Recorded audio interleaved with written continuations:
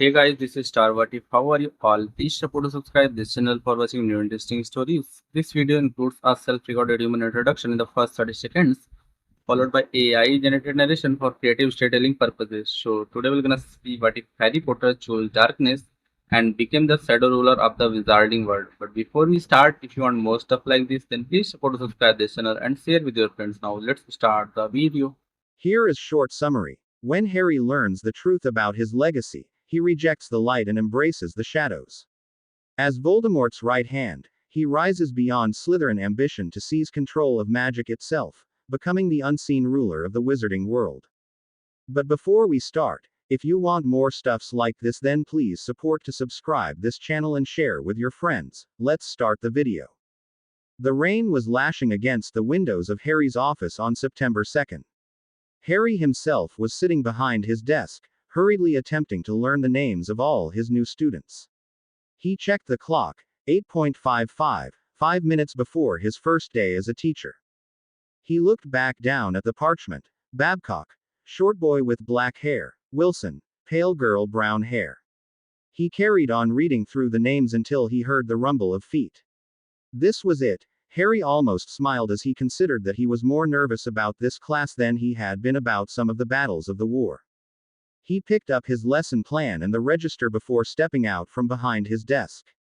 The class went silent as soon as he opened his office door. Good, Harry thought. A reputation as a war hero may well keep some of the rowdier students in check, for now.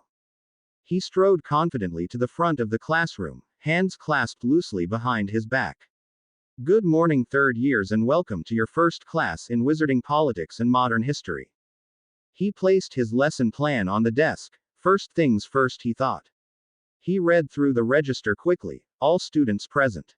Good. Now please opens your texts to page 1. It would make sense to start at the beginning.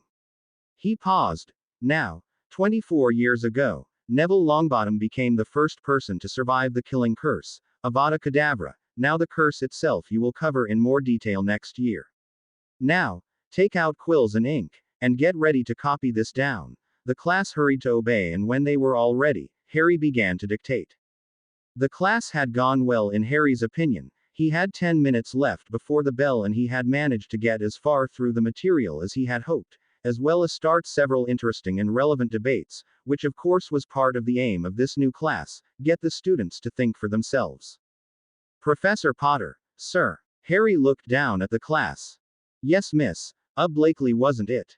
Yes, professor. I was just wondering. You were at school with Longbottom, weren't you? Harry stilled. This was not a line of questioning he particularly wanted to answer. I was 3 years ahead of him, but I suppose I knew him well enough. We were not friends, though. Harry added the last bit quickly. Oh, of course not. I didn't mean to suggest anything like that. I was just curious. Before the war, well, everything, was he the same as we understand he became later? Harry paused and took a deep breath. The war was over, but saying the wrong thing now could still get him in a lot of trouble with the new ministry. Neville Longbottom is a fascinating individual. I won't say anything on him for now, as we will be having a full lesson on his exploits during his 6 years at this school and his relationship with the Order of the Phoenix next week. However, if you want to read into it further, I would recommend The Rise of the Dark Arts by Bletchley and Individuals of Note During the Wizarding War, 1981-2009, by Davis. Both provide interesting perspectives and are on the extended syllabus reading list. Just then the bell rang, and the students stood up to leave, packing books and ink into bags. Homework. 9 inches of parchment on why the corruption in the ministry following the events of 1987 led to it being woefully unprepared for war. The class filed out, and Harry closed the door behind them. 10 minutes until his next class. He had enjoyed his first class, and hopefully none of the students had been too bored. However, that class had been Slytherins and Ravenclaws, which in Harry's experience tended to be the more studious of the 4 houses. He stood up lazily, flicking his wand to clear the previous lesson off the blackboard. A second flick, and the tables and chairs lined up neatly, whilst any rubbish left behind sailed into the bin by the door. He leant down to check his class schedule: Hufflepuff and Gryffindor 5th years. A few minutes before the bell rang, the doors burst open, and the students poured in. Harry put down the book he had been reading and looked out over the class. He kept quiet, merely observing, and when the clock struck 10, he stood. The Hufflepuffs and most of the Gryffindors went silent, and the remaining conversations quickly stopped. Harry mused that unlike the previous class, these students viewed him not as a hero, but as the villain. He supposed he could play that role easily enough. Good morning. Please open your books to chapter 6. I trust you all did the holiday reading. All the students nodded and Harry smiled. It seemed a foreign expression to his face. Good. Then who can tell what the Knight of Broken Wands refers to? The class was silent. Anyone? Very well. You boy, any ideas? The boy didn't answer, instead just glowering at Harry. No ideas. Dear me. What's your name, boy? Archie Bones. Harry nodded. As Mr. Bones is unable to answer, allow me to fill you in. The Knight of Broken Wands refers to the 743rd meeting of the Wizengamot, when the previous Chief Warlock Albus Dumbledore, in collusion with the ex-head of the DMLE, had the heads of all ancient and noble houses arrested and imprisoned without trials. It was for these crimes, as well as those of treason and war crimes, that Madame Amelia Bones was tried and executed for last year. But I personally think young Archie already knew that, don't you? Archie Bones glowered at Harry from his desk near the front. Harry raised one eyebrow with a slight smirk. They stayed still a moment, until Archie broke. My aunt was a good woman. She was murdered because she opposed tyranny. Archie shouted angrily. Harry smirked. She was executed because she was a traitor who opposed progress. Speak out of turn again and I will have Mr. Filch flog you. Do I make myself clear? The fifth-year Gryffindor sagged in his seat, though he still looked murderous. Good. Now back to the material. This term we aim to be covering the repression of dark magic in society, and the impact the recent easing of restrictions has had on crime rates in Britain. No one spoke out of turn after that. The morning of Harry Potter's 11th birthday on July 31st started just the same as any ordinary day might. But then again, Harry mused, St. Hilda's orphanage where he had lived his last 7 years would never allow one of the boys to break the routine for something so mundane as a birthday. He woke early, and was down to the dining hall before anyone else. He grabbed a bowl of shredded wheat from the counter, and sat down behind one of the wooden bench tables. The orphanage had for the last 4 years benefited from the patronage of a very wealthy London businessman who felt that some degree of philanthropy would do his enterprise good. Whatever the reason, Harry was pleased with the situation. This had led to the entire building being perhaps not comfortable, but at least clean. By the time the first wave of children entered the dining room, Harry had finished his cereal and was watching the children attentively. The relationship Harry shared with his housemates was frosty at best. It wasn't Harry's fault, but whomever crossed Harry often ended up in a bad way. One boy had once slapped Harry's food from his hands, and that night had fallen into a coma. That was 4 years ago and he still wasn't awake. There had been other examples of Harry's peculiar ability to control things, and these abilities had, over the years, developed. Harry could now command animals without training them or make people hurt when he wanted to. Naturally, the other boys and staff had questioned Harry at length, but they never had proof. He could disguise his emotions well. Too well sometimes. Aside from his mountains of book, his only real companion at the orphanage was Cecil, a runty little boy with a large forehead and bulging eyes. Harry only tolerated his company as it amused him how easy to manipulate he was, and Cecil benefited as Harry offered him a great deal of protection from the older boys. Happy birthday, Harry, called a voice from the door. Cecil bounced over to his table, left conspicuously empty as the rest of the room started to fill up. Thank you, Cecil. I trust you slept well. Cecil, as always when Harry took an interest in his life, beamed. Very well, thank you. Harry smiled slightly. I got you a present. It took all this year's savings, but I think you'll like it. That was very kind. Do you have it with you? The smaller boy's smile didn't fade a bit.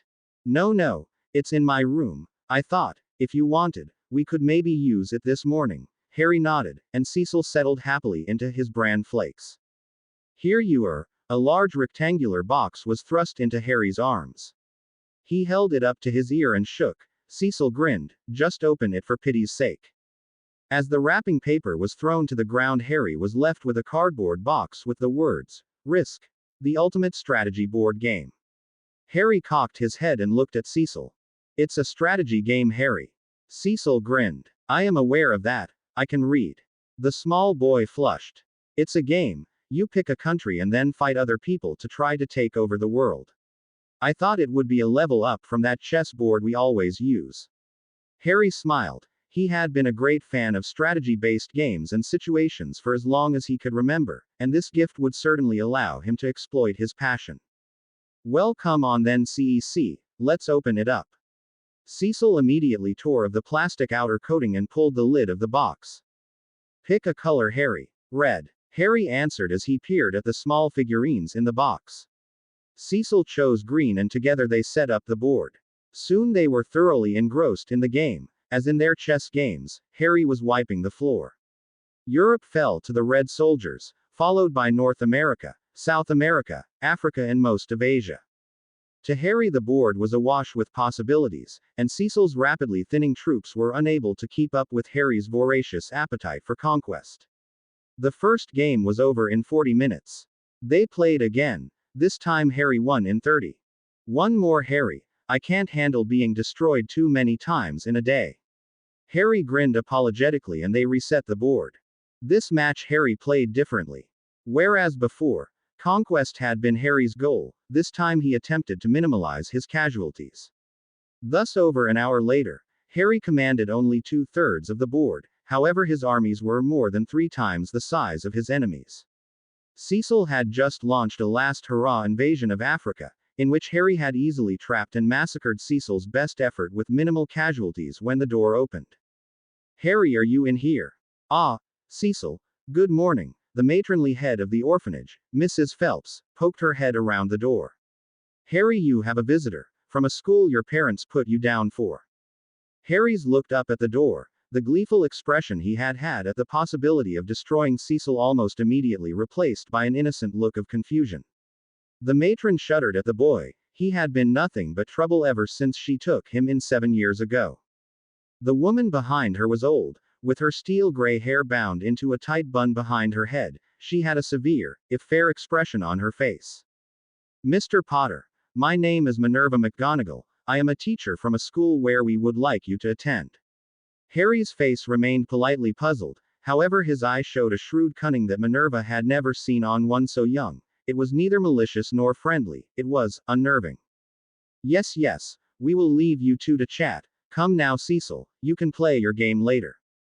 Come, come. Mrs. Phelps called. Cecil left, promising to clear up the game later. Harry ignored him, but pulled out a chair for the teacher, and sat across from her at his small desk for homework. Mr. Potter, I represent a special school in Scotland called Hogwarts. She paused to take a breath when Harry interrupted her. Special how? The words were spoken calmly, but Professor McGonagall couldn't help but sense that what she had said had set him on edge. Special as in it is for wizards and witches, that is to say, practitioners of magic. Harry's eyes flickered from the risk board, where he had been silently reviewing strategy, straight back to the teacher. Neither said anything. She waited for him to react. He waited for her to either laugh off her poor joke or expand. Finally. Your mother and father, before they couldn't take care of you, they placed you on our lists. Have you ever managed something incredible, impossible or unexpected when you felt strong emotions? She looked at him, seeing as how a fire suddenly lit in his eyes. So it's magic. I can do magic. McGonagall nodded and Harry smirked. I always knew I was different. They could never keep up with me, no wonder if they were lesser beings. He said this mainly to himself, but McGonagall interrupted. Would you like a demonstration of what we can do? Harry's nod came at once. And the aged professor smiled before pulling out her wand. She noticed Harry's eyes stick to the thin stick of wood in evident envy. She gave it a wave and all the chess pieces on Harry's board started to sing. Harry blinked then grinned, a wide toothy smile. May I take it you are interested in pursuing your education at Hogwarts? Asked McGonagall. I am certainly interested in gaining a magical education, Professor. However, I feel I would be a fool if I took the first opportunity presented. Forgive me, are there any other magical schools I could attend? He said this with a humble and embarrassed look on his face, and if McGonagall hadn't been paying such close attention to his eyes, she would have fallen for it. She sniffed haughtily. There are other schools, certainly, however, none are in the same league as Hogwarts in Britain. As for international schools, most of them tend to be rather selective in their students. She said this as though it were a great strain for her. Forgive me, Professor, I did not mean to infer your school to be any less than exemplary. McGonagall looked appeased. Anyway, Harry, your parents did leave the school adequate funds to put you through your education before the incident. Harry looked at her, for the first time a look of genuine puzzlement on his face. Incident, Professor. Forgive me, I know nothing of my parents before they died, and would certainly appreciate any insight you could offer. The gray-haired witch suddenly appeared strained. Mr. Potter. Harry, your parents, well, your father, is not dead. I am afraid he has been incarcerated. He is in Azkaban, the wizarding prison, where he has been for the last 8 years. I am sorry to tell you this. Harry looked down at his lap. His gut had clenched tightly. His father was a criminal. He opened his mouth to speak, but to his embarrassment his voice wouldn't come to him. Why? It was all he could manage. The single syllable sounded horribly forced to the boy who prided himself on being able to bluff through any situation. I should start at the beginning, Harry. It is a long story, but I hope you will forgive me if I give you a far more condensed version. It is not wholly appropriate for a person as young as you are. Harry nodded and the professor leant back, before continuing. Harry, you were born on the 31st of July 1978 to James and Lily Potter. Your mother was one of the best witches, best people I have ever had the pleasure of knowing, and your father, well, I had thought him a good man also. I know for certain that when you were born both your parents loved you very much. However, at the time of your birth, there was a war in magical Britain. There was an evil, dark wizard who wished to control all of Britain. And he was willing to use any means necessary to achieve his goals of domination and subjugation. Harry raised his head. What was the dark wizard's name? His voice was strained, but steady. His name, although I do warn you, it is not said in society often if at all, is Voldemort. She gave a small shiver, and he had radical views on blood purity. He believed that only wizards and witches with pure blood, that is to say 2 parents with all magical ancestors, were worthy of living in magical Britain. When he was in school, yes, he was a student at Hogwarts too, she mentioned when Harry's eyebrows rose. When he was in school, he was an exceptionally charming boy, with a brilliant mind and a passion for knowledge. I did not know him personally, as the year he left was the year I began teaching, however he was held in great esteem by most every student who knew him. However, many years later, he returned to the public limelight, but now as Lord Voldemort. She twitched again. A terrible leader with an army of sympathetic wizards, witches and beasts. She paused and took a long breath. When you were born the war had been raging for many years. There had been thousands of casualties and most everyone was desperate. The first few years of your life you lived with your parents in hiding. However, when you were 2 years old, Neville Longbottom was born. Now no one knows why, but as soon as this happened, the Dark Lord began targeting him to kill him. Harry looked surprised, and opened his mouth as though to speak, but then quickly closed it again. Neville and his family were put into hiding and the Dark Lord's efforts were frustrated for over a year. However, on Halloween 1981 your father betrayed them. He was one of the very few people who knew their location, and he freely gave this information to the Dark Lord. That night the Longbottoms were attacked. Frank and Alice, Neville's parents, were both killed. However, Neville lived. Somehow he survived where no others did, and in his survival, the Dark Lord was slain. Whether he is dead or merely in hiding is a matter of much discussion. However, what is known is that 2 of your father's friends, Sirius Black and Algie Longbottom, went to apprehend James and bring him to justice. He killed Algie and seriously injured Sirius. But he was captured and imprisoned. What happened to my mother? Or was she in league with my father? McGonagall's cheeks tinged red and her nostrils flared. Your mother was not involved with your father. However, when word got out of your father's crimes there was a public backlash. She sniffed loudly. Her eyes glistened. A mob attacked your house. Your mother got you to safety, but she was killed in the process. The normally stern witch's cheeks were blotchy and Harry wondered if he should comfort her. You were sent here so no vengeful wizards could attack you like they did your mother. McGonagall finished her story and silence enveloped the small room. Harry sat stock still, his eyes fixed firmly ahead. McGonagall conjured a handkerchief and dabbed her eyes and nose. A few minutes went by before the Scottish witch tried to unsubtly change the conversation topic. So Harry, shall we get your school things? There is a magical alley in here in London. She looked at Harry as he nodded slowly, then shook himself. I shall get my school things. You may leave, I would appreciate directions however. The aged professor looked set to object, but then appeared to decide against it. Very well, I understand you wish to be alone. She withdrew from a fold in her clothes a thick yellow envelope and a small golden key. This contains a list of what you shall need, as well as a train ticket and directions to the platform for the Hogwarts Express. She put the envelope on the table, and this is a key to the Hogwarts bursary vault. I am afraid your family vault and all your family's properties were seized by the government. Harry's lips tightened slightly, but he nodded.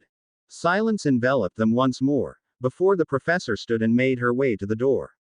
I am sorry to bear such terrible news, Harry, though I look forward to seeing you at Hogwarts. Just before she had almost left when Harry stopped her. Professor, what sort of treatment should I expect from wizards? It will not be easy, Harry, but no one knows what you look like. I would suggest anonymity is your best weapon at this point. With those foreboding words she left. 5 minutes later Cecil entered, peeking his head around the door. Harry. The raven-haired boy didn't move. Harry. Get out, CEC. Cecil didn't move, but looked at his only friend concerned. I said leave. Cecil actually recoiled at the vicious look in Harry's eyes. His voice was filled with rage and malice and he scrambled to obey. Hurriedly shutting the door behind him. Harry sighed and picked up the yellowed envelope. Flicking through the sheaves of heavy parchment, he stopped on the one with directions to Diagon Alley. The pub which claimed to be the only entrance to Diagon Alley was not much in Harry's opinion. The floor was stained and the counter dusty, there was a smell of old beer and stale tobacco over the whole room and Harry wrinkled his nose. Can I help you, lad? Came a friendly voice. Harry turned to see a bald, stooping man grinning at him, a rather horrifying sight, seeing as how the man had only one wonky yellowed tooth. However, Harry smiled politely. I'm looking for Diagon Alley. Am I in the right place? His voice was casual, whilst the hood he had covering his face kept him obscured. Course, lad. This is the place. The entrance is round the back. Follow me, follow me. They left the bar, and entered a yard at the back, filled with dustbins and smashed bricks. Pay attention to the sequence. Get it wrong and you'll feel a right muggle. The man gave a wheezy chuckle and then tapped a series of bricks in the high wall before them. Before his almost disbelieving eyes the wall disintegrating, leaving an archway to a wide street filled with brightly colored shop fronts. Well, this is Diagon Alley, lad. Come by the pub for a spot of tea later if you like. The old barman said with a smile before returning to his shop. Harry stepped forward, eyes darting from side to side, barely maintaining his composure. He shook himself. Plenty of time for sightseeing later, he thought. He strode purposefully towards a white marble building that was larger than any other in the alley. If the letter was correct, this was the bank, Gringotts. Stepping through the high doors into the cavernous bank entrance, Harry let his eyes take in the sights, incredibly high and wide. Harry thought the entire orphanage could fit into this room. He smirked, before joining one of the long lines of people queuing for service. As he slowly moved forward, he saw the tellers were not men, but instead were short humanoids, with long pointed ears, long fingers and large eyes. Goblins. Harry thought, remembering his letter. Reaching the front of the queue, he tried not to stare at the bored-looking goblin before him. Key. Harry offered the small key he had been given and the goblin gazed at it for a few seconds before nodding. Riptooth. He cried and another goblin scurried over. Get me a sack from the Hogwarts bursary fund. Quickly. The goblin scurried off and a few moments later returned with a small leather purse. 50 galleons. Here is your key. Next. Harry was pushed aside by the next customer and quickly pocketed the purse and key. He felt hopelessly out of his depth, a feeling he didn't like one bit. He made his way outside before wandering over to a large bookshop nearby. The sign Flourish and Blots hung above the faded green door. Can I help, son? Asked a portly gentleman who stood by the door. I would like the first-year Hogwarts books, please, Harry asked politely, and also any books on the wizarding world, the government, culture, money and the like. The man looked at him. Muggleborn EH. No problem. We have first-year book sets in row 10 and Wizarding World books are row 2. Anything else? Harry shook his head and the man nodded before heading back to the counter. The next 2 hours of the morning Harry spent devouring books in the bookshop. He quickly learnt about wizarding money. The money he had would be adequate for his school purchases with maybe a little left for extras. He had since read a brief introduction to government, which in his opinion was too brief, but he didn't help much, but the other books on the topic were too big to read properly. Thus he was now sitting on one of the stools provided reading about the Wizarding War. He wanted to know what his father had believed in, but the book wasn't helpful, providing a partial account of events. Harry sighed. History is written by the victors, he thought ruefully. He read the book anyway. It wouldn't do for somehow to shock him at a later date by being more knowledgeable. Around 3 in the afternoon, after 3 hours of intense reading, Harry stood up, purchased his first-year books, and continued shopping. He hurried through the rest of the shops, quickly getting his cauldron, potion ingredients, trunk, telescope and robes. He looked down at his list. Parchment, quills and ink, and a wand, he thought to himself. He saw a stationer's 2 shops away and soon all that was left was his wand. Ollivander's appeared to be the only wand shop in the street and Harry made his way over. He opened the door and the bell tinkled. There was a family being served and he settled down to wait. Before too long, 3 redheads entered the store, a matronly-looking mother and 2 sons who appeared to be twins. Harry kept his face in shadow and tried to remain inconspicuous. It appeared to work, for as the first family settled their bill, the redhead stood and approached the counter. "Ah, Mrs. Weasley, how lovely to see you in here again. Your sons have grown," said the white-haired shopkeeper in a soft voice. "However, it is Mr. Potter's turn to be assisted. He has been in longer." Harry blinked as the man's pale eyes came to rest on him. The matronly redhead turned and when she saw him seemed to swell. "Mr. Ollivander," she said loudly, "is it wise to be providing him with a wand? You know what his family did." Harry glowered, but internally knew this was to be expected. His family name wasn't the best in Britain after all. The books he had read had rather reinforced that idea. "Mrs. Weasley, forgive me, but you should not judge the son for the sins of the father. Do not let one bad apple sour your opinion," the pale-eyed shopkeeper said in his creepy voice. The twins on either side of the woman were looking at him curiously, but not hostilely. "I'm Fred. This is my brother George," said the first brother. "Starting Hogwarts this year." Harry nodded and the twins smiled again. "Harry, we have 3 elder brothers. Bill's already graduated, but Charlie and Percy are still there." Before Harry could reply, Mrs. Weasley seemed to notice what her sons were doing. "Get away from my sons. Fred, George, get over her now," she screamed with a hysterical note in her voice. Before Harry could respond with some choice words he had on the tip of his tongue, Mr. Ollivander interrupted. "Let's get you a wand, shall we? Well, come on. Step up here." Harry did as he was bid, eyeing the Weasley woman warily. He didn't like the way her hand was edging towards a fold in her robes, doubtless concealing her own wand. When he returned his attention to Mr. Ollivander, the tape measure had dropped to the floor and the man was returning from between 2 shelves with a high stack of thin boxes in his hands. Let me see. Elm and Dragon Heartstring. 9 inches, pliable, good for charms." Harry took the wand, and at the encouragement of Mr. Ollivander swished it through the air. Nothing happened. Mr. Ollivander smiled at this, and opened another box. 11 inches, unicorn hair and oak. Swishy. Also good for charms. Harry waved this one and Mr. Ollivander yelped as the hem of his cloak caught fire. "No!" he cried, hastily waving his wand over the flames, restoring the cloak as though the fire had never existed. "Dragon Heartstring and Willow, 10¼ inches. Excellent for defensive magic." Again nothing. After 10 minutes of failed wands, Harry was beyond frustrated. However, Mr. Ollivander appeared to be having a wonderful time. Tricky customer him. Well, let me see. Let me see. When you do accidental magic, has it ever been partial to a particular element? Harry thought back. Well, I can make a room very cold when I'm angry, and if I concentrate, I can set things on fire. He saw Mrs. Weasley look faint. But Ollivander nodded a few times. Fire and air. Okay. His hands dithered over the remaining pile of wands before him, before discarding half the boxes. And your magic, does it normally affect a specific object or the general environment? Both really. Harry replied. Neither one is more frequent. Ask the wand maker. Harry shook his head. A dozen more wands were discarded from the pile until just 3 were left. The first wand was a disaster, smashing a vase on the counter. The second wand produced no discernible result, and Harry looked down at the third nervously. Phoenix tail feather and U. 12.5 inches, unyielding, excellent for offensive spells. Harry picked up the wand and immediately felt a warm feeling surge travel up his arm. Blue and black sparks flew from the tip and he laughed, exhilarated beyond belief. Mr. Ollivander looked at him curiously.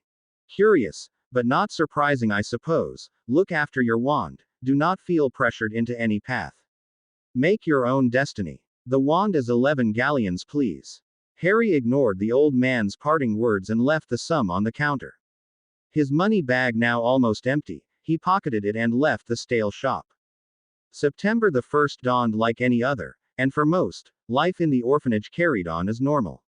For one particular 11-year-old, however, the day was anything but normal. Harry woke before his alarm with a smile on his face.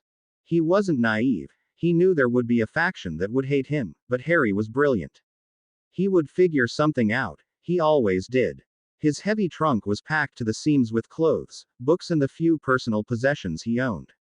As he slipped out from between the coarse cotton sheets, he shivered. He had left the window open the night before, and the cold September air had left the entire room frigid. Harry sighed, slipping his feet into a pair of comfortable shoes before picking up a toothbrush and his other essentials. No one else was in the bathroom when he arrived, and for this he was grateful. He didn't enjoy the communal aspect of his living. He was one of the few children who possessed a single room. No other student wanted him near whilst they slept. Harry smirked. It hadn't taken long to teach the students respect.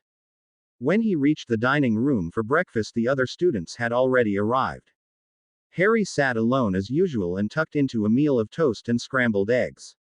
The room was loud around him, but the raven-haired wizard tuned out the noise. His eyes were on the large clock on the wall in front of him, as he waited for the minutes to tick away. He sat still, glaring at the clock for over an hour, before eventually the clock reached 9:30.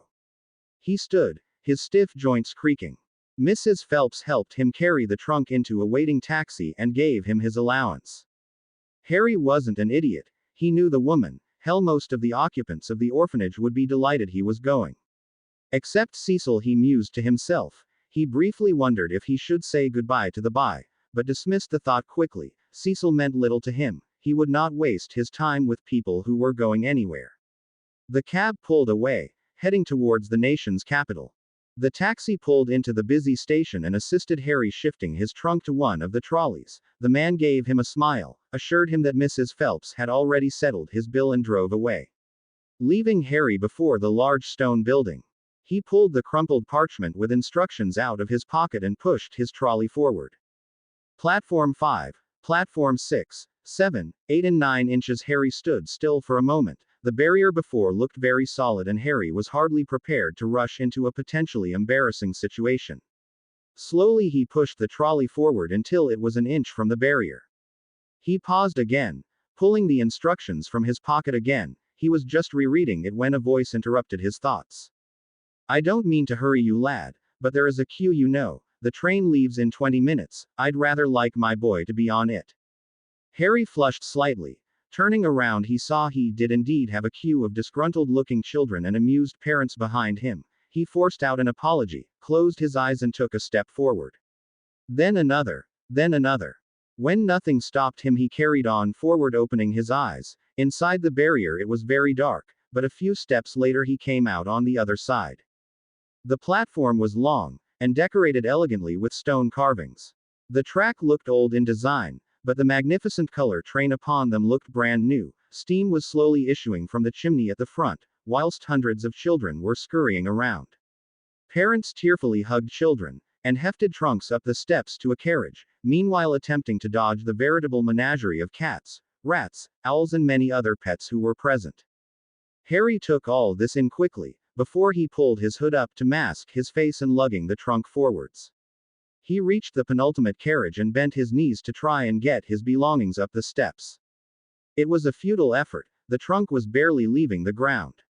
Harry pulled again and would have slipped and fallen if not for a hand reaching out and grabbing the strap on the trunk.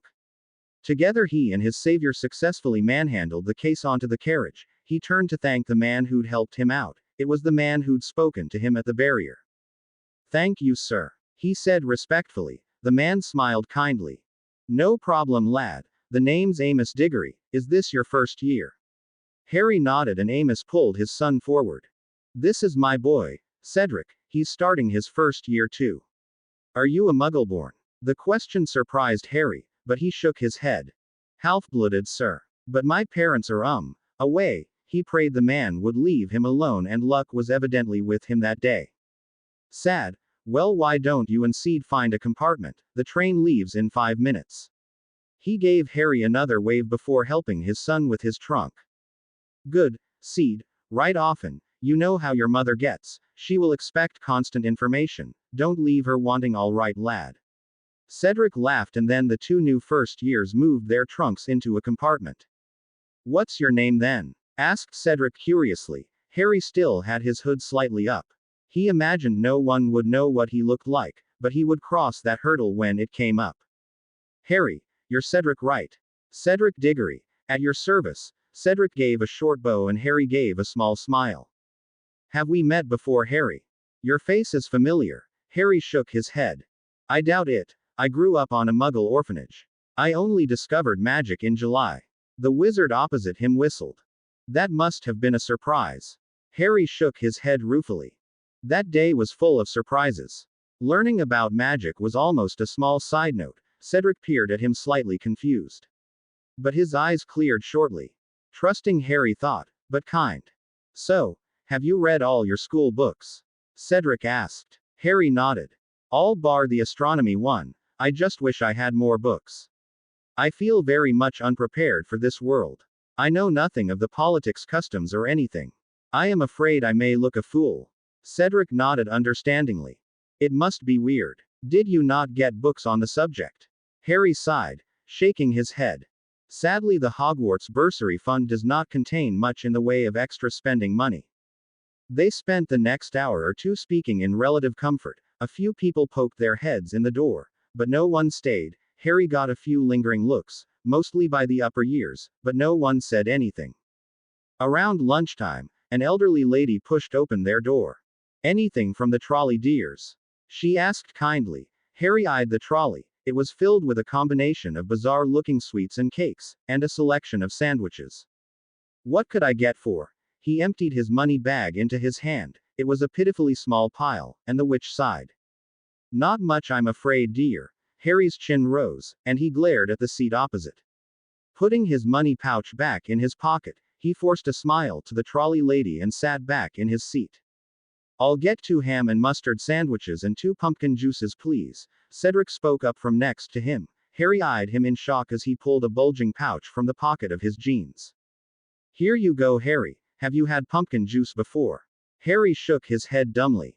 Nobody had ever bought him anything before. Except Cecil, and he barely counted as human in Harry's eyes, the wretch. "It's good. They sweeten it a lot when you get it bottled, but homemade always tastes better. My mum always makes liters every year and then leaves it in stasis." Harry took a sip of the orange liquid. "It's different." Harry spoke carefully. "It is quite sweet though." Cedric had been watching him closely. "Like I said, not as good as homemade, but drinkable." Harry nodded and smiled. "Cedric, there's something I have to tell you."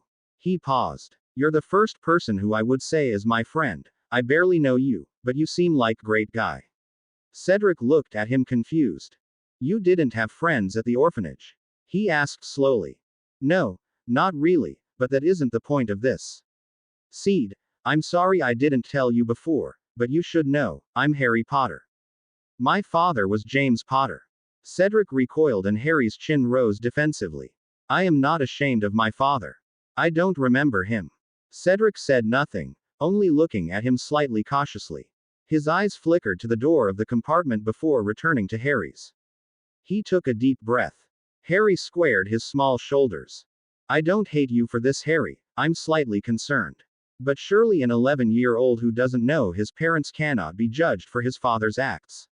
He shook his head. Before a small smile crossed his lips and he stuck out his right hand.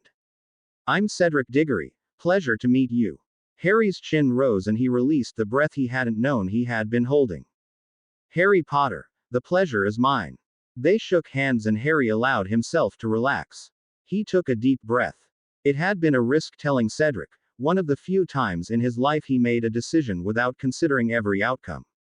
He cursed himself for being in such a vulnerable position. So, what do you know of Hogwarts, Harry? Cedric asked. Harry laughed. Subtle seed, but thanks. Next to nothing really. I read the letter they give to new students in the first couple of chapters of Hogwarts, A History in Diagon Alley. But that only covered the founding of it. Well then, allow me to begin your education of the wizarding world. He sat back in his seat and looked out of the window before continuing. The 4 school houses are Gryffindor, Ravenclaw, Hufflepuff and Slytherin. I don't know how each student is chosen for their house, but it's something to do with personality. Gryffindors are supposedly the brave self-sacrificing ones, Ravenclaws are the smart students, Hufflepuff is the loyal house, where hard work and loyalty is chosen, and Slytherin is for the ambitious and cunning. Harry nodded slowly, processing the information. From what Cedric said, he would fit into Slytherin best. He was neither obsessed with book learning, heroic and brave, and he certainly wasn't loyal. How many students are at Hogwarts? He asked. I'm not sure. Several hundred though. I guess we find out when we get there. And does the school play Quidditch? Cedric laughed. Yeah, there's an inter-house cup each year, and any student can try out. His eyes had lit up as he spoke about the sport. You play? Harry asked. Seeker. Cedric confirmed. At Harry's puzzled look, Cedric began to launch into a full description of the game. After that, it moved on to the British Quidditch League, and then onto the international circuit. Harry paid close attention, absorbing all the knowledge he could about this new world. Eventually, Cedric seemed to run out of things to say and fell silent. I'm impressed, Seed. 90 minutes of pure talking. That was interesting, thanks. Cedric beamed at him, still riding his Quidditch high. Do you know any of the teachers at Hogwarts? Harry asked. Cedric nodded his head. Well, McGonagall teaches Transfiguration. Dad says she's really strict, but fair to all students. Then there is Professor Sprout. She teaches herbology. She's a friend of my parents, and she's really nice. Just don't mess up her plants. Harry laughed as the lecture went on. As it grew dark outside and the yellowed gas lamps in the compartment lit up, the 2 boys changed from their normal, Muggle Harry corrected himself, clothes into the robes of their uniform. The rest of the journey passed in companionable conversation. Around 7 in the evening, the train pulled into a dark platform. There was a little drizzle falling outside, but nothing serious. The 2 boys got off the train and stood on the platform looking around. Furs years. Furs. Years over. Air. Came a great booming voice. Halfway up the platform stood a giant of a man, at least 12 feet tall. In his hand was a bright lantern. Harry looked at Cedric. That must be Hagrid, the gamekeeper. Merlin, he's enormous. Cedric said odd. The 2 boys joined the rapidly growing crowd of terrified-looking first-year around the giant. Right. I think that's all of Ye's. Now follow me. He led down a winding path to a vast lake. No more in 4 to a boat. Hop in. They all got into the boats. Harry and Cedric ended up with a girl with long brown hair and a boy tall owned boy. The fleet of rowboats suddenly started forward, gliding noiselessly through the water towards the enormous brightly lit castle ahead. After arriving at a dock, and unloading, the first years were transferred to the custody of Professor McGonagall. She led them through a vast entrance hall, just as big as the hall at Gringotts. This one was lit by thousands of floating candles that hovered just over their heads. In a moment you shall all be sorted, began Professor McGonagall. There are 4 houses to go to: Gryffindor, Hufflepuff, Ravenclaw, and Slytherin. Each house has its own noble history, and whilst you are at Hogwarts, they will be like your family. Good deeds or excellent work in class will gain you house points, whereas any rule breaking would lose points. The first years listened intently. I suggest you smarten up. I will return in a minute, and when I do, we shall go into the Great Hall. She left, and Harry listened as the children around him discussed theories on the sorting process. There were many outlandish theories, such as entrance exams, or fighting other students. Before too long, McGonagall returned. She stood at the front of the massive first and pushed open the great doors. The room beyond was spectacular. It must have been 60 feet high, but it was impossible to be accurate due to the ceiling looking just like the overcast sky outside. This room too was lit by hundreds of bright candles floating above their heads. At the far end was a long table, where Harry saw the staff assembled. In the middle of this table sat an ancient-looking wizard with bright blue eyes, resting upon a magnificent golden throne. Arrayed before the teachers were 4 long tables, filled with the students. Arranged Harry assumed by house. At the head of the line, McGonagall had placed a patched and frayed hat on a 3-legged stool. Harry stared at the hat nonplussed, until a rip near the brim opened up and the hat began to sing. Harry tuned out the words, but clapped with the others when it was over. McGonagall unrolled a sheaf of parchment, and spoke. When I call your name, you will come forward, sit on the stool, and put the hat on your head. She cleared her throat. Adley, William, a nervous boy, stepped forward, and the hat fell over his eyes. Ravenclaw. The hat shouted out, and the blue and bronze dressed table burst into applause. This continued. For a while, Bull went to Slytherin, whilst Bradley went to Ravenclaw. Clearwater went to Ravenclaw, whilst Cedric was sorted into Hufflepuff. Harry zoned out for a while, and when his attention returned, it was to hear Ogden, Frederick, get sorted into Ravenclaw. Potter. Harry, called out McGonagall. The mutters and whispered conversations around the hall ended abruptly. The silence was deafening, and when Harry started to walk towards the stool, he heard one of the Gryffindors next to him loudly whisper, Potter. Is he the traitor's son? Harry's jaw tightened, but he kept his head held high and strode confidently to the stool. He sat back ramrod straight, and the last thing he saw before the hat covered his eyes was the hostile looks being directed at him. Interesting. You have a wonderful mind, Mr. Potter, came a deep, rich voice in his ear. Lots of talent. Goodness, yes, and dear me, you certainly won't fit in Helga's house. You would sell your own soul if it got you what you wanted. Harry was about to retort, before realizing that arguing with a hat would be stupid. Now then, you're brave, but not reckless, vicious and ruthless but not cruel, very intelligent and driven, but don't seek knowledge for its own sake. Tricky. You analyze everything in a way I have never seen before, not in all my 1,000 years. I must say this is interesting. It's extremely evident where you belong. Merlin forbid I sent you anywhere other than Slytherin.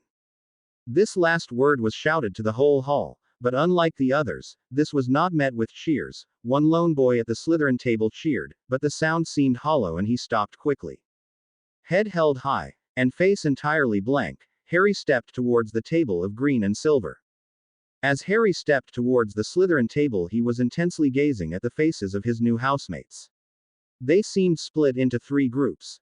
Those who looked at him unpleasantly, those who looked at him somewhat welcomingly, and those who were neutral.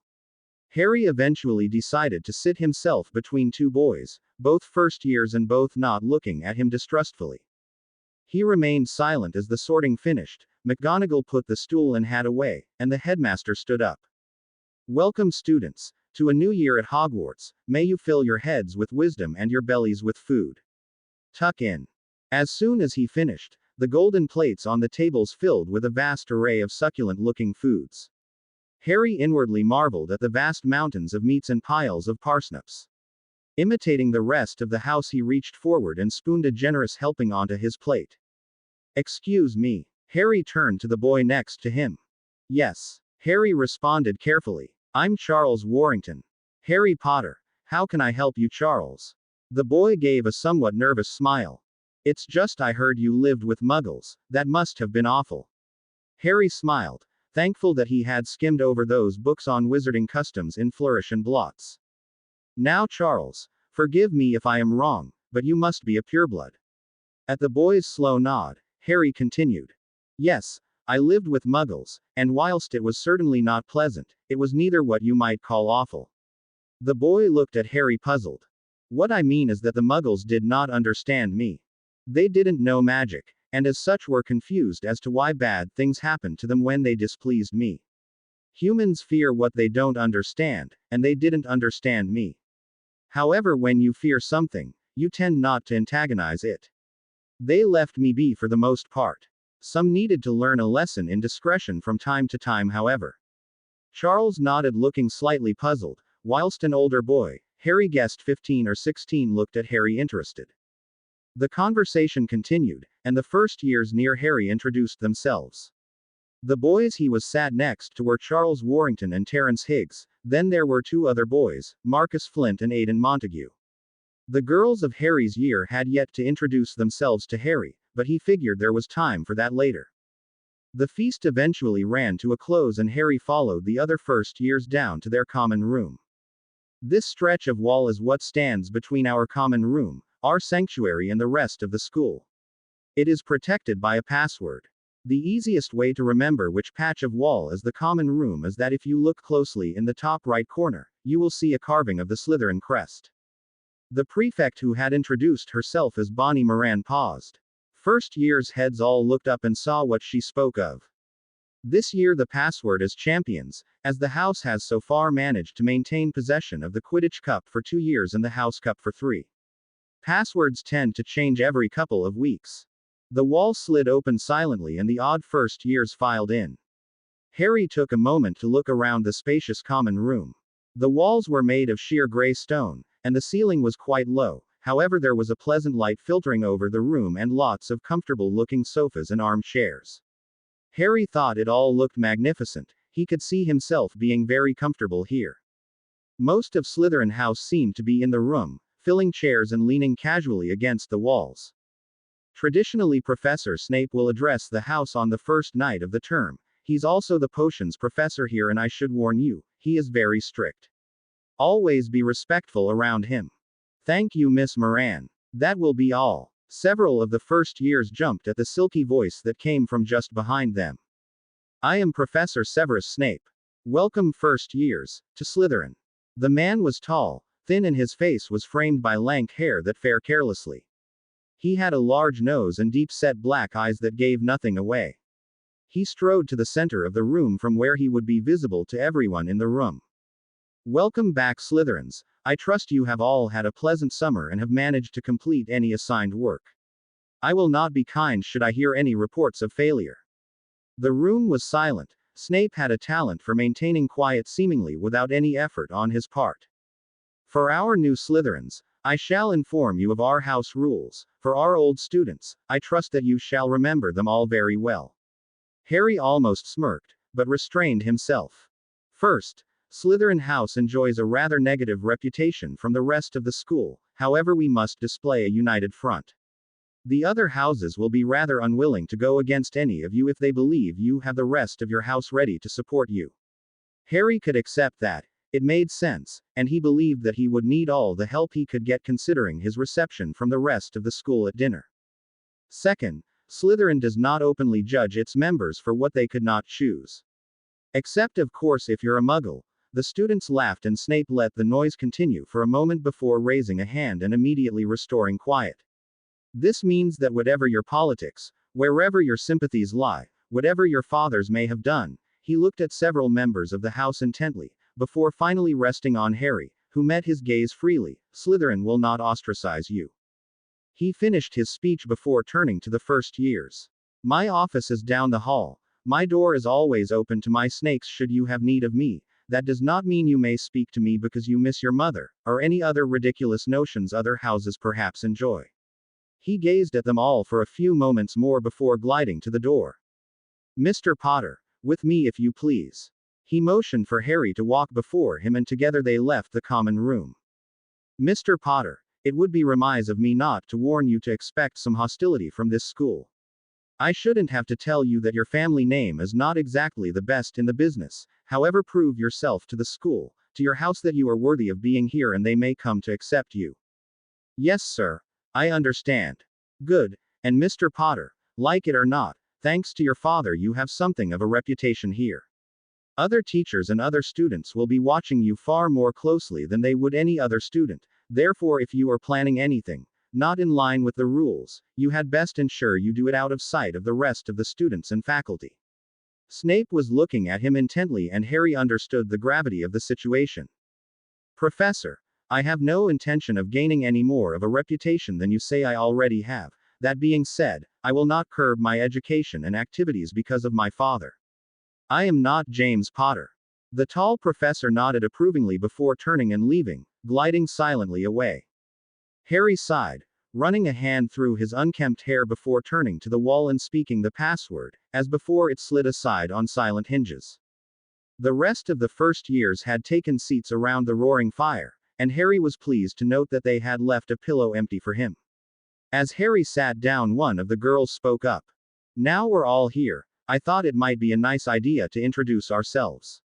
After all, we are going to be housemates for 7 years, it would do us good to make friends early.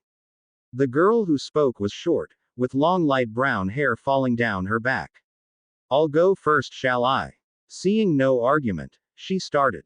My name is Olivia Moran, you already met my sister Bonnie. I live in Donegal in Ireland and like music. Harry thought this a pleasant enough exercise and continued to listen as the rest of the girls introduced themselves. There was Clara Montague, who he learned was half Spanish, then Georgia Hart, who loved to sing. Finally there was Honoria Vasily, who hated her name and wanted to be called Honor. After the girls had their bit, they looked expectantly at the boys. Terence went first, then Marcus Flint, who Harry learned had a passion for Quidditch, Charles Warrington, and then Graham Montague, who was Clara's twin brother, despite not looking anything like her. Finally all eyes turned to Harry, who cleared his throat. My name is Harry Potter. I grew up in a Muggle orphanage near London, and I like strategy games like chess. Introductions out of the way, the 9-11-year-olds began chatting, and the topic, as Harry had expected, soon got onto his father. I didn't know him, and thanks to my upbringing, I don't even know who he betrayed. The books I read were too vague. The other children nodded understandingly. Harry watched Clara and Graham look at each other for a few seconds before Clara turned to him.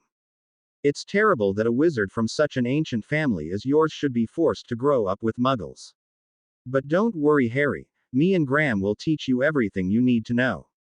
Graham and I, her brother rebuked mockingly. Clara just stuck her tongue out. Now hold on, cried out Flint. Why should you teach him? Your family has been neutral forever and spent most of the last century in Spain. Harry will need a teacher from a fine British family. Several of the others nodded. It appeared that a full-blown argument was going to break out. Do I not get a say in this? Asked Harry, and his year mates paused to look at him. Sorry, Harry, would you like us to teach you in the ways of magical culture and politics? Asked Clara sweetly. Her brother just rolled his eyes. Well, I would like to be taught, certainly. But I want only the best teacher. Almost immediately the entire group except for Honor started clamoring to be the one to teach him. Harry smiled and let them sort the matter out themselves. After a few minutes of them all arguing, Harry stood up. Why don't you sort this out between yourselves? I must go study for tomorrow's lessons. He walked away, leaving the others still arguing. He made his way over to the steps to the boys' dorms and had almost made it when a hand grabbed his arm. That was impressive, Potter, almost artful to watch. Harry smiled up at the girl who had his bicep in her firm grasp. She was incredibly beautiful, tall with dark blonde hair reaching mid-back. Her face was flawless and perfectly proportioned. But Harry missed all of this. He was too entranced by her eyes. They were a bright, almost unnatural blue, and cold as ice. My name is Miranda Rookwood. We have something in common, Potter. She whispered quietly. And what might that be, Miss Rookwood? Well, Potter, we both have fathers locked in Azkaban. Her answer surprised him, but he did at least now understand why she would seek him out. Oh, I see. Now may I ask what you found so impressive? Miranda laughed. His question seemed to genuinely delight her. Perfect. Oh, Mr. Potter, You will be fun to have around. I was simply referring to the beautiful manipulation of your New Year mates. People who barely know you arguing over who gets to spend time with you. Most enjoyable. Harry smirked. He liked it when his work was appreciated. You remind me a lot of myself, Potter. When I joined this school, most of the teachers wanted nothing to do with me, and students tried to curse me in the halls. She paused. I imagine you have that to look forward to tomorrow. But if you like, I can show you how to overcome that. She smirked at him. He narrowed his eyes at her. And what is your reputation now? Harry asked. Miranda smiled widely, flashing very even and very white teeth. Now, Mr. Potter. Now I'm top of my year, respected throughout all the upper years and feared by the younger. In 4 years I have turned what could have been hell on earth into a paradise. This gave Harry pause. He shook his arm loose from her grip and slowly walked over to a sofa. He sat down and quirked an eyebrow at her.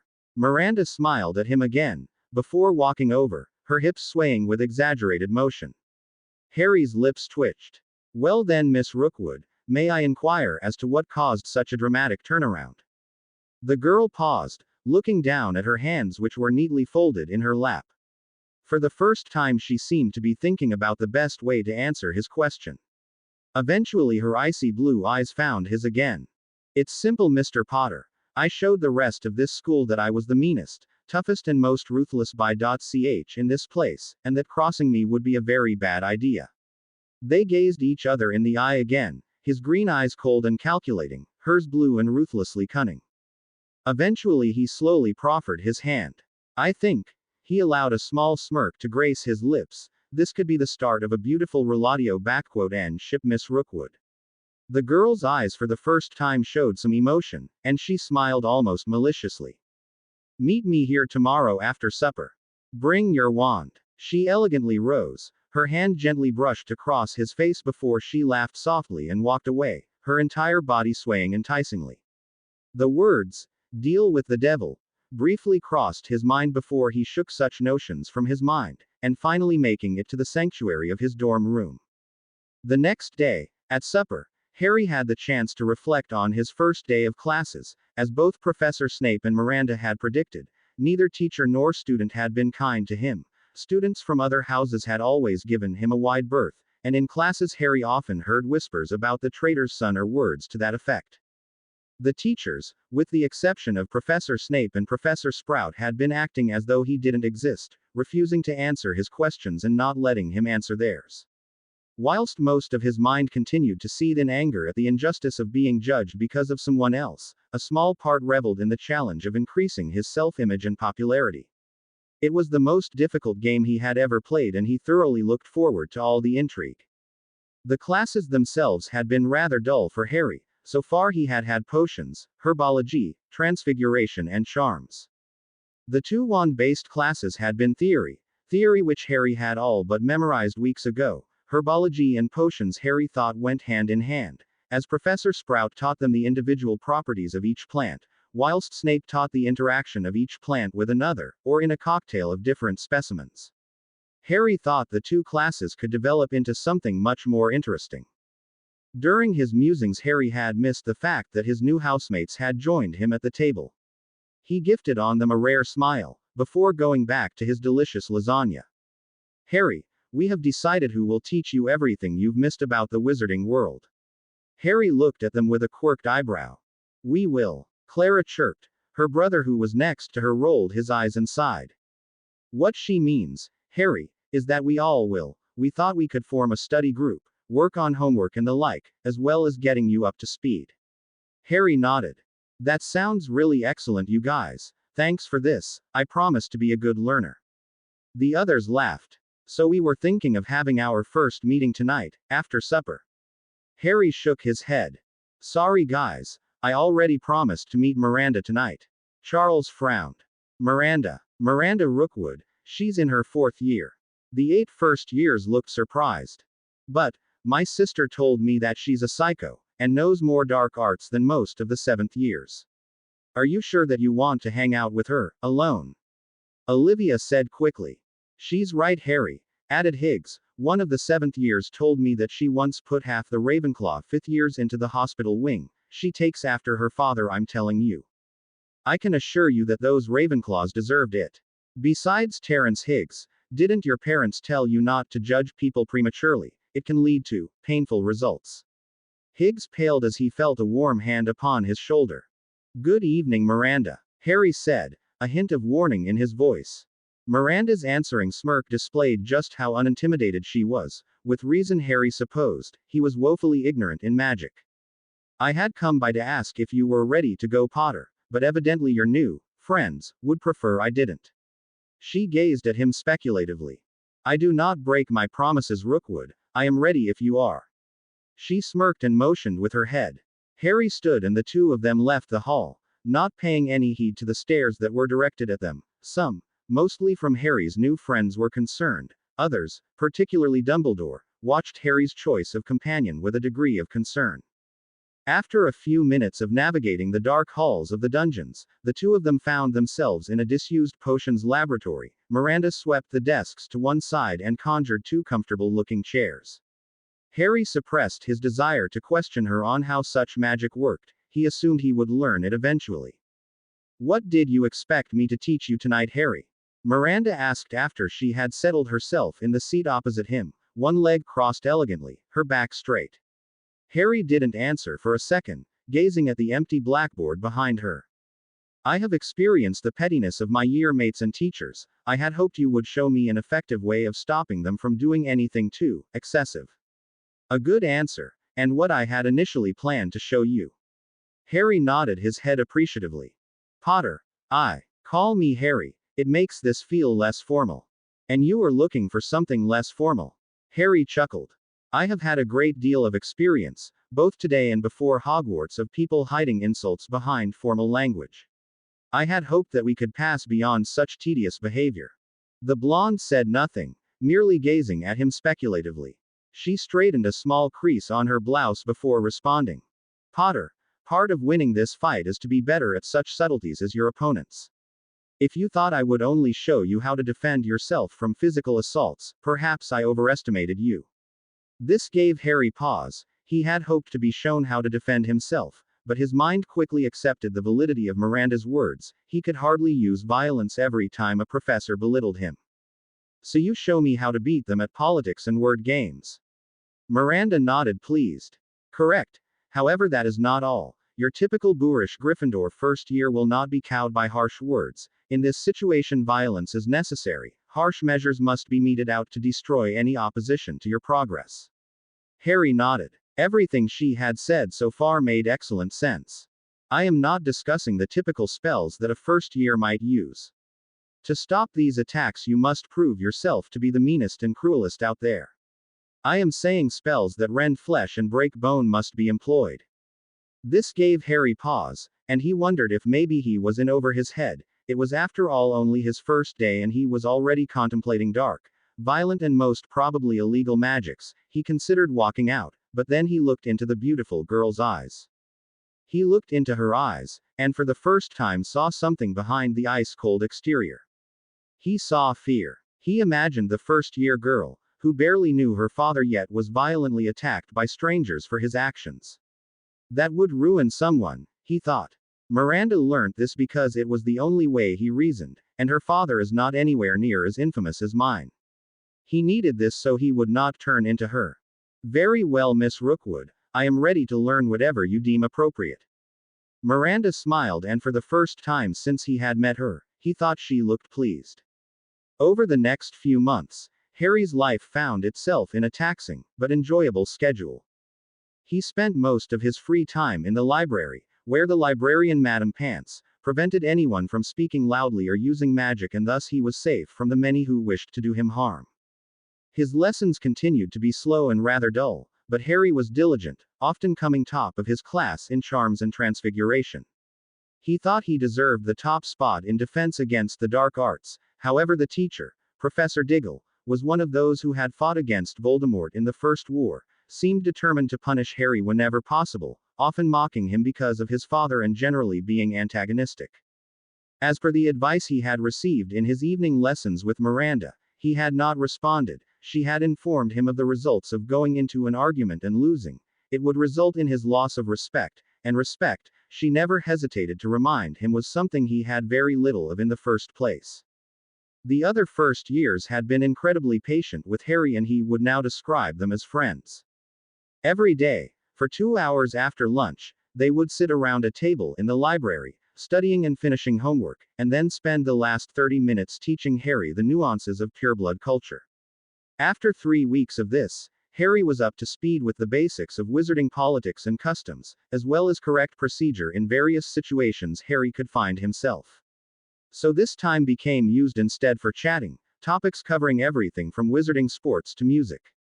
When the Christmas holidays arrived, Harry truly felt that he belonged, perhaps not in Hogwarts, but certainly in Slytherin. Some of his professors, such as Flitwick and Sinistra, had overcome their initial suspicion concerning him, and in the case of Flitwick, now treating Harry like he was some kind of prodigy at his subject, which suited Harry fine. On the evening of December 14th, 3.5 months after joining the school, Harry was sat opposite the Montague siblings playing them at chess. Whilst the two were good, and seemed to have a psychic link considering how in tune with each they were, Harry was managing to beat them relatively easily. "Surprise, Potter!" "Check!" crowed Clara jubilantly. Harry was casually lounging on his chair, his eyes surveying the board. The moving pieces of the house chess set were looking up at him hopefully. So far as their general, he had yet to lead them astray. "Rook to a5. Harry dictated. The pieces moved accordingly. Clara scowled as her bishop was destroyed. "Knight to b4. Check." Graham said. He was far more introverted than Clara and watched the board nervously, undoubtedly concerned by their surprising good fortune thus far. Harry's face revealed nothing as he continued to spin his trap, leading the siblings into a sense of security with small sacrifices of irrelevant and expendable pieces. Before long, the inevitable happened. "Queen to d1. Clara called triumphantly. Harry finally allowed a smirk to cross his features. "Queen to d1. Harry said in a passable imitation of the half-Spanish girl. "I do not speak like that, Harry. Now shut up and make your move." Harry held her gaze until Graham nudged his sibling. "Clara." He made his move. Clara's triumphant expression faltered as she looked at the board in time to see her queen being knocked off the board. Her expression fell as she looked at Harry. "Checkmate. Potter. Don't look so smug, you insufferable bastard," Clara cried, springing up from the board. "Language, Miss Montague," rebuked Professor Snape as he walked through the door to the common room. Clara quieted her tirade but remained glowering at Harry. "Now, Slytherins, I have the list here for people who are going home for the Christmas holidays. Please form a queue so I may take your names if this includes you." When he finished, most of the house filed towards the man. Only Harry remained in his year. None of the second or third years, Miranda and a fourth-year boy, and then several students who didn't want to be distracted from exam preparation in the upper years. He left them to it, plucking a book he was currently halfway through from his book bag, Shields and Counter Jinxes, A Beginner's Guide to Defensive Magic, by Wilbur Sly. It didn't teach anything dangerous or effective in a duel, but Miranda had stressed that wand magic required a strong foundation before learning anything more advanced. He perused the book as his year mates returned and went back to their activities. Occasionally he earmarked a page for later review, but mostly just read in silence. 3 days later and Hogwarts felt empty. There were perhaps 40 students remaining, and Harry was enjoying the break in glares and whispers that were no longer following him everywhere he went. Harry was walking back from lunch that afternoon. Making his way down a narrow staircase, he turned a corner, only to see a flash of electric blue light come into contact with his chest. Tripping Jinx, he had time to think, just before he collided with the stone steps hard and fell crashing to the bottom of the stairs. His body hurt, and his head felt dizzy. He lay there for a moment, trying to shake the dust out of his head. He opened his eyes. 8 feet were in front of his face. He blinked, and realized he was seeing double. 4 feet. 2 people. He tried to rise, but one of his assailants' feet came down hard on his hand. He cried out as he felt bone break. Clutching his hand to his chest, he rose unsteadily to his feet, facing the 2 boys. He didn't recognize them, but could tell they were Ravenclaw 4th years. "Why aren't you at home, Potter?" asked the first. His friend chuckled. "That's right. You don't have a home, do you?" Harry said nothing. He had very few options at this point. Miranda had taught him a few spells, but they were fairly basic and would not incapacitate effectively, considering they had already attacked him. Harry also thought it unlikely he could talk his way out of it. He scowled. Hadn't he promised himself to not let himself become weak? Failure was not an option. I'm surprised that they even let you into the school, but then again, Dumbledore is a great wizard, you must be his charity case. These words almost made Harry lose his self-control. He was no one's charity case, and he would teach the world to fear his name one day. Not so talkative are you, Potter. Anyway, I'm afraid this is going to hurt. Quite a lot, which is too bad really. The boys laughed and the first leveled his wand. Chora. The jet of blue light of the burning curse, designed to make the victim feel like he was burning, but not leave any physical signs, struck Harry in the shoulder. Immediately, he felt as if his skin was melting, and he cried out. His legs buckled out underneath him and he collapsed to the floor. The agony was terrible, but Harry was used to pain. He tried to remember that it wasn't real pain, but it didn't have much effect. It felt like he was under the torture for hours, although in reality it was only a few moments. Eventually the spell was released and Harry lay there panting. His hair was stuck to his sweaty face, and his palms were bleeding from where his nails had cut into them, making fists. You all right, Potter? Asked the second Ravenclaw, a slight grin on his face. I think he's fine, mate. Hit him again. The first boy grinned and raised his wand again. Chora. Harry watched as if in slow motion as the blue spell sped towards his face. However, before it struck him, it was intercepted by a pale green shield, which flared briefly as it absorbed the spell. Davies and Bradley. Torturing first years now. The two fourth years turned, and paled immediately. Before them stood Miranda. Her wand was drawn and held loosely at her side. Her face was relaxed and beautiful as always, but her eyes promised vicious retribution. This doesn't concern you, Rookwood. The one named Bradley said, though his voice shook with fear. Come over here, Harry. Her voice was soft, but it was definitely a command. Harry stood on trembling legs, and limped over to his savior. I had been meaning to give you a demonstration of exactly how to incapacitate an opponent, and Thomas and Stephen have kindly decided to oblige us. Thank our volunteers, Harry. She looked at him expectantly. Thank you, Harry said as politely as he could, but his voice wavered. Miranda bestowed a quick, concerned look at him. The first of its kind, Harry mused. Now, Harry, the most important part is preparation. First we prepare the patient. Faster than his eye could follow, the bee-owned girl's wand sped through the air, two jets of red light leaving its tip. The boys crumped at once. Next we prepare the surroundings, in this case with a silencing charm. We wouldn't want anyone to hear us and come investigating. Her wand sped through the air again, the charm went up, and then Miranda woke up the two boys. Thomas, Stephen, wakey wakey, she said mockingly. The Ravenclaws struggled to their feet, eyes on Miranda nervously. Osus fragmentum. The dark gray-colored curse struck them in the knees and they both fell, screams silenced by the ward. That was a bone breaker. It can be lethal, or just used to incapacitate. Miranda lectured, whilst Harry watched in fascination. Next, the Bombarda spell. This is just a concussive curse, and not quite as powerful as the Reductor curse. Bombarda, she cried. It hit each boy in the face, resulting in a spray of blood from their noses. Now then, to finish, I think we should give them a taste of their own medicine. What, Harry, is the purpose of the Chora curse? It makes the victim feel like they are burning alive, Harry responded, voice more steady now. Good, Chora. The boys flailed on the floor, whilst Harry watched dispassionately. It was like Miranda had said, if punishment wasn't severe and immediate, they would just do it again. There was no place for mercy or forgiveness in Harry's world. A few minutes later, Harry and Miranda were in the infirmary. What seems to be the matter, Miss Rookwood? Asked the healer. It's Harry, Professor. Someone set upon him in the dungeons. I'm not sure what they did, but I thought it best to bring him up here. Harry was almost shocked at Miranda. Her voice was nothing but concern and kindness, whilst her face showed earnest fear for Harry. Not that he believed it. Miranda was a survivor, and to Harry's benefit, she was apparently working for his survival too. You did the right thing, Miss Rookwood. 5 points to Slytherin for taking the time to help Mr. Potter. Now let's see. She waved her wand in a complicated series of gestures, paused, then waved it again, before running the tip up and down Harry, As her scans progressed, her eyebrows rose steadily higher. Mr. Potter, it's a miracle you are still standing. Concussion, 2 cracked ribs, 3 shattered bones in your hand and a concussion. That's just the physical damage. You have the burst capillaries and high blood pressure typical of someone who has undergone magical torture. Miranda scowled, her icy eyes glaring out the window. The matronly healer bustled off to get some potions, and Miranda helped Harry over to a bed. She didn't say anything, but she rested her hand protectively on his shoulder, and from his closed-off Slytherin companion, that was as good as a hug.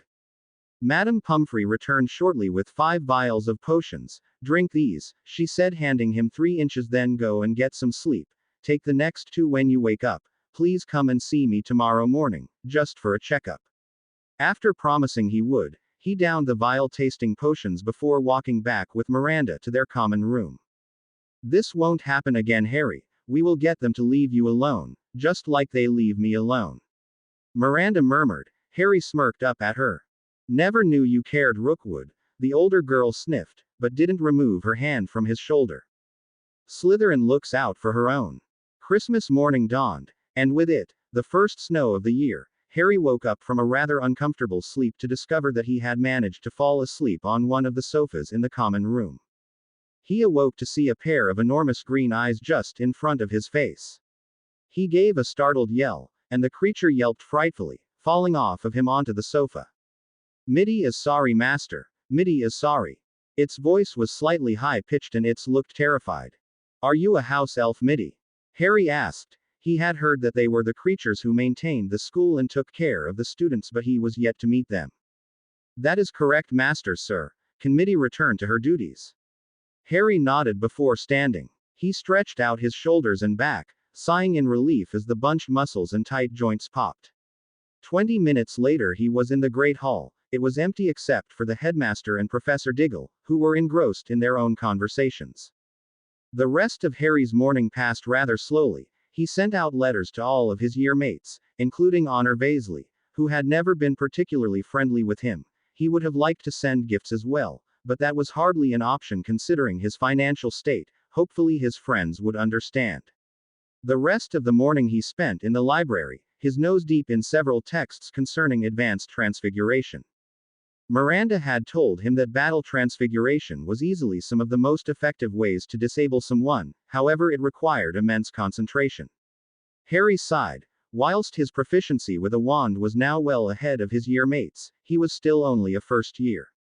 And any opponent with a modicum of experience would not be defeated by his limited variety of spells. Miranda had been magnificent in her assault on the 2 Ravenclaws, and he wished that he could get to be that powerful, to have those boys look at him with the same looks of fear that they had looked at him with. Following the incident with Bradley and Davies, Harry had been called into Snape's office. Miranda was already there, looking perfectly innocent and confused as to the nature of why she had been called to see Snape. Mr. Potter, I trust you are feeling better after your incident yesterday. Snape had asked, his eyes on Harry. Yes, thank you, Professor. Whatever was in those potions worked miracles. Snape's lip quirked. They were a bone regrowth drafts and a few potions designed to reduce any swelling in the brain, for your information, Harry. The raven-haired first year suppressed a smile and nodded his head appreciatively. Now I have called you here, because yesterday afternoon, 2 Ravenclaw 4th years, Thomas Davies and Stephen Bradley were attacked, much like you were, Harry, only far worse. As you were also attacked, I had hoped you may have any information on the matter. Harry schooled his face into confused uncertainty. I'm afraid not, sir. I didn't see who attacked me, and Miss Rook, Miranda arrived a few minutes after they left, so she wouldn't have seen anything. Snape didn't say anything, and Harry almost smirked. Surely you don't mean to suggest that I attacked them as some sort of revenge attack. I wouldn't be able to do anything to 4th years. Snape curled his lip and was silent for a few moments. Indeed. He paused and his gaze switched to Miranda. Miss Rookwood, your time at Hogwarts has been dogged by those who wronged you, ending up in the infirmary. Am I to simply chalk this latest incident up to coincidence also? The B.O. sniffed, her chin held in a regal pose. I simply helped an injured student. The halls can get dangerous, Professor. We may never know what happened. I assume Davies and Bradley said nothing. Snape nodded to her question, and the ghost of a smile flit across her beautiful face. You may go, Miss Rookwood, Mr. Potter, and do try to look after yourselves. Harry smiled as he remembered the incident. Snape obviously knew it was them, but with no way of proving it, he would not investigate. Revenge was the Slytherin way. Christmas lunch that day was a loud affair, and Harry had a wonderful time, even though there was only one other first-year present, a loud-mouthed Gryffindor named McLaggen. None of the other houses seemed interested in talking with the Slytherins, most of whom looked surly at the childish antics going on around them. Dumbledore wore a flowery pinafore, whilst he had one from a cracker, whilst Professor Flitwick had wrapped a neon blue cloak around his diminutive shoulders. That afternoon, when they got back to the common room, Harry was delighted to discover a small pile of presents sat upon his usual desk at the corner of the room. He had never received presents from people who mattered to him, and he wasted no time in ripping off the paper. From the Montague siblings he had received a wizard's chess set, the pieces far more decorated than the house set had been. From Warrington and Flint, he had received a selection of wizarding sweets, and Olivia Moran had given him a book on great Quidditch moves. He had sat next to her at the first Quidditch game in which her sister Bonnie played as Slytherin's star chaser. Olivia had patiently explained the rules and some basic strategies. Harry had listened interested. One gift that had been a surprise was from Cedric Diggory. He and Harry had spoken a few times since the term began, but Hufflepuff House didn't seem to trust Harry one bit, and Cedric seemed under pressure to distance himself from Harry.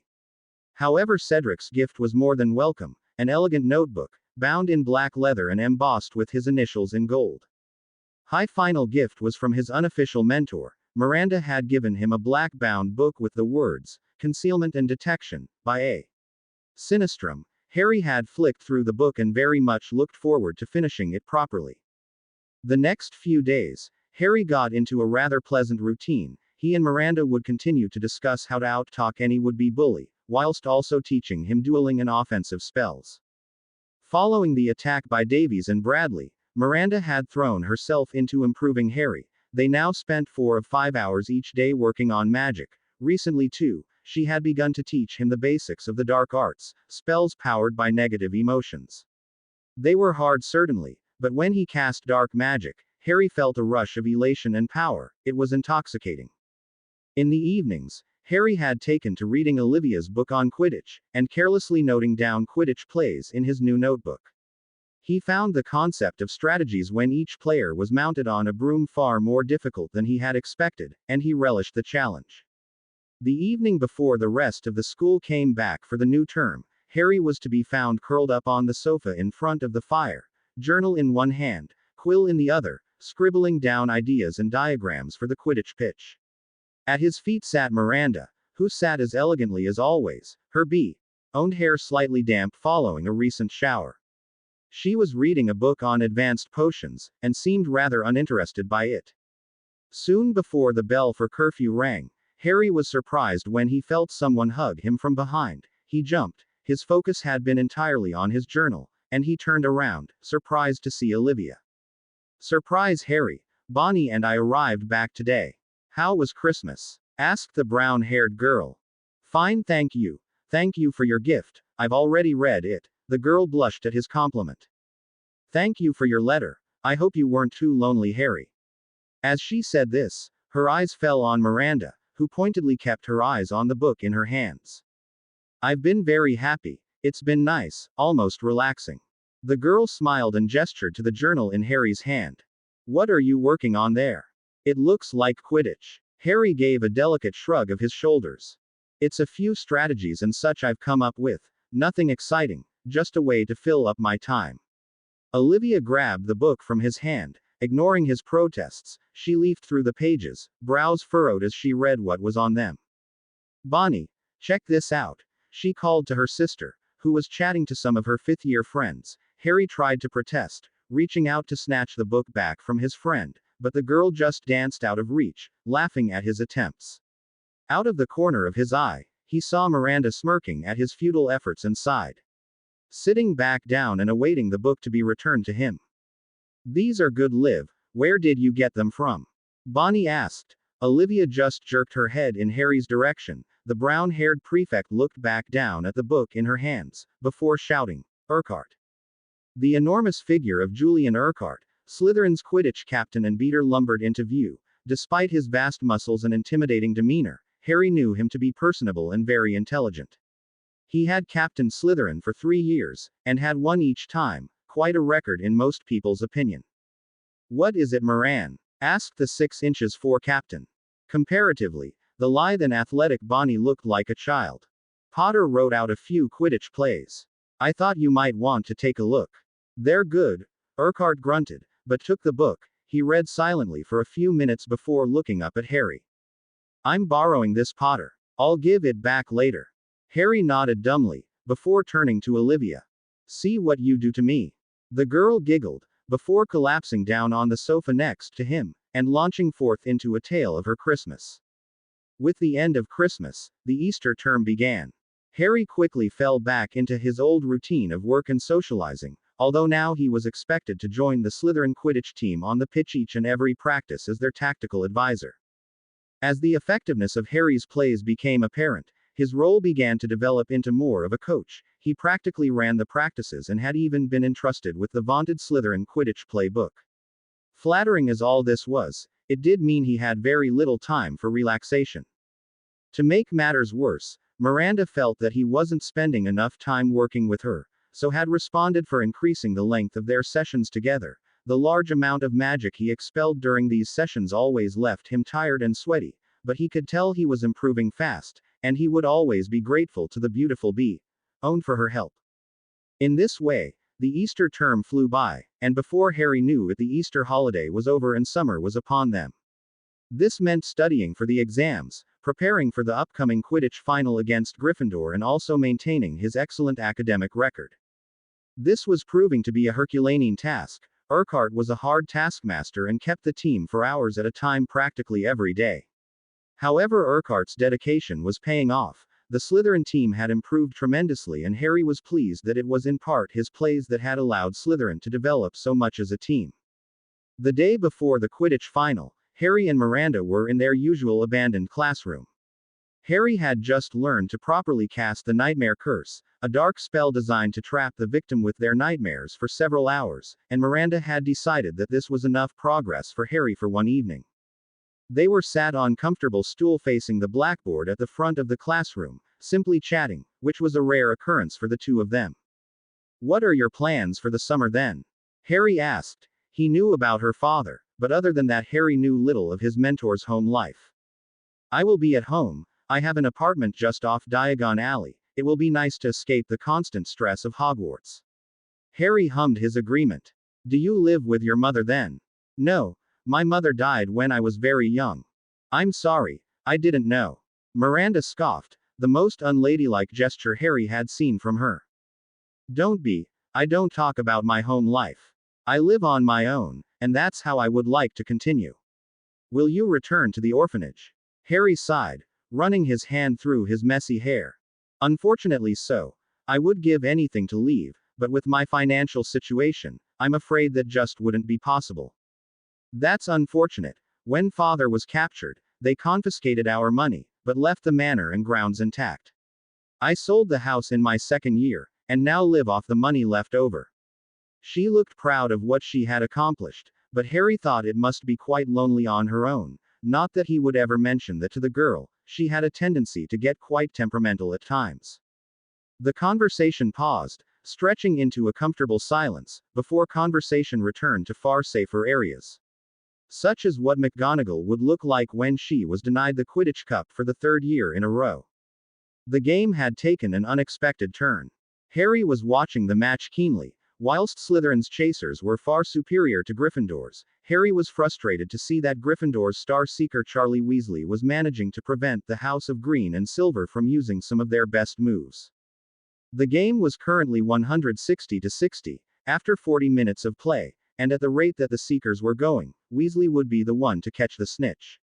Slytherin needed to get a 160-point margin, or all their hard work would be for nothing. He watched in silence for another 5 minutes, during which Slytherin scored twice. Before his heart sank, the Gryffindor Seeker was diving straight down for the snitch, whilst Purview, Slytherin's Seeker, was at practically the other end of the pitch. Slytherin's hopes of Quidditch glory, however, were saved, when a well-placed bludger from Urquhart struck Charlie on the back, making him lose concentration and lose sight of the snitch. Harry sighed. That had been too close. Signaling to Madam Hooch for a timeout, Harry mounted his broom and sped upwards towards the team. And Slytherin's coach, Harry Potter has signaled a timeout. Clearly that near miss with the snitch has shaken him quite a bit. Came the announcement over the loudspeaker. Harry tuned it out and looked at each of his players. That was too close. We need to get 40 points before Weasley gets the snitch, and our current tactic isn't working. Counterattacks are too slow. We need to get on the offensive. Blake, you're doing fine in front of the posts. Keep at it. You're about to lose some defense. Keep a beater playing defensively to cover him. The players he had mentioned nodded. Moran, this is your shot. You can do this. We will play Gauntlet, then Trident. If they are successful, then carry on with attack pattern 3. We need those points. Purview, you've got to accept that's he the better seeker. Mark him hard and don't let him lose you. Interfere with his game, and don't take risks. He signaled to Madam Hooch that he was finished and play resumed. It became quickly apparent in the following minute that Harry had made the right call. The team were playing a far more aggressive style, and the points were showing that it was paying off. Within 10 minutes, Slytherin was 150 points ahead, but Harry was not one to accept a tie. It seemed, however, that the fates were against him, as Charlie Weasley and Nathan Purview were neck and neck, diving towards the fluttering golden fall. Harry stood from his seat, binoculars trained on the two figures plummeting down. They were seconds away, both had a hand stretched out. As they dropped lower, Harry momentarily lost sight of them. He heard a great roar from the crowd and watched intently as the two seekers rose up, mere meters from the ground. It was too far to tell facial expressions, and Harry's heart had risen to his mouth. Then, in a moment of majestic triumph, Purview raised his closed fist, snared tightly around the tiny, fluttering golden snitch. Harry let his eyes flit over to the large scoreboard. Gryffindor 60, Slytherin 360. Letting out a whoop of joy, Harry grinned maniacally as the team landed. The stadium was cheering loudly. Even the Ravenclaws and Hufflepuffs seemed caught in the moment. The Gryffs looked put out, but the Slytherins had lost their usual decorum and were screaming to the heavens. If one looked closely enough, they would see Professor Snape punch the air in celebration, although he would deny it if anyone ever asked. A smiling Professor Dumbledore handed Urquhart the golden cup, and the Slytherin beater raised it in his hands. The Slytherins cheered louder than ever as the cup was passed from player to player, finally coming to rest with Purview. When Harry joined the celebrating team, the Seeker handed Harry the heavy cup with a pat on the back. Wasn't good enough, you were saying, coach? Harry laughed at the nickname. They had insisted on calling him that ever since his stratagems had yielded results in their earlier games. Party. Slytherin common room tonight, shouted Moran. The normally reserved girl flushed in glee. Harry smiled.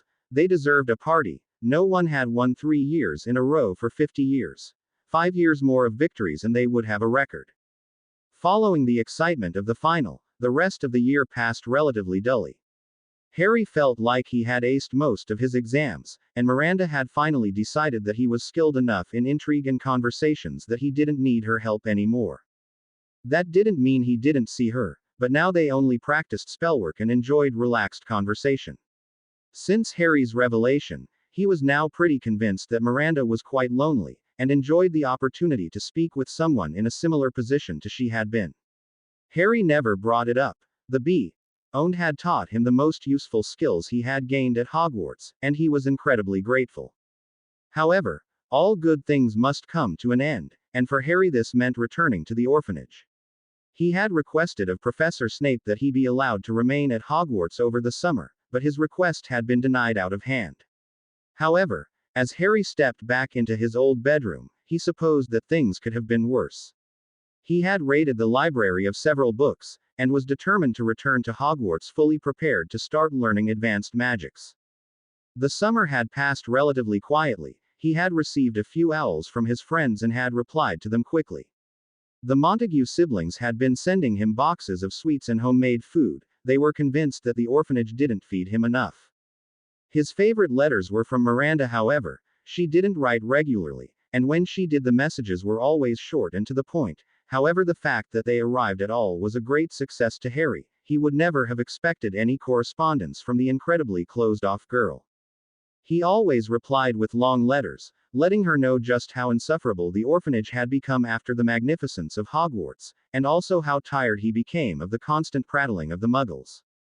He had finished his homework the day after his exam results came in, O's in everything except herbology, E, astronomy, A, and history of magic, E. He was pleased about this as it gave him time to study the books he had pilfered from the library. Most of them were on spells, intermediate transfiguration and charms. The fifth-year texts made sense to Harry, as did advanced defense, which was designed for duelists and his personal favorite so far, charms. More than just making things float, which provided suggestion on how ordinary charms could be used in a combat situation. However, as July ended and August began, Harry's desire to actually practice magic grew whilst his supply of unread books ran out. On August the 5th, when Harry awoke, it was to find two owls sitting on the end of his bed. He blinked tiredly, he sat up and yawned widely. He recognized the first owl, a handsome tawny belonging to Miranda, contained a large parcel and a letter. He relieved the owl of its parcel and it flew off immediately, not waiting for a reply. The other owl ruffled its feathers importantly, glaring at Harry as he removed its thick letter embossed with the Hogwarts crest. He sighed deeply, slitting open the Hogwarts letter. He browsed what it said. Dear Mr. Potter, we are pleased to inform you have been accepted into your second year of magical education at Hogwarts. He discarded the first sheet, and looked at the second, a book list. Most of the books on the list he had already read and learned. Maybe he could use transfiguration and charms as a chance to improve his own learning, not likely considering McGonagall, but still a possibility. The parcel from Miranda was interesting to him, however. He opened the letter first. It was typically short, and written in his fourth-year friend's elegant script. Dear Harry, I imagine that you will have recently received your Hogwarts letter, therefore if you were interested in shopping together for our things, I would not be opposed and could be found outside Florine Fortescue's at midday tomorrow. This book is one I would recommend learning. If my suspicions are correct, it will defend you from both Professor Snape and the headmaster. Regards, Miranda Rookwood. Harry resisted the urge to snort ungracefully at the letter. Only Miranda would ever write something like that. However, he missed his friends, not that she would ever admit they were friends, dry wit and arrogant self-assurance. He would meet her tomorrow. Turning to the package, he ripped off the brown travel paper to discover a thick and ancient-looking book, Defending Your Mind, The Complete Guide to Occlumency. He read through the foreword, and thanked Miranda in his head. If Dumbledore and Snape could truly use the skill Legilimency, then learning this skill became imperative and took priority over all his other thought. The rest of that day was spent trying to learn Occlumency. However, he quickly discovered there was a reason the book for this skill was so thick. It was not a skill to learn overnight. The first step required him to clear his mind of any thoughts, which was itself very difficult. Whenever he nearly got there, his brain celebrated and he had to start over.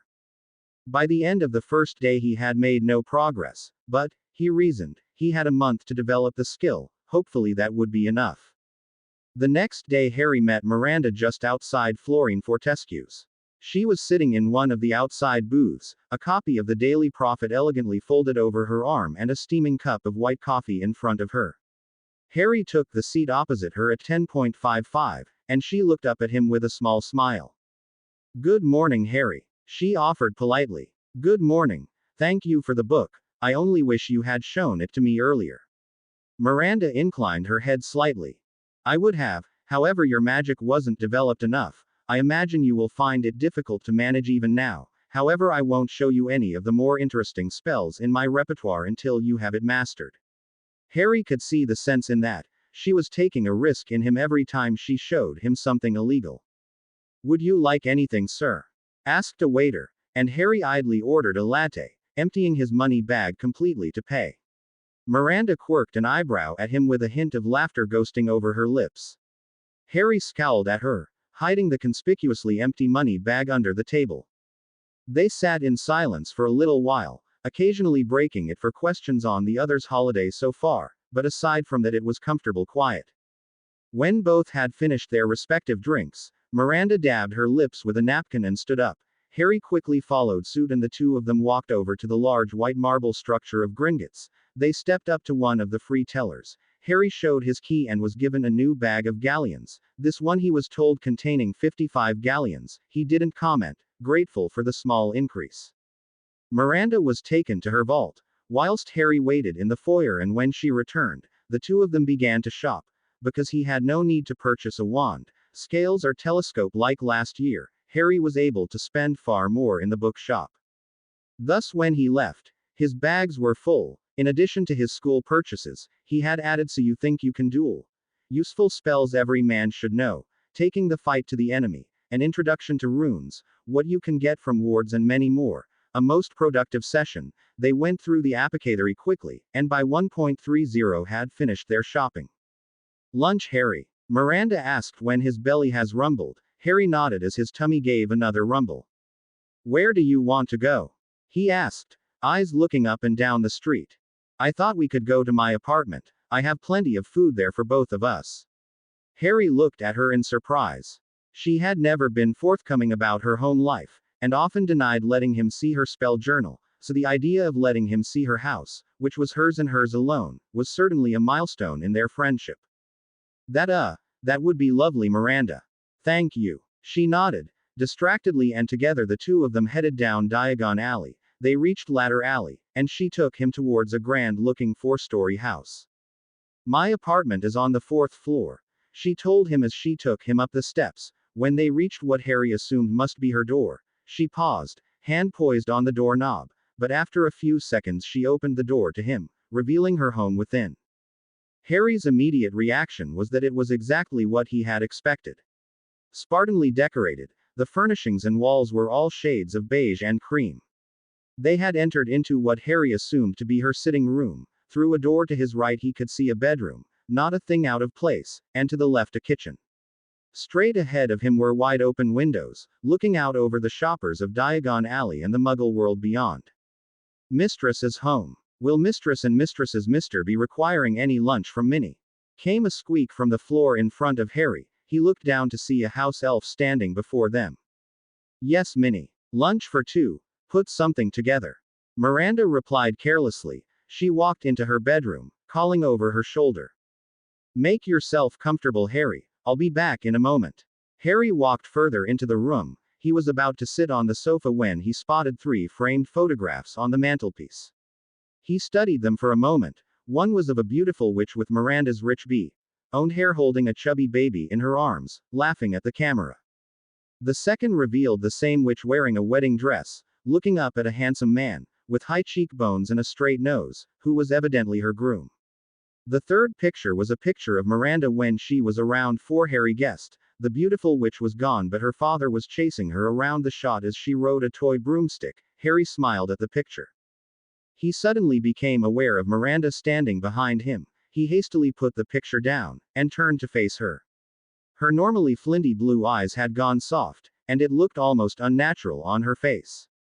My parents, she said simply. In all their lessons on conversation, Harry had never learned how to deal with a situation like this. Your mother was very beautiful, Harry said simply. Miranda smiled at him. She was. She died following complications to her second pregnancy. Neither survived. She swallowed deeply, and for an awful moment Harry thought she would cry. However, she didn't. She pulled herself together. I'm sorry, Harry, you were not supposed to see that. Harry gave her a sincere smile and sat down at the table. The rest of their lunch they deliberately stayed on very safe topics, never straying from school, summer holidays or learning. Towards the end of the afternoon, she began to instruct Harry in occlumency, speaking softly to help him clear his mind. He had some success, but could never keep his mind clear for more than a minute or so. The book said not to progress to the next stage until he could stay in that state for 15 minutes at least. As Harry understood it, to reach the first level of competent occlumency, he needed to reach 4 intermediate levels of success. Step 1 was clearing the mind of all thoughts. Step 2 was compartmentalizing his memories. This would stop random bursts of emotion from interrupting his concentration. Step 3 was to focus his conscious thought on one thing. be it a memory or an image. The final step was to maintain this constantly and be able to continue normal behavior whilst maintaining it indefinitely. Needless to say, it would take a lot of time, especially considering that that was only the first chapter of the book, and there were 6 chapters. However, Harry hoped that it would get easier as his basic knowledge of the mind arts increased, otherwise it could take him years. The rest of his summer passed quickly. He spent most of his time in deep concentration on the mind arts, and by the 1st of September had reached stage 3. He maintained regular communication with all his year mates, whilst Miranda had occasionally sent her elf, Minnie, around with home-cooked meals, always denying it in her letters of course, citing the elf's lack of control as the reason. He hoped his progress would be enough. He was certain that if someone attempted legilimency on him he would at least be aware of it, and have time to raise his defenses, hopefully. As the train pulled out of platform 934 on September the 1st, Harry was sat on his own in a compartment near the back of the train, nose stuck in his book on occlumency, but his mind elsewhere. He was looking forward to returning to Hogwarts, or at least he was looking forward to returning to Slytherin. He had never felt like an outcast in Slytherin as he had the rest of his life. Before too long, the carriage he was in began to fill up. First Cedric came in and they spoke for a little while, before the Hufflepuff bid his goodbye to return to his friends. As he was leaving, Terence and Charles came in, both looking thoroughly put out.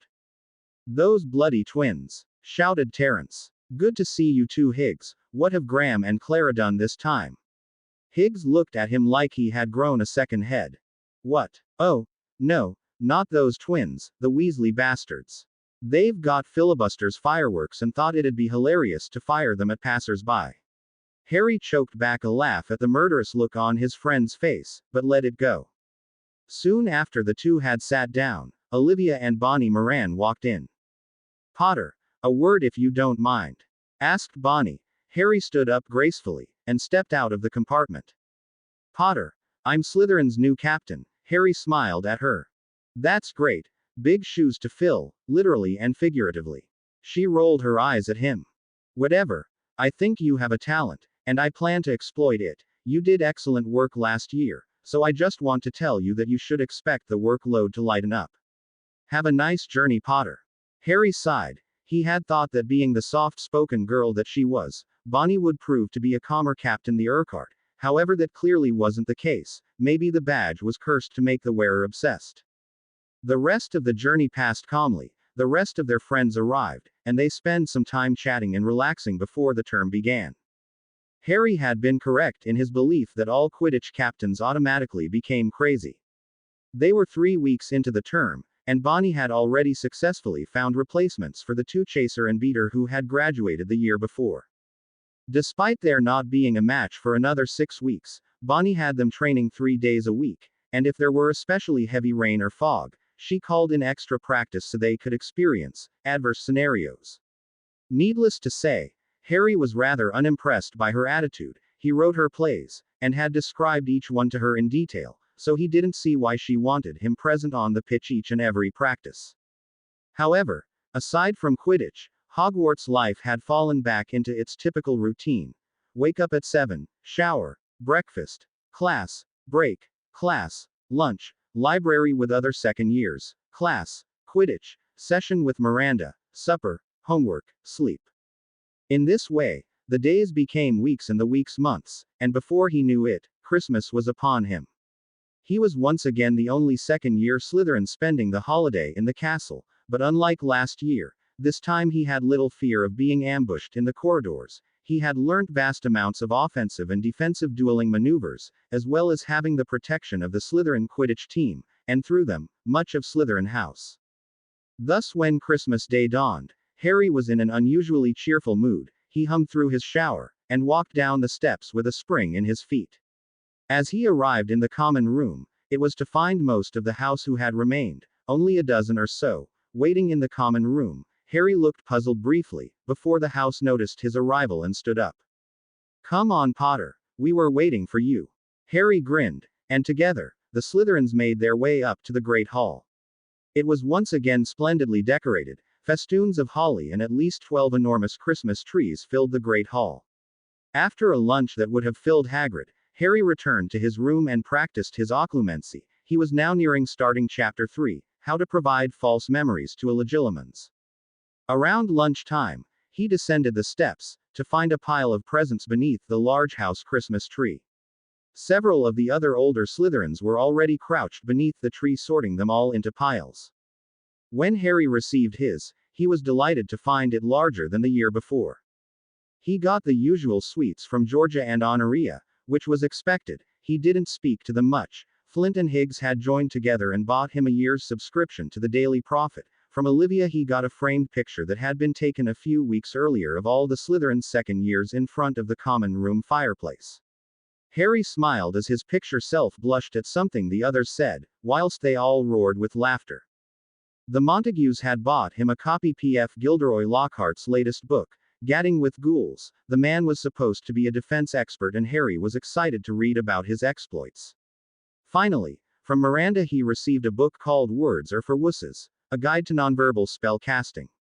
He looked over at the bee, owned and thanked her gratefully. She nodded kindly. Read it properly, Potter. That's the next stage for your education. Harry grinned at her, and placed the relatively thin book on the pile with the others.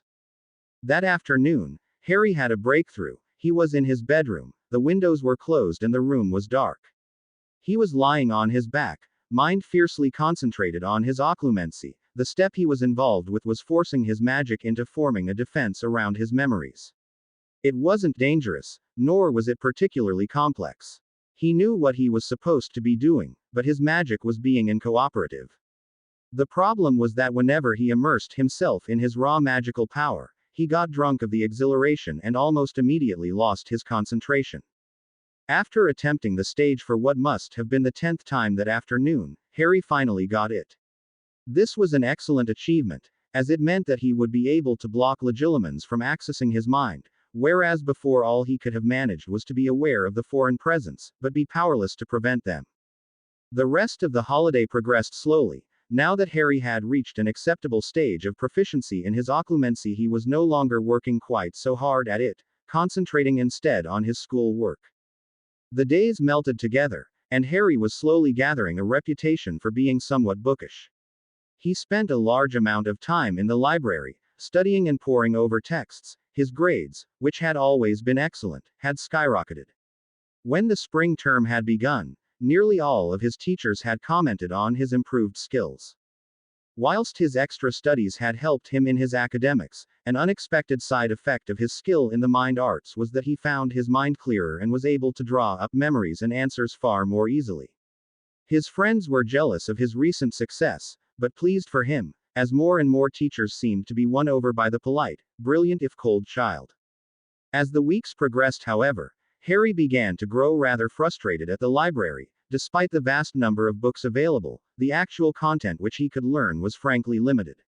Almost 2/3 of the books were on history, a subject that, whilst interesting, held no special interest to Harry.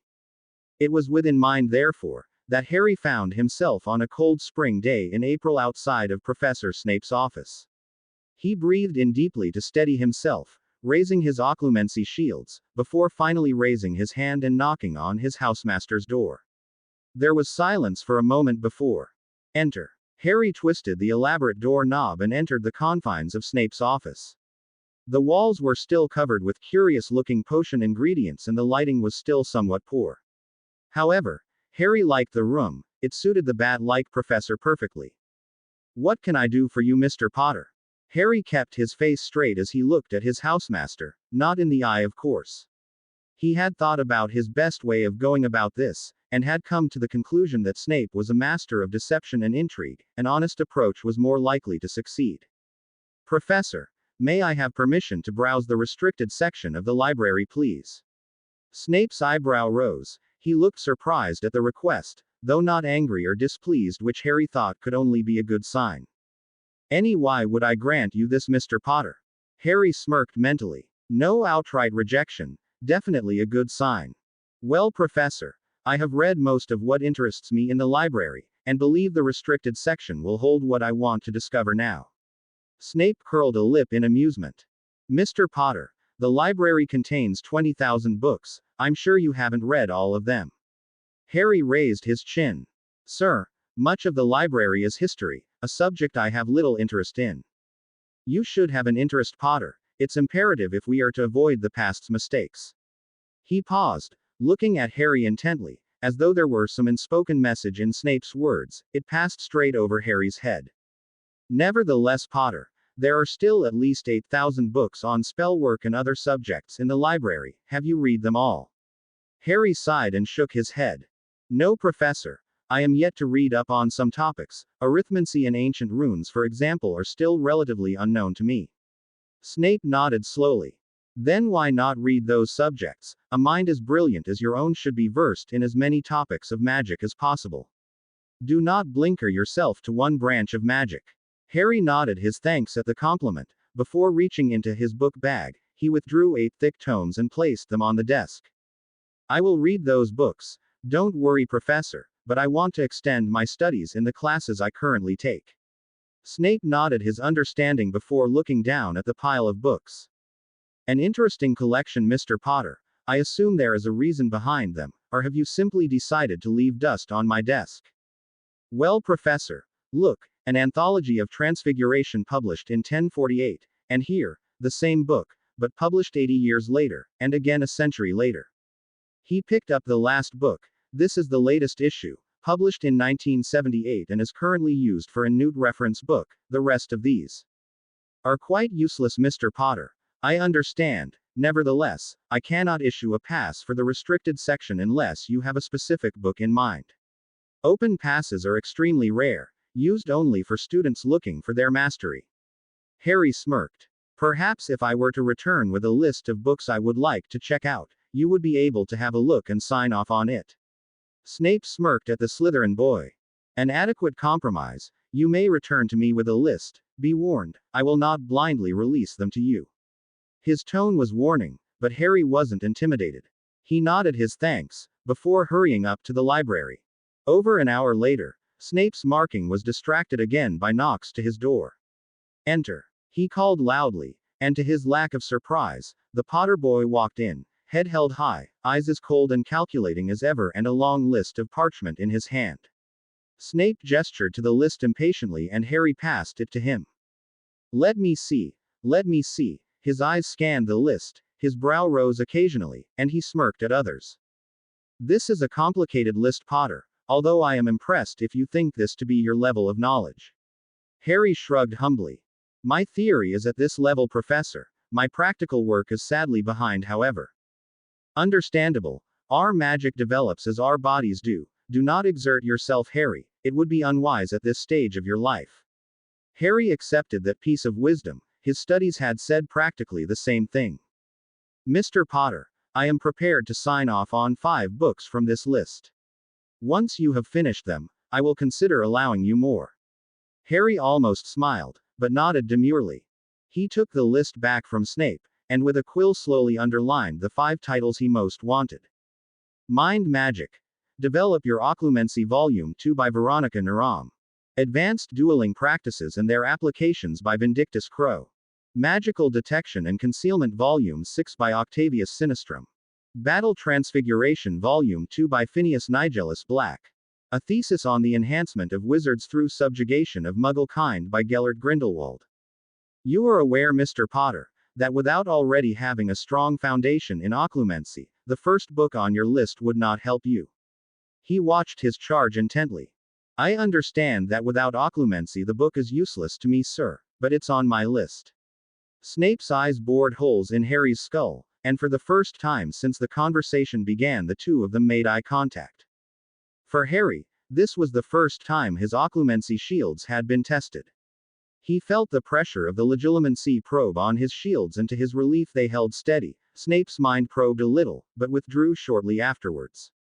Harry stared at the potions professor impassively. 10 points to Slytherin. Potter, are you self-taught? Largely, Professor. May I have the books on my list? Snape reviewed the list once more, his eyes lingering on the final entry before he nodded curtly. Harry gave him a final nod of appreciation before heading to the door. He halted when he was on the cusp of leaving. Professor, is it legal to use legilimency on a minor without permission? No, Potter. Is that all? Yes, Professor. Good evening. Harry left, allowing a victorious smirk as he looked down at the slip of paper in his hand, which book to take out first. Bonnie Moran's first year as captain of the Slytherin Quidditch team had gotten off to an auspicious start. Following a triumphant victory over a strong Ravenclaw team in the final, Slytherin had once again taken control of the much-prized Quidditch Cup. For Bonnie, however, there was much more than just that to celebrate. She had been approached at the end of the game by the Cork Coyotes, one of the stronger teams in the Irish League. That night, therefore, there was double to celebrate. The party went on long into the night, and Harry enjoyed the festivities, although he did retire at midnight in order to get some sleep for the next day. The first day of the end-of-year exam was in 2 days, and Harry was determined to get the best marks possible for himself. It was perhaps due to his dedication that when Harry left the hall of his last examination that he felt so confident. All of his papers had gone well, and with the notable exception of astronomy, which he viewed as next to useless, he felt like had quite well. The rest of the summer went by quickly, having no lessons, and the Quidditch Cup being over left Harry with very little to do. He spent a few days reading up on his electives that he could take next year, before eventually deciding on arithmancy and ancient runes. However, despite his boredom of the last 2 weeks, when Harry got onto the train to head back to London, it was with a great deal of regret. He had once again asked Professor Snape if there was any chance he could spend the summer at Hogwarts, only to be refused once again. Therefore, when he boarded the train, his thoughts were darkened with anger and resentment about having to return to the Muggles. It was late evening when he eventually made it back to the old brick house on the outskirts of the capital. The orphanage hadn't changed at all, and for whatever reason this upset him slightly. The taxi driver helped him remove his trunk from the boot, before driving off. As Harry entered through the front door, it was to see a tired-looking Mrs. Phelps at the front desk. She looked up at him, and he spotted dark bags under her eyes. He nodded his head cautiously. She gave no response. "Welcome back, Harry," the old matron greeted him coldly, her voice not so subtly hinting that she wished he hadn't returned. "Mrs. Phelps, I trust you are well." The matron eyed him suspiciously, as though suspecting him of mocking her. "Harry, I'm afraid haven't you some bad news?"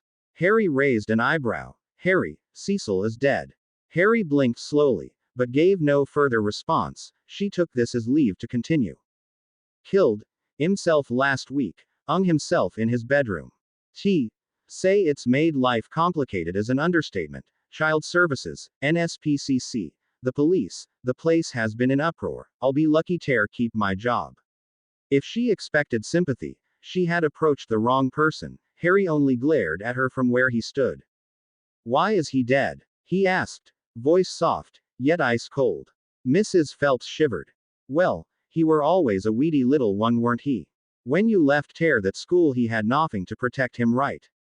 It got pretty bad, and when you ignored him last summer, well, he just gave up. Nasty business." Harry, eyes narrowed almost imperceptibly. "Are you suggesting this was my fault, Phelps?" he asked slowly. "Well, not just your fault, but well, you were his only friend, and left him. He couldn't protect himself, right?" Harry returned to his room in a rage. Whilst Harry had never considered himself friends with Cecil, hell, he barely considered the boy human. The boy had been under Harry's protection, and that had to mean something.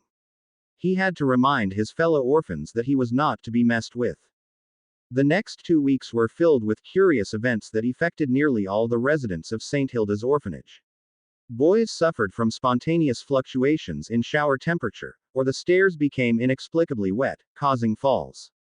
At all of these events, Harry Potter had been present, but never close enough to be accused of what was happening. However, the entire building had become on edge around the raven-haired boy.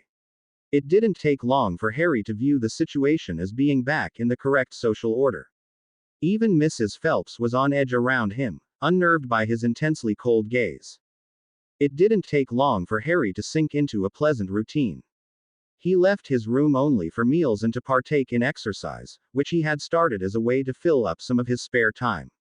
He often wrote letters in response to those of his friends, and had enjoyed relatively frequent correspondence with all of his year, as well as Miranda and Cedric. The summer passed rapidly. 3 days after his birthday, he received his Hogwarts letter and was pleased to discover that he had come first in his year, with O's in everything except for astronomy A, and history of magic E.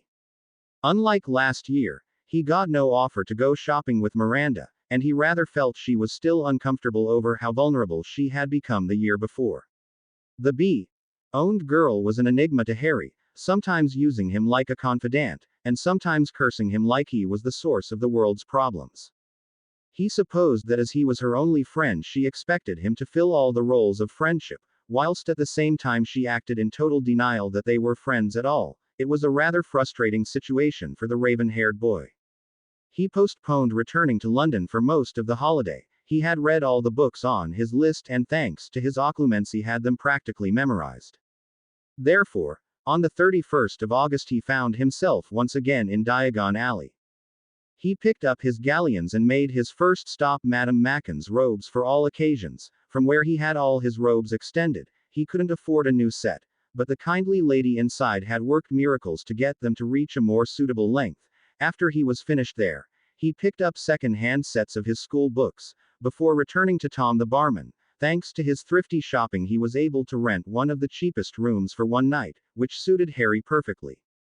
The next day he arrived early on the platform and arrived just in time to meet up with Oliva, and together they made their way through the barrier. The train wasn't due to set off for another hour, so together Harry, Olivia and Bonnie made their way to a carriage at the back. "So I understand it's been a Quidditch-filled summer for you, Miss Moran?" Harry asked the Irish seventh year teasingly. She smiled brightly, before launching into a long discussion of how wonderful the professional leagues were, and how she wanted to show Harry some plays that he might like to work into Slytherin's match strategy, to which Harry jokingly reminded him that she was the captain and her word was technically law when it came to Quidditch plays. "Yes, Potter. But with your making our match strategy we have never lost. I would be a fool to ignore what you tell me. I am winning the cup. We have won the Quidditch Cup every year I've been on the team and I will be damned if we lose it now." Harry chuckled before promising to do his best. Not long after that, the rest of the Slytherin third years piled into the carriage, and Bonnie left to find her friends. The train set off and the 9 friends chatted brightly, catching up on all that they had missed during the summer and suggesting what might happen in the next school year. This whiled away the time most effectively, and before long the train was pulling into the station. The feast passed in typical fashion. Dumbledore gave a short speech introducing the new defense teacher, Professor Parker, a rather odd-looking woman, with long auburn hair tied back into a messy ponytail. Harry didn't have high hopes for her lessons. It became quickly apparent that Harry's initial assessment had been accurate. The woman insisted on telling long-winded stories about her own experiences with the creatures they were supposed to be learning about. Often the tales ended with her running away from said creature in fear. The rest of Harry's classes, however, were progressing well. He was enjoying runes and arithmancy. Both were very difficult, and arithmancy in particular required his constant attention. The first term for both subjects was simple introduction to the material. The practical application would happen after Christmas. Harry was also very pleased when both Marcus and Terence made it onto the Slytherin Quidditch team. They were both passionate about the sport, and Harry knew that this was a dream come true for them. Thus the term progressed. Harry had found a new passion in runes and spent much of his time reading up on it, and it was time well spent in his opinion.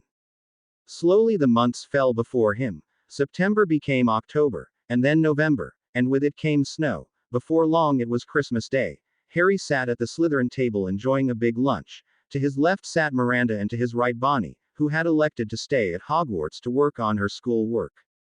The Irish chaser now had to travel to the Cork Coyotes pitch 3 times a week for training, and her academics were suffering because of it.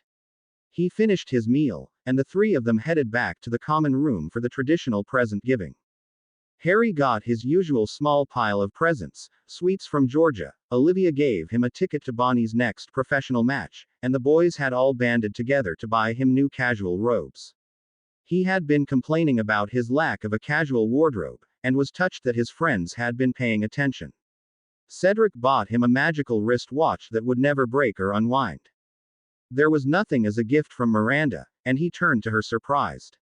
She grinned before leading him back to their traditional practice classroom. Once inside she gestured to a chair in a somewhat sinister fashion. Harry sat cautiously. "Potter, For Christmas this year I have taken pity on you, and decided to do what should have happened years ago. Harry was perplexed, especially when she drew her wand. Relax, Potter. I'm just going to do something about your god-awful haircut. Harry chuckled. This was absolutely not what he had expected, but he had never been happy with his hair, and if the Bee-own knew what she was doing, he wouldn't complain. The next hour was curious for Harry. He'd never had a magical haircut before. Miranda's wand traveled across his wand, slicing hair off behind it. It was a slow process, but eventually the beautiful teenage girl seemed pleased with her work. She conjured a large mirror and held it in front of Harry's face.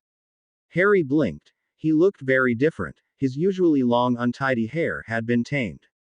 Gone was the fringe that had constantly gotten into his eyes. His hair was short, about half an inch long, with the sides and back being ever so slightly shorter than the rest. He looked infinitely more mature, and the shorter look suited his face. Harry had never fancied himself a vain man, but he couldn't help but admit it, he looked good. As the term continued, several of his friends informed Harry of their approval of his new look. He wore his new robes, and the new hair well, and whenever Miranda heard a compliment about him, she would smirk condescendingly at him.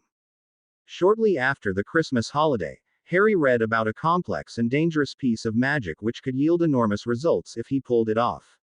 It was a method of forcing his magic into his eyes, allowing for him to see if an object was enchanted or whether or not wards were protecting a certain area. However, the operation was risky. If he put too much magic into it, he would risk blinding himself. As soon as he read about it, he was eager to try it. However, he was not the sort to go into anything without giving it a good deal of thought. He returned to the library to read up on it. He couldn't discover much about it, except that many of the more experienced Aurors had undergone it, and that it had been invented by Dumbledore's mentor, Nicholas Flamel. However, despite the risks, Harry was too tempted. Therefore one evening, when Harry and Miranda had been having one of their small dark arts sessions, Harry had asked for her to watch over him while he tried the spell. Harry was sat in one of the comfortable chairs he had conjured, Miranda opposite, speaking softly in a gentle voice, as he slowly sank deep within himself. Once he was properly centered, he gathered his magic and pushed it towards his eyes.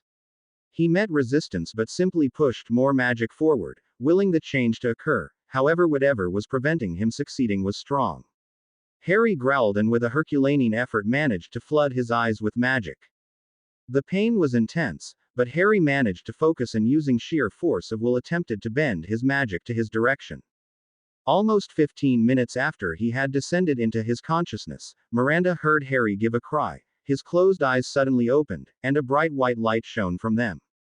Miranda very nearly panicked, but was unwilling to do anything in case it affected the result of his experiment.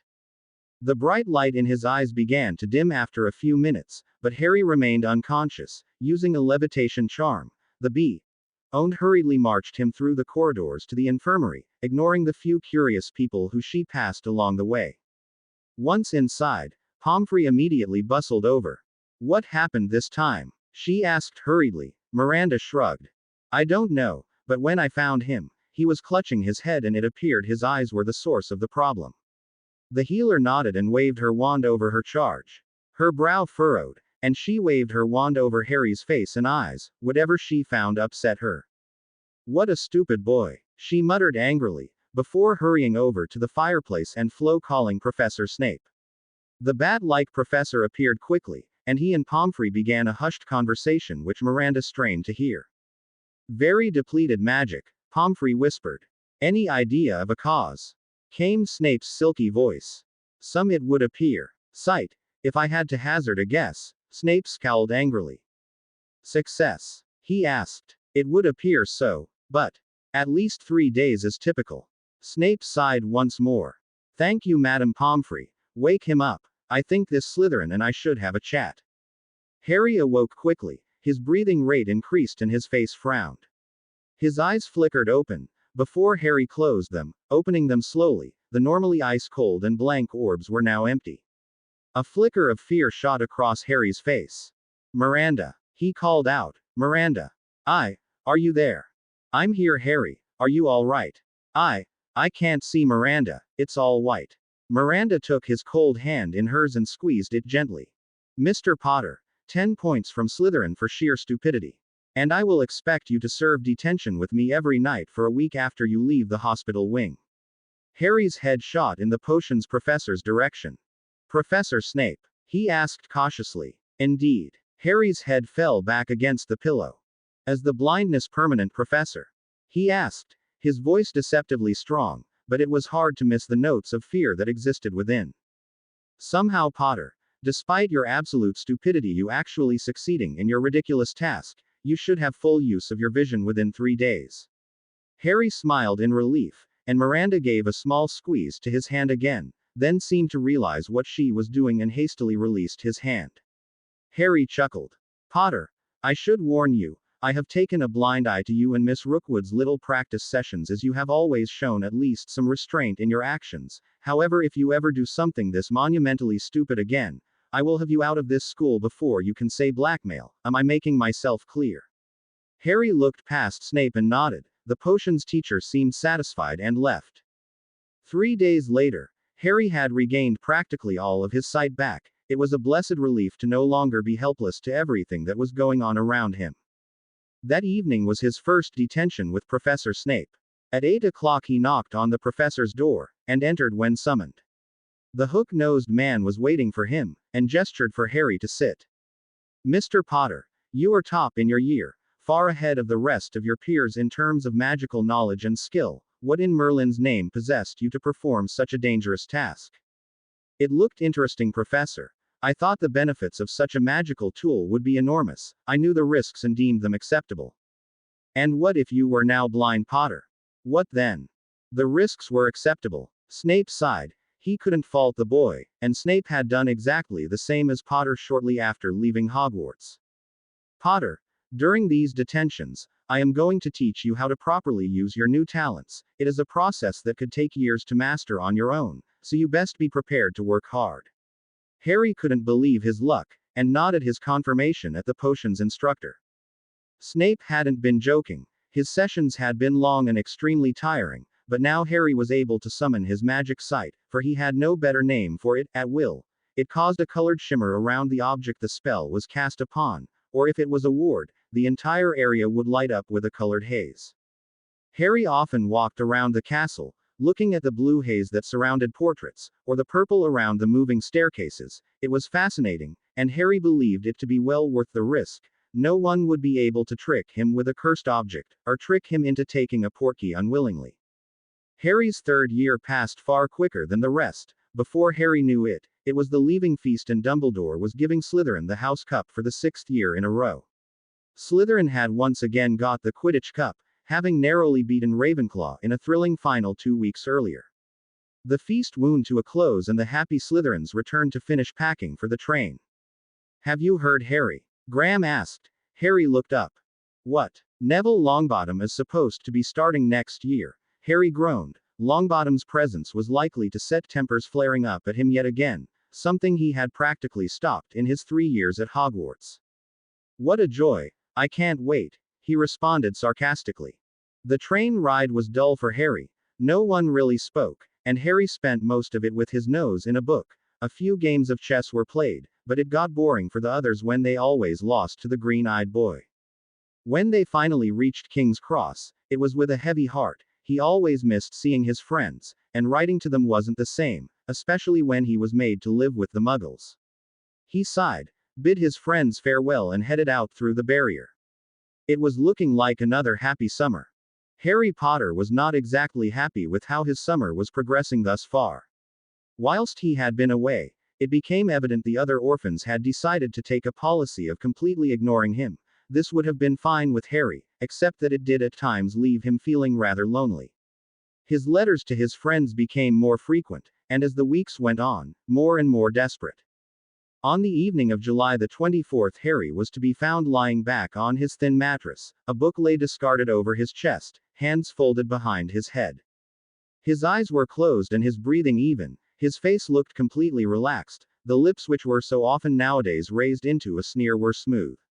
He had, much to his displeasure, become rather lazy over the summer. Whilst he still read his books and exercised his body, he found that he still had hours left in the day, which he often spent in this relaxed state. Potter. A rap of sharp knuckles signaled the end of his rest. Potter, open the door. Harry's eyes darted open, and he rose steadily. Potter. Came the voice again, a warning note rising steadily. He opened the door slightly, and noticed Mrs. Phelps standing before him. He opened the door widely and the woman entered quickly, her eyes taking in the meticulously clean room before her. I know it was you, Potter. I don't know how ya did it, and I dunno know why, but I know it was you. Harry's confusion was not faked. Mrs. Phelps. The woman scoffed at him, raising her hand to rub her temple. He noticed just how hysterical she looked. You've been a nightmare, Potter, from day one. She swallowed and her bosom swelled as she took in a deep breath. Nothin's ever normal with ya, is it, Potter? All the broken bones, injuries, young George Nayland's still in a coma. I don't know what ya are, but I thought if we left ya be, you'd leave us alone. Harry wasn't surprised that she was blaming all these incidents on him. Then there was poor Cecil last year. He only ever looked up at her. Why would abandon? I am. Harry's attempt to defend himself was lost on the irate woman. I've had Potter. I've had it. And now, had to kill all the pets. Harry was surprised. He hadn't done anything to the orphanage's small shed which housed the chickens and hamsters which were there for the boys' enjoyment. Why kill them? They didn't do anything. Harry felt a pit open in his stomach. His mind had analyzed the situation and he quickly figured out where this was going. I've made up me mind, Potter. I want ya gone. Tonight, I'll give ya a fare for a cab to London, and then I never wanna see ya again. Ya hear me? You'll just be another kid lost to the system. Harry's jaw tightened, his fingers itching to grasp his wand concealed in his shirt sleeve. Ya hear me, Potter? Asked the woman, her face very red. I hear you. Harry responded quietly, his voice filled with malice. Now if you will leave me, I have to pack. The woman opened her mouth as though to shout some more, but seeing the look on his face wisely thought better of it, and left quickly.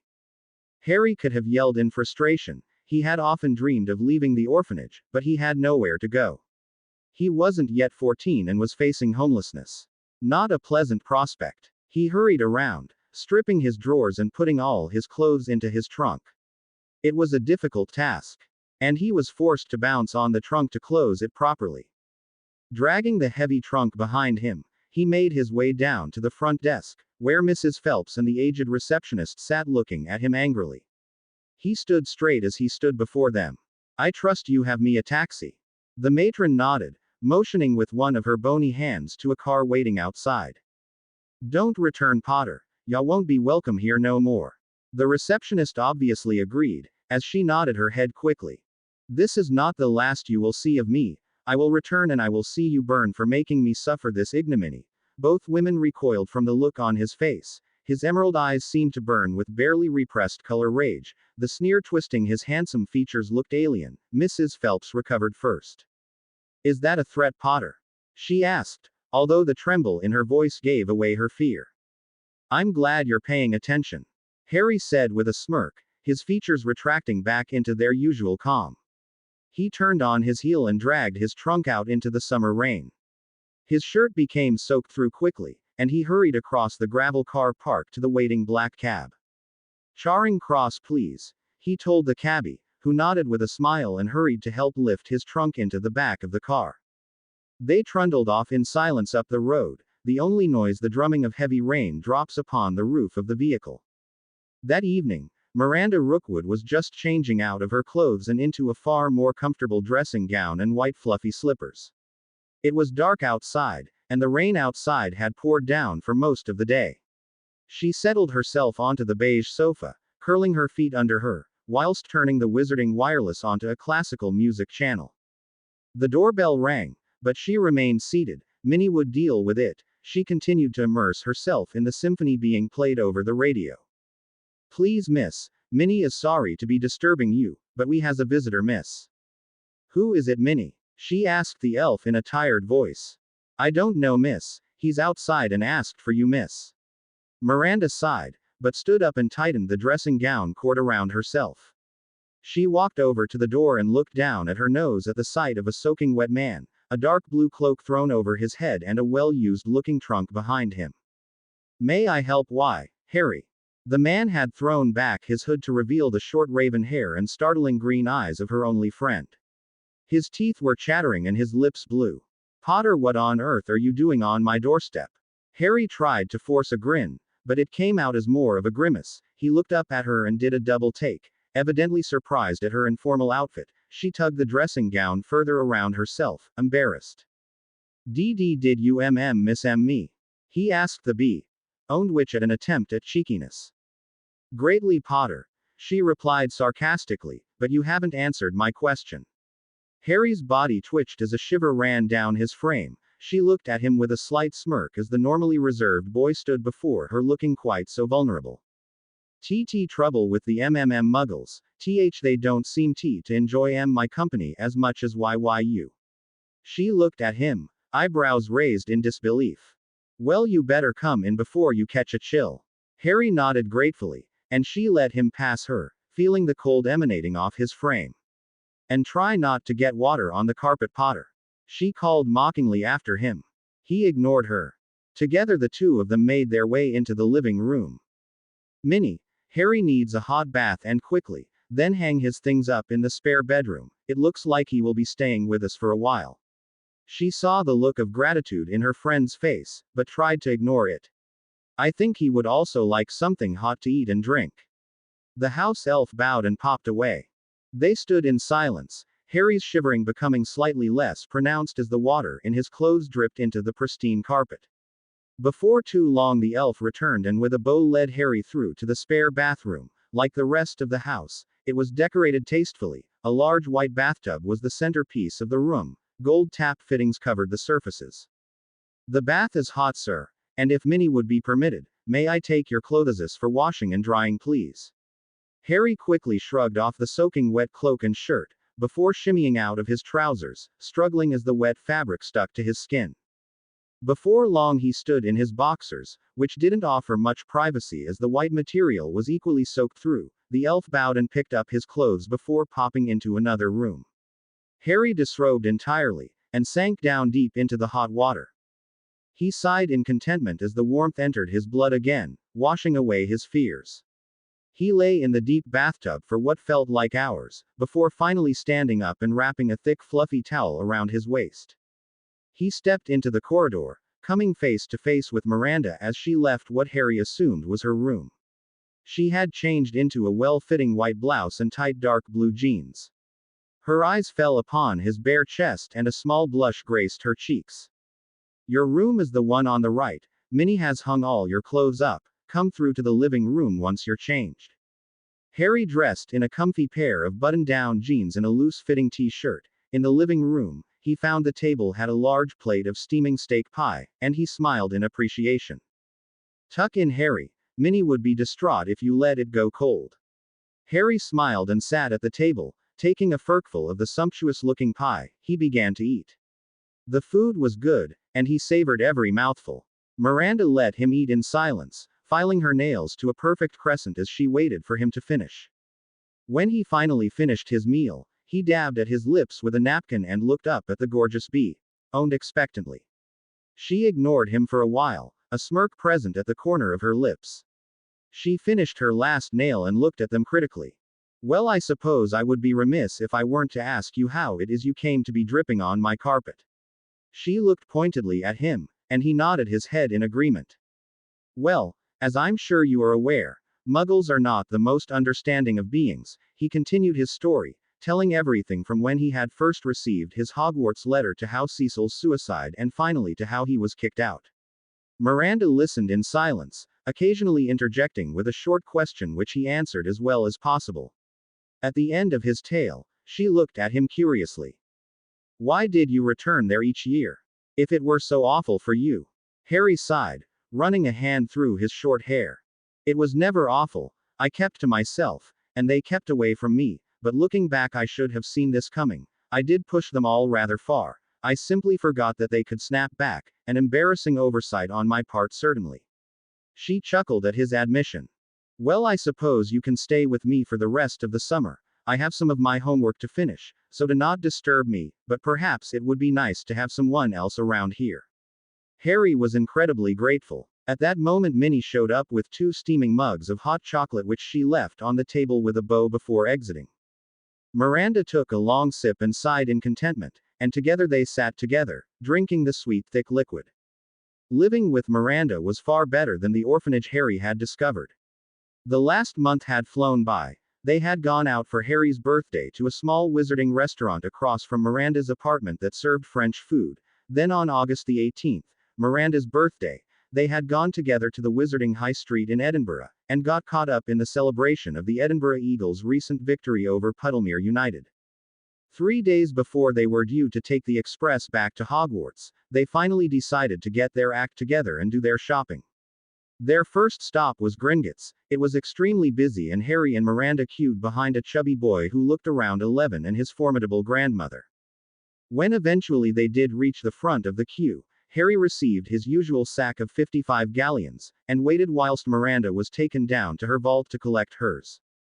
Together they slowly ambled towards Flourish and Blots to collect that year's textbooks. The new defense book was Dark Arts Defense, a guide to self-protection, a book Harry had read 2 years ago and found to be an excellent source of material for basic defense, so he hoped that he may finally be able to enjoy a decent defense professor. Having collected all the course books for the year, they both collected a few books for their own study. Miranda had dropped potions for her NEWTs, so she headed off to collect a new set of robes whilst Harry went to the apothecary. Once his purchases were complete, he headed off to meet her at Madame Malkin's. The tinkle of the bell signaled his arrival. After assuring the shop assistant that he wasn't there to be served, he sat down next to Miranda, who was on a stool having her new robes being pinned to her. On the stool adjacent to his friend stood a pale bee-owned boy. As he waited for the bee-owned to be finished, he heard the bell tinkle indicating a new arrival. And then a new cauldron, I suppose, Neville, then it's just a wand left. It was the chubby boy with his grandmother that he had queued behind in Gringotts. She pinned the assistant with a stare. My grandson requires new robes, immediately please. Of course, madam. Unfortunately both our fitters are busy at the moment, however they should be available shortly. The old woman sniffed, but they took the available seats next to Harry. Oh, it's you. How very nice to see you again, Longbottom. The bee-owned boy next to Miranda called over. Harry started, turning to look closer at the boy next to him. Behind a curtain of curly brown hair he noticed the famous lightning bolt scar. Though Harry would never admit it to the boy, he was disappointed by the savior of the wizarding world. He looked rather arrogant, and had a weak face. Malfoy, always a pleasure. Neville replied, his voice oozing sarcasm. His grandmother gave him a sharp warning look. Young Mr. Malfoy, I was unaware you were to be shopping today. Where are you parents? She asked imperiously. Mother is collecting my potions ingredients, whilst father is looking at brooms. Harry suppressed a snort. The boy was clearly a spoiled brat. Unfortunately, this drew the attention of the room to him. I'm sorry, we haven't been introduced. I'm Draco Malfoy. Called over the bee-owned. Harry nodded his head. Whilst he may not like the look of the boy, he was hardly fool enough to risk injuring the pride of the heir of such an influential family as the Malfoys. Longbottom's grandmother's nose flared as she looked at him closely. You boy, you look rather like. She trailed off, so Harry finished for her. Rather like my father. Yes, I have been told, but I assure you, my temperament is far superior. He finished with a wink. The old woman seemed to swell, and immediately rounded on Madame Malkin, who was now watching them with a perplexed expression on her face. Madame Malkin, began Madame Longbottom, I always thought this to be an upstanding, law-abiding establishment.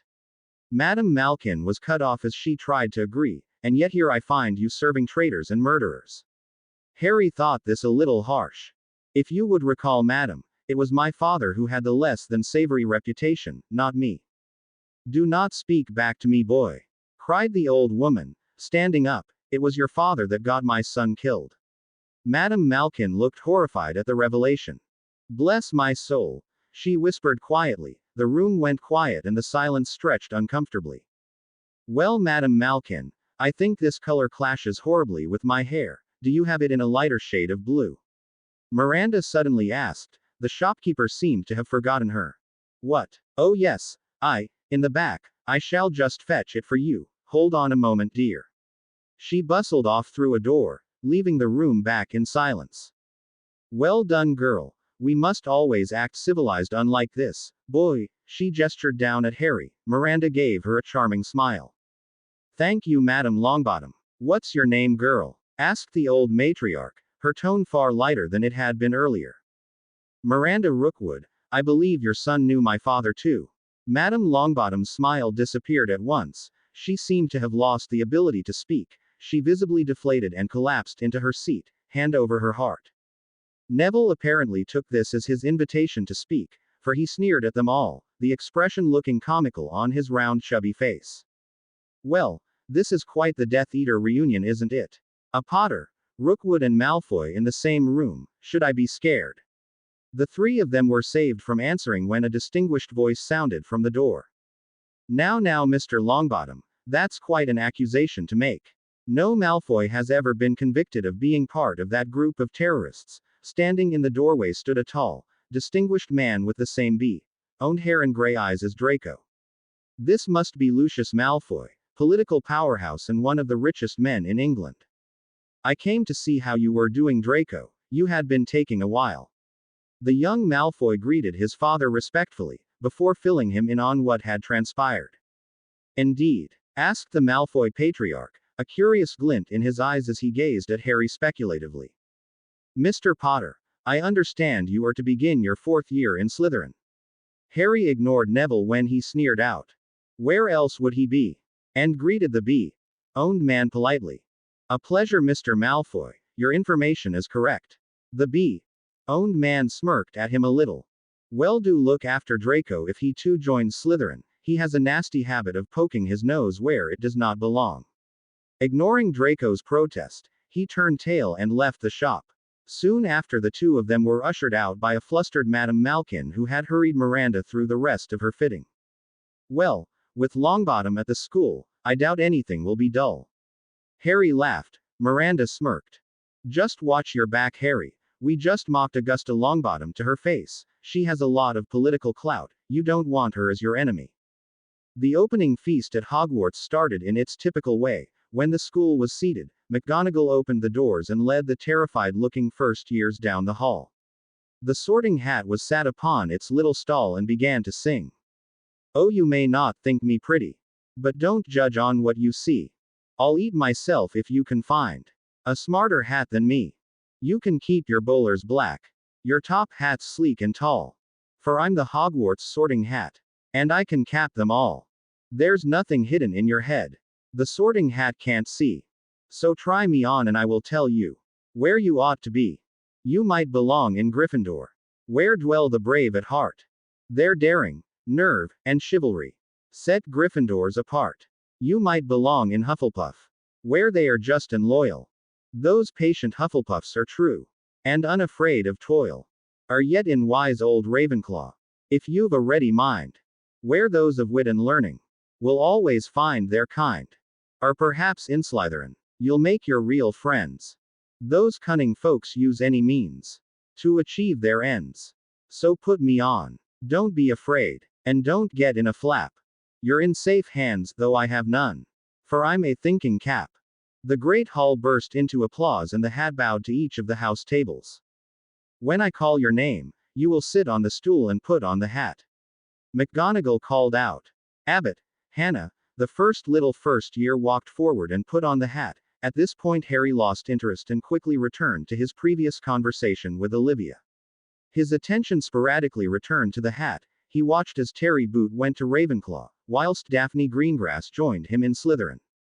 When Longbottom's name was called, the hall went silent. Unlike the silence that had greeted Harry's name, this silence was more of awe. Longbottom confidently walked forward and put the hat on his head. It took a while for him to be sorted, and Harry could just make out him muttering, "Not Slytherin, not Slytherin," under his breath, much to the consternation of the House of the Serpents. Eventually he was sorted into Gryffindor, much to the cheers and adulation of the house. Malfoy went to Slytherin and yet another Weasley went into Gryffindor. Harry heard Olivia mutter that if this Weasley was the same as the twins then she would scream. Finally the sorting was over. Dumbledore gave a short speech and then the feast appeared. Harry and the rest of the fourth years tucked in, and Harry was soon sucked into a conversation about Quidditch. Now that we are all fed and watered, called Dumbledore once the feast was over, it comes to me to give a few start of term notices. First of all, Mr. Filch would like me to remind you that the list of items now banned in the corridors has been expanded to include fang frisbees, screaming yo-yos, and ever-bashing boomerangs. The full list can be viewed on Mr. Filch's door and consists of, I believe, some 437 objects. He paused and his expression turned grave. This year, I will inform you that the third-floor corridor on the right-hand side is out of bounds to all those who do not wish to die, a very painful death. Harry's eyebrows rose. That certainly merited investigation. Dumbledore's speech continued, but Harry soon lost interest. The first week of class passed by pretty quickly. Despite Harry's high hopes, the new defense professor, Quirinius Quirrell, was nothing but a disappointment. He may have known a lot of material, but his severe stutter prevented any accurate form of communication. The first years had settled in quickly and split into two factions, those who followed Malfoy like a puppy and, well, those who didn't. The rest of his classes were going well, however. Professor Babbling was hailing him as a prodigy in the art of runes. He dedicated a lot of time to it, seeing as how it was so useful in many areas of magic. In fact, Harry would have said the year had gotten off to a perfect start, if it weren't for the fact that he and Miranda had very little time to chat anymore. She was simply swamped in homework, but they still made time for the occasional conversation here and there. Nothing really happened until the first Quidditch match of the year. It was Slytherin who fielded practically the same team as the year before: Moran, Flint and Adrian Pusey as chasers, Derek Bowl and newcomer Derek, and Terrence Higgs as seeker. Miles Bletchley was their keeper. Harry thought they were an extremely strong side, and capable of taking the cup if they worked hard enough. The Gryffindor team had two new members, a chaser by the name of Katie Bell and Longbottom, who had done something to impress McGonagall, and she had responded by putting him on the Quidditch team. The match was due to start, and Harry was just giving his final pre-match pep talk. The Gryffindor chasers are good, there's no denying it, however they are also small. We can use our size to force them off the Quaffel if we need to. Bonnie, just do your thing, you fiend on a broomstick. They all chuckled and Harry turned to the beaters. Those Weasley twins are fiends with those bats, so you have to make sure you keep the bludgers in our possession. Hit them hard, hit them straight, and by God, hit them accurately. The beaters nodded and Harry turned to Higgs. Terrence, you've done this before, you know the tricks that Longbottom doesn't know. This is his first match. Exploit that, pressure him into making mistakes, and don't worry, the chubby bastard probably can't catch a cold. The team laughed and Harry turned to Bletchley, who gripped his arm in a friendly manner and laughed out. I know, Potter. Keep my eye on the snitch and don't be an idiot and let the Quaffel in. Harry grinned at the team, wished them luck and headed back to the stands. And they're off, called Lee Jordan, the new commentator. The talk of this match is Neville Longbottom as Gryffindor's secret seeker, youngest seeker in a century. Let's see him prove why he deserves the spot. The Gryffindors cheered. Slytherin has possession. Pusey passes to Flint, who shoots. No, it's a feint. Passes to Moran. Moran shoots, and it's a goal. 10-0 to Slytherin. The green and silver-clad supporters cheered. But Gryffindor counterattacks. The lovely young Angelina Johnson has the Quaffel. Passes to Spinnet. Ouch. Hit by a bludger from Bowl, she drops the Quaffel, which is intercepted by Flint. He's going on his own. Come on, Wood.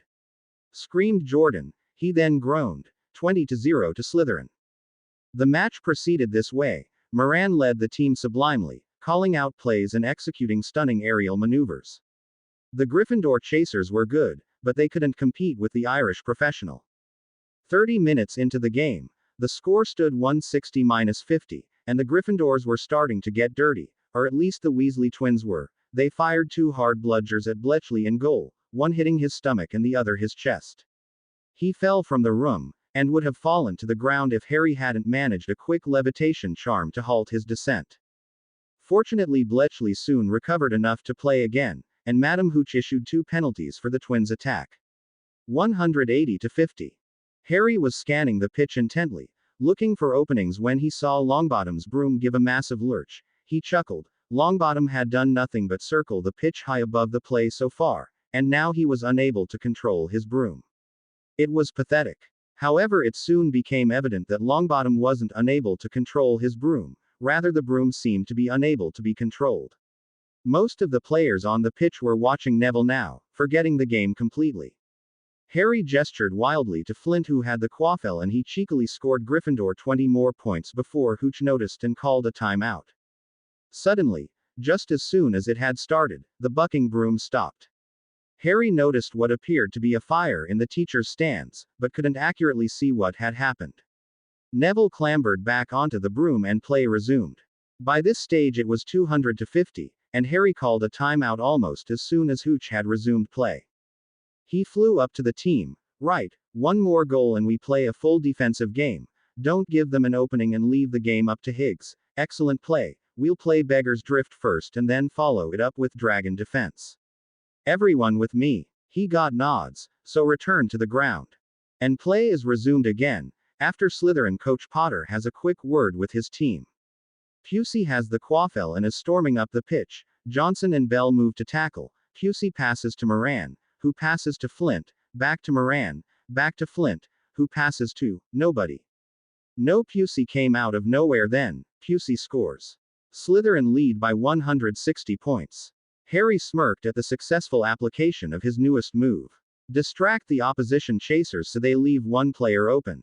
Slytherin then clearly changed to defensive play. No matter how many times the Gryffindors tried to find an opening, they were rebuffed by the flexible shield of the Slytherin chasers. And it appears Longbottom and Higgs have seen the snitch. They are zooming after something. Yes, there it is. Higgs has the advantage. He's going to catch it. No, he's hit by a bludger from a Weasley. Longbottom reaches. Oh sweet Merlin, he's fallen off his broom. Longbottom is in the dirt after a nasty fall. The Slytherins were falling over themselves laughing, however they stopped when a dusty fist rose into the air. Neville had the snitch in his hand. The Gryffindors cheered loudly for a second before realizing they had still lost the match. And Slytherin win, 210-200, after an unorthodox catch by Neville Longbottom. Harry cheered, making his way down to his teammates.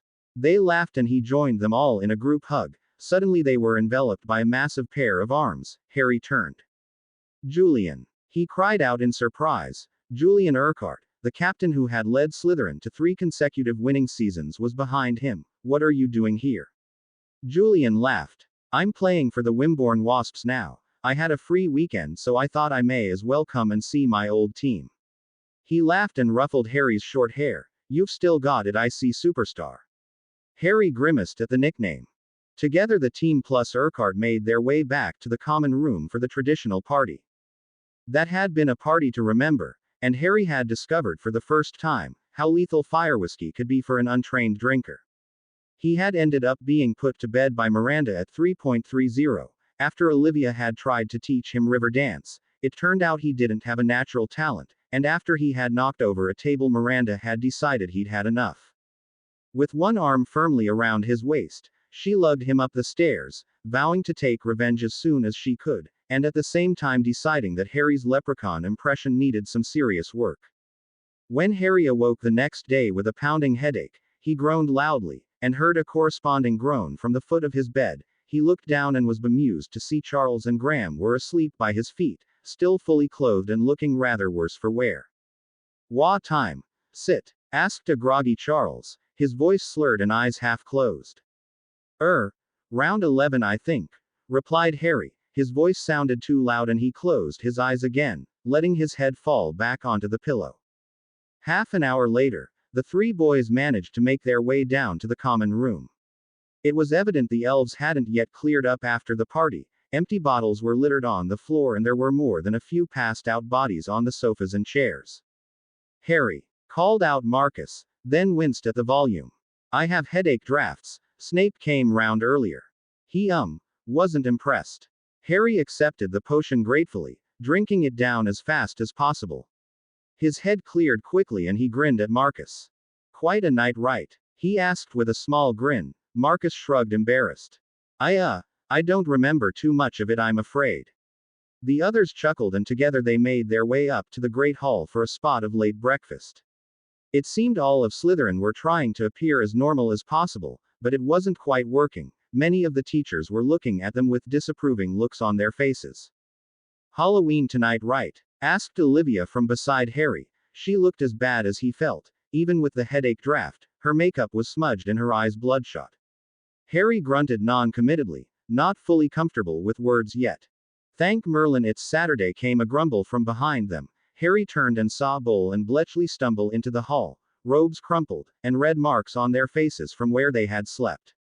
The meal took far longer than usual. Every bite took an age to settle in Harry's stomach. Therefore it was nearly midday by the time he got up with the rest of his year mates and headed back to the common room. He was intercepted by an irate bee, owned in the entrance hall. Miranda grabbed Harry's arm and bodily dragged the taller boy out onto the lawn in front of the castle. 3 years, Potter. I have been trying to get the concept of self-restraint through your abominably thick skull for 3 years, and yet first time someone offers you alcohol you are up on the table trying to river dance. River dance, Potter. Harry shuffled his feet embarrassed, looking up to meet her eyes. She was looking down at him with a mixture of exasperation and enjoyment. It wasn't often now that she was able to get one up on him like this nowadays, and she liked to enjoy every opportunity. "Sorry," he replied simply, and she rolled her eyes. "You're lucky most of the rest of the house was equally inebriated, else I might be seriously unhappy." Harry grinned up at her and she swatted his arm. Together they made their way back to the common room. During breakfast someone had cleaned the room back to its normal state. The smell of beer and sweat had been removed, and the upturned tables righted. They separated once inside and Harry went upstairs to have a shower and try to wash some of the smell off himself. Most of the house was back to normal that evening. They put on their best robes and made their way up to the Halloween feast. The great hall had been decorated superbly. Pumpkins the size of carriages were littered around the corners of the hall, whilst strings of cobwebs were strung around the floating candles. Most impressive of all were the swarms of live bats that danced their way around the air, forming images of skulls and spiders in the air above them. The feast was as excellent as was usual. Harry's appetite had returned full force and he happily helped himself to 2 enormous plates of food. As the food and butter beer flowed, he became more and more at ease, laughing and joking with his house, with his friends.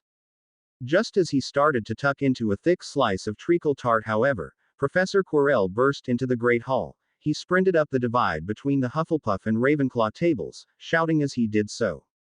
"Troll! Troll! In the dungeons! Thought you ought to know." After he had finished he collapsed in a dead faint. A few of the 7th years snickered at his fate. The rest of the hall, however, had erupted in pandemonium. Harry watched as the Malfoy heir cried out in panic, his face becoming even paler than usual. The scene was similar at most other tables, though Harry noticed that Longbottom and his faithful sidekick Weasley were looking at each other guiltily. Bang! Bang! The hall went silent and Dumbledore lowered his wand. "Prefects will lead their houses back to their dormitories. Immediately, please." 3 houses hastened to obey as the teachers hurried off to deal with the troll. Slytherin stayed put. Harry overheard Bonnie Moran and Patrick Dwight, the TWAO 7th year prefects, having a hasty conversation. Obviously not Dwight. Bonnie was saying, "There's a troll down there." "Well, fine. Why don't we stay put?" "No. Let's go to the library. I need to pick up a reference book for arithmancy anyway." Several around the pair chuckled, and together the house made their way upstairs to the library. They were stopped on the 2nd floor when a terrified-looking Ronald Weasley pelted around the corner, bouncing off the opposite wall. He slowed to a stop when he saw the amused-looking Slytherins. "TTT troll!" he cried, pointing back the way he had come, as if to support his declaration. An inhuman bellow sounded from around the corner, shaking the castle walls. Nobody moved. Suddenly Longbottom appeared, looking equally terrified, his arm wrapped securely around Granger. They pelted through the Slytherins and Ron quickly followed after his friends.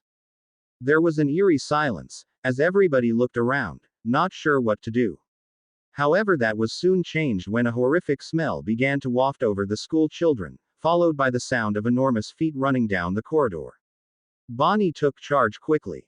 "Everyone back. 7th years to the front and cover the rest. Move." Everybody hurried to obey. Harry stayed put, however, unwilling to leave his closest friend to hold off a troll. They beat a hurried retreat, but the troll was faster. It rounded the corner, and saw them. It was huge, 12 feet tall at least. Small piggy eyes glared at the children, from its small head. The seventh years and Harry stayed still, not daring to breathe. It had lumpy gray skin and large stubby fingered hands in which it held what appeared to be the trunk of a good-sized tree.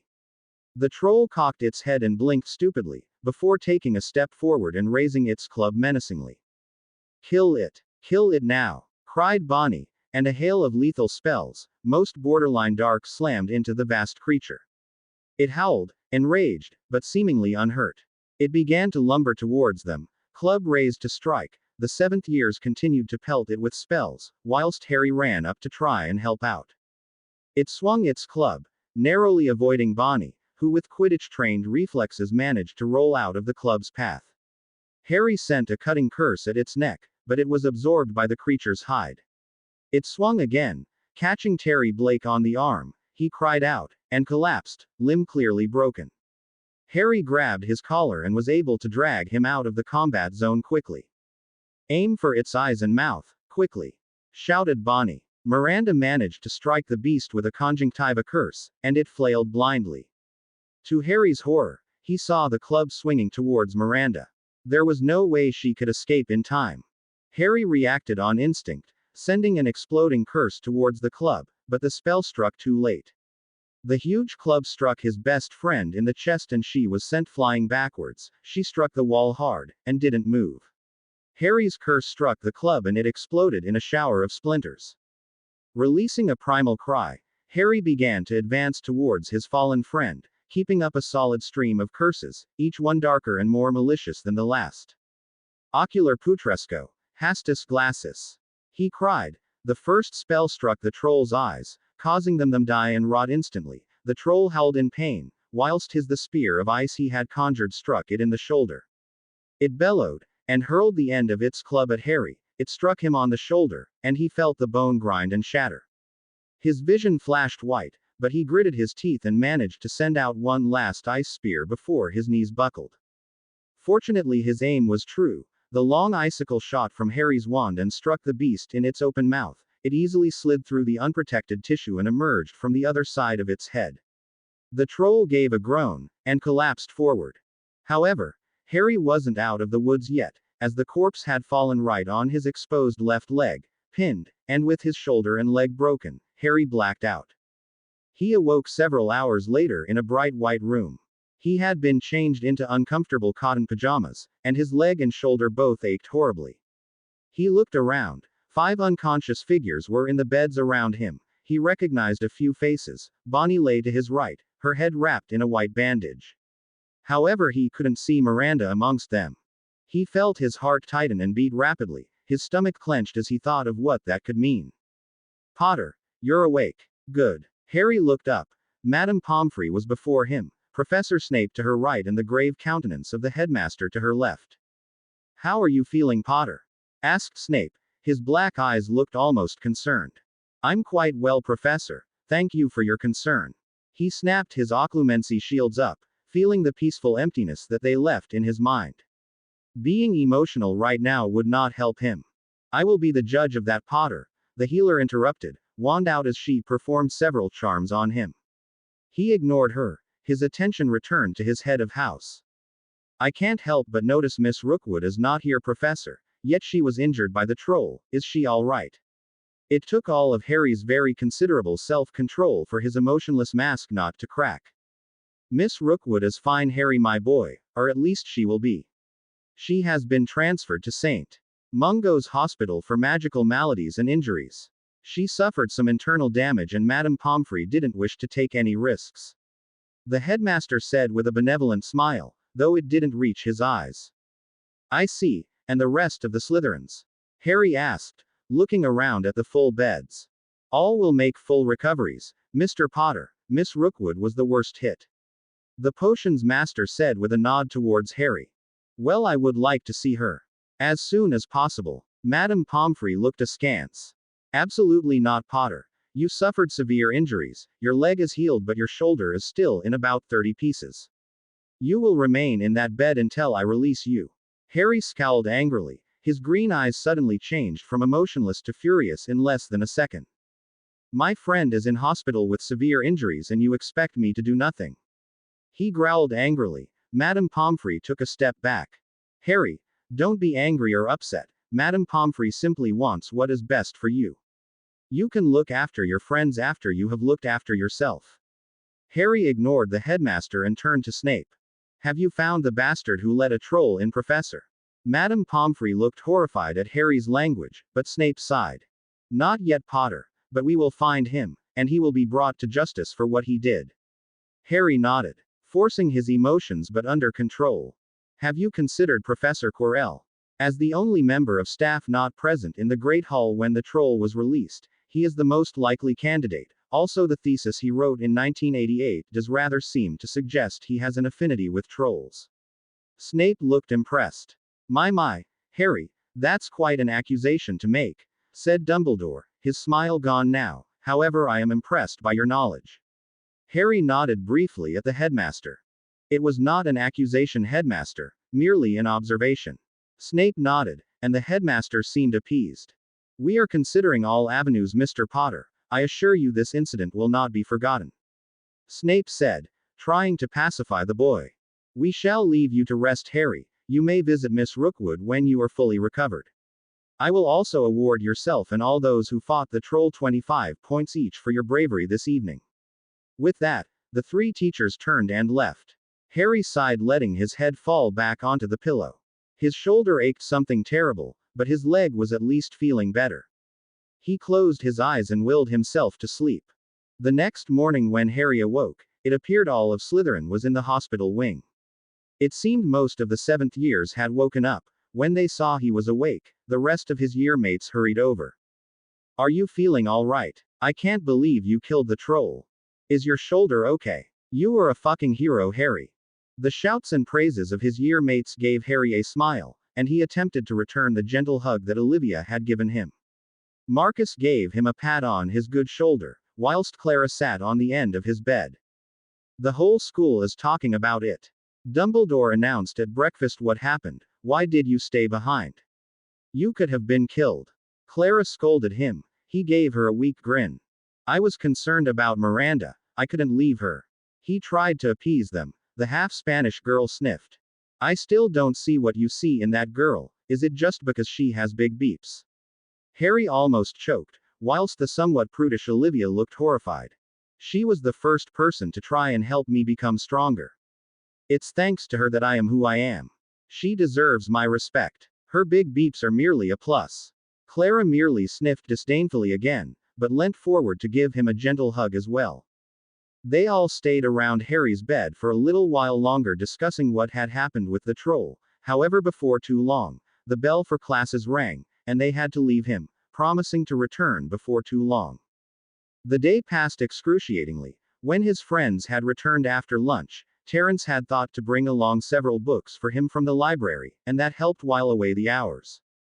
As night fell, Harry's shoulder began to itch terribly, then it felt like he had severe pins and needles in it. Madame Pomfrey assured him this meant the bone was knitting itself back together and gave him several potions to help speed up the process.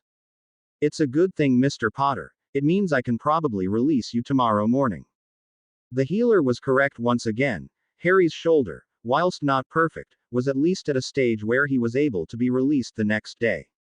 He was given a large regimen of potions for the next week, but Harry was pleased to be free. He waited for the healer to leave, before hurrying over to her fire and flowing to the hospital.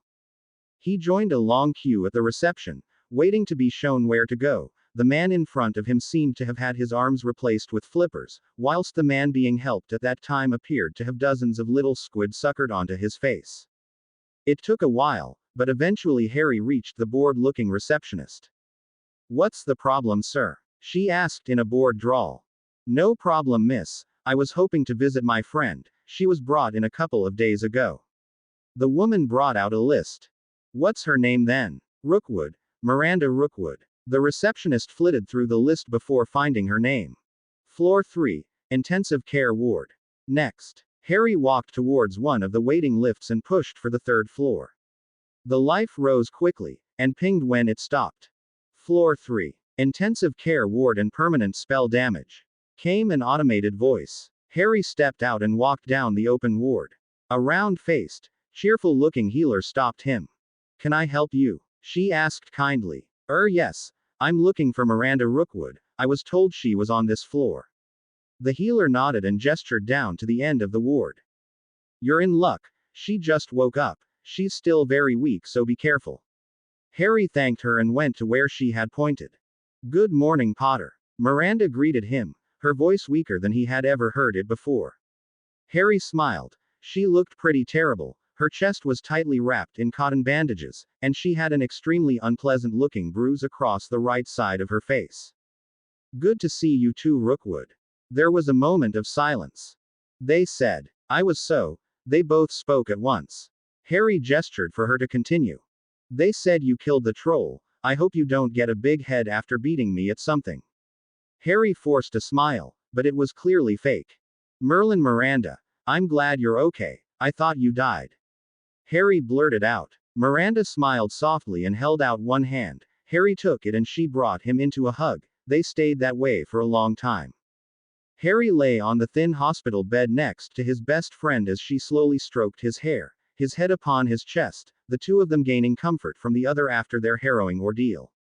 "I can't believe you thought I would die, Potter. I'll always be there to bust your balls, don't you doubt it." Harry gave a short laugh. "You better be.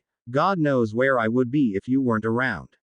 "Hole in the ground most likely," she replied casually. "Most likely," Harry agreed, before they fell silent once more. The hospital continued to bustle around them, and the sun slowly sank behind the cloud. The two lay in silence, however too soon, they were interrupted. "Mr. Potter, I thought I had told you that I would take you to see Miss Rookwood when you were feeling better, not when you thought it most convenient." "Come to collect you, wayward student, Professor Snape?" Miranda asked, her voice still very weak. "Indeed, Miss Rookwood, it is good to see you awake once more." "Thank you, Professor. You had better go, Harry. It's never a good idea to keep Professor Snape waiting." Harry got up, his joints stiff after having lain still for so long, and together he and his housemaster returned to the castle. The next 6 weeks introduced a new element to Harry's time at Hogwarts. Miranda had returned to Hogwarts, and to celebrate her return, for it marked the end of the slight depression that had gripped the house after 7 of its members were hospitalized, they had organized a party. It was not wild like after a Quidditch game, but they stayed up late drinking and eating, sitting around the fire and toasting food in its embers. The change came, however, as Harry and Miranda began to get closer. They had always been close, and their relationship had changed from mentor-student to friends and equals, and then to best friends, and now it seemed to have changed again, but Harry wasn't sure what it had changed to. They had become a lot closer since the troll incident, and their relationship had a new tactile element to it. Hugs were given where none would have been before. Harry was not, no matter what Clara would like to think, naive in the ways of relationships, however he refused to even consider attempting anything like that with Miranda. She was too important to lose. Thus November turned to December and the Christmas holidays began. Most of the house left, leaving just half a dozen Slytherins, and Harry grew to enjoy the peace and quiet that the empty house offered. He quickly finished his homework, and then delved into his latest favorite subject: the dismantling and creation of ward detectors and defenses. It was tricky work, requiring great patience and logic. Harry relished the challenges. Christmas morning dawned bright and cold. Frost had turned the lawns in front of the castle white and bristly. Harry rose early and took a long shower. When he entered the Slytherin common room, it was to discover that the remaining Slytherins were waiting for him. He joined them on the sofa and awaited the last few members of the house. After a long breakfast filled with jokes and laughter, they all retired to the common room for the traditional presents. It was an excellent haul in Harry's opinion. From Marcus he received the Quidditch player's playbook, whilst the Montagues had given him an elegant wand wrist holster made of dark brown dragon hide. From Terence he had received a book called Taking Down Trolls, a must-have guide for any troll hunter with a note inside reading: "For next time." Harry had smirked at that, but the book could certainly offer excellent advice on trolls. He already knew how fearsome opponent they could be. Olivia had given him a large representation of a Quidditch pitch in which he could better demonstrate his plays. His other friends had given him sweets, and a few books, but his gift from Miranda had surprised him. It was a simple, unadorned silver crucifix on a thin silver chain. He had once confessed how he retained many Christian beliefs, seeing as how it was a Christian orphanage, and he was touched by the fact that she had clearly been listening. He turned to her and gave her a firm hug, which she returned. It's enchanted. It'll warm up if there is poison in your food, and will go cold if someone near you is using magical methods of concealment. Sentimental and practical. Thank you so much. She just smiled. Can I put it on you? Of course. He bowed his head, and she fastened the silver chain behind his head, then tucked the cross into his shirt, patting his chest where it lay, before giving him a peck on the cheek and returning to her present pile. The next night, on Boxing Day, Harry was sat upon his bed in his empty dormitory, trying to get to grips with the new take on his friendship with Miranda. As the clock struck midnight, Harry sighed. He would take a walk that would settle his mind. He changed his clothes into a pair of dark trousers and blue shirt. Slipping out of the silent dormitory, he made his way up the stairs to the corridors. He heard footsteps up ahead and quickly cast a disillusionment and silencing charm over himself. However, whoever it was didn't pass him, so he carried on walking. After 15 minutes of walking or so, he saw an open door to one of the disused charms classrooms. Inside he saw a curious sight. Neville Longbottom was sat upon the floor, looking up at a mirror with a look of absolute longing on his face. Harry thought this was a peculiar expression to have whilst looking at a mirror. Harry knew the boy who lived was arrogant, but anyone would think the boy wanted to marry himself.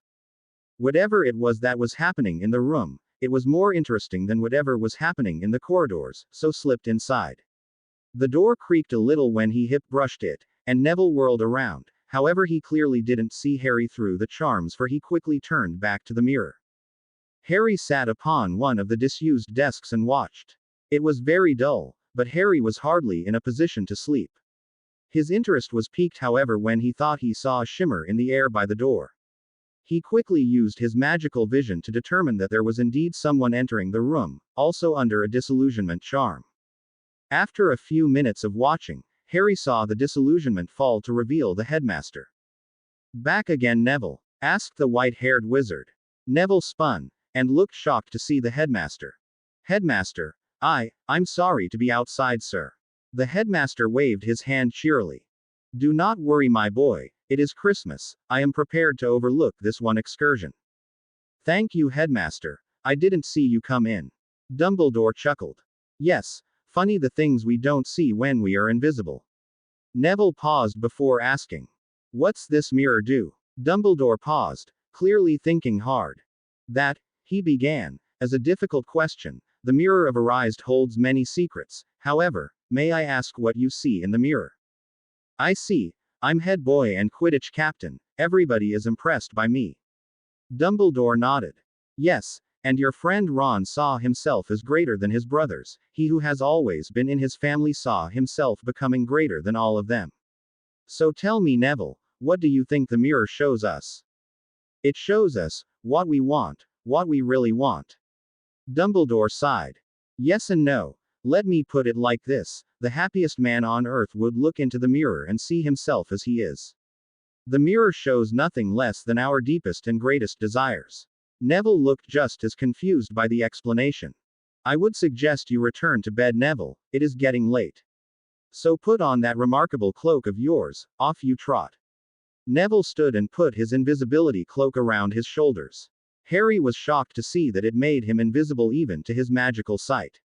Just as the chubby boy reached the door, Dumbledore called him. Neville, it is not good to dwell on dreams, no matter how pleasant. The mirror will be removed from here tomorrow, and I ask that you do not look for it. Men have wasted away before it, and it would not do for you to join them. Yes, Professor. Professor. Yes, Neville. What do you see in the mirror? The headmaster chuckled. I see myself holding a pair of thick woolen socks. I never have enough pairs. Another Christmas has passed, and yet people insist on sending me books. He finished mournfully, before his eyes fastened on Neville. Now bed, Neville. The boy left Harry and Dumbledore alone. He's an interesting young man, isn't he, Mr. Potter? Asked the headmaster. Harry cursed himself for thinking he could have remained hidden. Well, he's certainly something, he replied cautiously. I must say, I had hoped his dearest ambition would have been a bit greater.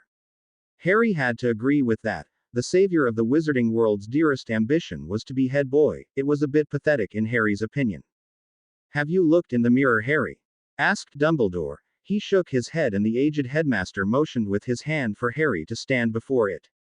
Harry nearly gasped by what he saw. The mirror showed an image of Harry. He looked older, perhaps early 20s. In this image, Miranda was held tightly to his side, with his friends arranged around him. They all looked proud, confident and successful. Before them were many thousands of people, looking up at him with awe and wonder. It took Harry a long time to tear his gaze away from the image. Arised straw eru oytube kafru oyt on woshi. I show not you face but your heart's desire. What do you see, Harry? Asked Dumbledore. Harry almost answered, but then he looked at the headmaster. The man's face looked just a little too interested in the answer and Harry became suspicious. That is an incredibly personal thing to ask. Harry replied evenly. Is it? I am just curious, replied the elderly man, eyes twinkling in the dark. Harry didn't buy it for a second. To know the greatest desire of my heart. I would have described that as personal, yes, sir. Well, will you tell me what you see? Dumbledore tried again, Harry considering making up a story, but dismissed the idea. No. Very well. Then may I suggest you return to bed? Harry nodded, but then turned back to the mirror. He kept his eyes away from the glass, instead using his magical sight to examine it. He quickly identified several rune clusters, each of which contained dozens of runes. The whole mirror was surrounded by such strong magic that Harry ran his hand over the frame, trying to feel the warmth of the latent power it possessed. Harry, the mirror is ancient, older than you or I. It was made by an old friend of mine, Nicholas Flamel, one of his greater creations in my opinion. Do not try to understand it, it would take a lifetime of study. Harry paused at that. This mirror was made by Nicholas Flamel. Then it could be ancient. Although I would hardly suggest that this mirror is a greater work than the Philosopher's Stone. Dumbledore's eye twitched at the mention of the stone, something Harry picked up on. The man suddenly looked uncomfortable. The stone could grant one immeasurable power, wealth, immortality. Harry pressed, carefully watching the headmaster's expression. It was a very dangerous game he was playing. He wasn't arrogant enough to assume he could beat the headmaster and veteran politician at the game of words. Yes, Harry, the stone is powerful, but power is nothing without a cause. The mirror could give one that cause. Harry considered that. The mirror was powerful in a sense. It could be used on enemies to exploit their hidden desires. So you suggest that neither should be used without the other? Harry pried. I would certainly believe that the mirror and stone do coexist to a certain extent. Then they should be kept together, to stop one being used without the other, the mirror to grant cause to power, the stone to prevent someone being destroyed by being unable to achieve their dreams. Dumbledore looked extremely uncomfortable, and shifted slightly on his foot. Well, certainly, he said cautiously. Well, does that mean the stone is in Hogwarts? If you do not believe they should be separated, then you would do your utmost to keep them together. Dumbledore's eye twitched again, and Harry knew he had got to the truth. The stone and mirror sometimes must be separated, as in this case, to prevent a greater evil. The headmaster said, his voice strong, and if not for Harry's strength in occlumency, Harry may have been overcome by the slight compulsion charm laced into the headmaster's words. As it was, Harry was able to ignore it. Yes, headmaster. Good Harry. Now may I suggest you go to bed? Yes, headmaster. He replied, and left through the door. However, his midnight walk had done nothing to calm his mind, instead it now raced. The Philosopher's Stone, arguably the most powerful object in magical Britain, was in Hogwarts. The next morning Harry awoke late. He yawned widely and stretched out, hearing the satisfied crack and pop of his muscles. He looked at his clock. It was 11 in the morning and Harry sighed. He would have to rush to get any breakfast. He skipped his shower and went straight to brushing his teeth. When he arrived in the Great Hall, it was just in time to see the food disappear from the table. He cursed his bad luck and slowly walked back into the entrance hall. Missed breakfast. He turned, and to his surprise saw Cedric behind him. He grimaced and nodded, and Cedric laughed at his misfortune. Don't worry, Harry. Do you know where the kitchens are?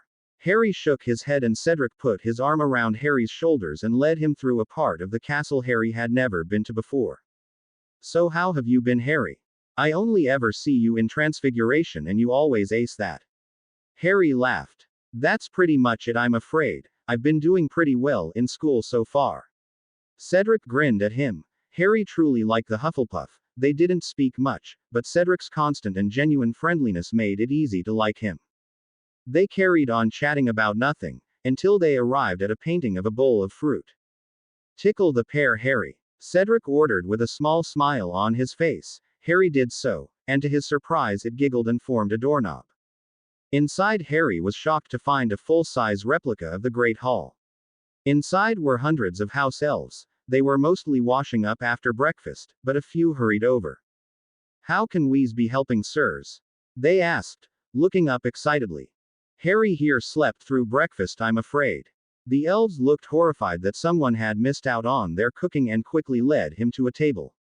Cedric slipped onto the bench next to him, and together they carried on chatting. 3 Hufflepuff sixth years casually wandered in as they were chatting, looked around and waved at Cedric. They sauntered over and casually fell into the bench opposite. I thought I saw you at breakfast, Leo. Cedric asked one of the boys. He looked somewhat surprised that Cedric was talking to him, but grinned happily. Felt like some cheese scones. Harry blinked. The boy didn't seem all there, and Harry noticed his 2 friends looked the same. He raised an eyebrow at Cedric. Seed, are they normally like this? He asked, puzzled. Cedric shrugged. Most of my house is. Don't worry, you get used to it. They were prevented from further conversation as their food arrived. Several bacon sarnies for Harry, as well as sausages, toast, marmalade, and some sautéed potatoes. Harry grinned at his pile of food and tucked in with relish. Cedric received a slice of toast and jam, and they ate with some small talk, before lapsing into comfortable silence, interrupted occasionally by the nonsensical chatter of the Hufflepuffs. When they were both full, Harry promised to chat with Cedric soon and then returned to the common room. He sat on the sofa, and was soon lulled deep into his thoughts by the soothing fire. He was deep in thought about his conversation with Dumbledore. The headmaster had as good as admitted that the stone was somewhere in Hogwarts, and to Harry that meant it was most probably under heavy guard in the forbidden third-floor corridor. If Harry were a Gryffindor, or maybe if he didn't like to analyze any situation before he threw himself into it, he would have immediately gone to explore. However, Harry was not like this, and he was lost in his mind trying to remember everything he knew about the corridor. Out of bounds to all those who do not wish to die, a very painful death. Well, that made it easier. If he was caught, he merely had to state he had a desire to die a painful death, and he was out of that one. Useful as that was, however, it did not help in getting him past whatever obstacles might exist. He wanted that stone. With it, he could become so much greater. Money, long life, this was a 1 in a million chance to elevate himself to greatness. He sighed to himself. It would appear that he would have to go through the door and go through the obstacles, a less elegant approach certainly, but it would be effective. He had the whole year to discover how to reach the stone, more than enough time. However, even if he could reach it now, it would be unwise to do so. He didn't want Dumbledore to have too much time to consider who took it. He needed to be out of the picture as soon as possible. After exams, the whole school would be busy relaxing, making it easier to sneak in and out without being missed. That would be the best time to do it. He also decided not to probe the defenses until at least May, that way Dumbledore wouldn't be alerted to the problem. Until then, he would act like a normal 4th year. The rest of the year passed fast. Harry was being pressed by Bonnie to take a greater and greater role in the Quidditch team as she crammed for her NEWTs. Harry was okay with that. He took a more proactive role in training the team, managing the practices, ordering which plays would work and who should do what and when. Bonnie took it as a blessing, as she simply got told what to do, and didn't have to think. Professor Snape had come down to watch the practices and had been impressed with how the team fared. They had been working hard. All of them knew what they had to do. Slytherin had held the Quidditch Cup for 5 years and none of them would want the ignominy of being the team that lost the cup. It was becoming apparent that Gryffindor were the biggest competition. Oliver Wood had always been a Quidditch fanatic, and now that he was captain had a zealous devotion. There had been several clashes as Gryffindor and Slytherin both tried to take advantage of bad weather conditions. One morning in early February, Harry had been informed by Bonnie that today was heavy rain, weather that the Slytherins were unable to play at their Optimum Inn, and that there would be an unscheduled practice after lunch. When Wood and the Gryffindors arrived to take advantage of the same conditions, wands had been drawn, and it was only the timely intervention of Madame Hooch that spells were not cast. However, thanks to their mad schedule, Harry was pleased to say that his team were able to pull off plays he would never have considered before. It was looking good for 6 years of Slytherin glory. The year progressed steadily. Harry maintained excellent grades without too much sweat, whilst at the same progressing in his studies, which had now been expanded to include anything that would get him a certain stone. To that extent he had gone over several detailed maps of the castle that showed that the Forbidden Corridor in fact contained a trapdoor that led to an otherwise inaccessible part of the castle, the ideal place to set up a spread of defenses. On April the 24th, Harry was sat in his usual seat in the common room, Bonnie on one side of him and Marcus on the other. "I'm telling you, Harry, send me and Moran to the left with the Quaffel, and then Pusey might be left unmarked." Marcus was exclaiming loudly. "Marcus, we already have that move, it's Beggar's Gauntlet. We practiced it today," Moran had said with a quirk of her lips. Marcus looked embarrassed. "What about this?" Harry drew several lines on the blackboard they were studying. "We send 2 chasers here." He jabbed at one part of the model pitch at their feet, with the Quaffel, with one chaser too far away from the action for the others to consider him a threat. "Chasers throw Quaffel to the Seeker, who gets it to this chaser." Both of them studied the move. "The Seeker isn't allowed to handle the Quaffel, Harry. He doesn't have to. Just use his broom like a bat, if not that then replace the Seeker with a beater, who has an actual bat. It's very simple," Bonnie said cautiously. "And nothing like it has been done on the Hogwarts pitch in the last 4 years." Harry exclaimed. "No one will see it coming." Bonnie opened her mouth to say something when they were interrupted by a first year. "Excuse me, Miss Moran," the girl asked timidly. "What is it, Tracy?" Bonnie asked casually, still paying attention to Harry's suggestion. "Draco Malfoy says that Longbottom and the oaf Hagrid has hatched a baby dragon." The 3 on the sofa looked at the girl in shock. "A dragon?" Bonnie asked skeptically. Tracy nodded. "A Norwegian Ridgeback, he says." Bonnie let out a frustrated sigh.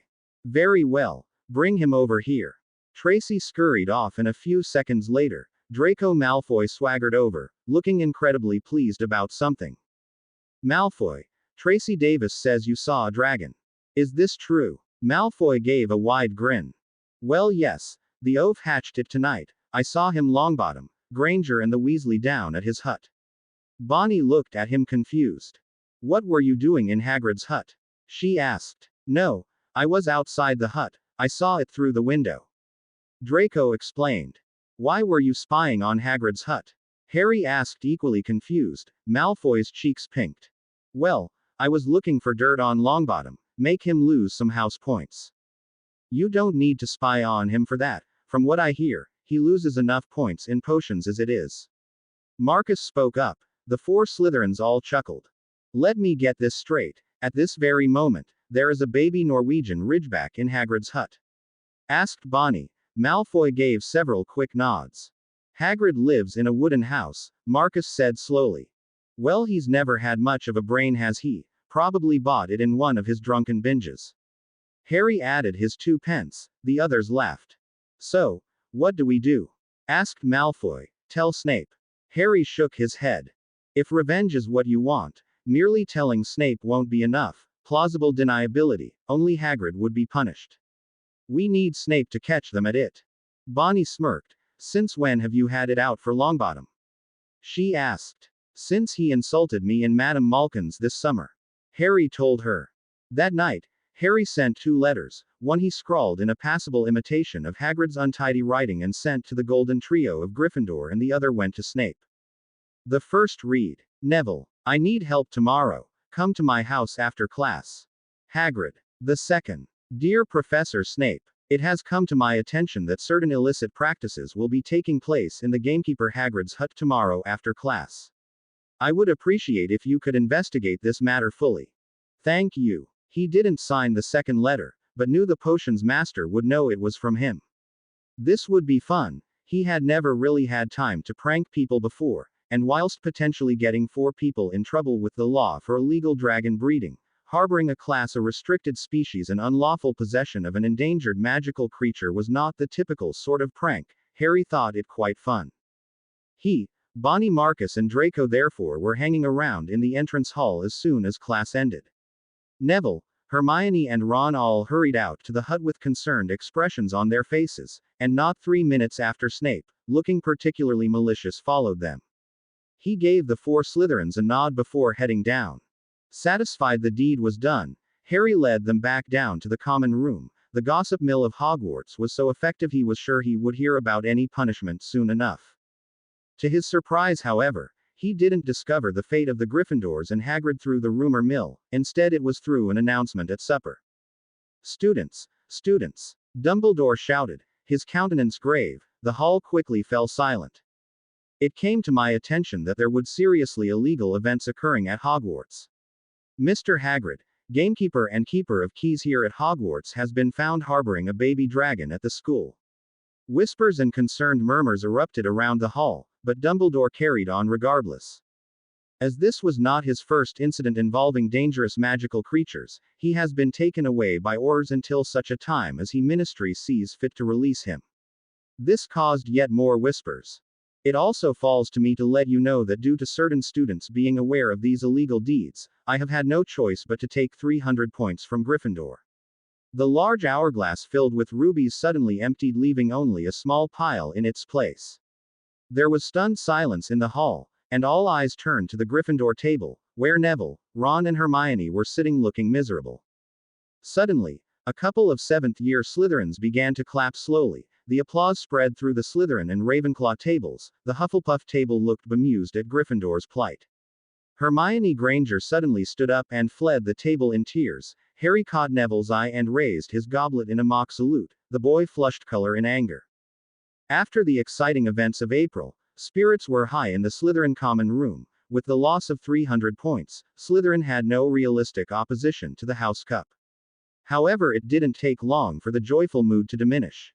It was exam season. For 5 days, Harry and the rest of the school avenued away over papers. Harry was extremely confident that he had aced the wand-based classes, as well as ancient runes and arithmancy, but the other classes he was far less sure about.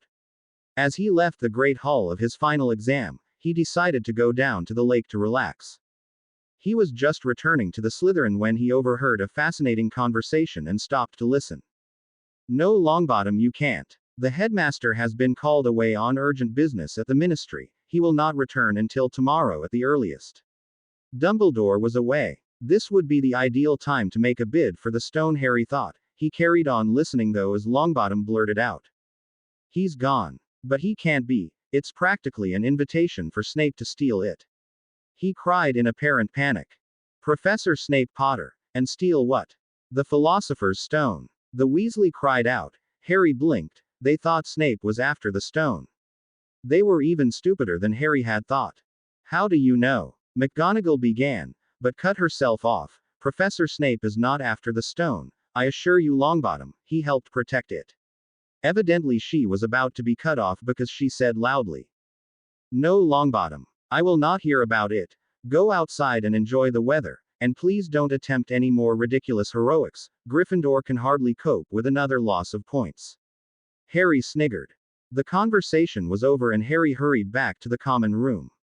There was little he could do until this evening, and so he picked up his book, Gadding with Ghouls, and walked slowly out of the common room to the lake to while away the hours before the biggest night of his life.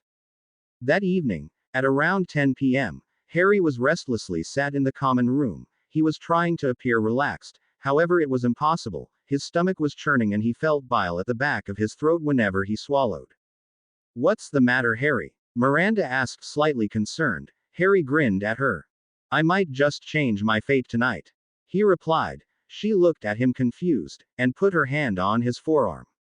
"It's not going to be dangerous, is it?" she asked. He squeezed her hand softly. "I don't know. Probably quite dangerous though. However, I promise Miranda, that if this pays off, Our fate will be forever changed for the better. The beautiful bee owned looked at him deep in his eyes and saw the excitement and passion in them. She gave him a small smile.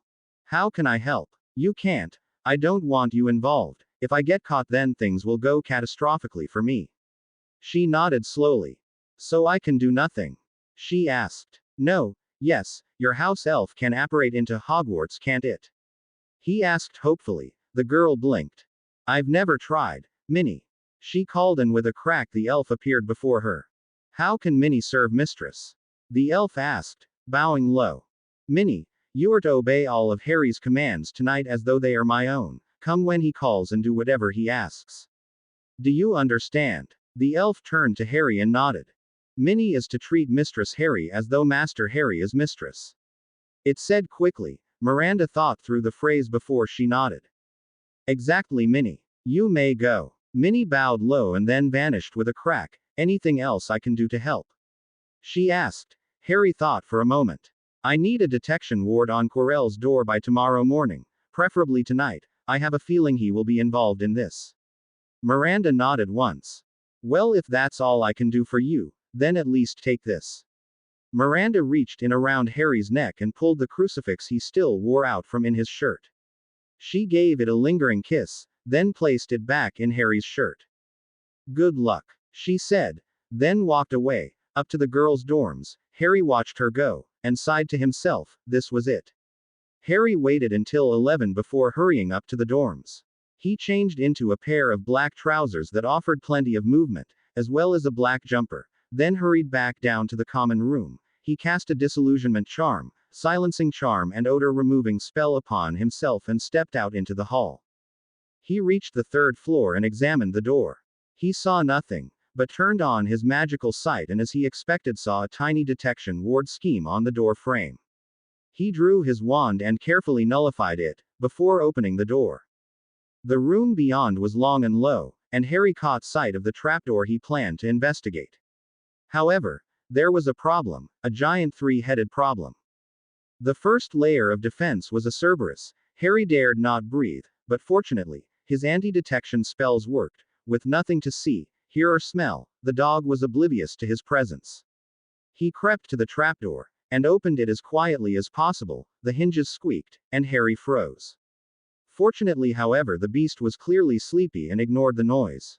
It's a rough road that leads to the heights of greatness, Harry thought to himself as he fell through the blackness.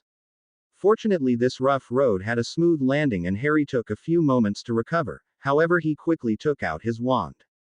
Lumos, he whispered, and to his horror found that in the darkness long green vines had wrapped around his legs. He cast his mind back to what this plant was. His mind supplied Devil's Snare. He had studied that in first year. He thought, perplexed. However, he brushed off the easy obstacle, casting a low-powered Incendio to force the vines to retreat. He clambered out of the vine pit and headed towards the only door. He found himself in a brightly lit chamber. It was quite small, but with a high ceiling. Above his head dozens of shiny things fluttered. He walked over to the door on the other side and tried the handle. It resisted a simple unlocking charm, and Harry tried to think up a solution. He looked back up at the flying things. What were they? Birds? Insects? Suddenly he realized. Keys. Winged keys. He looked around the room and saw by the door he had entered in by a broomstick. This was frustrating. Harry was no seeker. This wouldn't be easy, however he'd come this far. He examined the lock, and determined he was most probably looking for a big old key. Silver, and at least 3 cms high. He kicked off from the ground and quickly ascended to the other keys. He looked around the chamber, and saw the key he was after. He flew after it, but after 5 minutes of chasing it wildly, he had achieved nothing and now was hot and sweaty. He examined the keys angrily. In frustration he drew his wand and cast a wide area flame spell. To his delight it worked and a great swath of keys caught fire, the feathers of their wings burning to ashes, making the keys fall to the ground. Harry burnt the rest and landed, sifting through the pile of keys, which were rapidly regrowing their wings until he found the one he wanted. He fit it into the door and it unlocked smoothly. The keys had already returned to the air, wings fully reformed, and Harry released the correct key. The fourth layer of defense was fairly obvious in what he had to do. It was a giant chess set, each piece at least 7 feet tall.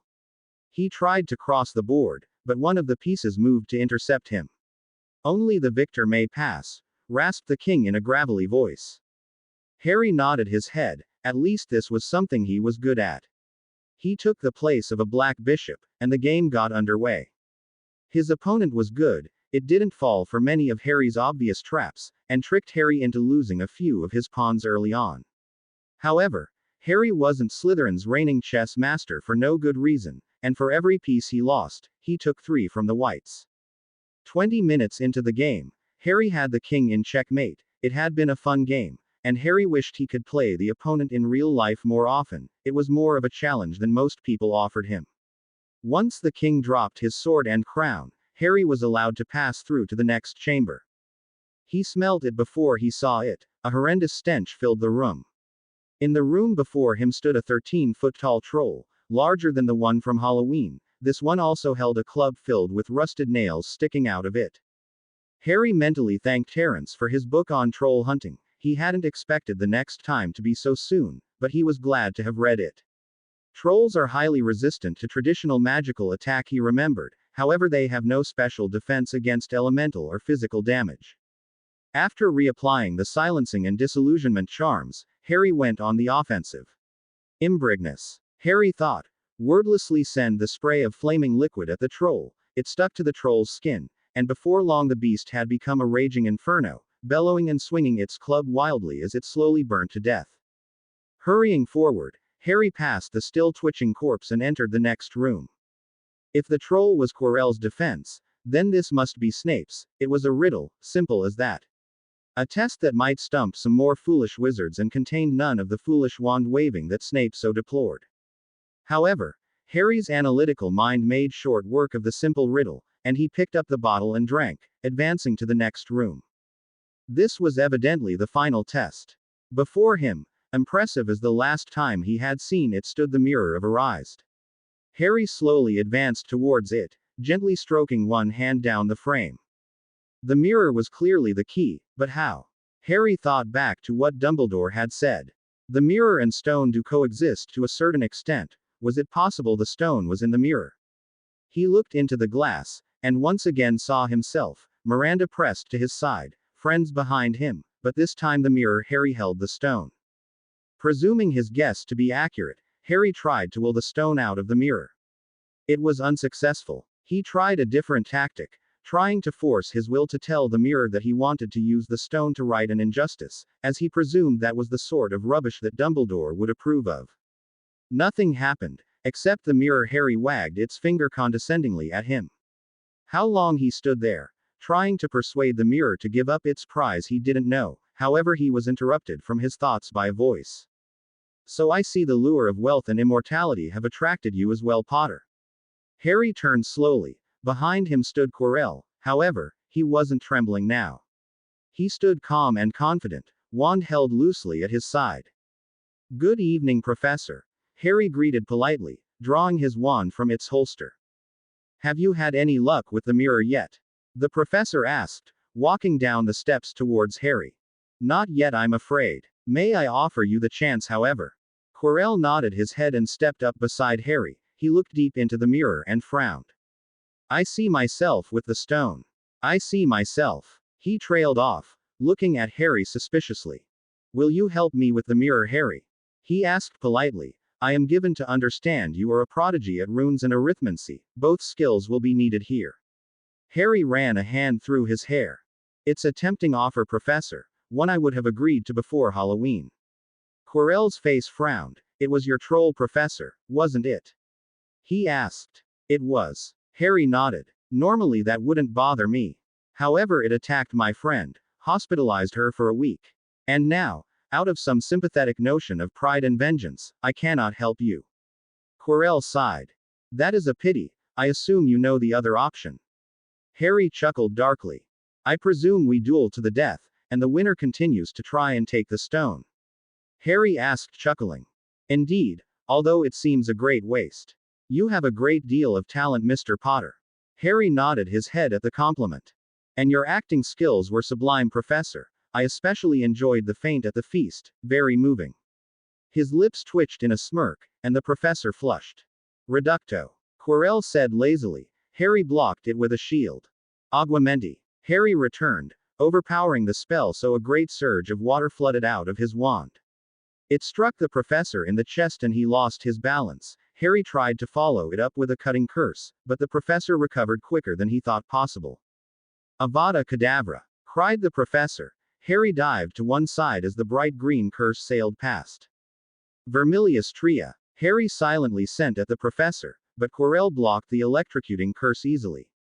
He returned fire with a bombardment hex. Harry managed to deflect it into the wall. Stupefy. Reducto. Rictum Sempra. Tarantilegra. Hastus Glacis. Harry sent the spell chain at the professor in an unbroken stream. Quirrell's shield held, but he was forced to stop casting. Well, Potter, I am impressed. You have surpassed my expectations. Thank you, Professor. Harry didn't stop to think that maybe he should cut out the honorifics, seeing as how the man had tried to kill him. Professor Quirrell, Potter, came a voice. The two combatants stopped the spells they were casting and looked around. Longbottom stood at the top of the steps, looking horrified at what he was seeing. LLL Longbottom, HH help, P. Potter is trying to steal the stone. Harry rolled his eyes at Quirrell's ridiculous attempts. Unfortunately, Longbottom was both stupid and gullible enough to believe him. Don't worry, Professor. Reducto. He bellowed. Harry sent a stunner at Neville and dodged Quirrell's disemboweling curse. Ulcus. He snapped out at Quirrell. The blood-boiling curse deflected off Quirrell's shield curse and, to the horror of all three combatants, struck the mirror. There was an almighty crash and the plate glass exploded into 100 pieces. Glass shot like shrapnel around the room. A piece struck Harry on the side of the head and he gasped in pain. Quirrell still had his shield up, and survived unscathed. Harry and Quirrell looked horrified. However, at the same time they both saw the glint of ruby in the shattered glass on the floor. Quirrell was closer and picked it up. I can't believe that worked. Harry muttered darkly. He had wasted 20 minutes in front of that mirror. I have it, Master. I have the stone. Cried Quirrell. Seeing no master for Quirrell to be speaking to, Harry prepared to continue the duel, blood from his head wound trickling down his face. Well done, Professor, called Neville, patting the defense professor on the back. To Harry and Neville's surprise, Quirrell began to smoke out of his mouth. When Neville saw his teacher's pain, he grabbed both his shoulders to attempt to see what the matter was. As Quirrell slowly turned to ash before their eyes, Neville turned to Harry in anger. What did you do, you slimy snake? He cried, raising his wand wrathfully. Stupefy. Harry shot silently. The spell struck Neville in the chest and he collapsed. Harry walked over to the pile of ashes that had once been Professor Quirrell, and looked down for the stone. To his horror, a spirit rose from the pile and shot straight through Harry and out of the wall. Harry blinked. So, that just happened, he thought. This night was turning out to be plain wrong. He picked the stone out of the pile of ashes and grinned, holding it up to the light. The ruby red stone radiated power and felt warm to the touch. Just holding it was intoxicating. It's beautiful, he thought, reflecting the light from the torches 1,000 times on each facet of its face. Minnie, he called, and with a crack, Miranda's elf appeared before him. He handed the small elf the stone. Discover any tracking spells on this stone and disable them. Then hide it in the most secret place you can think of. Tell no one where it is except myself. Do I make myself clear? The elf nodded. No one, bar you and I, may know I have this. The elf nodded, ears trembling, and vanished with a crack. Harry grinned. He could still salvage this. He turned to Neville, and pointed his wand at the boy. Obliviate, he cried, and willed the spell to remove any trace of the stone appearing from the mirror. But other than that, all the events remained the same. Satisfied that his work was complete, Harry collapsed onto a stone step, exhausted. He lay his head in his hands and tried to work on strengthening his occlumency. Not 20 minutes after obliviating Neville, a frantic-looking Dumbledore hurried into the room. Everything moved very fast after that, and Harry was exhausted. He was led up to the hospital wing by Dumbledore, who was also carrying the unconscious Neville behind him. Madame Pomfrey had appeared wearing a frilly yellow nightgown and horrified at the thought of injured students so late at night. After reviving Neville, and healing Harry's gash so he simply had a small scar over his left eye, Pomfrey released them and Dumbledore took them up to his office. Harry was surprised to find Ron Weasley and Hermione Granger waiting for them in the headmaster's office. They both looked tired and bruised, but were looking at Neville with concern. "It is a very situation we have here tonight," began Dumbledore, looking at the 4 students over steepled fingers with grave eyes. "Neville, Ron, Hermione, tell me exactly what happened." Neville looked at the others, and together they launched into a tale encompassing the whole year, how they had discovered Fluffy, to Hagrid informing them about Nicholas Flamel, their growing suspicion that Snape was going to steal the stone, to all their events surrounding that night. Harry listened intently to Neville as he described the events in the Mirror Chamber. "I saw Potter and Quirrell dueling. Quirrell asked for help, so I sent a few curses at Potter. In all the confusion, one of Potter's spells bounced off Quirrell's shields and hit the mirror. It smashed Headmaster." "I'm sorry." Dumbledore nodded and gave him a benevolent smile, gesturing for him to continue. "Well, Potter and Quirrell both were distracted by the breaking mirror, and I went to check on Quirrell. I put my hand on his back, and he just, disintegrated Headmaster. Into nothing but ashes. Whatever it was that happened exhausted me because I passed out not too long afterwards." Harry nodded in satisfaction. The memory he had given Neville was clearly passably realistic. "Thank you, Neville. You and your friends were all incredibly brave." The Gryffindor trio blushed, and Dumbledore turned his gaze to Harry, who raised his chin. "Harry, none of this explains how you came to be in the chamber in the first place." The old man's eye began to twinkle madly. "No, Professor," Harry replied. "Was there a question in that statement?" Hermione gasped at the thought of someone giving the headmaster cheek. "Well, my boy, would you care to tell me how you came to be in the Forbidden Corridor?" Dumbledore asked with a small curl of his lips. "Of course. I suppose it all starts with that troll. I told you I had my suspicions about Quirrell at the time, and after the staff took no action for the rest of the year, I resolved to deal with the situation myself. I put a small detection ward on Quirrell's door, and when he triggered it tonight, I moved to confront him." Dumbledore looked concerned by Harry's story but gestured for him to go on. "I was about 10 minutes behind Quirrell. The dog was still asleep. Devil's Snare is hardly an obstacle. I burnt the wings off the keys, beat the chessboard, killed the troll and Snape's riddle. I met Quirrell in the mirror room. I asked him about the troll and he confessed to being the one to release to help him get to the stone." "Quirrell wanted the stone?" Neville asked in horror, looking at Dumbledore askance. "Yes, Neville. Quirrell, like so many others, was eager for the power and wealth of such a device." "Now do go on, Harry." "Well, Quirrell confessed, but he asked me to look in the mirror. I did so. The image in it was the same as before, and when I told Quirrell this he got angry. We dueled, and about 5 minutes in, Captain Gullible arrived." Dumbledore tried to suppress a smirk and Neville flushed crimson. "He fell for Quirrell's attempt to trick him and got involved in the duel." "Neville told you what happened next?" Dumbledore looked at the two of them carefully. Harry met his gaze head on, reinforcing his occlumency shields to their maximum. Neville looked down at his feet in apparent shame. "All 4 of you have broken so many rules that I don't know where to start." The Gryffindor trio looked miserable. "Forgive me, Professor Dumbledore, but by my reckoning, I only broke 2 rules tonight." Dumbledore looked at him in puzzled amusement. "And how do you reach that conclusion, Harry?" he asked. "Well, aside from being out after curfew and magic in the corridors, I truly believe that I didn't break rules." Dumbledore chuckled.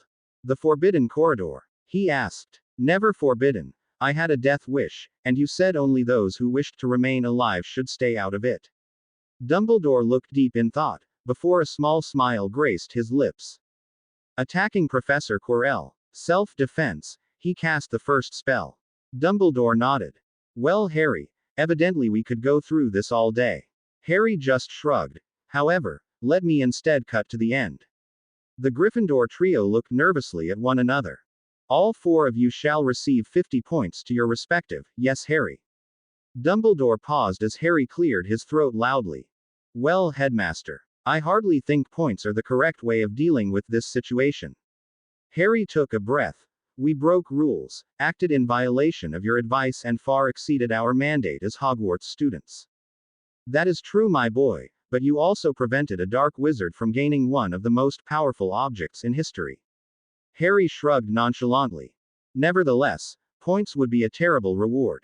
It would suggest to other students that rule breaking in certain situations is okay. Neville killed a teacher, and you want to reward Gryffindor in response.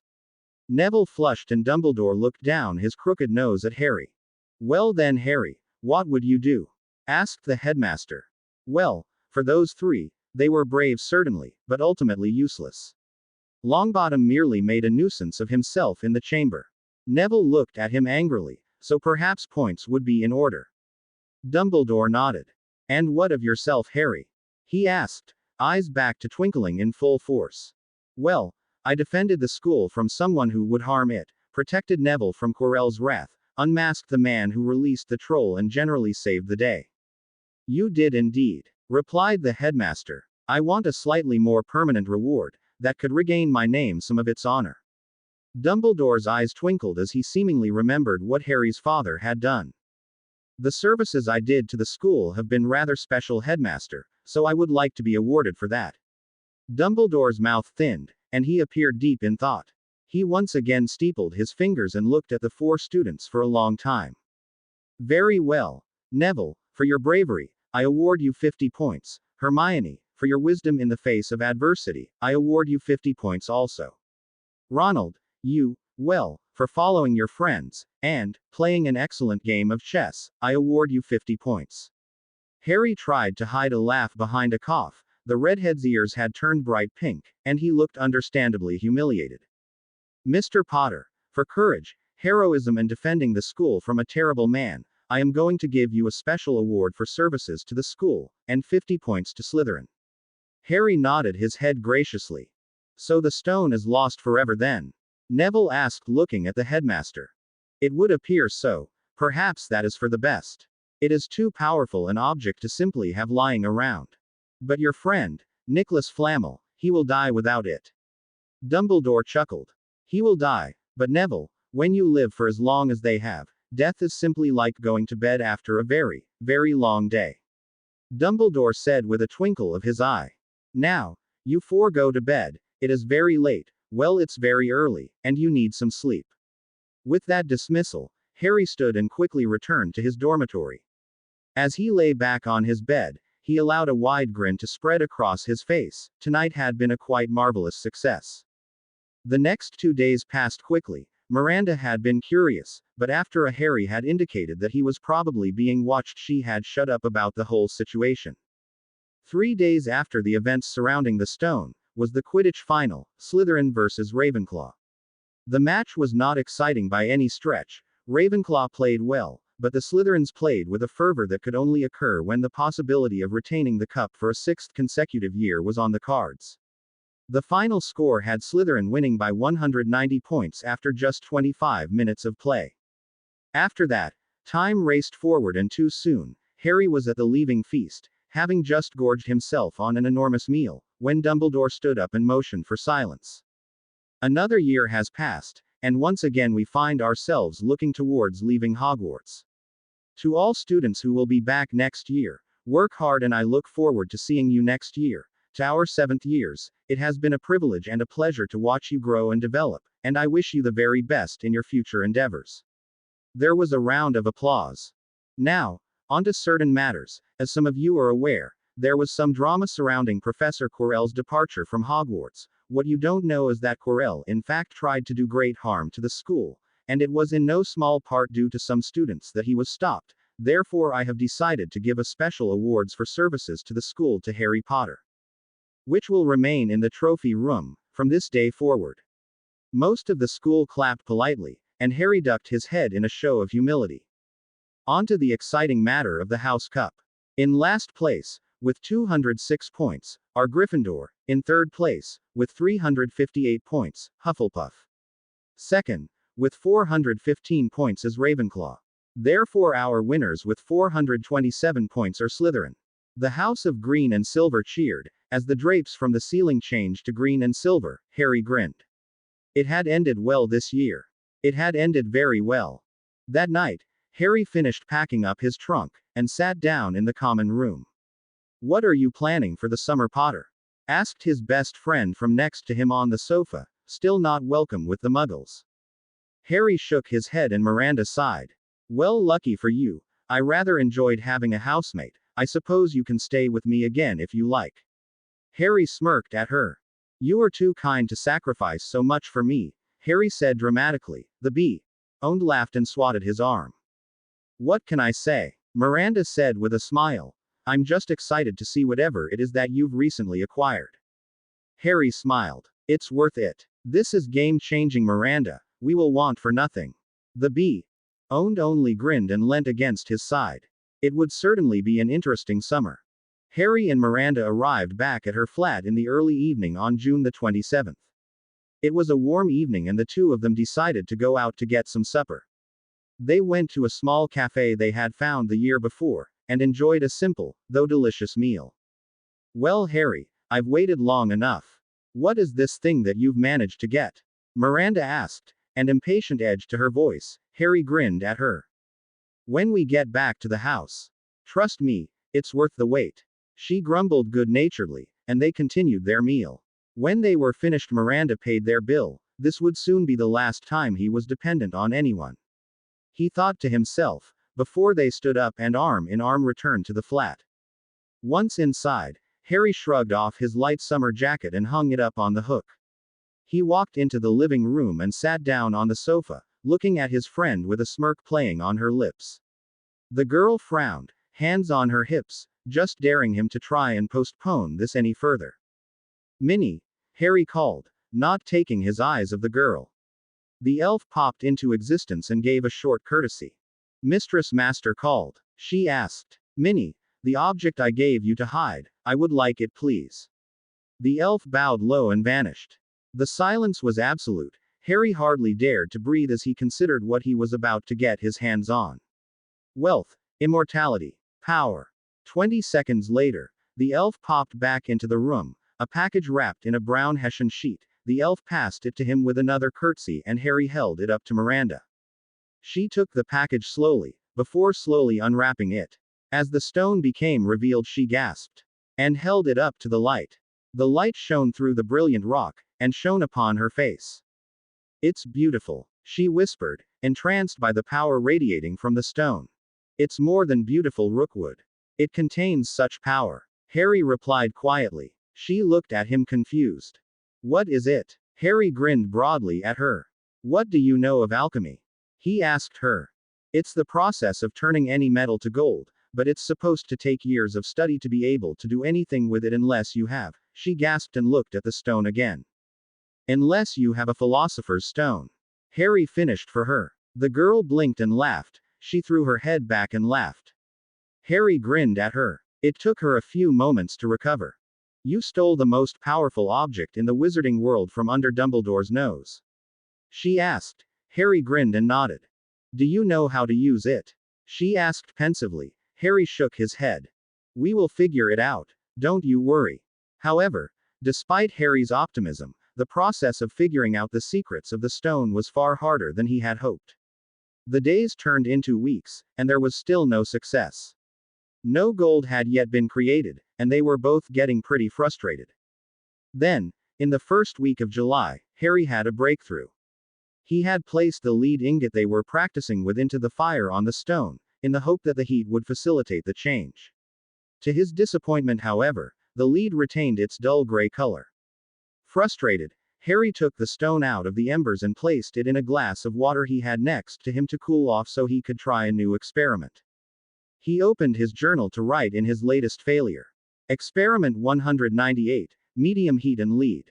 Failure. No discernible change. He turned back to the glass to fish out the stone, when he stopped. The water the stone was in had turned a rich golden color.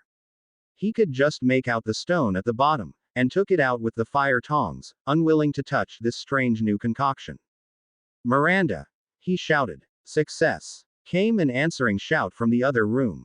"Not exactly, but you may want to come check this out." The bee owned walked into the room. She was barefoot, wearing a small t-shirt and tight-fitting black jeans. Harry couldn't help but admire the view as she walked over. What is it? She asked. Harry gestured to the cup. She picked it up and examined it under the light. How did you make this? She asked, her ice blue eyes bright with excitement. Harry explained and she grinned at him. I presume you're thinking the same thing as me. She asked. Elixir of life was my thought, Harry said nonchalantly. Miranda grinned at him. We need to test it on something, she declared. Minnie. The elf appeared and bowed low. How can Minnie serve mistress? I need an animal, a small one, preferably a rat or rabbit. The elf bowed low, and a second later popped back in with a small gray rabbit. Harry took the rabbit from the elf and held it before the girl, who had drawn her wand. Defindo, Miranda said, her wand slashing down. With a spray of blood, a long gash appeared on the creature's back. Harry took the goblet of the mysterious golden liquid and poured it into the creature's mouth and along its wound. They watched intently. At first, nothing happened, but suddenly, the long gash that had been oozing blood began to heal before their eyes. Skin knitted together, and in less than 3 seconds, the deep cut had healed without even a scar. The two best friends looked at each other. Slowly, identical broad grins appeared on their faces. So, we can live forever, Harry said, his smile broad.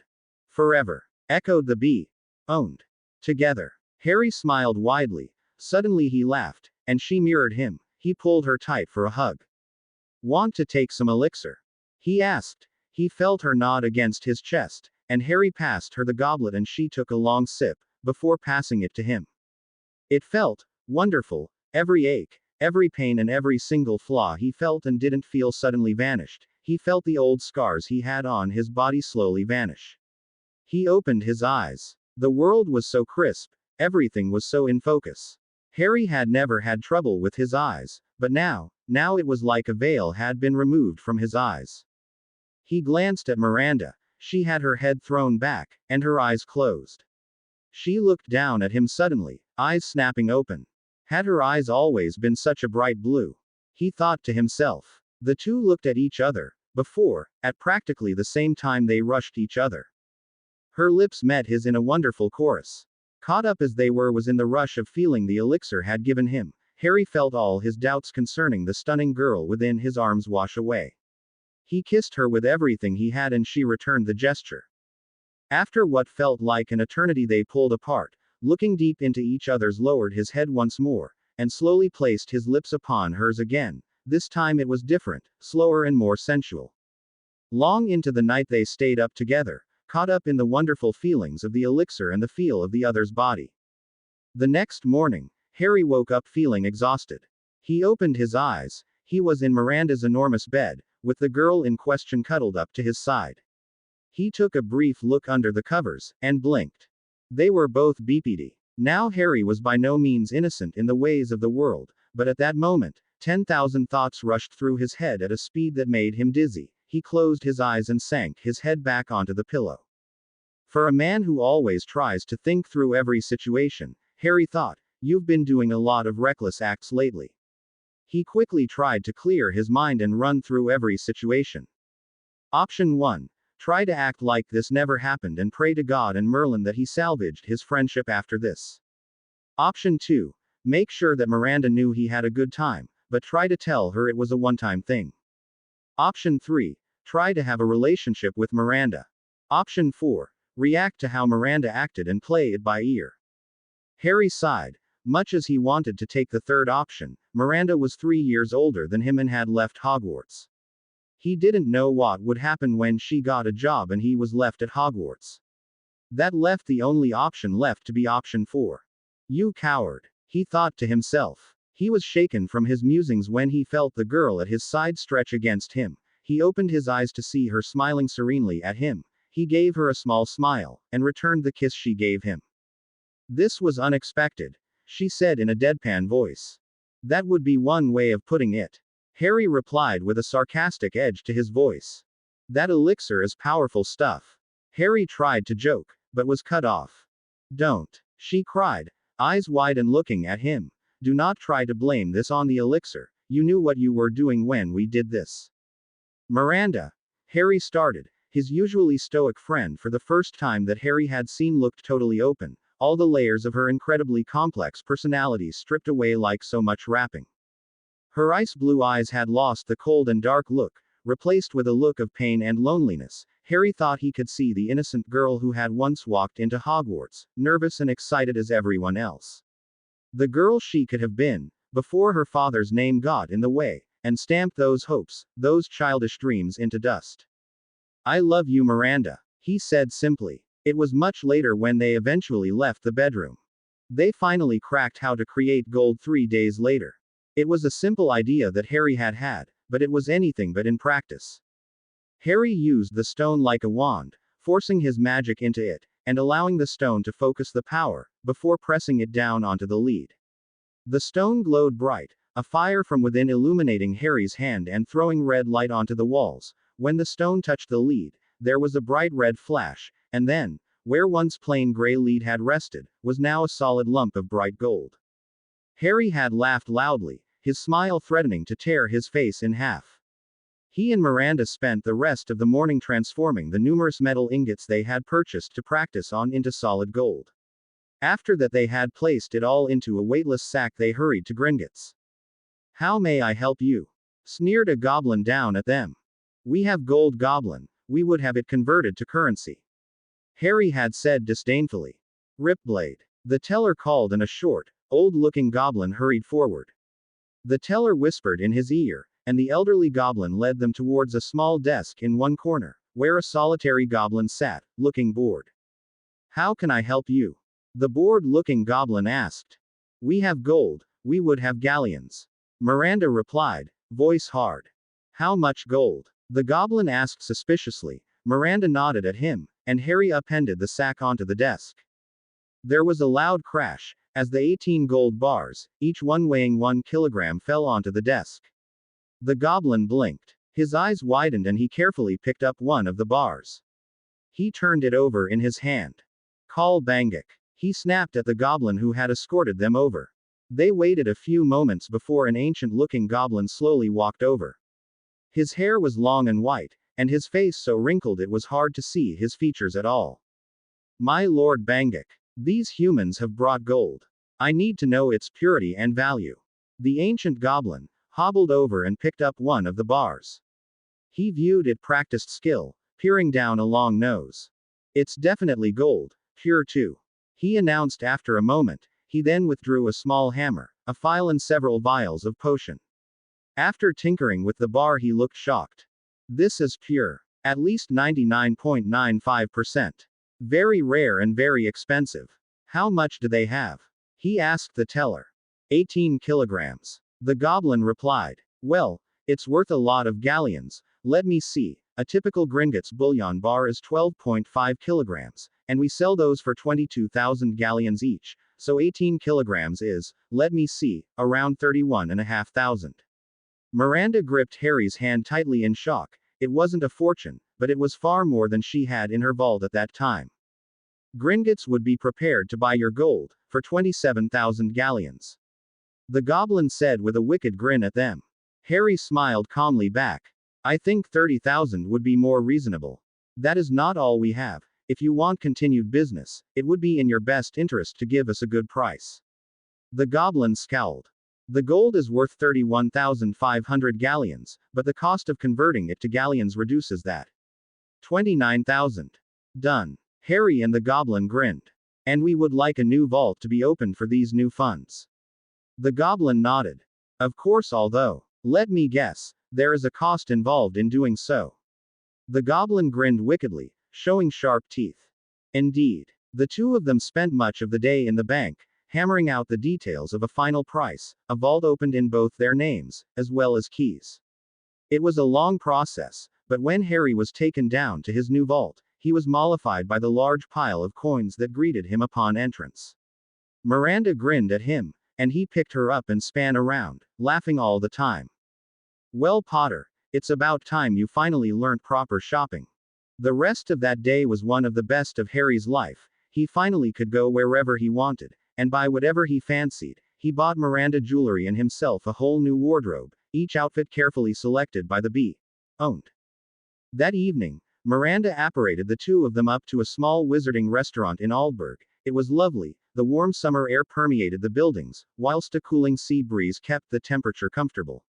The restaurant specialized in seafood, and they both ordered happily. So, Harry began, taking Miranda's hand across the table. I suppose I will address what we've both ignored so far. He looked down at the table. What happens to us? She finished for him. He sighed. We can do this, can't we? He asked, tentatively looking her in the eye. She smiled. I don't know, Harry. I never took divination. But we can try, can't we? Harry nodded, and she continued. We've been friends for years. You don't have any dirty secrets left from me, most likely. Harry chuckled. I don't know if we have a future, Harry, but I think I love you. I have never had to do this stuff before, Harry began, his voice cautious. But I promise you, if there is any small chance of us staying together, I swear to you, I promise you, I will take it, and I will fight for this. Potter, you're so corny it makes me ill. Thank you, Rookwood. The two of them smiled. This would be interesting. The summer passed quickly. They had decided against creating tons of gold, else they come under suspicion from either the goblins or the ministry. However, they kept their account around a very respectable 100,000 galleons, more than enough for the two of them to live comfortably. With regards to their new relationship, Harry reflected that very little had changed in his life. Certainly, the say was a new element, and the random acts of affection that they littered on each other were a rarer event, but really, the honesty, the jokes and the affection had always been there. As July turned to August, their Hogwarts letters arrived. Harry was surprised to discover in his two surprises. He had been made a prefect and Quidditch captain. He had shown it to Miranda and expressed his surprise. She had laughed. Harry, you've been practically running the team since second year. This should not be a surprise. I know for a fact that Bonnie suggested you to Snape. Miranda had received her NEWT results, 3 O's and an E, and she now had to consider employment. Harry was preparing for a new year of lessons, and both of them were feeling the strain of potential separation. I can see you at Hogsmeade weekends. And I will write all the time. Besides, it's for the best. You'll be too busy settling into your new job to bother with me. Miranda laughed, and kissed him. We'll be fine. We just keep talking to each other. Harry added. And we can go away for Christmas, somewhere hot, somewhere exotic. Miranda suggested. Harry just grinned. We'll be fine. However, despite their assurances, it was a very melancholy Harry that kissed his girlfriend goodbye on the platform and stepped onto the train. He found his friends on one of the back carriages and settled down with a sigh. Potter, could you settle an argument for me? Asked Terence, his lips quirked. Marcus here doesn't believe that you were just kissing a certain Slytherin's ex-resident by.ch. Harry looked at Higgs with a bemused expression. And if I did? He asked. Marcus laughed. But what's it like? Does her breath freeze your soul when you kiss her? Who's Harry kissing? Asked Clara, walking through the compartment door, Graham just behind her. Hello, Clara. Good summer? Asked Marcus brightly. Good, yes, very nice. Now, Potter, spill. Harry blushed. He's kissing Rookwood. Clara looked surprised. Does that mean you warmed her frozen heart? How romantic. Harry threw a cushion at the girl who dodged it. Potter's finally learned how to read signals from a girl. Olivia asked. Walking through the door, took his sweet time. Everyone in the compartment bar Harry roared with laughter. Can we change topics? Harry asked, a disgruntled expression on his face. He looked around, and spotted a prefect's badge on Olivia's robes. His attempts were less than subtle, but everyone laughed and accepted the change in conversation. I can't believe Snape made Potter a prefect. Charles said with a laugh. I mean, it won't look good to the other houses, the son of the second most infamous man in the last decade, and Slytherin makes him a prefect. Harry chuckled. The boy did have a point. Give Snape a break. He didn't really have much of a choice. Harry is the best candidate by a long way. He's known throughout the house thanks to Quidditch. He's top of our year academically, and now he's got a special award for services to the school. What have you got, Warrington? Challenged Olivia. Throwing Harry a wink, he grinned back. Hey, I'm not complaining. Charles argued, throwing his hands up in mock surrender, simply looking forward to the fireworks. Graham and Marcus laughed. Talking of fireworks, did any of you see Longbottom and Lockhart in Flourish and Blots? Asked Clara, looking at them with a grin. Longbottom looked like he would start crying, whilst Lockhart practically BP'd him on stage. Clara gave a very disturbing reenactment of her description, which had the whole compartment howling with laughter. It took a few minutes, but eventually Harry was able to calm down. He wiped the tears from his eyes, and clutched the stitch in his chest. Why have we been assigned so many Lockhart books? Asked Marcus, who appeared to have contracted the hiccups. Are you serious? Asked Olivia, looking at him with a confused look. What? The large boy asked, looking around the compartment to see all the disbelieving looks. Marcus, have you ever read a newspaper in the last 3 weeks? Harry asked conversationally. The Quidditch chaser flushed. He didn't need to answer. We have been assigned Lockhart's books, because Lockhart is our teacher. Clara explained exasperatedly. Our teacher made us fork out a shedload of galleons on his own books. Is this some sort of sick way of boosting sales or something? Marcus asked incredulously. Did you manage to get all your books, Harry? Clara asked, her voice filled with concern, not ridicule. All his friends were aware of Harry's financial state, and had often stepped in the past to help him out when absolutely necessary. No problems, Clara. Thank you. The half-Spanish girl nodded kindly. The rest of the train ride passed quickly. It was a time filled with joking and conversation. Towards the end of the journey, when the sun was setting behind the mountains, Harry pulled out his wizard's chess set and everybody rolled their eyes. Eventually Harry was forced to watch and not play, but he enjoyed giving both sides hints. Stepping into the Great Hall that night, Harry was pleased to be back at the first place he viewed as home. The 6 Slytherin fifth years walked over to their table, sidestepping an anxious-looking Granger, and sat down. Eventually, after 5 minutes or so, the doors burst open, and Professor McGonagall led in the first years. Fuckers get smaller every year. Harry whispered to Marcus. The older boy nodded sagely, before returning his gaze to the line of odd-looking 11-year-olds. The Sorting Hat began to sing, and Harry and Marcus spent the time waiting discussing the upcoming Quidditch trials. Their attention was returned to the front when they heard the sorting proper begin. Around 3/4 of the way through the waiting students, the whole hall's attention was suddenly diverted to the doors into the Great Hall. Neville Longbottom and Ron Weasley had just thrown them open, and were walking to the Gryffindor table. They looked completely relaxed and slid into the empty seats at the Gryffindor table. Their relaxed expressions were suddenly replaced by those of fear, when Professor Snape came up behind them and took them by a shoulder. The three left the Great Hall, and the sorting slowly resumed, though now punctuated by whispers as rumors of what the two had done flew around the room. The sorting finished, and this was followed by the feast. As the final plates of food, Harry stood up, and together with Olivia began to herd the first years in the direction of the common rooms. The new students seemed like a nice enough bunch. They chatted quietly amongst themselves, and there were no unpleasant words or tones to be heard. Reaching the door to the common room, Harry stopped the group and raised an eyebrow at Olivia. She winked and began to speak. Welcome to Slytherin first years. My name is Olivia Moran, and this is Harry Potter. This got a few murmurs, and we are your 5th year prefects.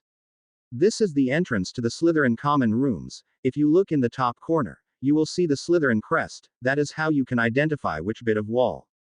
Olivia looked at Harry, and took over. The password at the moment is ambition, and it will change every 2 weeks approximately. When we get inside, Professor Snape will give a short speech and explain the house rules. Professor Snape is very strict, but fair, so make sure to work hard in potions and not to get into trouble, and you will stay on his good side.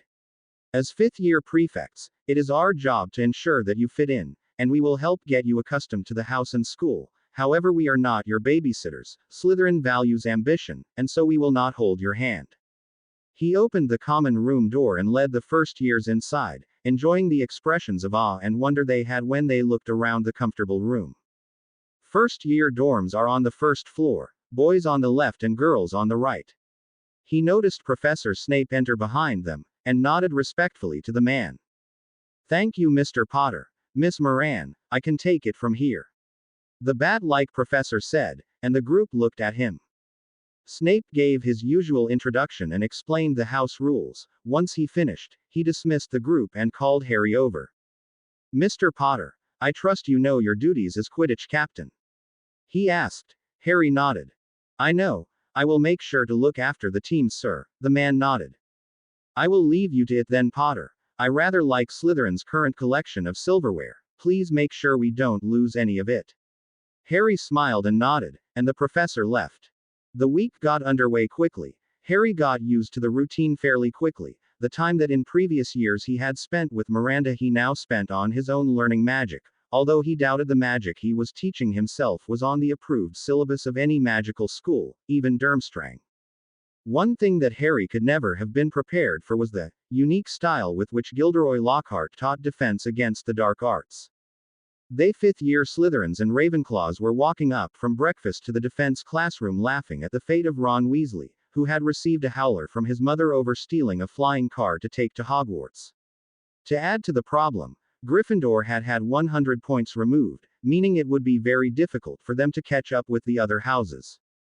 The inside of Lockhart's classroom was bizarre. Harry had decided. The walls were decorated in lilac and turquoise, whilst the portraits on the walls all depicted the same man, Gilderoy Lockhart. The pictures were all winking and grinning roguishly at the camera, and at the front of the room stood the man himself. Lockhart was beaming down at his class, revealing every one of his perfectly white teeth. Settle down, he called jovially. "I thought we would start this year with a little quiz, just a way for me to understand how well you learned my books over the summer." Harry sighed. He had had the painstaking task of reading each of Lockhart's books. Whilst the methods and spells he had used to take down each opponent were correct, the flamboyant writing style made it painful reading. "You have 1 hour. Begin." Harry sighed and looked down at his paper. It was worse than he had thought. 1. What is Gilderoy Lockhart's favorite color? With a sad sigh, Harry used his occlumency to drag up the correct memory from his mind and began the quiz. 1. Lilac. 2. Honorary member of the Dark Force Defense League. 3. Ogden's best fire whiskey. 4. World Peace. 5. Hair care. 6. Going out in public with hair curlers. The list went on and on, each question getting worse and worse.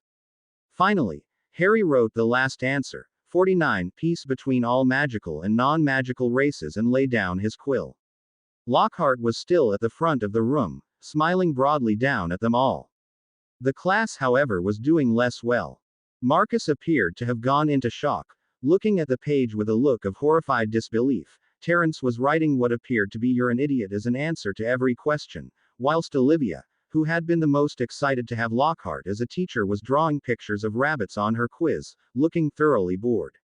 Finally, Lockhart took in the question papers. Let me see, he called roguishly. "Well, I'm afraid to say the class average isn't looking too good. However, Mr. Potter, well done, full marks."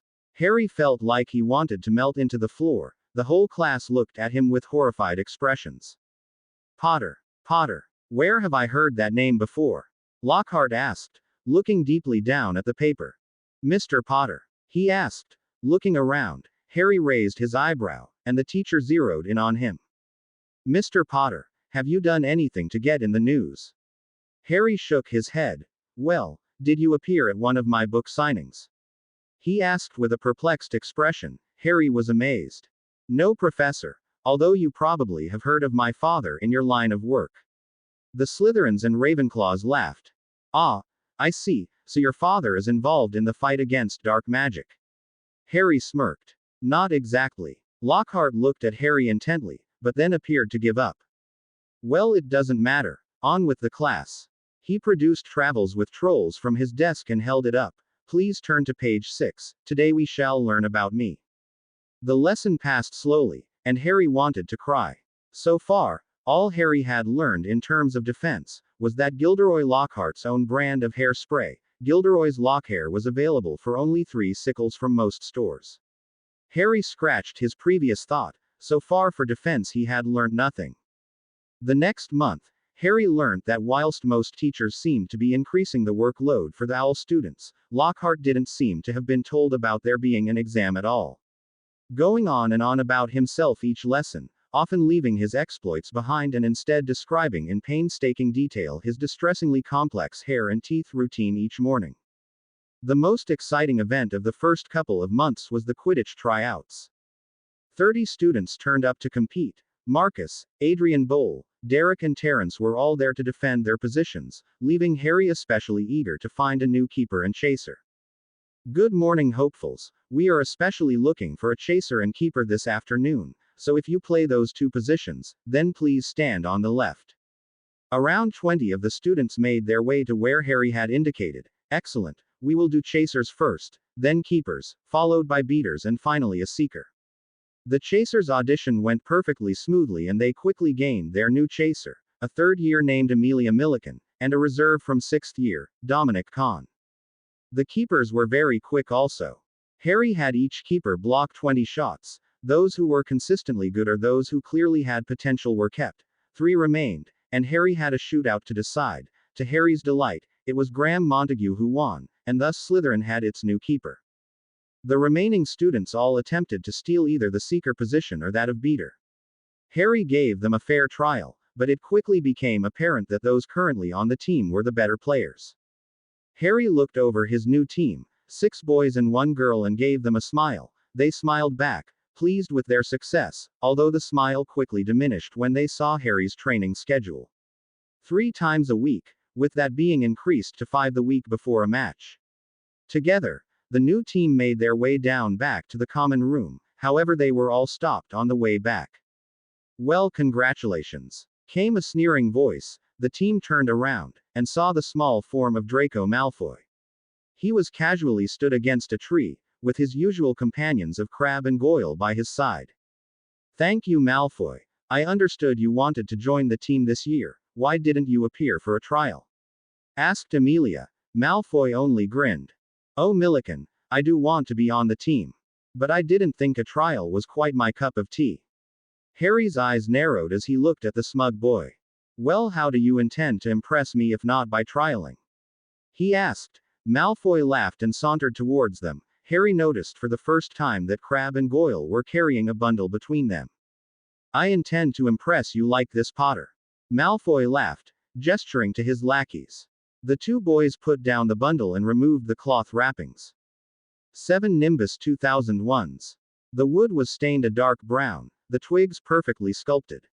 Harry glanced at the brooms, keeping his face expressionless. I see, he said. Malfoy smirked wider. Do we have a deal? Malfoy asked. Harry looked at him curiously. Should I say no? What then? The pointed-faced boy looked confused. Would your father return the brooms? Or having forked out so much gold, would he just go ahead and let the team use them? Malfoy spluttered, and Harry raised a brow. Finally the B-owned recovered and spat out. These brooms come on the condition of my inclusion on the team, he said angrily. Harry nodded. And what position would you like to play? Malfoy smirked, clearly thinking he had won. Seeker, Potter. I would rather like to be the one to beat Longbottom. Harry nodded and turned to Terence. Want to defend your title once again, Terence? The 5th year smirked broadly and nodded. Well then, Malfoy. Simple. You and Terence, both on school brooms, will play a best of 3 game. The winner of that competition will get the spot. Draco looked surprised. How arrogant is he? Harry asked himself, but he led the team back to the pitch. The competition was interesting. Malfoy did know how to fly, and was very good, but there was little argument that Terence was better. Of the best of 3, Terence won 2, and Malfoy the 3rd.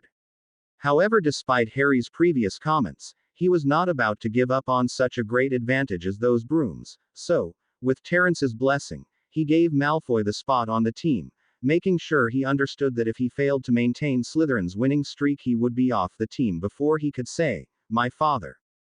In the weeks that followed, it quickly became apparent that Harry had made the right choice. Whilst Malfoy was skilled on a broom, he was undeveloped, but Terence had sportingly agreed to help the arrogant B-owned get into shape. The other 7 players, though, they were loving their new brooms. Moves which previously had been impossible now became possibilities, and Harry was confident that he could whip the team into shape. It was a cold afternoon that Halloween. The Slytherin team were just returning from their final practice of their week, As they walked past the great hall, they watched the schoolhouse elves feverishly preparing the decorations. Harry, Terence and the 7 players tiredly walked into the common room and promptly collapsed in a heap. Harry had worked the team hard and it showed. They were all muddy and exhausted, although the excitement of the Halloween feast seemed to have brightened their spirits. "Excuse me, Potter," came a voice from behind Harry. He turned and saw one of the second years, Daphne Greengrass, behind him. "Yes, Daphne?" he asked politely, and she smiled shyly. "This arrived for you. I hope you don't mind me collecting it." Harry looked at the envelope in her hand. He immediately recognized Miranda's elegant curved calligraphy and took the letter, thanking the brunette Slytherin. "Dear Harry, you will be pleased to hear that I got the job. I am now officially employed by the Ministry of Magic in the Department of Experimental Charms. I start work on Monday, and thought you should be the first to know. I got our first investment quarterly today, 2.3% growth, not too bad I think. As per your advice, I am holding off on our next delivery of the product until Christmas at the earliest. I met up with Bonnie today. I'm sure you already know from her sister, but she has been scouted for the Irish World Cup side in 2 years, more than a little exciting. She offered us tickets for the group stage match she's playing in this Easter, Ireland versus Lithuania. I said we would love to, so you have that to look forward to, distracting you from revision. Write soon. With love, Miranda. Harry grinned down at the letter. He was sure that his girlfriend would have spent hours debating over how to write the letter in a not totally formal way, and for the closed-off girl, Harry rather thought she had succeeded. He folded the letter and put it in his book bag, deciding to reply the next day. He stood up and stretched, checking his watch, 6:35. He still had time to have a shower and change out of his Quidditch robes before Halloween dinner proper started. The feast was excellent, the food perfectly prepared and overflowing in quantity, but Harry couldn't enjoy it. His mind was miles away, with a certain owned witch. He sighed and tried to enjoy the conversation around him. At least she was happy, and had finally got herself a job. Many of the places she had applied to had rejected her out of hand, unwilling to employ anyone with the name of Rookwood. Before long the evening grew late, and Harry stood with the rest of the school to return to the common rooms. However, as they were just descending the stairs to the dungeons, they heard a scream, and most of the Slytherins about turned to investigate. Up on the second floor a crowd had gathered. Harry forced his way to the front and was confronted by a most interesting sight. He first spotted Longbottom, Weasley and Granger, all looking guilty, gazing at the wall next to them. "The Chamber of Secrets has been opened. Enemies of the heir, beware," was written in what appeared to be blood. Possibly the most sinister of all was the dead-looking cat hanging from a torch bracket. It was Mrs. Norris, Filch's cat. Harry looked back at the words on the wall.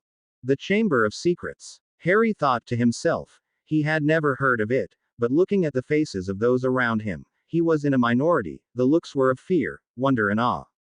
"Enemies of the heir, beware. You'll be next. Mudbloods." Harry looked around. It was Draco Malfoy. He was standing at the front of the group, eyes looking alive. Harry sighed. Whilst Draco certainly was proficient on a broom, he had yet to learn that perhaps announcing his support for the eradication of a significant proportion of the school was perhaps not the smartest idea. "What's going on? What's going on?" came the wheezy voice of Argus Filch, pushing his way through the crowd of onlookers. He saw the words on the wall, then his eyes flickered to his cat. "Mrs. Norris?" he asked, horrified. Then he rounded on Longbottom. "You?" Neville looked horrified. "No. You've murdered my cat. I'll kill you. I'll." Argus. Dumbledore rounded the corner. His eyes quickly took in the still form of the cat and the writing, and his face paled. He quickly dismissed the students, and took Longbottom and his friends away to Lockhart's office. This event understandably became the major topic of the Hogwarts rumor mill in the following week. Not many suspected that Longbottom was responsible, but that didn't change the fact that it was the most exciting thing to have happened that year. However, Harry didn't have time to speculate on the development. He was far too busy trying to whip Slytherin into shape before the match against Gryffindor. The team were good, better than Harry had expected, and the new brooms made them excellent. So long as they played like they did in practice, Harry was certain that Gryffindor wouldn't know what hit them. The match day dawned bright and cold. A thin frost had formed on the ground under his feet and there was not a cloud in the sky. ideal conditions for chasers, although Harry mused that Draco would struggle with the glare of the sun. By 10:30 a.m., the entire team was assembled in the changing room wearing their green and silver Quidditch robes. Harry stood at the front of the mass of players. He was wearing his own Quidditch robes. Instead of a number, however, Harry had coach written in bright silver lettering. "This is it, the start of our campaign." He looked around. The chasers were sat together with their heads bowed. The beaters appeared to be practicing swings, only Malfoy looked confident. "We have the best brooms, the best players and the best coach in the school." There were some good-natured laughs directed at him, and Harry grinned.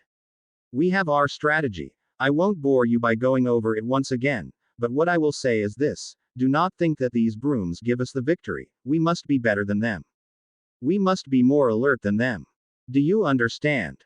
"Yes, coach," came the shouted response. Harry nodded, a calm smirk on his face. "Good. Slytherin on 3. They all put their hands in and on 3 gave the shout. The 7 stony-faced players then stood up and made their way to the pitch. Harry stopped Malfoy just before he left. "Malfoy, this is your moment. Sink or swim. Slytherin has held the cup for 6 years, and I will be damned if we lose it in my first year of captaincy." Malfoy gave him a smug smile. "Relax, Potter. I've got this." "Malfoy, I will say this once, and only once. Get the fuck over yourself." Malfoy looked at him askance. "If you fail to catch the snitch because you are busy fawning over yourself or mocking Longbottom, I will have you off the team, no second chances. With me go my brooms." The B-owned pointed out. Harry shrugged, and gestured for Malfoy to follow the rest of the team. The cheers that met the team's arrival to the pitch were muffled by the boos that came from the other 3/4 of the stadium. Harry ignored them, and instead met Madam Hooch in the middle of the pitch with Oliver Wood. "Gentlemen, I expect a clean game. Obey my whistle at all times. The captains have 3 timeouts they can call. Other than that, any foul I don't see, or don't call, I expect you to ignore. I will not tolerate any disrespect towards myself. Now, captains, shake hands." He and Wood shook. Wood trying to crush his fingers. Harry gave him a bemused smirk, refusing to show pain to the opposition. The game got underway, and the Slytherin team's brooms suddenly became evident. They were able to outmaneuver the Griffs easily, and the new moves that Harry had designed allowed for quick goals. However, it was not the Chasers' game that Harry was paying attention to. His gaze was focused on his seeker. Malfoy appeared to be laughing at something, and when Harry followed the second year's gaze, it became apparent what at. Longbottom was being chased around the pitch by what appeared to be a rogue bludger. Harry allowed himself a smirk, before glancing at the scoreboard, 60-0. He allowed himself to relax. The match was going well. He watched as his chasers executed a sublime Hawk's Head attack, and cheered with the rest of his house. Longbottom still hadn't evaded the bludger that seemed determined to kill him, but Harry didn't care. What did get Harry agitated though was when he saw Malfoy still laughing and throwing insults at the Gryffindor seeker. Harry growled, keeping his eyes on his seeker. The pale boy wasn't even watching the pitch. Throwing his hands up in frustration, Harry called a timeout. And the Slytherin coach calls a timeout. I can't think why. His team is already 90 points ahead, but say what you will about Potter, he does know how to win at Quidditch. The team assembled around Harry, whilst the Gryffindors attempted to shield Neville from the bludger. "What's the matter, coach?" asked Adrian. "Yeah, we've got this. These brooms are keeping us miles ahead," agreed Marcus, eyes bright. Harry raised his hands to pacify them. "It's not our chasers I'm worried about, nor our beaters, or our keeper, not that he's had much to do." They all laughed, before Harry rounded on Draco. "Malfoy, I told you about this. Ignore Longbottom, focus on the fucking game." The team looked shocked as the normally mild-mannered Harry raged at Draco. "I've been watching you. You haven't been watching the game, searching for the snitch, anything. You've been laughing at Longbottom." Draco looked angry, but said nothing. Harry growled, "Pull your head out of your ass, Malfoy, or I will take you off the pitch." "Empty threat, Potter." Malfoy growled with a sneer. "Try me, you inbred bastard." Harry responded with an equal sneer. "Harry," Marcus warned. Harry raised his hands and nodded. "Chasers, change to attack pattern 7. They haven't seen that before. It'll keep them on their toes. Malfoy, you have one job, find the fucking snitch. I don't know what that was about, but Coach Potter has clearly had strong words for his team. Evidently, a 90-point margin after 20 minutes isn't enough for some people. Play resumed, and it immediately became clear that Harry's words had had the desired effect. Malfoy was circling the pitch, looking furious, but focused, whilst Longbottom was still struggling with the rogue bludger. As Harry watched, he saw the heavy iron ball slam straight into Neville's arm. There was a loud groan from the red and gold supporters, whilst Harry smiled. The score continued to mount up, and Neville was now barely conscious. He was clearly in a lot of pain, merely circling the pitch low down. Before long, the inevitable happened. After 45 minutes of gameplay, Draco caught the snitch and ended the game, final score 310-50. That night, Slytherin enjoyed its usual victory party. Harry, however, left early, eager to deliver a letter to Miranda before curfew. He ascended up out of the dungeons when he heard raised voices. "Tom, this is wrong, I shouldn't be doing this. What if my mum found out?" Came a female voice. Harry's eyebrows rose. He could guess what this conversation was about. As a prefect, it was his job to stop students from engaging in such acts. With a jovial grin, Harry left the two students to enjoy their evening. Who was he to get in the way of true love? The next morning their school was rife with news. A Gryffindor first year by the name of Colin Creevey had been attacked and petrified the night before. Apparently he had been headed down to the hospital wing to visit Longbottom. When whatever happened, happened. Harry also received a reply from Miranda. Evidently, the Chamber of Secrets had been opened 50 years ago, and on that occasion a Muggleborn had died. It was thought to have been constructed by Salazar Slytherin himself when the school was built, but none but his heir knew where it was or how to open it. The days following the first human attack were filled with panic. Students began to buy amulets and other objects which they hoped might protect them. Harry had examined one of the amulets, and found that the only protection it contained was a mild itching curse. The worst part of all of the panic was that the Slytherins had become outcasts to the rest of the school, and Harry, as the most infamous Slytherin, was dealing with the worst fallout. A few days after Creevey's attack, a notice went up in the Slytherin common room. There was to be a dueling club starting the next week. Open to all years. Harry immediately signed up. It would be nice to get advice on his dueling technique from a new source. Miranda knew a lot, but she was only a student, whereas Professor Flitwick was said to have been a dueling champion. The week rolled by, and on the evening of December 17th, Harry, Terence, Marcus and Olivia made their way to the Great Hall. Harry, however, was disappointed by the choice of instructor. It was not Flitwick, but Lockhart. He bounded happily into the Great Hall, looking superb as ever, not a hair out of place. He strode onto the dueling platform, throwing his cloak into the crowd as he did so. Gather round. Gather round. Can you all hear me? Can you all see me? Excellent. He beamed widely at the crowd, teeth glinting dangerously bright. When I heard the terrible news about the Chamber of Secrets, my immediate response was to request to Professor Dumbledore that I be allowed to form this little club in order to train each and every one of you how to defend yourself from the monsters that I myself have faced numerous times. For full details, see my published works. He gave another roguish grin, which caused some of the girls in attendance to titter.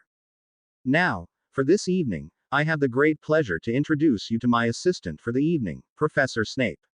Snape walked onto the stage, looking murderous, although Lockhart missed it. He claims to know a little something about dueling himself, so I thought why not have him help out. Harry smirked at the look on Snape's face, and it appeared that Lockhart had finally noticed too. He cleared his throat nervously. Right, well, how about a demonstration first? I shall duel Professor Snape to show you how it's done by a semi-professional honorary member of the Dark Force Defense League. They took their positions on the stage. The duel was anticlimactic. Snape sent a disarming charm at Lockhart, which struck him in the chest and sent him spinning back onto the floor. He sat there for a little while before shaking himself and groaning. Good job, Professor Snape, although if you don't mind me saying, it was painfully obvious what spell you were going to do. I just thought the students would like to see the effects of that spell. Harry smirked again. How about we next have an exhibition match between two students? Asked Lockhart. He gestured to Longbottom and Malfoy, who were both near the front of the crowd. Mr. Malfoy, Mr. Longbottom, how about a duel between you two? He asked. Smile back in full force, but Snape stepped forward. Longbottom would fail at even the simplest spells. Why don't we have some older students, with more experience? Snape curled his lip, and Lockhart beamed at the suggestion. Excellent idea, Professor Snape. Any volunteers from 5th year and above? He looked at the crowd. Mr. Silver. How about you? A 7th year Gryffindor strode up onto the stage to cheers. Lockhart looked at Professor Snape. Fancy choosing his opponent, Professor Snape. Snape smiled vindictively. Potter. Lockhart looked at Harry nervously. He had finally remembered why he recognized Harry's name, and recently in class had taken to informing Harry of exactly how he would have defeated James Potter if they had ever met. Very well. Very well. Mr. Potter. Mr. Silver, are you aware of the dueling rules? Both Harry and the Gryffindor nodded, and Harry stepped onto the stage. Harry removed his robes, leaving him in a pair of black jeans and a blue shirt. You will bow to one another. Good, then take 15 paces away from one another. Lockhart instructed, and Snape stepped forward. This is a duel which will follow the international rules. No dark curses, and no immediately fatal curses. The duel is over when one of you is unable to continue. Obey my instructions at all times. Defend yourselves at all times. He stepped back. Harry and Silver bowed politely, before taking the requisite number of steps back. 3, 2, 1 begin. Called Lockhart. The first few seconds of the duel, nobody moved. Harry had his wand held loosely at his side, whilst Silver had his pointed at Harry. Silver suddenly sent a stunner at Harry which he dodged, neatly sidestepping the spell. Harry responded by sending a short spell chain down the platform. Stupefy, Bomaberta, Relatio, Impedimenta. Silver quickly erected a shield and blocked the volley. The first few minutes passed like this, both testing the other's defenses, neither willing to use their best spells until they knew what they were up against. Casting silently, Harry sent magical ropes at Silver, who responded with a wide area flame spell, incinerating the ropes. He followed this up by sending a bludger-sized lump of metal at Harry. Harry transfigured the metal into a wolf, which quickly reversed direction and charged at Silver. The Gryffindor smirked and with a cutting curse decapitated the animal, which he in turn transfigured into a lion, which charged at Harry. Harry banished the lion at the 7th year, who was forced to fall the floor to dodge it. Standing and turning, the Gryffindor sent a bone shatterer at the lion's skull which crumpled. In the confusion, Harry cast a disillusionment charm on himself and vanished. Silver stood and looked about warily. He quickly realized Harry's tactic and sent a dozen conjured rubber balls towards the other end of the platform, one of which hit Harry in the chest, knocking him down and breaking his concentration for the disillusionment charm. Lying on his back, Harry narrowly avoided a cutting curse by rolling onto his side, and jumping to his feet. Bombarda, Reducto, Glacis, Kaikus. The string of spells left his wand and smashed the Gryffindor's shield. Unfortunately the force of the bombardment hex knocked him out of the way of the rest and Silver rose with only a bloody nose.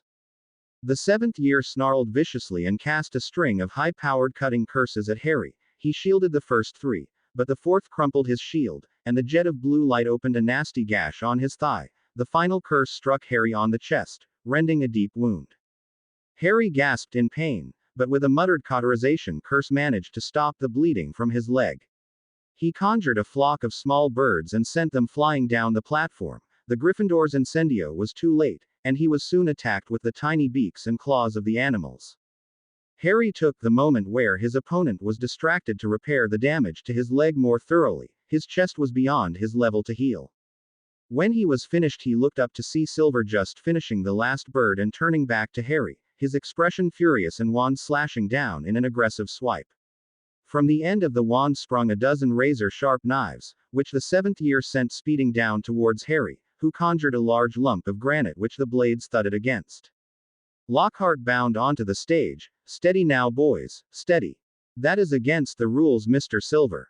Harry looked at Snape, who gave him a nod. High praise indeed from the aloof potions professor.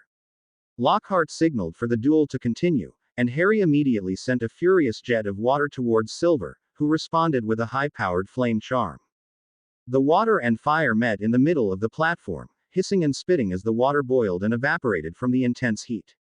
Harry felt a bead of sweat roll down his brow. He couldn't keep this level of exertion up for long. After a minute of constant effort, Harry knew he would have to finish the spell. His legs felt like jelly and his wand arm trembled. Fortunately, Silver broke first, and the fire vanished. Silver was struck by the jet of water and knocked off his feet. Harry gasped out for breath, canceling the spell, and sucked in a deep breath. Silver stood, sopping wet, water and blood mingling together to form a pink puddle at his feet. They were both out of breath, and bleeding from numerous scrapes and cuts. They stood in silence, Silver glaring, Harry emotionless as they looked at each other. The room was silent, all the spectators holding their breath. They could sense the end was near. The two duelists suddenly brought their wands up. Harry sent a suffocating hex at the boy, whilst Silver responded with a bonebreaker. Harry gave a strangled cry as he felt his thigh break. The pain was incredible, but he managed to keep his spell going. Silver had one hand at his throat, his wand hand meanwhile furiously trying to cast the tricky counter curse. Finally, after over a minute, Silver threw down his wand and glared at Harry, who was kneeling on the ground. Harry allowed the suffocating curse to finish, and the Gryffindor fell to all fours, breathing deeply and coughing. The crowd was silent. Before the Slytherins cheered loudly, Harry raised his wand in triumph, and carefully sat down, trying to keep his agonizing leg as steady as possible. Lockhart hurried over, wand drawn. "Allow me, Harry. Broken legs are my speciality." He was looking at Harry with awe and envy, but Harry immediately pushed him away. "I saw what you did to Longbottom's arm. No way are you doing anything to me." Lockhart laughed and moved to perform the spell, but his arm was caught in Snape's grip. "I believe Mr. Potter told you not to perform magic on him. Perhaps Mr. Silver would be more receptive to your ministrations." Lockhart nodded and quickly retreated. "Well done, Potter. Well done. I was concerned you may use something darker than a suffocating curse." Harry gave a weak smirk. "The thought did cross my mind." Snape's lip curled. "Indeed. Now, Miss Moran can take you to see Madame Pomfrey." Harry nodded, and together he and Olivia carefully made their way to the hospital wing. The healer helped Harry into a bed, and he was shortly followed by Silver. The two boys lay back as the healer regrew skin and muscle and repaired bone. The process was long, taking over an hour, but when she was finished Harry felt good as new, if exhausted. "How the hell did a fifth year beat me?" asked the Gryffindor. Looking at Harry, he looked equal parts impressed and disgruntled. Harry gave him a tired smirk. "Slytherin secrets," he replied. The Gryffindor just snorted and lay back on the pillows.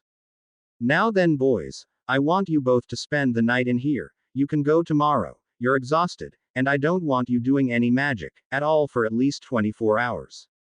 They both nodded to the healer, and tried to get while away the hours.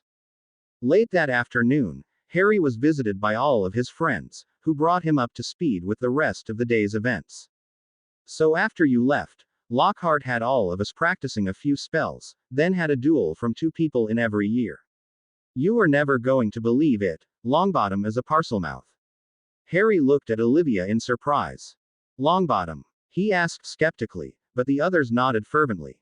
"So let me guess, the rest of the school now believes Longbottom to be the heir of Slytherin." Harry spoke sarcastically, but when he saw the expression on the faces of his friends he groaned. "Seriously? Longbottom? The boy who lived as a suspect?" he asked. They all nodded. From the other bed Silver added his thoughts. "Well, Parseltongue is the sign of a dark wizard. He who must not be named was one after all." Harry shrugged. He still didn't buy it. "How did Longbottom use it then?" he asked, and all the fifth years immediately started a tale of how Neville attacked a Hufflepuff with a snake conjured by Draco. Despite the evidence, Harry wasn't convinced, but he kept quiet, only asking for his friends to deliver a letter to the Ollery for him, and then being left alone. Around 9 that evening, however, the evidence surrounding Longbottom became a whole lot more damning. Harry and Silver were playing a game of chess when Dumbledore and McGonagall walked in. They were followed by Snape and Lockhart, who were carrying something between them. Harry quickly identified it as a body, petrified by the looks of things, which was wearing Hufflepuff robes. "Poor Finch Fletchley," Lockhart was saying. his voice sounding anything but sorry. I wish I had been there. I faced a very similar situation in Colombia last year. A local witch doctor was petrifying the inhabitants of their town. Fortunately, I defeated her, but only after a 16-hour duel. The other staff ignored him. Is it the same as the others, Albus? Asked McGonagall, voice expressing her worry. I'm afraid so. I would like to see Mr. Longbottom Minerva. Whilst I do doubt him to be the suspect, it would be remiss if I were not to explore every possible lead. McGonagall nodded and hurried off. Snape gave Harry a piercing look before he too left. Lockhart was still prattling on about his 16-hour duel, but then realized he was alone, and thus he too hurried out, looking slightly pink. So Longbottom threatens a boy with a snake, uses Parseltongue, then that same boy, a Muggleborn, ends up as petrified later that day. How wonderful. Silver looked at him like he had lost his mind, but Harry ignored him. He walked over to where the Hufflepuff lay and examined the body. No markings, nothing to indicate spell damage. His skill was cold as ice and hard as stone. His eyes were unmoving but wide open, the look on his face unmistakable terror. Harry activated his magical sight and saw that the entire body was surrounded by a weak green glow, the likes of which Harry had never seen before. He drew his wand and cast the few diagnostic charms he knew. The boy was dead, but still alive. He had no heartbeat, no brain activity, and was not breathing, but every charm came back the same. He was alive. He returned to bed, just in time as Pomfrey turned out the lights and put them all to sleep. That Christmas, Harry ended up staying at Hogwarts a few days late. He had discussed it with Miranda, and they had decided that Harry would return on Christmas morning, as she was busy up until then. Thus on that Christmas Eve, Harry was in the common room, having just eaten a large dinner. Draco Malfoy was opposite him, and they were going over some seeker moves for their match against Ravenclaw. Draco had finally learned his lesson, and when it came to Quidditch at least, had matured and now took Harry's word as law. Draco, have you ever considered practicing a Wronski feint? Harry asked. Malfoy looked puzzled by the name. It's a diversion tactic. You act as though you've seen the snitch, tricking the other seeker into following you and then plow them with a dive. Draco looked excited by the prospect. It sounds excellent, and you think it'll work? Harry nodded. Chong is good at stealing the snitch. She'll follow you everywhere, letting you take the lead, then use her smaller size to steal it from you. Draw her close and then pull the feint. It'll work, but you need to make it convincing. At that moment, Crabbe and Goyle walked in, both looking around awkwardly, before they lumbered towards Malfoy. Malfoy, can we talk? Asked Goyle, looking edgily at Harry. Harry smirked at them. I was under the impression that you were one for talking, Goyle. Draco. Talk. Draco nodded distractedly. 20 minutes, Goyle. I'm busy. What's the matter with you tonight? He asked frustratedly at his lackeys. Anyway, Harry, I remember you talking about a move, Flash Hammer you called it. Could that work? It would also be beneficial if Chong was marking me like you said. Harry took the Slytherin playbook from his robe pocket and flicked to the page Draco spoke of. It won't work. The Ravenclaw beaters are too good. They would stop it before we started. It's a nice idea though. He paused, looking at Draco thoughtfully. Isn't one of them a mudblood though? Draco nodded. With any luck the heir will get him before the match. Draco laughed, and Harry saw the looks of outrage flash on Crabbe and Goyle's faces. So Potter, who do you think the heir is? Crabbe asked nonchalantly. Harry paused, having never seen Crabbe pull any face other than confused stupidity. Harry looked at him for a long time, carefully keeping his face emotionless. What do you mean, Crabbe? Harry asked. The boy looked puzzled. Well, you're a prefect. Surely you have ideas? Asked Goyle. You two are acting very strangely tonight, Draco added. He too was looking at them suspiciously. Don't worry, Draco. It would appear your friends are finally growing up. Anyway, Crabbe, I thought we had sorted the whole Chamber of Secrets fiasco out already. We know who the heir is. Harry subtly elbowed Malfoy in the ribs and he caught on quickly. Yeah, we do. Don't tell me you've forgotten already. Draco added. The two boys sat forward with looks of excitement on their faces. Yeah, we've forgotten. Remind us, Goyle said impatiently, his eyes flickering to his watch. Well, it's you Longbottom, we all know that. Harry had guessed who was impersonating the dim-witted duo, but evidently that assumption had paid off. The boys paled, before standing up and sprinting to the common room door. Harry was faster, and with 2 lightning-fast stunning spells the two were unconscious. Draco looked horrified as before their eyes, the 2 boys shrank into Neville Longbottom and Ronald Weasley. Get Professor Snape Draco. Actually wait, let's figure this out first. He pointed his wand at Weasley and magical ropes appeared. Renervate. Weasley groaned, eyes opening dazedly. The first thing he saw when he awoke was Harry's foot impacting with his ribs. Good evening, Weasley. He drawled with a smirk. Care to tell me why you're hiding under Polyjuice in the Slytherin common room? Weasley coughed, but said nothing. Harry kicked him again and Weasley groaned loudly. I'm not happy, Weasley. You've interrupted my evening. He kicked the redhead again, and then again. Why are you here? Weasley glared at him defiantly. Harry nodded, before stamping on Ron's hand, not hard enough to break bone, but hard nonetheless. All right. We thought Malfoy was heir of Slytherin. Weasley blurted out, voice strained from pain. Harry kicked him again. Sorry, Weasley. That's just ridiculous. Tell the truth. Harry's voice was cold and harsh, and Weasley released a sob. It's true. I promise. He hates Muggleborns, and he's always such a git. We figured if it wasn't him, he at least might know who it was. Harry sighed. What a disappointing reason, he thought to himself. Get Professor Snape Draco. He said simply, before stunning Ron again and going about healing the boy. It wouldn't do for Harry's interrogation to be visible on the redhead. Snape came and quickly took the 2 away. When Harry passed the points hourglass the next day, it was to the pleasant surprise of Gryffindor having been docked an impressive 200 points. It was almost too easy to beat the Gryffindors to the House Cup recently. That day Harry returned home to Ladder Alley, and to his apartment with Miranda. After an enthusiastic greeting they had a large meal, and that night Harry reflected that it was good to be back. The Christmas holiday passed too quickly though, and before long Harry was back in the castle. His mood was rather melancholy, and he had grown rather short-tempered.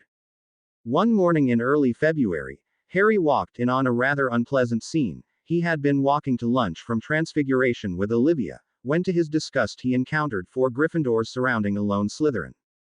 What's going on here, Miss Greengrass? He asked calmly. The small B.'s second year looked extremely relieved to see him. They were going to attack me.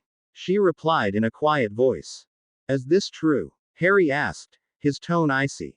She's a Slytherin. You all seem to think this is a big joke. People get attacked, but the slimy stinking Slytherins who get to enjoy it. Ron Weasley shouted. Listen to yourself. Harry shouted. Olivia was shocked to see the usually so calm and reserved Slytherin prefect appear actually furious. You 4 are picking on Daphne, a 12-year-old girl, as though she's a Dark Lord or something. Harry's breath came fast. Well, she's a Slytherin, argued an Irish boy in his second year. So that's it. Her house. Harry shook his head. She was put into Slytherin by a hat, a 1,000-year-old piece of cloth. It is a hat which tells you who you can or can't like, and the funniest part is that you listen to it. Grow some bloody perspective. He glared at the 4 Gryffindors, Ron Weasley, Ginny Weasley, Seamus Finnegan and Dean Thomas. He would remember them.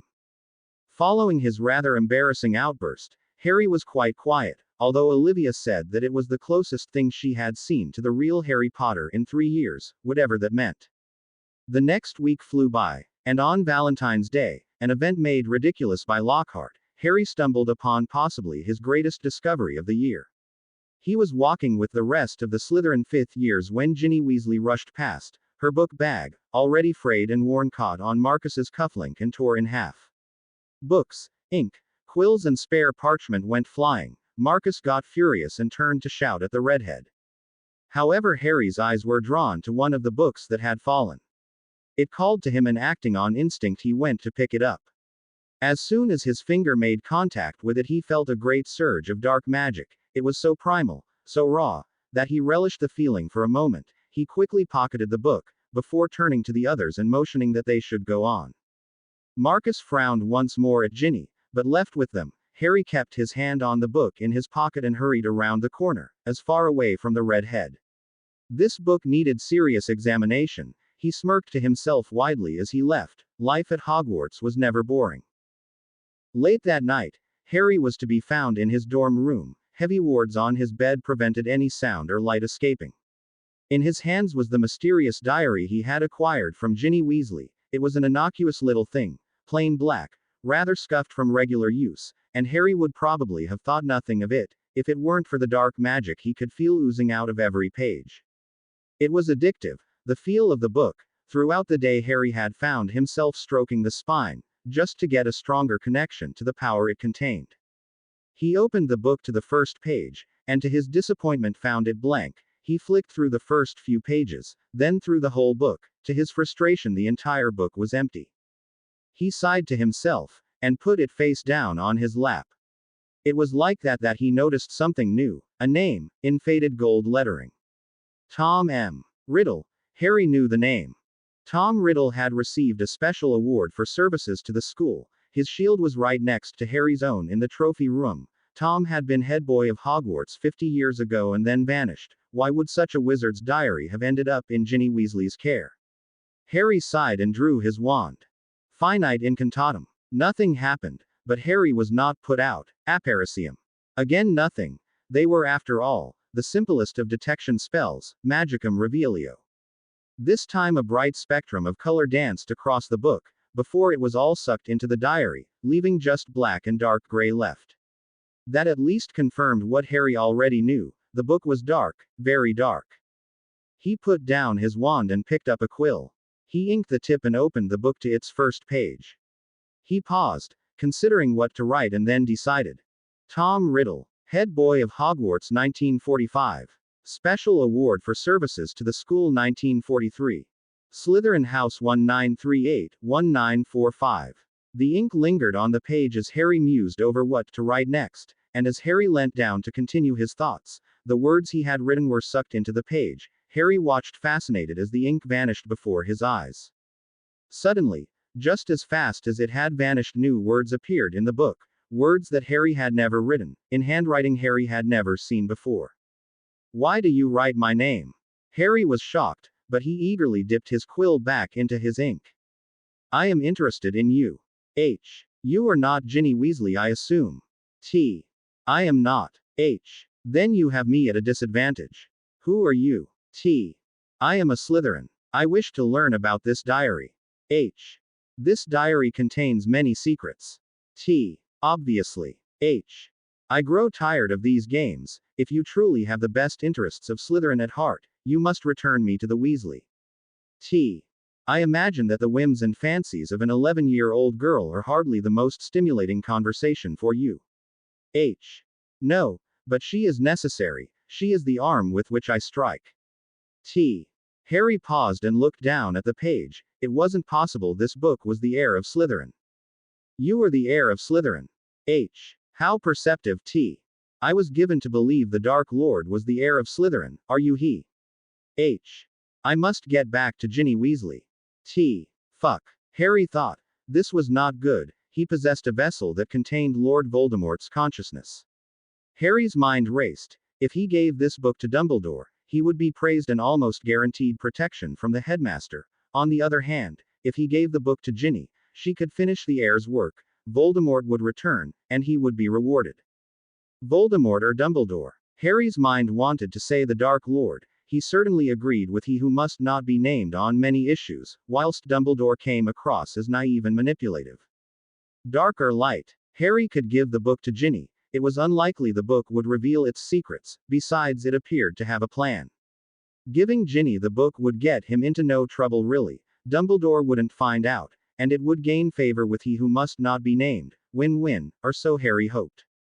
I will give Ginny the diary. He wrote, hand shaking slightly. Good. I will not forget this. Who are you? T. Harry Potter. H. You will not regret this. T. Harry looked down at the book. He certainly hoped that he wouldn't. Harry had given the book to Ginny the next day. The way she had snatched it from him, and the feral look in her eyes gave Harry an idea of the level of control the book had over her. Harry covertly cast a very powerful tracking charm on her, and another on the book. The spring term passed quickly. To Harry, surprise, there hadn't been an attack for several weeks. It wasn't until the 8th of May that anything interesting happened. Harry was sitting in the Quidditch stands, excitedly awaiting the Hufflepuff Ravenclaw match that would decide who Slytherin's competitor in the final would be. He was surrounded by his team, who he had instructed to watch the game carefully. This match has been cancelled. All students will return to their dormitories, immediately please. Came the magnified voice of Professor McGonagall. Harry raised his eyebrow. An announcement such as this could only mean another attack, and he wondered who it was. He quickly discovered the identity of the victims: Penelope Clearwater, a rather pretty Ravenclaw in the year above, and Longbottom's friend Granger. Harry's tracking charm on Ginny had shown that she was somewhere under the school, maybe in the dungeons. Harry mused that they were large enough to vanish in if the hidden chamber entrance was there. Following the announcement of this double attack, Dumbledore was removed as headmaster and Hagrid was arrested. Harry wasn't sure if this was he who must not be named's aim, but it was certainly beneficial. Harry had begun to believe Dumbledore may be watching him. At meal times he had frequently caught Dumbledore staring at him, and he also seemed to have a shadow in some portraits. It had prevented Harry practicing any dark magic, which only added to Harry's bad mood. The following weeks went by remarkably slowly. The entire school was on edge, and there was a strong feeling of depression hanging around. On several occasions Harry had stumbled across groups of students openly weeping in the hallways. There was also a strong distrust of Slytherin's evident. Younger students would be escorted around the halls by prefects or seventh years, whilst no one was willing to sit next to a Slytherin in class anymore. Harry ignored most of this. He had taken to stalking the Weasley girl. She was looking worse every day, and Harry could feel the strength of the diary growing. A dark, malevolent feeling surrounded the redhead's bag. On Saturday, Harry was sitting in the library with his eyes only half focused on the book in front of him. He had his owls coming up and knew he should be revising, but this seemed to be a far more interesting project. In front of him was Ginny, around 3 tables away. She looked exhausted, and her hair had lost much of its red luster. Harry looked up just in time to see the girl's eyes flash red, before she stood up and began to walk mechanically towards the door. Harry smirked. This could be his ticket into the chamber. He stood and surreptitiously cast a disillusionment charm and silencing charm on himself, before quickly walked into the hall and following the redhead. Harry was behind her down to the 2nd floor, then watched curiously as she began to paint words on the wall outside Ning Myrtle's bathroom. Her skeleton will lie in the chamber forever. Well, that's only a bit sinister, Harry thought to himself, but he said nothing, merely following the redhead into the bathroom. What did shock Harry, however, was when she spoke what Harry could only assume was Parseltongue. Hisses and spits came from her mouth, and to his amazement, the sink she spoke to opened up. A wide hole, easily 4 feet wide, appeared from the sink. Harry smirked as slid in. Harry gave her a few seconds head start, then followed behind, slowing his descent with a featherweight charm. When he arrived at the bottom of the long, dark pipe, he discovered himself to be at the end of a wide, high corridor. It was rounded and filled with skeleton bones and slime. Harry listened intently, but from the sounds of things Ginny was already a good few hundred feet ahead of him. Harry hurried to catch up, reapplying the silencing charm to his feet. He followed the girl for what felt like half a mile. From the way the amount of moisture increased, he guessed he must be somewhere under the lake. Eventually they reached the end of the passage. A large dark door blocked any entrance. It was pure black with 6 silver serpents-like spokes around the center. Harry couldn't see a doorknob, but when Ginny spoke again in Parseltongue, the serpents slid inwards, and the door swung open on silent hinges. Harry followed behind Ginny. The chamber was stunning, Harry thought. Around 100 feet long, and easily twice that high. It was elegantly carved from a dark gray stone. Flanking a central walkway were a dozen beautifully carved serpents, each over 15 feet high. At the far end of the chamber was an enormous statue, as high as the chamber itself. It depicted a young man. His beard was well trimmed and his hair reached his shoulders. He wore outdated but well-fitting robes. Harry knew this must be Salazar Slytherin, and Harry knew he must have been in the Chamber of Secrets. He was startled out of his reverie at the image of the founder of his house when he saw Ginny standing at the feet of the statue. She held out her hand, and with a flick of her wand sliced open her palm. Harry watched fascinated as the flow of blood poured onto Riddle's diary at her feet. The book glowed white, absorbing the red liquid hungrily. After only a few seconds of this, the Gryffindor first year lay down, crossing her hands on her chest, and closed her eyes, as if to sleep. Harry watched intrigued as a figure began to slowly materialize at her feet. The figure was tall, at least 2 inches higher than Harry, and unmistakably male. He appeared first as a hazy outline, and Harry watched transfixed as the figure gradually gained definition and an outline. After 30 minutes of not moving, the figure rose from its kneeling position. Harry was right, it was male, around 6 feet tall, with pale skin and soft black hair. He was dressed in black robes decorated with the Slytherin crest and held in its hand Ginny's wand. The man, Riddle, Harry guessed, turned to the direction in which he stood and quirked his eyebrow. "And have you found the chamber satisfactory?" he asked. His voice was smooth, refined, and hinted at a dark cruelty. Harry inhaled quickly, before dropping his concealment charms and striding confidently forward. As he got closer to Riddle, he began to notice his features further. High cheekbones and full lips, his face was well proportioned, and Harry would have described him as handsome if it weren't for his eyes. They were the same eyes that Harry had first seen in Miranda, then later in himself. They were the eyes of a man who had seen pain, and learned to harm others. They were the eyes of someone who would kill without question, and hunt his enemies without remorse. Unlike Miranda's eyes, however, they showed no loneliness behind their ice-cold exterior. "I presume you to be Tom M. Riddle?" Harry asked, his voice matching Riddle's. "I am indeed, and may I guess you to be Mr. Harry Potter, son of the traitor?" Harry gave a smooth half-bow. "At your service." Riddle's lips twitched. "I must confess, I asked Ginny about you after our brief talk. From what she described, I did not expect to see you down here." Harry smirked coldly. "I did warn you against the conversation of an 11-year-old girl." "Indeed. But tell me, Potter, what did you expect to find down here?" He cocked his head as he looked at Harry. Why had he come down here? He asked himself. It was completely out of character for him. There was no significant gain to be found. It wasn't like last year where the reward was immortality and wealth. This year the prize was nothing. "I don't know," he replied honestly. Riddle looked at him surprised. "You don't know?" he asked, lips stretching into a cruel imitation of a smile. "You don't know?" The boy began to laugh, and Harry felt his smirk broaden into something more resembling a smile. Riddle laughed for a long time. The noise was high and cold. "You do surprise me, Potter," Riddle eventually said. Harry nodded his head as though accepting a compliment.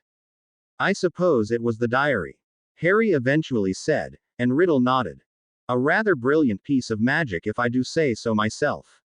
The diary is the culmination of over a year's hard work." Riddle looked down at the diary clutched in Ginny's hands. "To freeze my own consciousness in paper, to create an immortal vessel from which my 16-year-old self could reside, could create flesh given time and effort. Rather brilliant." Harry nodded in agreement, though he still kept his eyes on the boy in front of him. Riddle suddenly stopped looking at the diary, his face again peering at Harry in that creepy, intrigued way. "You helped me before, Harry Potter." "I did. And thanks to your assistance, I will find once more gain a body." Harry didn't let any emotion be show on his face, clamping his occlumency shields down as hard as he could. "I must say, Potter, we are awfully alike," came Riddle's voice. Harry quirked an eyebrow. "Both orphans, or at least raised in orphanages," Riddle began. "Both Slytherins," Harry continued. Riddle smirked. "Both practitioners of dark magics." Harry raised his eyebrows. "Oh yes, Harry, I feel the darkness in you," Riddle said, eyes firmly glued to Harry's face. "Both with special awards for services to the school," Harry continued. Riddle bowed his head graciously. "Both finding a home in Hogwarts which we had not experienced before. Both prefects. Both disliking muggles. Both intrigued by power and immortality. Both from poor backgrounds. Both highly skilled in offensive magics. Both with a significant dislike of Dumbledore." Harry shrugged his shoulders with a smirk at Riddle's final comment. "Hell, Riddle, we both look the same. You've aged impeccably in 50 years. Harry said with a wry smirk. Riddle laughed coldly before nodding. "It is almost eerie, is it not?" Riddle said quietly, his voice breathy. He stepped towards Harry. "Quite," Harry whispered. He drew his wand and examined it carelessly in the dim light. Riddle stopped quickly, then threw his head back and laughed. This was not the cold laugh of before, but instead a full rich sound. You and Phoenix Tail Feather. Harry nodded and Riddle wiped away a tear. We are alike, Potter, near perfect copies. We could achieve much together. Riddle said, caressing the words as he said them. Harry felt his chest freeze. He knew where this was going, and he didn't know what his answer would be. I imagine so, he said carefully. Riddle looked at him, sizing him up. Join me, Potter. Join my army. You are strong, and you have a brilliant mind. Harry released his breath, and something in his face must have displayed his interest, for Riddle pressed on. Think of what he could achieve. The world would lie at our feet. We could cleanse the stain of corruption, treachery and muggles from wizarding society. We would subjugate out foes. You desire magical power and immortality. Together we could learn secrets of magic previously unheard of. Harry's chest felt light, his breath came rapidly and he clenched his lips. Join me, Potter. Wealth, power, an army behind you. He paused, a smirk tugging at his lips. The world would kneel at your feet, if you would but kneel at mine.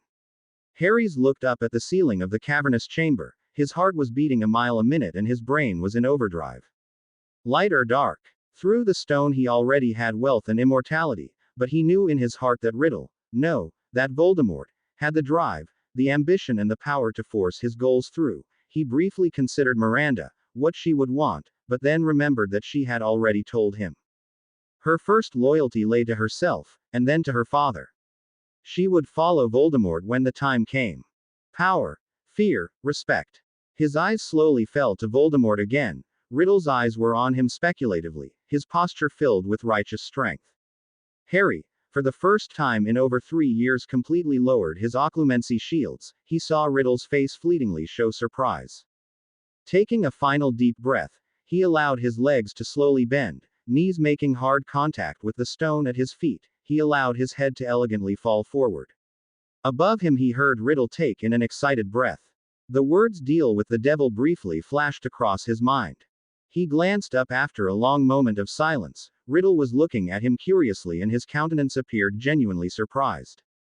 From all I knew of you, Harry Potter, I did not think you would kneel. Perhaps we are not as alike as I would had thought. No matter. Rise, Harry Potter, rise and accept your destiny. Harry stood, his entire body thrummed with anticipation. I will have a corporeal body in less than an hour. When Ginny is dead, then I am become whole. Then I am become death. Harry resisted rolling his eyes at the flamboyant language. Upon regaining my full body, I will leave the school via one of the tunnels which leads out. Harry nodded, and Riddle paused. You will remain in school. It would be useful for me to know exactly what is going on. Harry nodded again. Riddle opened his mouth to continue speaking, but paused. They both heard the sound of hurried footsteps coming down the passage. Riddle sneered. Well, it would appear Longbottom, our intrepid hero, approaches. Hide, Harry, I would not have you revealed yet. Harry quickly replaced the charms that had him covered previously and silently glided over to lean against the wall of the chamber. Less than 2 minutes later, the sound of the massive chamber door opening resonated around the cavernous room. Longbottom strode in. He was alone, and covered in slime and mud. He looked around the room in horrified awe before spotting the prone form lying at the vast statue's feet. Ginny! He cried, rushing forward. His feet splashed loudly against the wet tiles. Ginny! Wake up! Please wake up! He cried. His voice sounded strangled. He reached the red-headed girl and collapsed to his knees next to her. Please don't be dead. Please wake up, Jin. Harry smirked as he saw the phantom Riddle materialize behind Longbottom. She won't wake, he said softly, and Neville jumped. He quickly turned and drew his wand. Tom? He asked with an incredulous expression. Harry raised his eyebrows. He had not expected Neville to know Riddle. Hello again, Neville, the spirit said, its voice appearing polite but filled with scorn and derision for those who knew what to listen for. What do you mean she won't wake, Tom? Neville asked. Then his face paled. She's not dead, but she will be soon. Neville looked startled. Then help me get her to the infirmary. There's a basilisk here. It could turn up at any minute. Harry blinked. A basilisk. That explained a lot. He looked around cautiously. Whilst Riddle would probably not order the beast to attack Harry, a beast like a basilisk could kill him by accident. He drew his wand, looking around cautiously. It will not come until it is called, Riddle said with a smirk. Longbottom appeared to have finally realized the danger he was in. Riddle twirled Weasley's wand mockingly between his fingers. It wasn't, Tom, you. Longbottom asked, his voice shaking in fear. Me. Harry almost laughed at the petrified expression on Neville's face. The chubby boy savior raised his wand fearfully. Riddle chuckled ominously. Expelliarmus! Shouted Neville. The blue spell left his wand and sailed towards Riddle, who deflected it into the wall without even blinking. He flicked his wand at Neville and the boy sailed 10 feet backwards before landing in a deep puddle of water. He floundered for a moment before rising to a standstill, sopping wet. You won't get away with this, Riddle, Neville cried, though he made no further moves to attack Tom. And who will stop me? You, Neville, the boy who defeated the most powerful Dark Lord in 1,000 years. Riddle chuckled darkly again. How did you do that, Neville? How did a baby defeat such a powerful figure as a Dark Lord? Why do you care? Voldemort was after your time, Neville asked, his curiosity plain on his face. Voldemort is my time. He is my past, present and future. Riddle then proceeded to spell out his name in fire in the air. Harry was interested. Must be a modified flagrate spell, he thought to himself, filing the information away. You, Tom, you are Voldemort? Neville asked, horrified. He then stood slightly straighter. I am not afraid of you. Dumbledore can still defeat you. Riddle suddenly looked furious, his handsome features distorted in rage. Dumbledore was driven from this school by the mere memory of me. He shouted angrily, snapping his wand again at Neville and sending him once more into the puddle. Neville rose on shaky legs, but suddenly the chamber was filled with haunting song, and a beautiful gold and crimson bird soared down the length of the chamber. The phoenix lament, Harry thought. He felt a sharp pain in his chest at the sound. As a practitioner of dark magic, his soul was too corrupted to be uplifted by the pure noise of such a light creature. The phoenix, which had circled the room above their heads, suddenly landed on Neville's sodden shoulder, dropping what appeared to be a sack of cloth into Neville's hands. Fox? Neville asked. Riddle appeared concerned about the sudden addition to the group. What's that it gave you? What is it? Neville looked down at the package in his hands. Holding it up, he revealed it to be the Sorting Hat. Riddle laughed, but Harry frowned. Fox was Dumbledore's phoenix, which meant that Dumbledore had sent Neville the Sorting Hat. Dumbledore, whilst old and altogether too forgiving, was undoubtedly wise and extremely powerful. So this is what Dumbledore sends his great protector. Riddle laughed. A songbird and an old hat. He cackled loudly, before catching himself. Ah well, shall we match the might of Lord Voldemort, heir to Salazar Slytherin, against that of Dumbledore? Neville looked confused, but held his wand at the ready. Riddle turned to the statue and spoke in Parseltongue, his voice harsh spits and hisses. Harry didn't understand what was said, but suddenly a large something could be heard slithering behind the tunnel. Harry suddenly realized what was coming, and shut his eyes tight. Run, Longbottom! Flee before the beast of Slytherin, fly from the King of Serpents! Riddle cried, and Harry heard Neville's feet pounding on the wet stone. He opened his eyes minutely and saw the basilisk. It was 60 feet long, 7 feet high, and its mouth was large enough to fit a man in whole. It was sliding after Neville as he ran down a side passage. After a few minutes, there was silence, and Harry carefully made his way back to Riddle's side. I would be careful, Tom. Dumbledore would not have sent the hat to Longbottom if it weren't of some use. Riddle looked at him, but nodded slowly. His eyes briefly looked around the chamber for the hat, but it had vanished along with the phoenix. You will protect my diary, Potter, as well as Miss Weasley. The process still requires 10 minutes or so. Harry nodded and with a wave of his wand summoned the little black book into his hands. It still radiated darkness, but not as powerfully as before. He slid the book into one of his pockets before turning back to his. He frowned. Was Riddle his master? His lord? The young Lord Voldemort had given him no hints on etiquette at this point. The two teenagers stood in silence side by side awaiting the return of boy or beast. Neither could be sure, although Harry privately thought the chances of Neville defeating such a monster were minimal at best. Around 10 minutes after Neville had run off, the boy's savior returned. His eyes were bloodshot and he was terribly out of breath, but he didn't appear to be injured in any way. His eyes widened comically when he saw Harry stood next to Riddle. "You," he cried. Harry gave him an elegant wave. "Good evening, Neville. You're with him?" he asked, and Riddle chuckled. "He is with me." Neville looked horrified, but drew his wand carefully, aiming at the two Slytherin boys. Harry prepared to raise a shield, when from behind him came a massive shriek. Harry turned to see the basilisk rising from one of the vast pools of standing water. Quickly closing his eyes, he heard Riddle speak to the snake. "You may open your eyes, Harry. It won't look at you." Harry carefully peered at the basilisk, which was currently doing battle with Fawkes. The next few minutes passed in a rapid blur of violence, blood, cries and death. The phoenix blinded the basilisk, before Harry killed the bird, or at least forced it to be reborn with a killing curse. Somehow Neville acquired a sword, although from where Harry didn't know, then to his and Riddle's amazement slew the basilisk by stabbing it through the eye. Neville pulled the sword from the beast's eye with a vicious yank. He was soaking wet and freezing cold, coated from head to foot in grime, sweat and blood. Holding the sword in his right hand and wand in his left, he approached the two Slytherins in front of him. They were a terrifying sight. Both had identical cold, hard expressions on their faces. Wands held loosely at their sides. Neville wasn't arrogant enough to think he could take either of the two boys on in a duel. He knew them both to be prodigies with magic, but he would go down fighting, as his parents had. Riddle started to clap mockingly, whilst Potter grew a smug smirk that set Neville on edge. "Well done, Neville. You have killed the monster, but surely you don't really think you can defeat us." His voice was high and cold, his eyes alight with vicious amusement. Neville didn't reply, but held his weapons at a more ready position. "Fight him, Harry. But do not kill him. I do not want him dead, just yet." Neville stood rooted to the spot as Potter took 3 steps forward, before suddenly flicking his wand at Neville. The Gryffindor felt like he had taken a bludger to the chest. Collapsing to his knees, he gasped, sucking in air through gritted teeth.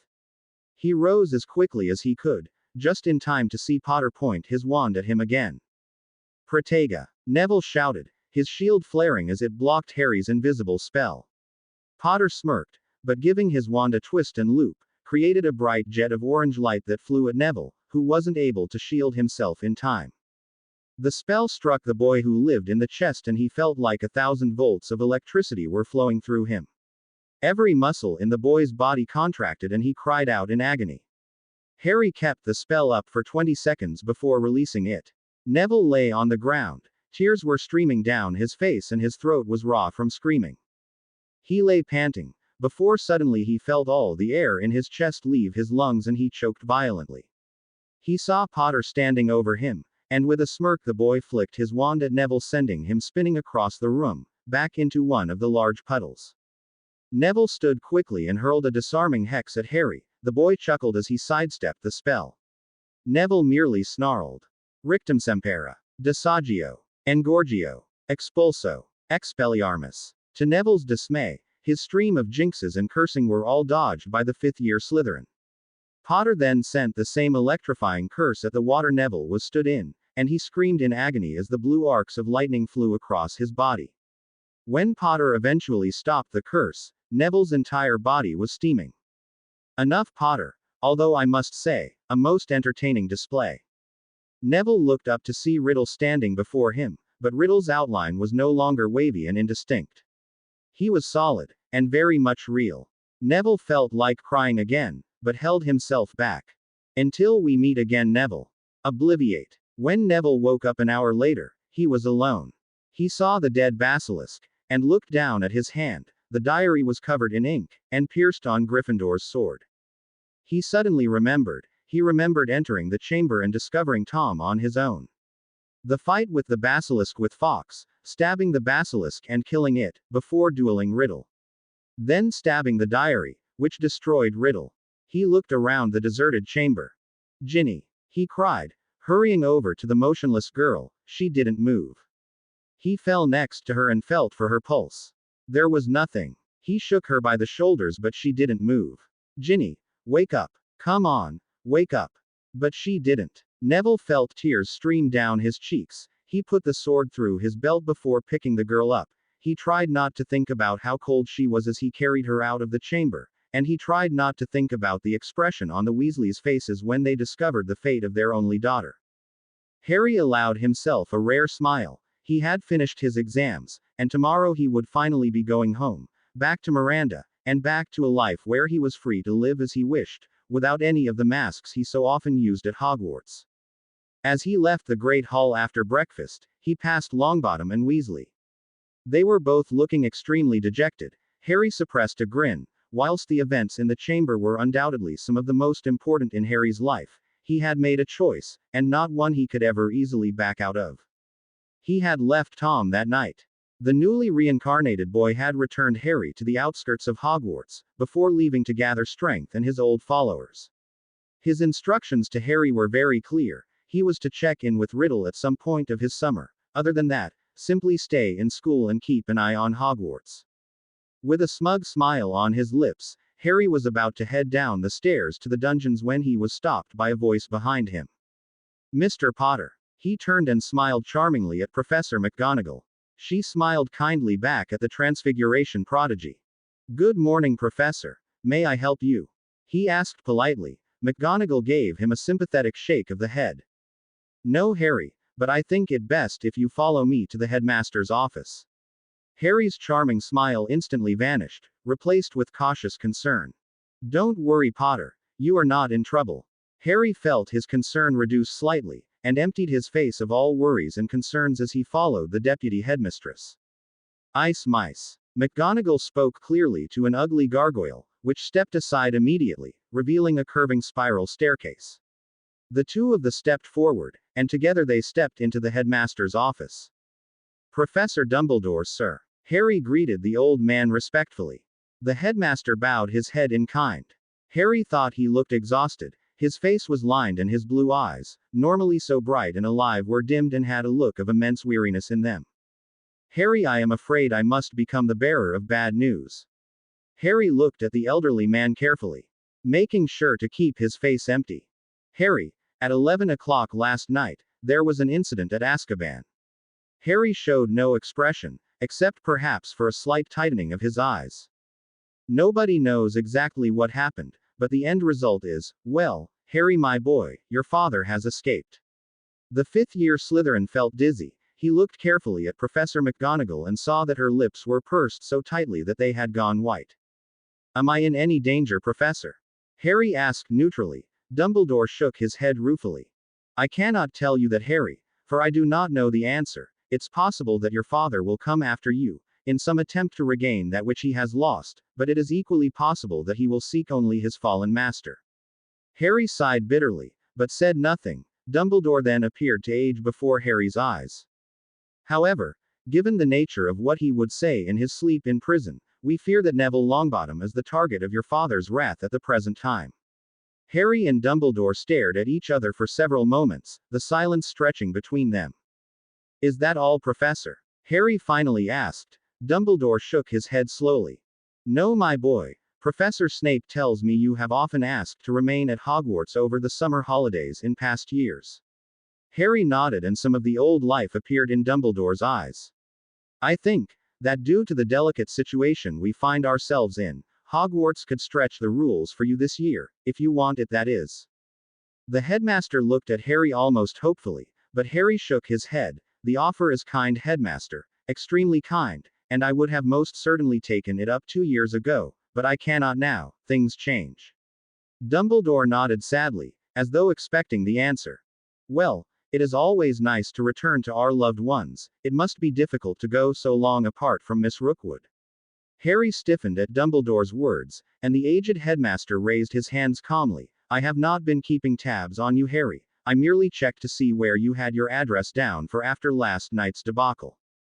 Thank you, headmaster. And you are correct. I have missed Miranda lately. It will be nice to see her again. The headmaster gave him a wry smile. It is our ability to love that sets us so much higher than the others, Harry. Never forget love, for it is our greatest weapon against the darkness. With a graceful nod, Harry agreed with Dumbledore. Before you go, Harry, Dumbledore began, I feel I would be remiss if I did not ask you if there was anything you felt you should tell me. Harry frowned. Looking at Dumbledore carefully, the old man's face was completely open.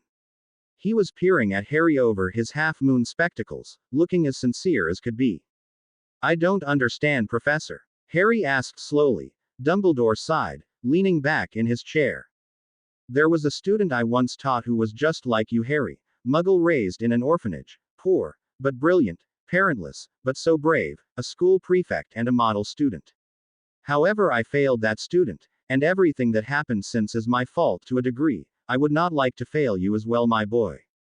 Who was this student? Harry asked, even if he already had strong suspicions of who Dumbledore spoke of. Tom Riddle. Dumbledore said. Harry allowed only amused recollection to show on his face. I know that name. His special award for services to the school is just next to mine. Dumbledore nodded slowly. Indeed, that is just another thing that the two of you would have in common. Harry gave the aging headmaster a small smile. I thank you for sharing, Headmaster. However, you needn't worry, there is nothing I feel you need to know. Dumbledore nodded sadly, and with a wave of his hand dismissed Harry. Just as Harry's hand opened the door, Dumbledore spoke again. I know it must be so hard for you, and I know you won't let me help you, but I wish I could, Harry, I wish I could. Harry ignored the resigned yet desperate words of the headmaster, and made his way down the stairs. Harry released a loud sigh when he finally was able to place his trunk down in his bedroom. The journey from Hogwarts had been the worst yet. His father's escape had been published in that morning's issue of the Daily Prophet, and it was all anyone could seem to speak about. First years squeaked and ran at the sight of him, whilst older students reignited the old taunts of traitor when they passed him. However, he was home now, in the perfectly decorated and comfortable home he shared with Miranda. He left the bedroom and took a seat on the deep sofa, stretching out like a cat on the luxurious cushions. Minnie, he called, and the loyal house elf appeared before him at once. Minnie, fetch me something to drink. Tea, actually a glass of wine, white please. The elf bowed and Harry released a gentle breath, crossing his feet at the end of the sofa. The elf quickly reappeared, a glass of Muggle Sauvignon Blanc in her small hand. Harry accepted it with a nod, and took a small sip of the perfectly chilled liquid. He turned on the wireless on the table next to him, and allowed the soothing tunes of Spellite, the popular wizard jazz band, to flow over him. He wasn't lay there long, perhaps 20 minutes by his reckoning, before the door opened. Miranda walked in, looking as aloof and arrogant as ever, although that expression quickly faded once she saw him, replaced with a look of subdued delight. Harry, she exclaimed, get your feet off my sofa. Harry gave her a lopsided smirk, but stood up to greet her. He looked her over, noticing the dark bags under her eyes, covered as they were with makeup, and her eyes displayed a deep anxiety. It's good to see you again, Harry murmured softly, taking her into his arms for a deep hug. She quickly responded intensely, gripping him tightly. So your father's out, she stated, and her face took on a somewhat disgruntled look. Seems you get everything, Potter. Are you jealous that my father is an escaped convict? Harry asked, a twinkle in his eye. Miranda hid a grin expertly. Escaped beats imprisoned every day of the week. Harry rolled his eyes at her. Harry sat down and summoned Minnie for 2 more glasses of wine. They spent a few minutes discussing the possible ramifications of James Potter's escape, whilst Harry tried to impress upon her that it didn't change anything. That's all very good, Harry. She sighed, looking at him critically, her ice blue eyes glinting dangerously, but the fact is that there is an incredibly dangerous criminal on the loose, who has ambitions of killing Neville Longbottom, a boy you will be sharing a school with in the coming months. I know, darling, but it doesn't mean I will ever meet him. Harry explained patiently. Miranda glared at him angrily. You're right, you probably never will meet him, but the rest of the country doesn't know that. Anything James Potter does, you will be implicated in by default. You do understand that, don't you? Harry remained silent, mulling over his girlfriend's words. She did make a lot of sense, and he allowed his mind to rapidly run through the likely scenarios, each one agreeing with the be owned. He nodded curtly and Miranda smirked in satisfaction at her small victory. I'm glad you have finally seen sense, dear. She said, her voice sugar sweet. Harry resisted the urge to roll his eyes. Instead, he took a deep sip of wine. I have to tell you something else, I am afraid. Harry began. He felt his chest flutter nervously, but ruthlessly suppressed the feelings. The bee-owned looked at him quizzically. Her face showed a small amount of concern when she saw the look on his face. What is it, Potter? She asked, her voice cautious. Slowly, Harry told her about his meeting with the boy Voldemort, and his vow to serve the Dark Lord. Miranda listened in absolute silence, her eyes on the cold wine glass in her hand. Her face gave nothing away. When Harry finished, he took a long draught of wine and drained the glass. Miranda looked at her own and similarly emptied it, before summoning Minnie and requesting a full bottle. Their glasses reloaded, Miranda took a deep breath, then slowly released it, before she gave Harry a quick kiss on the lips. Don't worry, Harry, you had no real choice. Besides, I always thought we would join the Dark Lord, although to be honest I had expected such a decision to be made in several years. You did. I always thought he was dead, Harry replied, his voice revealing his surprise. Of course, the Dark Lord was the most powerful sorcerer for 1,000 years, you didn't truly expect him to be defeated by an infant, did you? Harry gave a small embarrassed shrug, and Miranda shook her head. Hopeless. Harry smirked, but said nothing. So why didn't the Dark Lord kill Longbottom in the chamber? From the sounds of it, you had him at your mercy. I don't know, Harry admitted, but I have suspicions. Miranda looked at him with a raised eyebrow. Well, I believe that Riddle, sorry, the Dark Lord, wishes for Longbottom's death to be a public display to the world, a declaration of his might, although having jeweled Longbottom, I really don't think him much of a challenge. Miranda suppressed a snort, but cuddled into his side. I leave you for 1 year and look what happens. It's a good thing you're at least halfway competent, else I'd have to break you out of Azkaban. Harry laughed, and listened as she caught him up on her own recent events. From the description, Experimental Charms was rather dull, as most of the time it involved bureaucracy and paper pushing, although Harry was interested to learn about his girlfriend's application to join the Department of Magical Law Enforcement.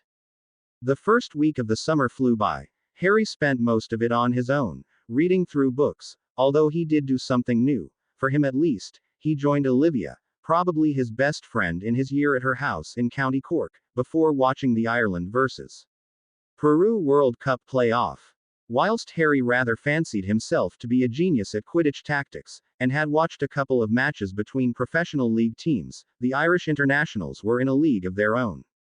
The match had Harry on his feet from the first time he heard the commentator announce, and for Ireland, give a big hand for Ryan, Quigley, Connolly, Troy, Mullet, Moran Aannnnnndd Lynch. The Irish chasers had moved as a single fluid unit, constantly adapting and playing outside of set Quidditch parameters Harry had always considered absolute. When Harry returned from the match and bid goodbye to Olivia, it was to return to a somewhat tense house. As soon as he stepped out of the flow, he sensed that there was something up. He left the entrance room and quickly made his way to the sitting room. Miranda sat there. Her hair was done up in its professional work bun and she had discarded her robe, wearing just a white blouse and gray trousers. She looked up at him, and Harry was surprised to see an element of fear in her eyes. He opened his mouth to ask what the matter was, but before he could speak she gestured to the coffee table. Harry glanced at it and saw a plain white envelope on the table. It was addressed to him, but it was clear that Miranda had opened it already, not that he minded. The bee-owned liked to imagine herself to be in control of her house, and Harry had learned to simply go along with some of her whims. Picking up the offending envelope, he examined it. The address was writing in elegant sloping calligraphy with black ink. Harry carefully pulled out the letter, which was written on expensive and starched parchment, and began to read. My dear Harry, I trust you are well, and that you have enjoyed the fresh air away from Dumbledore's meddling control. I have recently arrived back in England from Albania, where I understand my other half currently resides.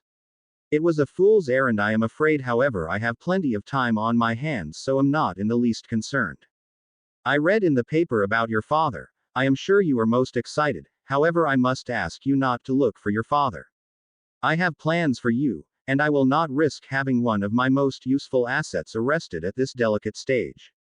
We will discuss this in greater detail on Thursday. I will be joining you and Miss Rookwood for an informal dinner at your residence along with one of my followers at 8 o'clock sharp, where we will discuss the future at length. Do not reply to this message. Your friend and master, Tom M. Riddle. Harry read the letter several times. It was certainly not what he had expected from Riddle. The young Dark Lord had indicated that he would allow Harry to continue with his life unimpeded for the last 2 years of his education. However, clearly that was to change. He looked up at Miranda, who had lost the nervous look from her face and had now replaced it with a look of calm detachment. So, Harry said, not sure how to continue. He fell silent, the silence between them deafening. Well, Harry, this is a rare event. It's not often you have the most powerful dark wizard for hundreds of years joining you for dinner. Miranda said, her tone indicating her sarcastic amusement. For what it is worth, he is only 16, younger than you. Miranda looked at him with her eyebrow elegantly raised. Point taken. I'm sorry, Dark Wizard. Dinner. Very serious, Harry said, his smirk returning with full force. Miranda nodded quickly. Well, we have 2 days to prepare for this. Who do you suppose he means by a follower? Harry shrugged. Probably Lucius Malfoy. Riddle told me that the diary was in Lucius' possession before he gave it to Weasley. Well, we had best do some preparation. The fanatical gleam in the gorgeous B.'s eye had Harry more than a little concerned. Thursday evening finally arrived. Harry and Miranda had cleared their house and cleaned it to perfection, as well as loaning 2 additional house elves to ensure everything ran smoothly. Minnie had been very disgruntled by the new elves, perceiving it as an insult that her quality of work was not good enough. Dressed in a tight-fitting light blue shirt and black trousers with a dark gray robe over the top, Harry felt that he had stressed the informal nature of the meal highly, but thought that if his guess was correct and Lucius Malfoy were to be joining them, his dress code was appropriate. Miranda had her golden B.'s hair elegantly arranged, with a pale blue dress robe accentuating her eyes wonderfully. Sat in the living room. The 2 teens were nervous. Harry caught Miranda's eye and had to stifle a chuckle. He quickly failed, and soon the 2 of them were laughing together, the ridiculousness of hosting a dinner party for the Dark Lord having finally struck them. As the clock struck the 8th chime on the hour, there came a knock from the door. They heard Minnie open it and offer to take coats. Harry and Miranda stood and he gave her a confident smile which she returned. He clamped down his occlumency shields and felt his emotions leave him. His assumption had been correct. Tom and Lucius entered the room together. Harry noted with a wry smile that his assumption about the elder Malfoy's wardrobe had been correct. The man wouldn't look out of place at a formal ball. Tom, however, was more understated. A blood-red shirt, black trousers and a black robe, his outfit screamed understated wealth and elegance. Out of the corner of Harry's eye, he saw Miranda give shiver ever so slightly at the dark look in Riddle's eyes. He looked like a predator, and Harry wasn't sure what his prey was. It didn't appear to be either him or Miranda. Harry, you look well, Riddle said, stepping forward with a small smirk. Harry took the proffered hand and shook it firmly, keeping his own face carefully neutral. Good evening, Tom. Welcome to our home. Please allow me to introduce you to my girlfriend, Miranda Rookwood. Harry noted with a vicious sense of satisfaction Lucius Malfoy recoil at Harry's use of the Dark Lord's given name. Miss Rookwood, a rare pleasure, Riddle said charmingly, brushing his lips over Miranda's knuckles. Harry, Miss Rookwood, have you met Lucius Malfoy? Harry shook Malfoy's hand and gave a small bow, whilst Lucius gave a nod of his head. Would either of you be interested in a drink? Miranda asked, easily slipping into the role of hostess. If there was a chance of a glass of red wine, Riddle asked charmingly. Immediately one of the hired elves, Moby, appeared with a bottle in his hands. Riddle examined it with a critical eye before nodding. 1973 Chateau Bergerac. I am impressed. Please don't tell me you bought this for me. It's always been my favorite vineyard. His tone was light and teasing, but Harry could always see the cruelty and vicious edge lurking beneath the surface. Harry found himself drawn to it, wishing the more malevolent side of the 16-year-old wizard before him would show itself. Mr. Malfoy, a drink for you? Harry asked. His voice, like Riddle's, contained just a hint of mockery, but not enough that anyone could call him on it. Whiskey and soda, the elder politician requested curtly, his drink quickly appearing by house elf. The four sat down and there was a moment of silence, before Tom turned to Miranda, his charming smile returning in full effect. So, I understand you have graduated Hogwarts, and now work for the Ministry. He asked. Miranda nodded her head politely. Your information is correct. I now work for the Department of Experimental Charms, but I have intentions of transferring soon to the DMLE. Miranda's voice sounded perfectly confident, but Harry knew her well enough to sense the underlying tones of fear in her voice. She had evidently seen in Riddle the same thing as Harry. Indeed. Well, if ministry bureaucracy is the same as it was in my day, any department change takes months of paperwork. He gave a short laugh, and the others joined in softly. Riddle then continued, however, Lucius has many contacts at the ministry, I am sure he could manage something. Lucius shifted imperceptibly at the mention of his name. Of course, my lord, I could easily hurry such a move. He said with a forced smile. Excellent. Well, shall we have dinner? I for one am absolutely famished. He smiled widely and Harry chuckled in response, before standing. Lucius and Tom led the way to the dining room, and Harry and Miranda looked at one another. They exchanged a quick look. This meeting, polite and cordial as it seemed, was in reality anything but, and the room was steeped in tension. Harry knew that Riddle knew this, and from the look in the Dark Lord's eye, it was clear he relished the fear that he invoked. The meal got underway. The elves had worked perfectly. Whilst the meal was being served, conversation remained on safe topics: Harry's education, Lucius's business interests, how Miranda was finding work at the ministry. But as the final bowls were cleared away, talk took on a far more serious note. They were sat around the dining room table, Harry next to Lucius, Tom next to Miranda. There was silence whilst the elves offered around port and cigars, which they each accepted, except Miranda, who declined the cigar. Harry, I have been speaking to Lucius at length on the topic of your father. Harry nodded at Tom, and gestured for him to continue. Now, until I have combined with my other self, I do not have the memories of my elder self, therefore I cannot say whether or not James Potter acted upon my orders or not. He inhaled from his cigar and exhaled a deep breath of the pleasant smoke. However, Lucius is quite insistent that James Potter was not among my army of loyal soldiers. However, as I am given to understand that Potter Sr. was in Dumbledore's little vigilante group, the Order of the Phoenix. He snorted softly at the name. It is quite possible that James Potter's name was never brought up at meetings to ensure his cover remained intact. Harry nodded. This all made sense to him so far. So, my father's loyalty to you is skeptical at best. Harry stated, and Riddle gave a short laugh. Exactly. Therefore, if you should, stumble upon your dear daddy during his escape, I would prefer if you were not to embrace him too quickly. Despite the mild manner in which Harry was told this, it was extremely clear that this was a command.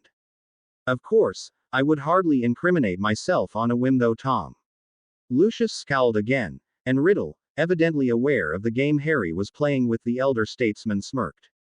Now on to the main reason as to why I came here tonight, except of course to meet the lovely and oh so beautiful Miss Miranda Rookwood.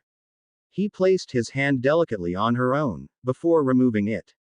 Miranda gave a polite smile and bowed her head graciously. It has come to my attention that Neville Longbottom was able to defeat me 13 years ago, due to a protective blood magic spell. His mother sacrificed herself to offer her only son protection from me. To my frustration, this protective magic still flows in young Neville's blood. He gave a small laugh, and his eyes burned with an intense fire. Harry was hooked on his words.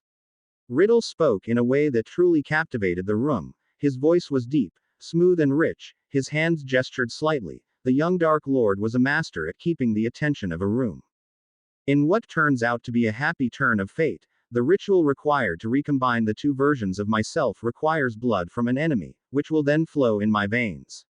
Riddle paused at Harry's expression. I plan to use Longbottom's fresh blood, which means that until further notice, your instructions are to keep Longbottom alive. Understood, and I assume you are talking of the ritual of Beaumont. It hasn't been performed for half a millennium.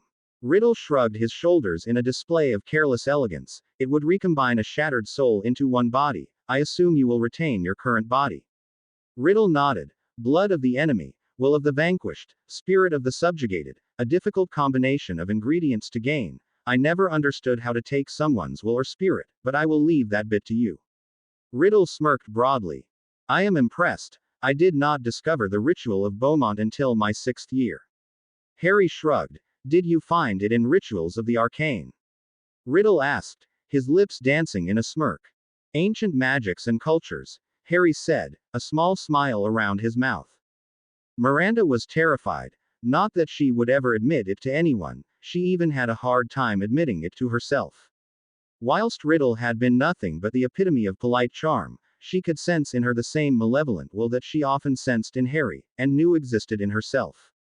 However, whilst Harry's darker urges were often concealed behind his many other feelings, Miranda doubted Riddle had any urges that were not cruel, oppressive, or callously uncaring. She knew Harry was feeling the same thing, but whilst Miranda had opted to hide her fear behind a wall of manners and demure correctness, Harry appeared to have released his own inner malice, relishing the power that was the Dark Lord. If Miranda were not currently at a dinner party with the most powerful politician in Britain and the Dark Lord, she would have rolled her eyes. Her boyfriend was currently engaged in what could only be described as a lively debate with Riddle over the finer points of magic. Miranda had always known Harry was a brilliant student, but listening to the two men discuss the theory of advanced sentient non-sentient transfiguration application had amazed her. The two were discussing magic so complex that she didn't understand the exact topic. From the uncomfortable look on Lucius Malfoy's face, it was clear he was in a similar situation. Yes, I am perfectly aware of Erenbad's fifth law. Harry was saying, his eyes alight, but whatever the man claims, transfiguring a dog, say, into a human would not result in something with near-human intelligence. Riddle shook his head, and Miranda was surprised to see that the cruel look in them had gone, replaced instead by an excited frown. No, I do not mean that a transfigured dog would be as intelligent as the caster, but it would have the intelligent mind of the species. Harry frowned at Riddle. Well, that's absurd. Lucius paled dramatically at Harry's words, but Riddle didn't change his facial expression. Consider this, if I were to transfigure you into a dog, you would retain your memories, your knowledge. That is a well-documented fact. Therefore, I declare that Erenbad's law was wrong. I would declare that the reverse would be true. The dog would be a dog's brain in a human body, and no amount of training would change this. Riddle sighed and the argument continued. Both men had long abandoned their drinks, so caught up as they were in the academic argument. However, as the clock chimed midnight, Riddle slowly began to wind down his argument, the excitement leaving his eyes, and cold appraisal replacing it. He stood up, and Miranda, her legs stiff, hurried to imitate, as did Harry and Lucius. Harry, Miranda, I may call you Miranda.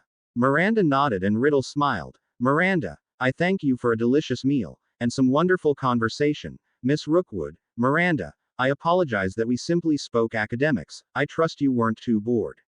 He laughed, the sound high and cold, and Miranda felt the hair on her neck rise in apprehension, even as she smiled graciously. Do not fear, Miss Rookwood. I will soon have command of my old strength, and my old army, and when that occurs, I will return your father to you. I am sure he will be very impressed by the woman his daughter has become. He gave Harry a final nod, and then left with the Malfoy patriarch. Miranda waited a few minutes after they had left. Before sliding down the wall, she gripped her arms tightly as a sob shook her. Never before had she felt so vulnerable. The man was a power, and whilst Miranda respected that greatly, she was simply unable to bear such a concentrated dose of the man's strength for such a long evening. Dimly she felt Harry slide down the wall next to her and grip her shaking shoulders. He held her tightly against his chest, and held her for over an hour until she eventually recovered. She moved to push away from him, but he resisted, instead picking her up and carrying her to their room. She sat on the edge of the bed, enjoying the feeling of Harry slowly running her brush through her long hair as he brushed out the intricate designs. She fell asleep that night dreaming of cruel eyes and high-pitched laughter. The rest of the summer passed in a much more subdued manner. True to his word, Lucius had managed to rush Miranda's paperwork, and in less than a week the B.O.N.D. was reassigned to a managerial position overseeing the budgeting for the department. Miranda was certain that it was only thanks to Lucius's influence that she received such an important role, but was happy, and enjoyed her new work colleagues. Around the end of July, Harry received a pleasant surprise in the form of his AL results. they were certainly what he had hoped for. O's in everything except astronomy, where he received an E. The results were accompanied by a note from Professor Snape expressing his disappointment and stating that it was expected that Harry improve in the future. Harry gave a soft snort at the standards of his head of house. Harry had spent most of the summer reading up on the dark arts. Whilst he couldn't practice the spells, he memorized wand movements and incantations. Due to the shady nature of the work he was doing, Harry had become a regular down Knockturn Alley. Despite the street's rather unpleasant reputation, and frankly terrible maintenance, Harry had come to rather enjoy walking the dark and dilapidated area. There was a camaraderie amongst the inhabitants, they all knew they were on the wrong side of the law, and despite coming from the dregs of society, many of them were proud of the living they scratched. In this way, Harry whiled away the months of summer. There continued to be rumors about his father, and many of the papers and gossip rags spread stories about how James Potter was behind the spate of disappearances that had recently sprung up. Hestia Jones, Mundungus Fletcher and Sturgis Podmore had all vanished without trace in the past 2 months. As August faded into September, Harry found himself once again at platform 9 3/4s. He stood opposite Miranda, who had taken the day of work. She gave Harry a tender smile as he held her hand. Do try to avoid any more life-changing decisions this year, Harry, or at least before Christmas. I do like a quiet life secretly. Harry gave her a smile and gently brushed his hand against her cheek. She leaned into the caress and he captured her lips for a final time before he left. Having fun, Potter? Harry quickly pulled away from Miranda and turned to see Marcus and Terence grinning behind him, Olivia next to them and rolling her eyes. Good morning, boys, Olivia. Miranda greeted, her face and tone once again cold and aloof. Good morning, Miranda, said Olivia politely, whilst the two boys merely shuffled their feet and looked uncomfortable. You better board the train, Harry, it leaves in a couple of minutes. Miranda said. Harry gave her a last smile, pecked her lips and then left to grab a carriage. When they sat down, he saw Marcus open his mouth and glared. Don't even bother, Flint, or I swear I will hex you. Marcus shut his mouth. Wisely. The train set off and soon the four were joined by the rest of their normal gang. Clara, Graham and Charles all arrived at once, and they sat down for the long journey. It was around 5 in the evening when the train stopped. It was evident that they hadn't finished their journey, but nevertheless the train had ground to a dead halt.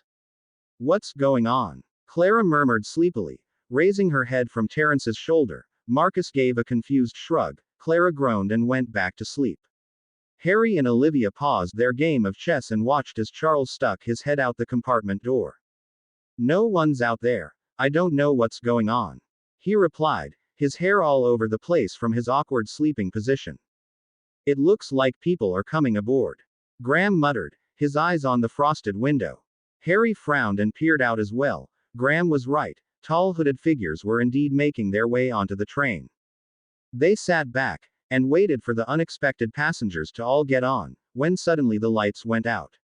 Marcus and Charles, who already had their wands out, quickly cast Lumos spells, whilst Harry conjured a glowing ball of white light. Marcus gave a good-natured grumble of, show off, but settled back as well. They had been waiting only a few minutes when they felt it. Ice-cold air seemed to have permeated the compartment, and their breath came out in visible puffs of mist. Harry suddenly felt something tug at his occlumency shields, and he reinforced them quickly. Whatever it was, however, managed to batter the mental shields away after 20 seconds of trying, and Harry soon felt terrible. The feeling grew worse, until suddenly he spotted a gray hand, made of what appeared to be rotten flesh, pull the door to the compartment open. Whatever it was 8 feet tall at least. Clad in a dark black cloak that concealed its face, it seemed to absorb light. It took a deep, long, rattling breath and turned to face the occupants of the carriage. Every bad memory he had, from his time at the orphanage, to the loneliness and cruelty he had experienced as a first year, fell upon him. Harry was suddenly besieged by a new memory, a memory that he didn't remember at all. A beautiful woman with red hair and bright green eyes was holding a toddler tightly. She was crying, rocking backwards and forwards on her feet. Outside the windows of the small room she was in, Harry could see a mob of wizards shouting and casting ward-dispelling curses at the house. The woman gave a loud cry as the wards shattered. She ran out of the room, sobs racking her delicate frame and clutching the small toddler to her tightly. She reached what seemed to be a sitting room and hurried over to a fire. Before she reached it, however, a blue jet of light struck her leg and she crumpled with a scream as the bone shattered. The pot she was holding fell from her grip and flow powder spilled all over the floor. She wept harder as she hurried to collect the silver-gray powder in her hands. She took the boy in her arms again and dragged herself over to the fire. "You are so loved, Harry," she said. Despite her pain and tears, her voice was soft. "So loved." She put the baby in the unlit fire and threw in the flow powder. "Hogwarts!" she shouted. Just before the young toddler vanished, Harry saw a purple flash of light hit the woman on the back, and she screamed, a deep wound bisecting her back. She fell again, a spray of crimson blood hitting the boy on the face, milliseconds before he was whisked away in a flash of emerald green light. "Harry! Harry!" came a voice. Harry blinked. He was still sat in his chair, fists clenched painfully on his knees, and the thing. "I'm okay," he replied, his voice remarkably steady considering what he had just seen. "What was that thing?" Olivia asked from the spot beside him. Harry looked at her. Her eyes were wide and she was clearly terrified. "It was a Dementor, one of the Azkaban guards, no doubt checking the train for my father." Harry heard a horrified gasp from the door and looked up to see a man looking into their compartment. He was young, Harry would guess mid-30s, with wavy shoulder-length black hair, and a handsome face. "Your father?" he asked. "They are looking for James Potter." Harry gazed at the man with cold eyes. "Like I said." "My father." The man took a hurried step back. "Harry Potter?" he asked, his voice breathy and near a whisper. Harry gave a curt nod, and the handsome man looked horrified. He spluttered something before quickly running down the length of the train. "And following that delicious feast, I hope you will all take a few minutes to listen to an old man," Dumbledore said, his bright blue eyes twinkling. Harry was sat back in his seat. His stomach felt inordinately full and all he fancied was curling up in his four-poster and trying to forget about the whole Dementor incident. "First off, I feel I have to inform you that the list of banned objects in Hogwarts has increased yet again, and now includes dive-bombing darts, singing snails and the eloquently titled Bang Bang Basher. The full list is on Mr. Filch's door, and can be viewed at any student's pleasure." Dumbledore gave a small smile, and paused taking a sip of water. "It is also my great pleasure to welcome to the school 3 new teachers. First of all, let's hear a big hand for Professor Hagrid, who will be nobly filling in for Professor Kettleburn as Care of Magical Creatures teacher, who is sadly retiring." The Gryffindors gave a mighty cheer and standing ovation. The Ravenclaws and Slytherins looked put out. The half-giant's penchant for vicious creatures was well known. In addition, following last year's rather lackluster defense instruction, the governors and I have decided to try a new system. For Newt students, please welcome Professor Black, and for 5th years and below, please welcome Professor Lupin. Harry saw the man from the train wave, Professor Black, whilst another man who looked exhausted and wore rather shabby robes sat next to him, Professor Lupin. Finally, due to the situation of a certain escaped criminal, Hogwarts will be playing host to a number of Dementors of Azkaban. These are not creatures to be trifled with. They know not fear, pain or mercy. I urge each of you to stay away from them wherever possible. He paused and looked around the hall, his expression grave. Whilst this criminal is on the loose, I expect this school to remain vigilant. However, should anyone be persecuted for being perceived as potentially aiding Mr. James Potter, their persecutors will be punished severely. His eyes flickered to the Gryffindor table, where several students had been throwing Harry dirty looks. "Now I believe that is all the announcements for today. Off to bed." The first week passed quickly. Harry was not pleased by the newfound hostility he experienced from the rest of the non-Slytherins. Wherever he went, whispers followed, and younger students would clear the hall where he walked. So far nobody had attempted to harm him, thanks to his reputation as a prodigy in all wand magics and dueling, but Harry believed that his reputation would not protect him forever. His frustration at his treatment was not doing wonders for his mood. A scowl was often to be seen on his face, and he frequently snarled out at students who came close. The other rather annoying facet of his new year was Professor Sirius Black. 6th year defense against the dark arts was predominantly practical, learning dueling techniques and the like. The new teacher was like a reverse of Snape, showing blatant favoritism to the Gryffindors, and he seemed to have a grudge against Harry from the first. Welcome sixth years. He had begun, before taking a register. When he got to Harry's name, he had looked at him with a glare, before continuing. As you know, there is a vicious criminal on the loose. He had begun, lecturing from the front. This man is cold-blooded, and would have trouble in betraying his friends and family for power. He looked coldly at Harry as he spoke, clearly hoping for a reaction, but thanks to his occlumency shields, Harry kept his face carefully blank. This year you will be learning advanced techniques of defense, putting together the spell knowledge you already have in ways that will give you advantages in an actual fight. He looked around, rubbing his hands excitedly. Now then, can anyone cast silently? He looked hopefully. No one raised their hands. Harry kept his down too. Pity. Well, in that case, we shall start there. Stand up. Wands out. They spent the rest of the session practicing silent casting, and by the end of the class nobody had managed it. Professor Black seemed relaxed about the failure though. Practice it for homework. I'm sure you'll have it soon, not to worry. After defense, Harry had transfiguration with the Hufflepuffs. He sat in his usual seat next to Cedric, and the two boys took careful notes on inanimate organic animate transfiguration. Harry sighed. He had been proficient at this skill since his 4th year. I will give you all a lump of granite. You have the rest of the session to transfigure it into a cat. McGonagall announced, dispersing the rock with a wave of her wand. Harry sat back, watching the rest of the class. None of them seemed able to get it, and McGonagall was going around offering suggestions and advice. Next to him, Harry saw Cedric glaring at his rock intensely. Mutare. He cried. A bright jet of blue light left his wand and struck the rock. Nothing happened. The flash had caught McGonagall's attention, and she made her way over to their desk.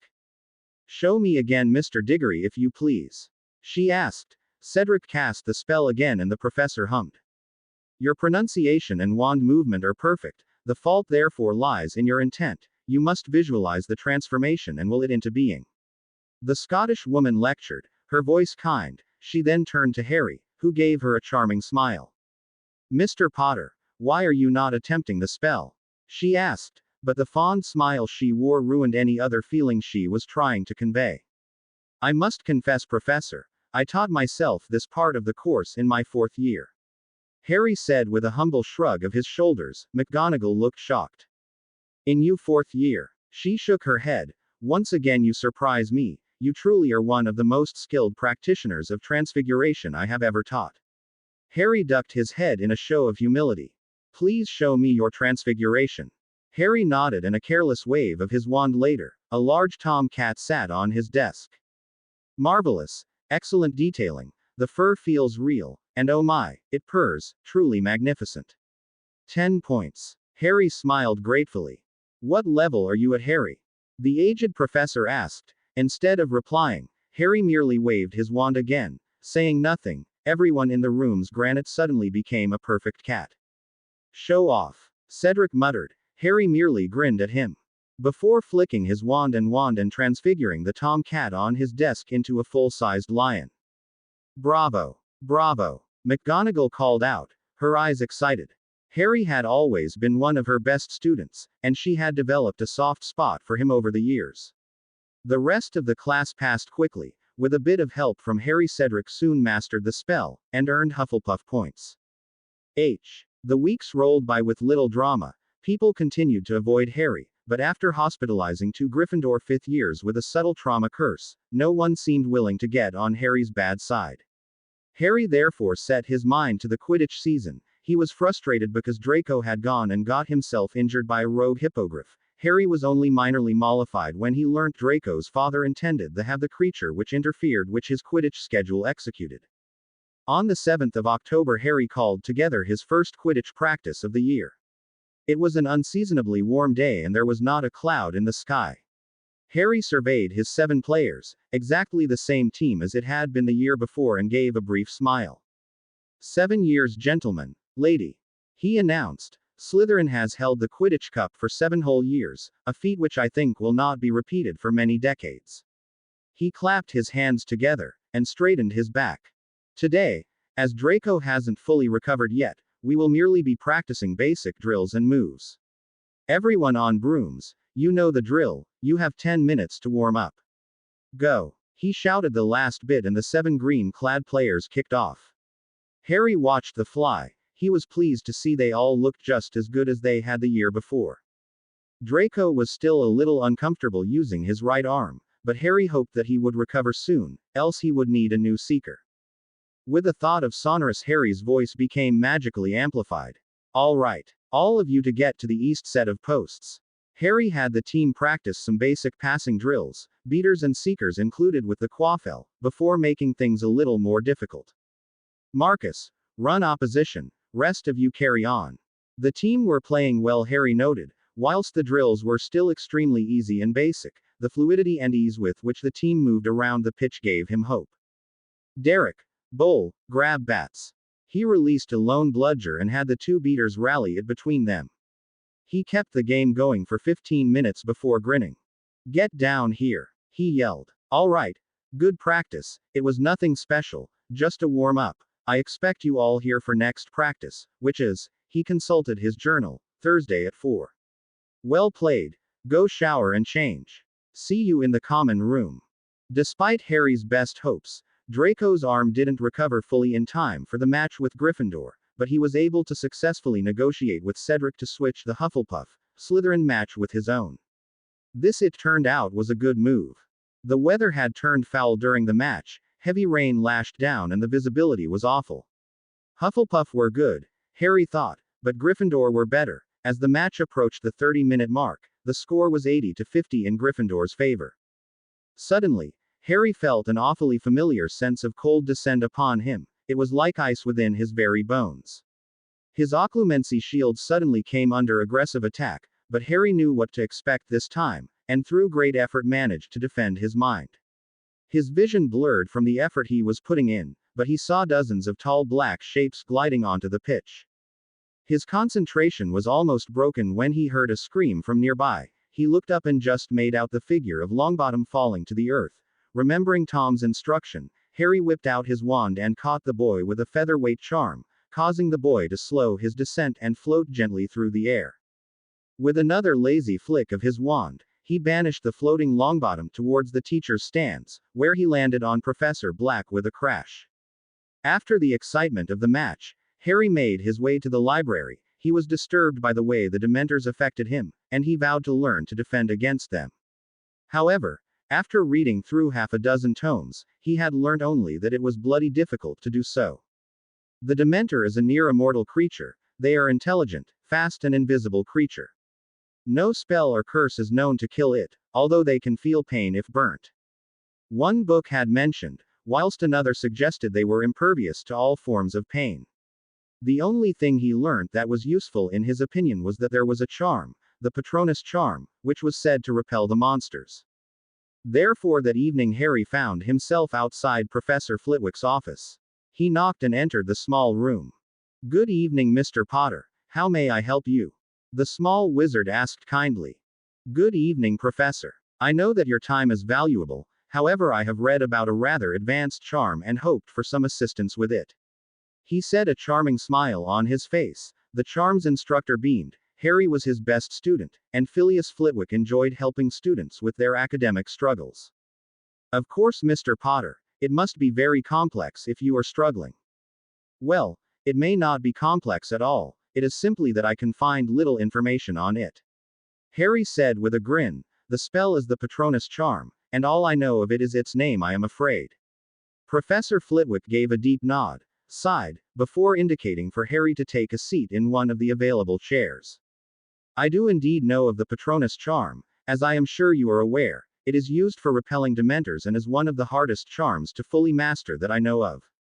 He stood up and walked over to one of the bookshelves.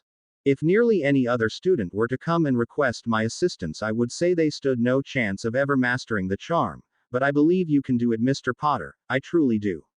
Harry smiled appreciatively and allowed a small flush to appear on his cheeks.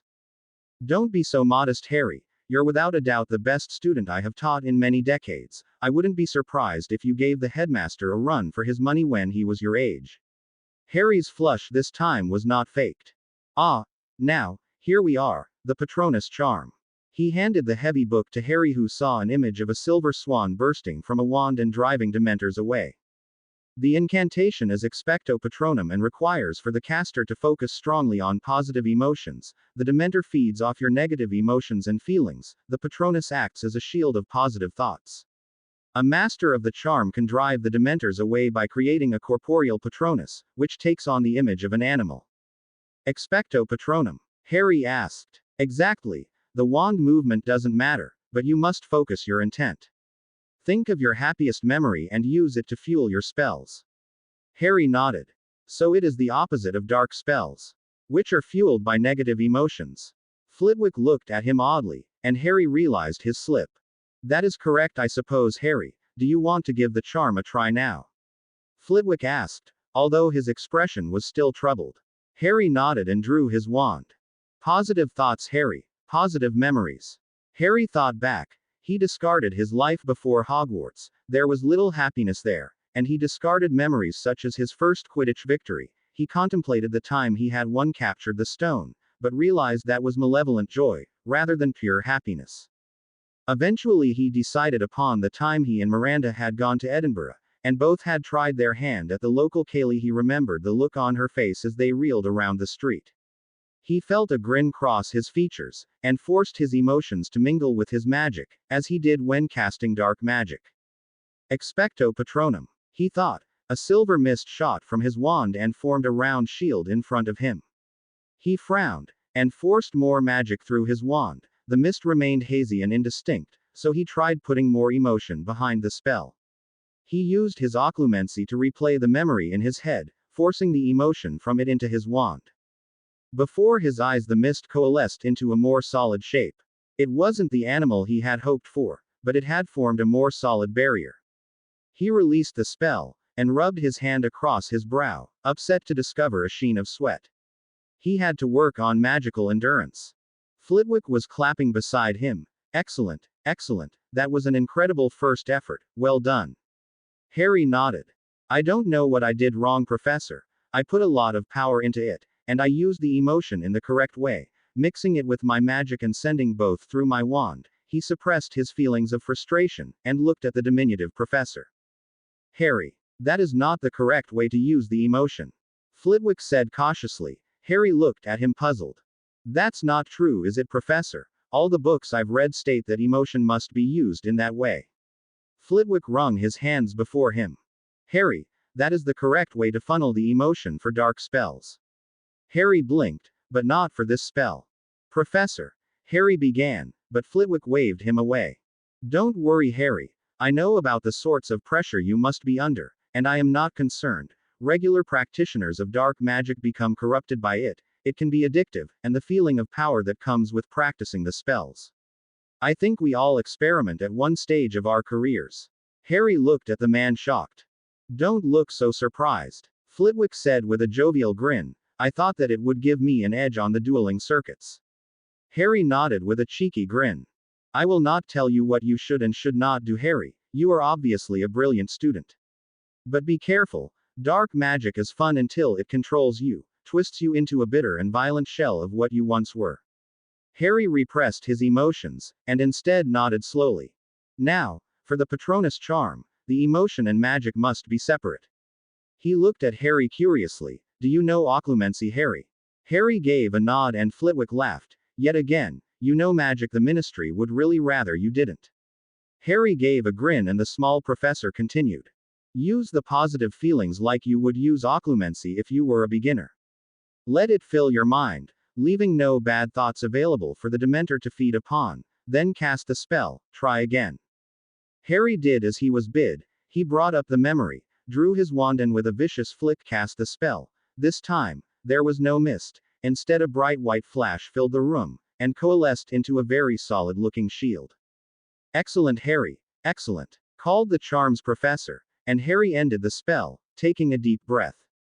Now, you have the theory, and clearly are already far more proficient than most people who know the spell. All I can suggest is practice. Now I believe it is nearly curfew. You should get to bed, Harry. Now, take 20 points to Slytherin, and please think on what I said, Harry. These things must be done in moderation. Harry nodded and shook the professor's hand.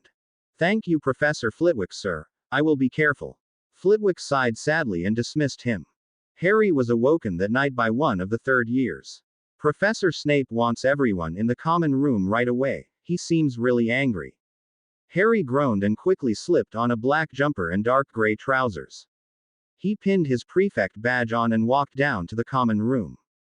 Most of the house had already been gathered. Professor Snape stood at the front of the room looking extremely grave. Harry quickly sat down in one of the chairs by the embers of the fire and looked at the clock. What is so serious that they would wake us up at 12:30 in the morning?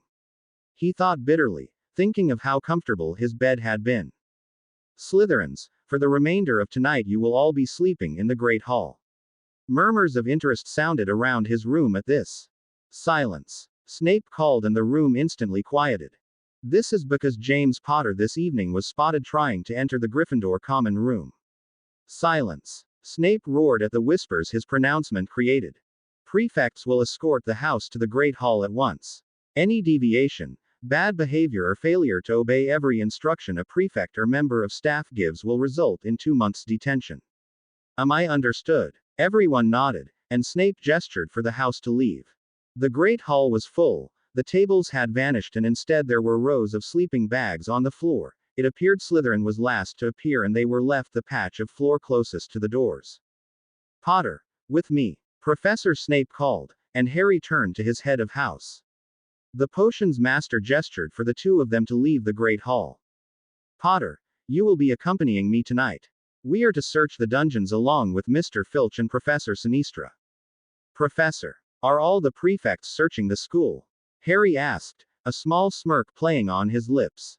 Snape scowled at him. No, however I hardly trust you to remain in here protected when your father is loose in the school, at least this way I can keep an eye on you. Harry flashed a grin but nodded. Very well, lead the way, Professor. The two of them walked off, making their way down to the cold dungeons. I trust you have no intentions of finding your father alone, Potter? Snape asked. I would like to meet him at some point, sir, Harry replied, his voice cautious.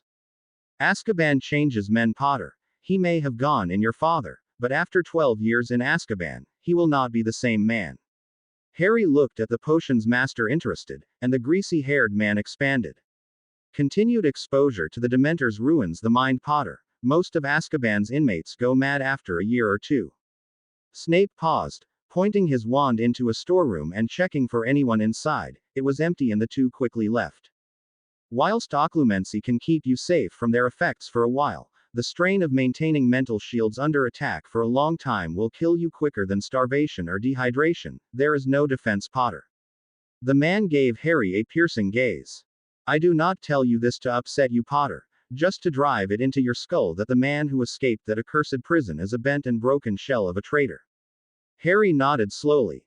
If he is as damaged as you think, how has he remained concealed for so long? Harry asked. Snape looked down his hooked nose as a rat ran past his ankles.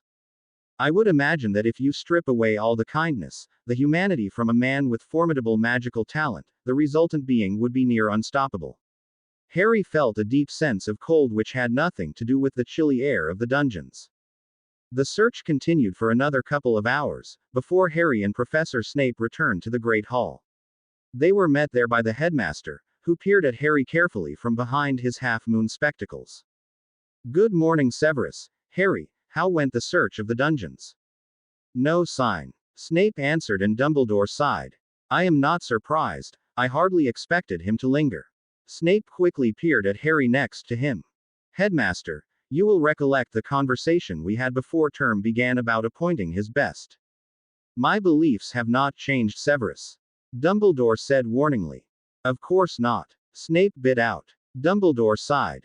I do not think anybody who was in this castle would have helped James enter it. They were joined at that point by Black and Lupin. Black gave Harry his usual angry glare, whilst Lupin merely smiled pityingly at the sixth year. Headmaster, SNIV, Snape.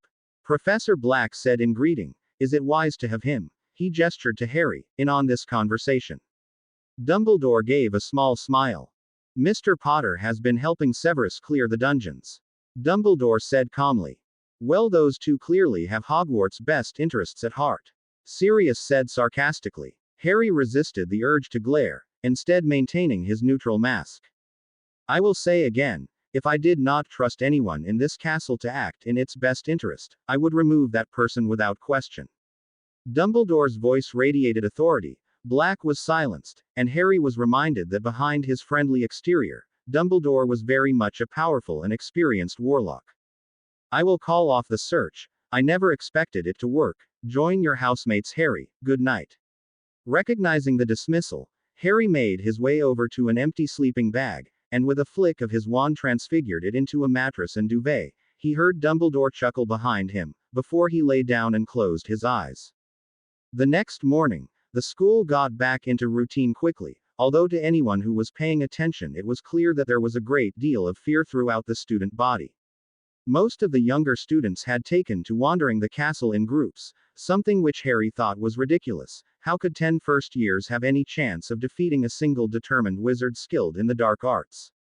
Following the attempted break-in by his father, Harry dived into the dark arts.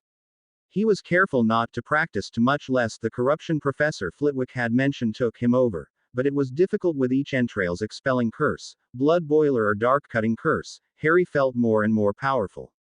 During one session in the dungeon classroom Harry called his practice room, he was discovered by none other than Professor Snape. He had conjured a dozen dogs and had used a compulsion charm so they could run around, helping improve his aim. He dodged and rolled as though avoiding incoming spell fire and cast spell after spell. Defindo, Reducto, Osis Explotum, Corprohibus, UCLCUS Oculus, Avada Kedavra. He stopped after the last spell, feeling the rush of power flow through him, and to his horror heard slow applause behind him.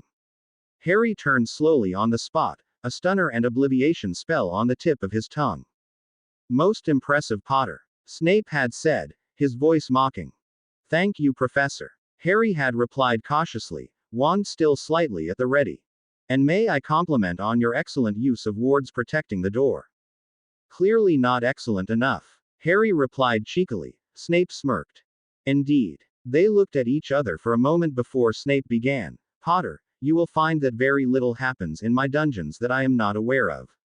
I know you have been practicing questionable magic first with Miss Rookwood, and then alone."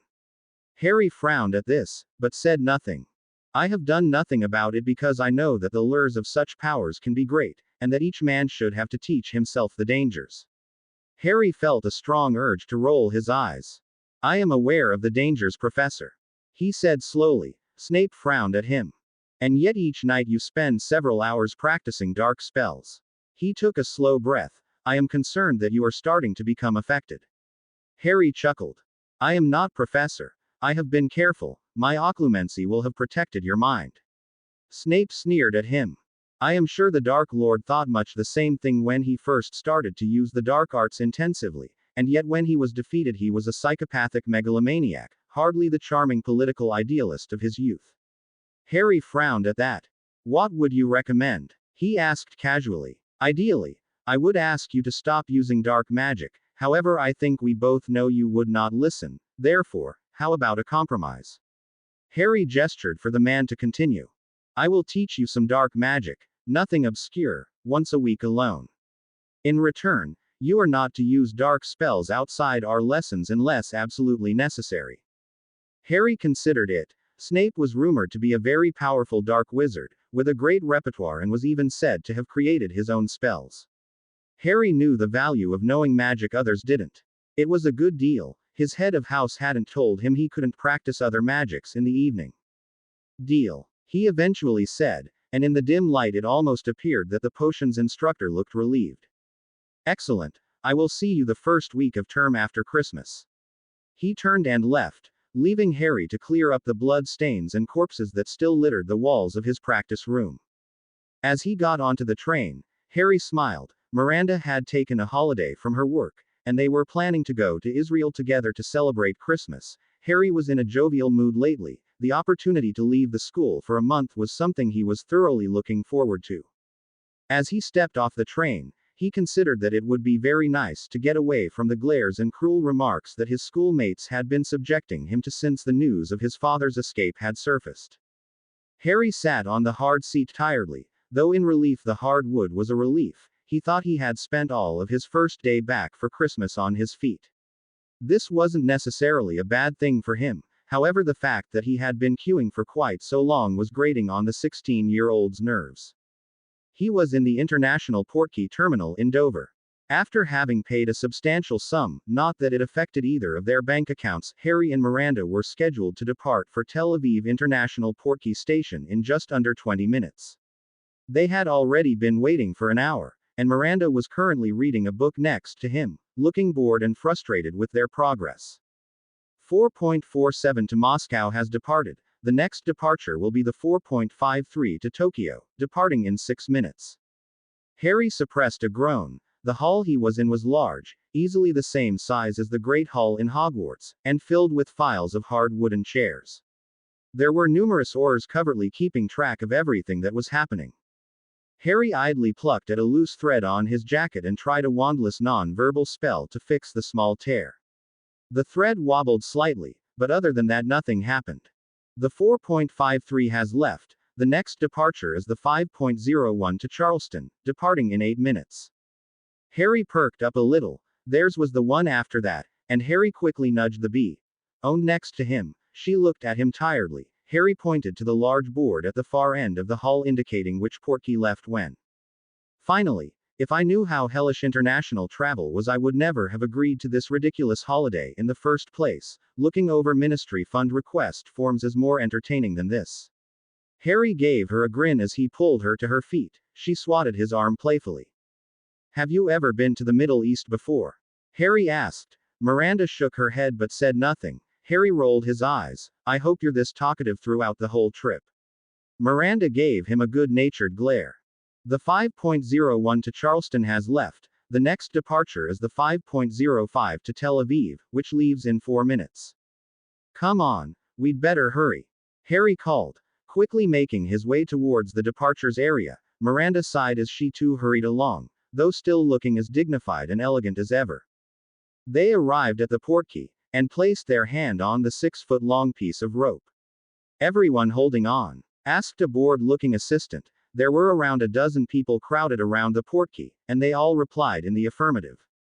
Excellent. Well, you are departing in 4, 3, 2, 1 inch. Harry felt the jerk behind his navel of the portkey, and suddenly found himself swirling through the air. 5 minutes of stomach-churning vortex travel and Harry landed. He was able to land on his feet, but a portly middle-aged man next to him was less successful and collapsed onto his bottom. Everyone was looking extremely flustered, except Harry noticed, for Miranda. She looked just as refined as she had when they set off, without a hair out of place. Harry looked disgruntled down at his own clothes, heavily rumpled and in need of a severe iron. The 7.05 arrival from Dover has arrived. They had arrived in an almost identical terminal to the one they left, although this was far emptier and warmer. Harry and Miranda quickly made their way out of the terminal and found themselves in a busy street. It was much hotter than London. Harry guessed it must have been around 20 degrees and he quickly shrugged off the thick winter jacket he had been wearing. It's incredible, Harry murmured, as he looked up and down at the yellow stone buildings and highly decorated shop fronts. He looked at Miranda and smirked at the odd expression on her face. The street was far longer than Diagon Alley, stretching as far as the eye could see. The shop fronts were gaudily decorated with bright flashing lights in Arabic, and meanwhile small stalls were set up all along the street selling all kinds of merchandise, from children's toy broomsticks to trays of sweets. Street performers entertained avid audiences of small children with displays of magical manipulation, whilst bright fireworks were flying out of one man's jacket as he performed acrobatics for a crowd. What do you want to do first? Harry asked, squinting his eyes against the evening sun, trying to take in the myriad sights. Miranda didn't answer for a while. Harry turned to face her, but she just grabbed him and gave him a long kiss. Thank you, he asked unsure. She just gave him a smirk before dragging him into the nearest store. The shop owner gave him a toothy grin and watched as the two of them perused the aisles. Harry quickly realized that the Israelis had a far more liberal guide to acceptable magics than England. Books showing rather gruesome images were on some shelves, whilst another held daggers and axes. Vertendi verbis Ingles, Harry whispered, and the unreadable script suddenly translated into English. Harry picked out a book which looked interesting, Magics of the Ancient Past, and was about to start reading when Miranda suddenly tugged him out of the shop.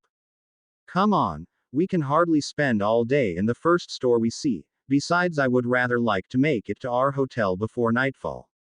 Harry blinked at her authoritative tone, but allowed her to take the lead. He knew how to make sure he had an easy life. The hotel was easy to find, being the largest building on the stretched up for several floors, and had a well-kept and clean exterior.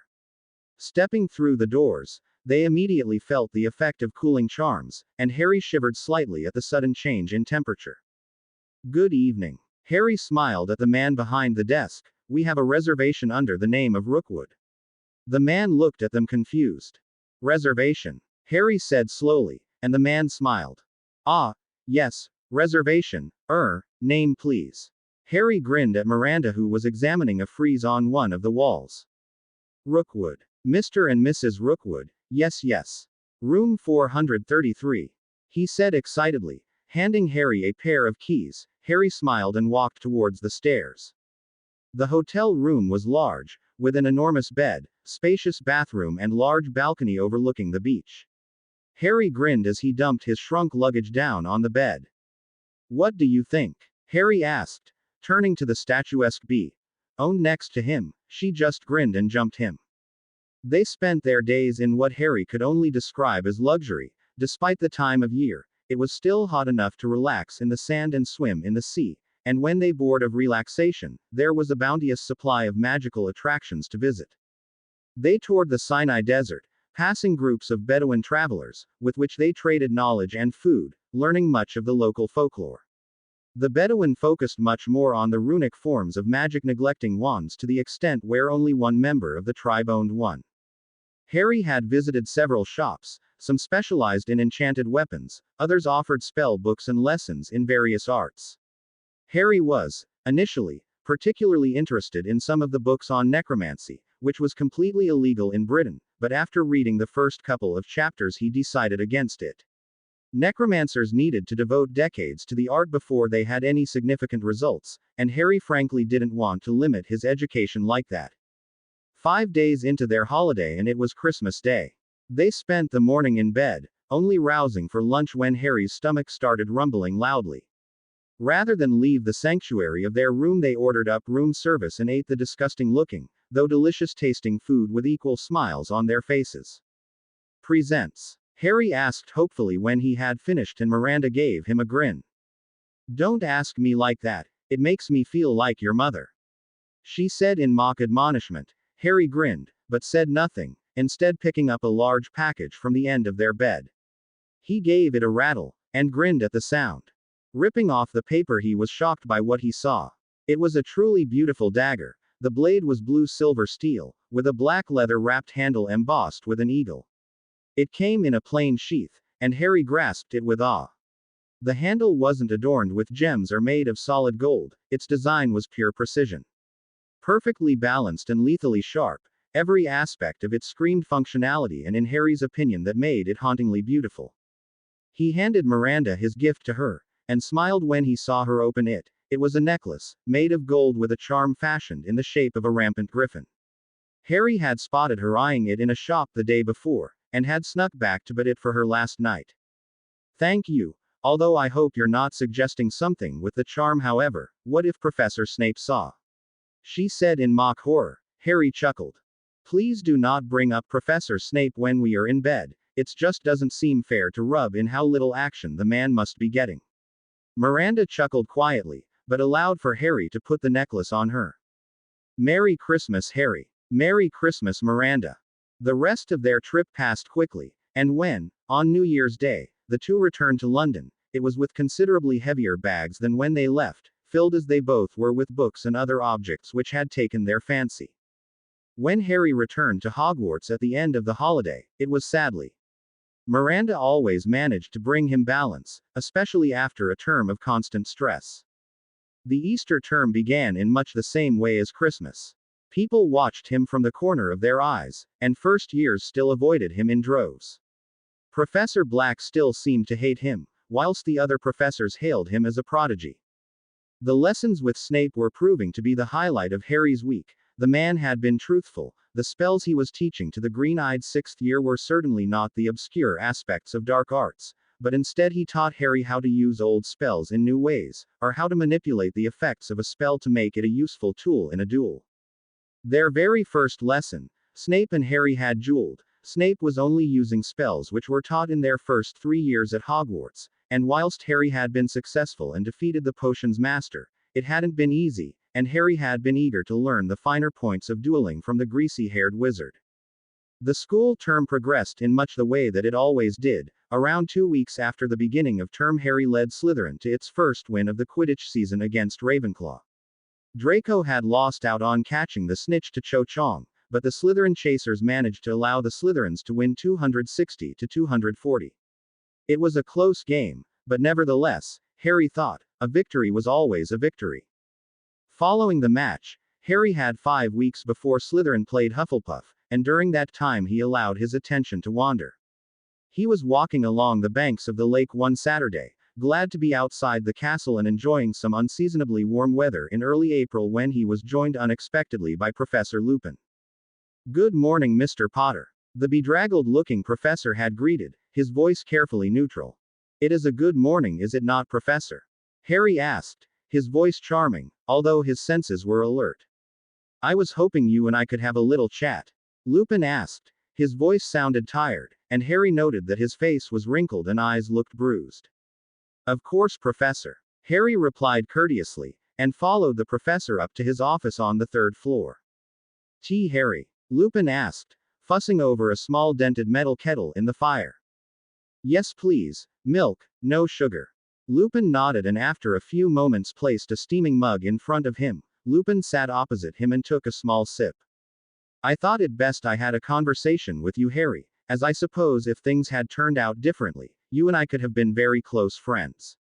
Harry raised one eyebrow carefully and Lupin expanded. "Professor Black, myself and your father were fast friends throughout Hogwarts." Lupin explained. "When your father, well, when it happened, we were all horrified, although Sirius took it especially badly. He had always viewed James as a brother, you see." Harry listened attentively to the older man's story. "Of course, as soon as he heard, Sirius rushed off with Algy Longbottom. Algy died and Sirius cracked his head open. They thought he was dead for sure, but Sirius was always a fighter. He recovered far quicker than anyone thought possible." Lupin reminisced with a wry smile. "He doesn't remember a thing about the fight though, part of the amnesia." He said as an afterthought. "How did my father betray them? How can anyone be sure that it was James who told the Dark Lord of Neville's location?" Lupin sighed and took another long sip of tea. "Neville and his family were placed under a spell, the Fidelius Charm, which hides something behind a secret. I understand. James Potter was the secret keeper, I assume." Harry finished. Lupin nodded. "Yes, James was decided to be the secret keeper. Is it possible that James was not the real secret keeper? He only led others to believe it to protect the real secret. From what you said, nobody remembers the showdown between Algy, Sirius and my father, so how can his guilt be proven?" Lupin smiled tiredly, but it didn't reach his eyes. "It is possible, of course, that James is innocent, but, well, it is highly unlikely." Harry nodded, and opened his mouth to speak when the door opened. Harry turned and saw Professor Snape walk inside. "Good morning, Mr. Potter. I have your potion, Lupin. Drink it quickly whilst it's still fresh." Snape handed the defense professor a steaming tankard and Lupin sighed sadly. As it passed, Harry inhaled and immediately recognized the distinctive smell of the potion. He looked at Lupin surprised. The defense instructor drank the whole potion in one and grimaced when he was done, though he looked at Harry with a smile. "It's a shame sugar makes it useless." Harry merely shrugged with forced nonchalance. "We do what we must to keep the wolves from our door, Professor." Behind him he heard Snape laugh loudly, an alien sound, whilst Professor Lupin frowned deeply, his eyes worried. "I suppose so, Harry. We were discussing my father, Harry prompted after Snape had left. Indeed we were. Harry, I cannot begin to fathom why James betrayed you and Lily to he who must not be named. However, whatever his reasons, they must have been powerful, for James loved you and Lily very much indeed. He gave Harry a piercing look. And now? Harry asked. Looking the defense professor deep in the eye, Lupin frowned, and looked at his hands. Now, who knows? Azkaban has a way of twisting men's souls. I would not be surprised if the man who escapes bears no resemblance to the man I called my friend. I'm sorry. Harry waved the man's apology away. I must say, Harry, you are taking the whole situation remarkably well. I don't think I would be anywhere near so calm if I were in your seat. Harry sighed softly. Perhaps not, but I have had 6 years to come to terms with his actions. Of course, you live in a Muggle orphanage, do you not? He asked. Harry shook his head. I used to. I live with a dear friend of mine now. I hope that it wasn't too hard for you. Had Sirius not been so bitter, it would have been his duty to take you in. He is, after all, your godfather. Harry raised his eyebrows. From the way he treats me in class, you wouldn't have believed it. Lupin frowned sadly. No, I would imagine not. You look an awful lot like your father, Harry. Your presence no doubt reminds him of the deepest betrayal he has ever suffered. I ask you not to view him too harshly. Despite Lupin's declaration, Harry refused to forgive such a petty man. May I beg my leave, Professor? I have homework to attend to. Lupin waved him off, and Harry stood quickly. He nodded respectfully to the professor and then quickly returned to his common room, where he sat for several hours in his usual seat in front of the fire, staring deeply into the flickering flames as he considered everything he had been told. The day of the Quidditch match between Gryffindor and Ravenclaw dawned bright and warm. The outcome of the match was extremely important. At the moment, Slytherin were in first place, with Ravenclaw a close second. In order for Slytherin to remain in first place, Gryffindor had to win by over 80 points. Harry took his usual seat in the front row of the Slytherin stands, Marcus on his left and Olivia on his right. The Ravenclaws started well, much to Harry's annoyance, quickly scoring twice. Harry focused his omnioculars on the Seekers. Cho evidently hadn't learned her lesson from the many times she had been buried by Draco, as she still was marking Longbottom closely. Not that Harry really understood why. Longbottom was riding one of the old-school brooms, and from the looks of things was suffering some performance issues. The Longbottoms are a wealthy family, aren't they?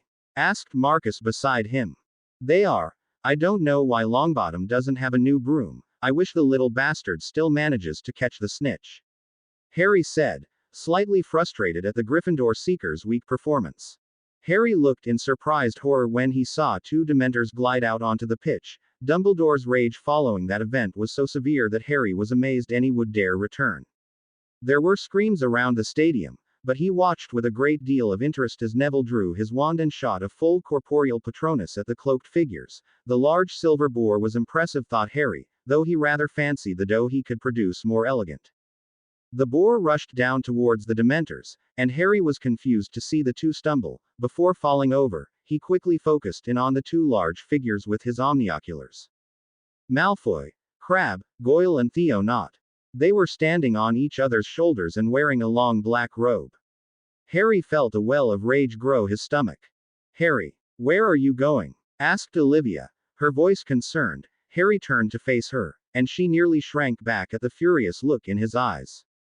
Harry stalked down to edge of the pitch where McGonagall was currently shouting loudly at the Slytherin third years. Harry sidestepped the shouting woman and with a flick of wand, knocked the 4 boys off their feet. Mr. Potter, what is the meaning of this? Asked the woman, her voice shocked. Harry ignored her and turned back to Draco. I presume this was your idea, Malfoy? Harry asked, his voice bubbling with anger. Draco looked up at him with fear before he nodded. Harry glared at him for a few seconds. Ructo. Harry's nonverbal retching curse struck the bee. Owned in the face and he immediately doubled over, vomiting violently. I told you we wanted Gryffindor to win, and yet you deliberately tried to sabotage them. I told the whole team last night. Harry said quietly, his voice dangerous. I told you this, and yet you disobeyed me. Explain. Malfoy said nothing, and Harry sent the curse at the boy again, eyes still livid, however a shield flashed before the gray-eyed third year. Harry turned to the Transfiguration professor, and she was shocked by the red glint in his irises and rage-twisted features. Before she could say anything, Snape arrived and with a firm jerk of his arm dragged Harry away from the others. Potter, you fool, calm down immediately. Harry glared at the potion's master, but Snape just raised an eyebrow mockingly. Calm down now, before you get in any more trouble. Harry took a deep breath, and some of the alien anger he had been feeling dissipated. Snape gazed at him carefully. I thought I had told you no more use of dark magic unless supervised by myself. Harry glared, before he finally relented, looking down slightly.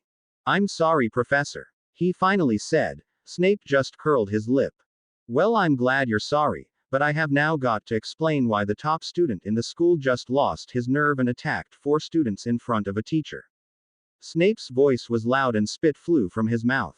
Harry frowned. That was because of the dark magic? He asked. I became angry so quickly. That was the manipulation you spoke of. Snape calmed a little and nodded. Correct. To use dark magic, we must use negative emotions, anger, hate, vengeance.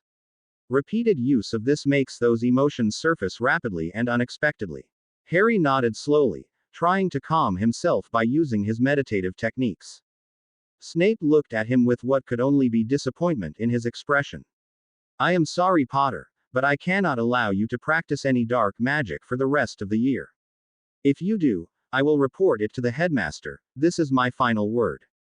Harry opened his mouth to protest, but Snape cut him off. My final word, Potter. You've caused enough of a headache for me already. We will continue our lessons each week, but you will also be serving detention twice a week with Professor McGonagall until the end of term. Harry nodded, accepting his punishment. The potions professor sneered at him angrily and stalked off. Harry sighed, running his hand through his short hair and sighed. It was a good thing Snape had intervened when he had, else Harry was sure he would have cursed McGonagall where she stood. An action which would probably have ended in his arrest, and definitely his expulsion. Where did you go? Asked Olivia when he returned to the stadium. Harry shrugged, being a good prefect and dealing with Malfoy. Olivia didn't look convinced, but Harry gave her a disarming smile, which she hesitantly returned, and together they got on with the game. And they've seen the snitch, Longbottom's in a pretty shaky dive, with Chong catching up fast. Harry quickly looked at the 2 seekers. Chong reaches for the snitch, she's got it. No, she hasn't, she misses. And Longbottom, yes, Longbottom has the snitch. Harry looked hopefully up at the score. Maybe despite Malfoy, Gryffindor could still win by 80 points. Sadly, luck wasn't with him. And Gryffindor win by 10 points, 190 to 180. This means that Ravenclaw is currently leading the Quidditch rankings, with 42 points, Slytherin are a close second with 39, followed by Gryffindor with 35 and Hufflepuff are currently last with 34 points. Slytherin had 2 games left, Gryffindor and Hufflepuff, whilst Ravenclaw had only 1. He could still do this was his year, again. The next morning the school was abuzz. Ron Weasley had apparently spotted James Potter within the Gryffindor dormitories. But the escaped felon had vanished yet again. His detentions with McGonagall had got underway. Despite his misgivings about having to spend so much time with the formidable witch, his detention was actually remarkably educational. He had initially been set to write lines, but 20 minutes into the session had managed to start a discussion about complete human self-transfiguration, which Harry was delighted to learn had been the subject of McGonagall's transfiguration mastery. The professor and student had got into a lively debate about such topics. Several hours later, McGonagall checked her clock and hurriedly dismissed him, promising to continue their discussion on animagus transformations later. So continued the term. His detentions quickly became solely used as advanced transfiguration lessons, which McGonagall seemed perfectly happy about. Towards the end of March, Harry had begun quizzing her on battle transfiguration, and this quickly became one of Harry's main focuses. The Slytherin, Hufflepuff game came and went. Slytherin, even without Draco, who had been banned for 1 match following the Dementor incident, quickly showed their dominance. Cedric beat Terence to the snitch, but Harry's extremely aggressive strategy paid off. leaving Slytherin with a comfortable 50-point lead, meaning they were tied with Ravenclaw for first place, requiring only a win or draw in their match against Gryffindor in the summer. The Saturday of April the 16th came very quickly for Harry. The entire school was abuzz with excitement. Longbottom had finally replaced his broom, and Harry was furious to learn that the little boy savior had got his hands on a firebolt. The fastest broom on the market. Boys, Harry began, his eyes landing on each green-clad player in the changing room. This is it. We've seen Gryffindor play. They've barely changed their team in 3 years, and we have beaten them every single bloody time we've faced them. He paused. Draco, you can do this. The broom's fast, sure, but the rider is nothing special. You've got to get into his head. Keep the bastard on edge. Don't let him find a rhythm and keep him away from the snitch. Draco nodded curtly. He had been rather edgy around Harry ever since the Ravenclaw-Gryffindor match. Marcus, Adrian, Amelia. We have the size advantage. Christ knows we've practiced well enough. We can do this. Bowl, Derek, that goes for you too. He turned to the keeper. Belby, you've got to admit it. You haven't had much to do during games this year. There were laughs from the team, but you can do this. Keep calm, keep focused, and stop anything coming near the posts. Simple, yeah? He asked with a grin. Belby gave a confident grin. Slytherins, this is our season, it's our cup, and I will see you all at the post-match party. The team cheered and walked out of the changing rooms, faces excited, but focused.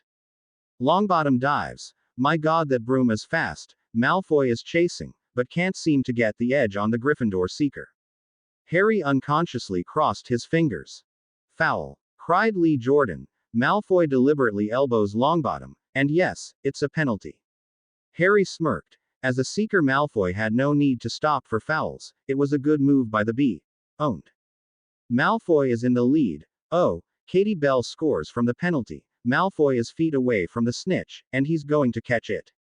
Harry felt like a freight train had hit him when Malfoy triumphantly raised his closed fist, the tiny golden ball gripped tight, wings still fluttering.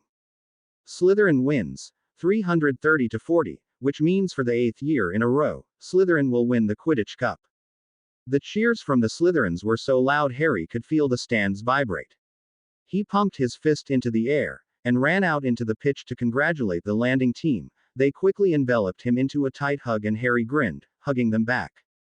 And here comes Professor Dumbledore to present the Quidditch Cup to the Slytherin captain and coach, Harry Potter.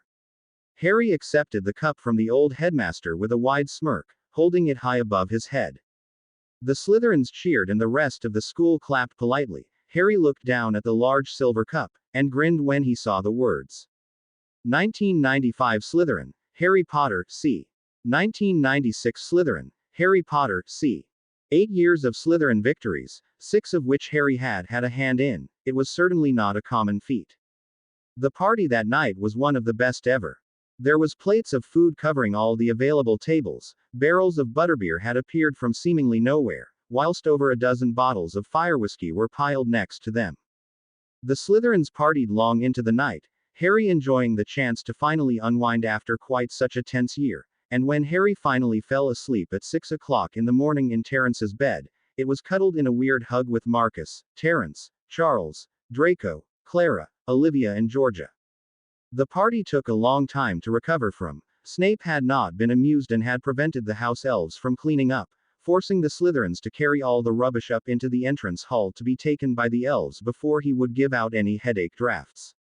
However, after that excitement the year wound down. With no important exams that year, the 6th years found the summer term to be extremely dull. Harry's highlights to his week were still his lessons with Snape, and his detentions with McGonagall. Even though Harry's detention had come to an end several weeks before, neither student nor teacher felt any urge to stop attending their little private lessons. On the evening of June the 9th, Harry was having detention with Professor Black. Unlike his detentions with McGonagall, Harry would never voluntarily attend anything with the bitter defense instructor. Harry was currently being punished for having mastered a spell too quickly and distracting the class. Harry would have complained, but he rather enjoyed the professor's reaction when he failed to get a reaction from the green-eyed prefect. I must not disrupt the class. Harry's hand was aching. He had been writing the same line out for over an hour, and had successfully filled 3 rolls of parchment. Black was sitting at the front of the classroom marking exam papers and occasionally looking up to glare at Harry. I must not disrupt the class.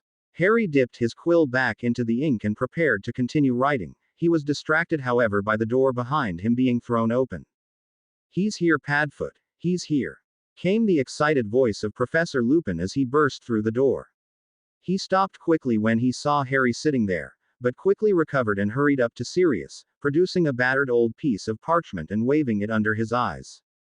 Black's eyes widened comically, and together the two professors began discussing quietly under their breath. Harry cast a silent eavesdropping charm with a subtle flick of his wand. You know the map never lies, Sirius. He's in the forest. Lupin was whispering. I know. Do we get Dumbledore? Let's not. I want to kill that bastard myself. It's my right. Calm down, Sirius. Prongs already beat you once, and we can't afford to be fools. Neville is with Hagrid. He's in real danger and we've got to be logical about. Fuck logic. Sirius hissed. I want to see that man's life leave his eyes after I finally end him. With that, the black-haired professor stormed off, and quickly headed out of the door.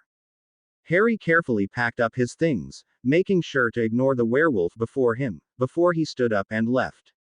Mind racing, Harry let a small frown grace his features. If James Potter was loyal to Voldemort, then Harry had an obligation to protect him. If he wasn't, well, he could deal with that situation when it developed. Harry hurried back to the common room. It was full at this time of the evening and Harry spent a few minutes trying to avoid the many conversations he was sucked into. Reaching his dorm room, he kicked off his black school shoes and trousers, slipping on a pair of dark gray fitted jeans and a black bomber jacket, which he zipped up to his neck. Satisfied he would be able to hide in shadows, Harry quickly kicked open his trunk, rooting around in the depths before finding the Dueler's wand holster which Clara and Graham had given him for Christmas in his 4th year. He strapped the black dragon hide to his left forearm and slid his wand easily into the channel. Satisfied with his outfit, he made his way back out of the common room. It was nearly curfew and the corridors were deserted. Harry was easily able to avoid the few teacher patrols. He made it to the great front doors, slipping past the grumbling form of Filch who was standing watch over the front lawn. Harry found himself on the expansive fields overlooking the lake and Hogsmeade. At first glance it appeared to be deserted, but then Harry saw what appeared to be running shapes. One was obviously human, tall and most probably male, whilst the other appeared to be a large dog. They were sprinting towards the Forbidden Forest, and Harry decided to, as sneakily as possible, give chase. He broke into an easy run, relying on the disillusionment charm to keep himself hidden. The dim evening light would help to keep the slight distortion the charm left in the air from being visible. He made it to the forest and fell into a low crouch. The woods were eerily silent, the dense canopy blocking nearly of the light out of the sky. Harry's eyes scanned the area carefully. Nothing was moving, and with the exception of a few birds, not a sound could be heard. Ron, for goodness sake. The sound was unmistakably feminine. Harry whirled around. 3 people, and from the distance Harry was standing from them. They were unmistakably Neville Longbottom, Ron Weasley and Hermione Granger, had stopped halfway down the lawn. From the looks of things, Ron had tripped over his untied shoelace, face planting into the dewy grass. Harry watched the trio carefully, his instructions from Riddle at the front of his mind. Neville Longbottom had to survive, for now. A sound behind him suddenly drew Harry's attention, a rustle coming from a dense bush behind him.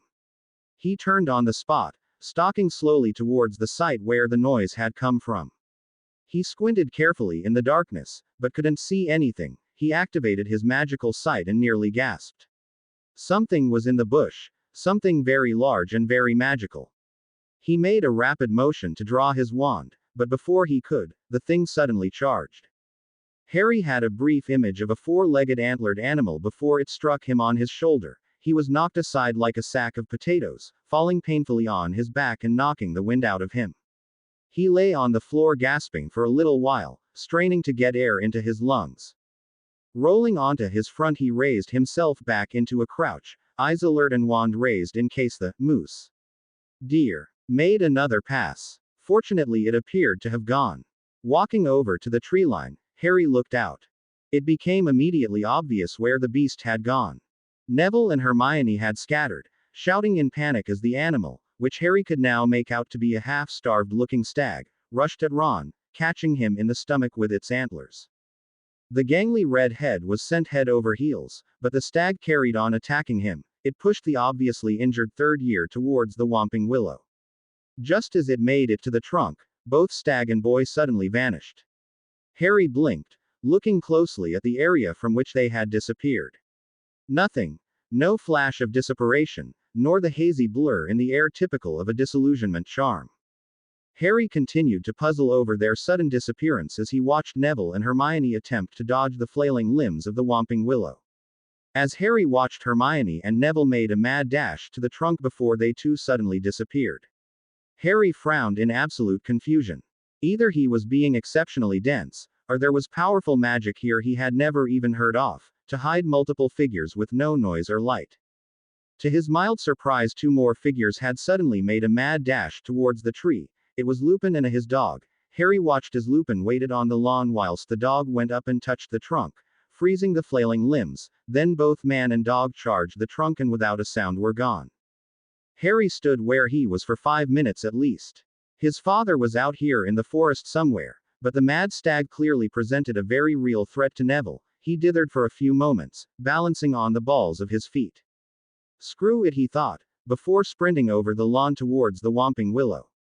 The tree evidently sensed him coming, for its branches whipped and crashed a few feet from Harry, who had wisely stopped a few feet from the tree's effective range.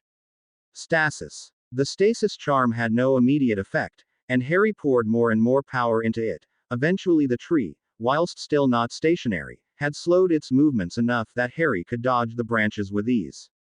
Cautiously approaching the trunk, Harry studied it for hidden doors. Finding none, he checked the ground and quickly found a wide opening that clearly led into the bowels of the earth. I suppose that answers my question, he thought wryly. I'm just incredibly dense. Harry grinned as he dived into the hole. It slid down for several meters before leveling out, leaving Harry in a long, low tunnel. Reapplying his concealment charms, Harry hurried down the passage for what felt like half a mile, before he finally ended up in what appeared to have once been a rather plush living room. However, that must have been a long time ago. The windows were boarded up and most of the furniture was smashed to pieces with bite marks and long scratches. More than that, Harry could sense several wards that had been erected for the sole purpose of keeping something locked inside the house. Lupin, Harry thought. It made sense. What do you do with an angry werewolf but lock him up in a grimy old house? Following the trail of footprints in the dust, Harry quickly found himself approaching a set of stairs. It was clear from the clear patches in the dust that many pairs of feet had been up the once elegant stairway recently, and with great caution Harry began to ascend slowly. As he climbed, he began to hear voices. They were raised in anger and Harry strained to hear them. Your son. Is that what you wanted? That was unmistakably the calm and reasonable voice of Lupin. Professor. He's losing a lot of blood. What should I do? Granger. Harry thought. He had seen no other girls enter the passage. Silence, girl. Silence and step away. Harry didn't recognize that voice. It was harsh, and gravelly as though it had not been used often. There was suddenly the noise of a scuffle, and from Harry's spot outside the closed door, lights and flashes were suddenly visible beneath the gap of the door. Evidently a spell fight was going on. Harry decided against entering the room in the middle of a fight. Instead he took the time to center himself, clearing his mind of emotion and raising his chin. There was a pained shout, followed shortly after by a rich bouquet of graphic swear words, which were quickly silenced. The spell light abruptly ended and a harsh laugh sounded throughout the room. Harry took this as his cue.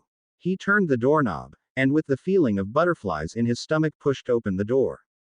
The room was large. Clearly it had once been the master bedroom. Ron Weasley lay on the bed, his face pale and a large amount of thick color blood pouring out from a wide antler-sized puncture wound in his stomach. Neville and Hermione crouched over him, their expressions showing terror. Professor Lupin was unconscious, his tall frame lying against the wardrobe, eyes closed, with a nasty-looking bruise developing on his face. Sirius Black was tightly bound in ropes, bleeding from his nose and a split lip, a rough gag forced into his mouth. He was lying on the floor, glaring up at the final occupant of the room. Tall, with lank shoulder-length hair, his frame skeletally thin stood a man. Harry at first didn't think he was a man at all. His skin was a sickly yellow, stretched tight over sunken features that may once have been handsome. He wore just a black coat and torn pair of trousers, which did nothing to hide just how skeletally thin he was. Harry took all of his features, but his eyes rested on the man's eyes. They were alive, dancing in the fire. They didn't show hate, rage, or anger. Indeed, they showed only pure delight and insane joy. The room went suddenly silent at his entrance. The two conscious teenagers looked at him in shocked surprise. Black looked at him in resigned acceptance mixed with rage, whilst the skeletal man, who Harry assumed could only be his father, merely looked at him with a sort of interested confusion. "You!" cried out Hermione. Harry gave her a small shake of her head and she fell silent. Neville, however, didn't get the hint. "I knew it. I knew you must be in league with him, Potter." At this, James gave a strangled gasp. "Potter!" he croaked. Harry, for the first time since he could remember, made eye contact with his father. "Harry, James, Potter," he enunciated slowly, and James gave a wide, insane grin, revealing crooked yellow teeth. "Come to meet dear old daddy?" he asked mockingly. Harry gave a noncommittal shrug. "I've come to learn where your loyalties lie," he said. James said nothing, instead turning back towards Sirius, apparently delighted in the groans the defense professor made with each kick to the ribs. The man had evidently lost interest in Harry. "Potter. Harry." He turned to face the bushy-haired third year calmly. She looked terrified, but was evidently trying to keep her cool, and Harry gave her a nod to continue. "Could you help Ron? I think he may be dying." Harry took a brief look at the redhead. He knew very little of healing, but agreed with Hermione's assessment. He drew his wand and cast a diagnostic charm. They were right. If Weasley didn't stop losing blood soon, he would die. Whilst he had no real desire to continue the redhead's life, he supposed it wouldn't look too good to the rest of the school if he had deliberately allowed a third year to bleed to death. With a small sigh, he pointed his wand at the boy, conjuring a small ball of blue fire, which he used to cauterize the wound. It wasn't pretty, and it did nothing to help the internal wounds, but Harry hoped it might keep him alive long enough for further medical attention. "Why you doing magic, him?" asked James, his attention returning to his son when the wand had been waved. "Why are you here?" Harry asked, his voice ice cold. James gave a laugh, the sound coming out like a strangled bark. "Why am I here?" he says. The elder Potter suddenly performed a quarter turn and ducked his face into a closed hand. "What do I say, Lily? What's I here for? He's our son and he's a slippery Slytherin. Hagrid was right. Schemers, plotters, Potters, ah ha ha. No Potters meant to be in Slytherin, Lily, oh no." Harry was taken aback at the sheer level of insanity the wizard before him was showing. "Why are you here?" he asked again, and James gave him a lopsided grin. "To finish my little job. Oh yes, someone has to. Wouldn't do for jobs to be left half done now, would it?" he asked, giggling to himself. "What job? What must be finished?" James looked at him curiously, before raising his hand and pointing an accusing finger at Neville. "The chubby one. And he is fat, Lily. Oh yes, Master couldn't kill him, so it leaves James to finish the job." He turned again and spoke into his hand. "Oh Lily, I always was the best, wasn't I? I always knew what to do. No wonder the Dark Lord wants James to finish the job." Harry took a deep breath. It was terribly clear that 12 years in Azkaban had left James Potter quite insane, and Harry could have yelled in frustration as he realized he would most likely never learn the reason for his father's betrayal. It was also clear that James was a servant of the Dark Lord, which meant Harry really ought to let him escape, not that the man would be much use to anyone in his current state. "Go. Leave now, Potter. Quickly, before the Dementors arrive." James looked at him curiously. "Oh, James will go. Oh yes, he'll be off in a moment, just as soon as the chubby one dies." With that, James sent a cutting curse straight at Neville. He moved very fast and Harry was only just able to raise a shield in time. James glared at him, looking for all the world like Harry had stolen his biscuit. "Why did my son stop the spell, Lily? Why did you stop my spell, boy? Leave now, James Potter. And leave Longbottom alive." James gave a wild cackle and with another flick of his wand sent a barrage of spells at Harry. Protega Maxima, he thought, watching as the cascade of spells splashed against his shield in a kaleidoscope of color. James kept up his offensive for several moments, casting silently and cackling madly. Harry's shield eventually broke and he dove out of the spell's path. Stupefy. Furnunculus. Petrificus totalis. Harry thought, returning fire with his own barrage of spells. Although unlike James's lethal selection, Harry was aiming to incapacitate only. James, however, moved faster than he would have thought possible. He dodged Harry's spell chain, but carried on firing his curses at the same time, forcing Harry on the defensive once again. Several minutes later and Harry was tiring quickly. Despite his time in Azkaban, his father was easily the most formidable opponent Harry had ever faced. He moved jerkily but quickly, and every one of his spells was dead-on accurate.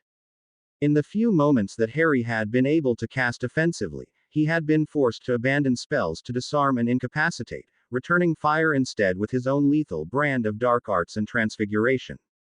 Osis Fragmentum, Hastus Glacis, Camuto.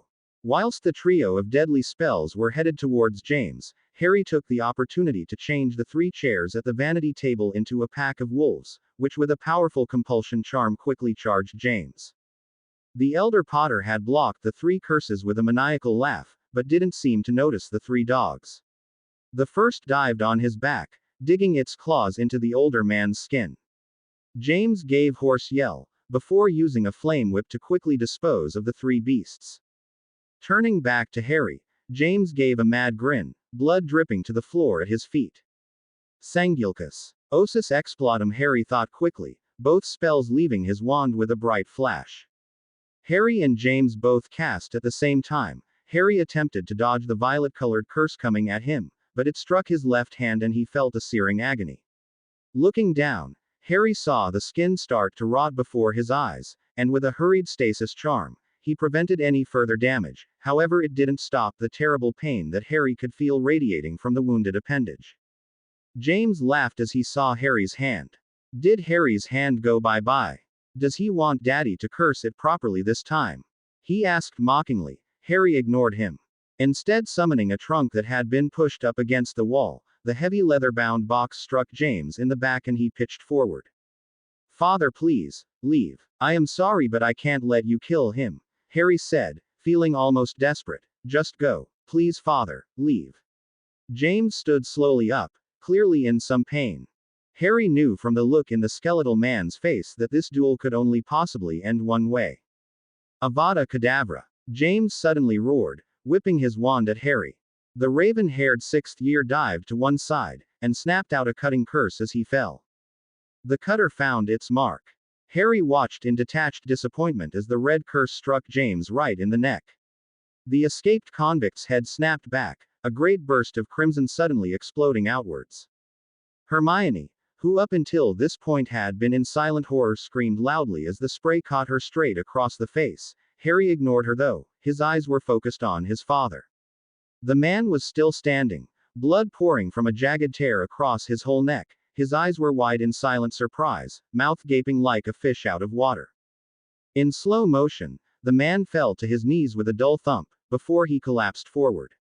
Harry watched, not allowing anything of the whirlwind of emotions he was feeling to show on his face. Sheathing his wand as casually as possible, Harry turned to Hermione and Neville. We need to get him to the hospital wing. His voice was dispassionate, and Hermione nodded once fearfully. Diffindo, enervate, Harry called, releasing Professor Black and waking Lupin. Black immediately jumped to his feet, hurrying to help Lupin stand. Harry looked back at the corpse of his father, eyes taking in the red puddle that had formed beneath his head. He would never know why his father had forever branded Harry traitor's son.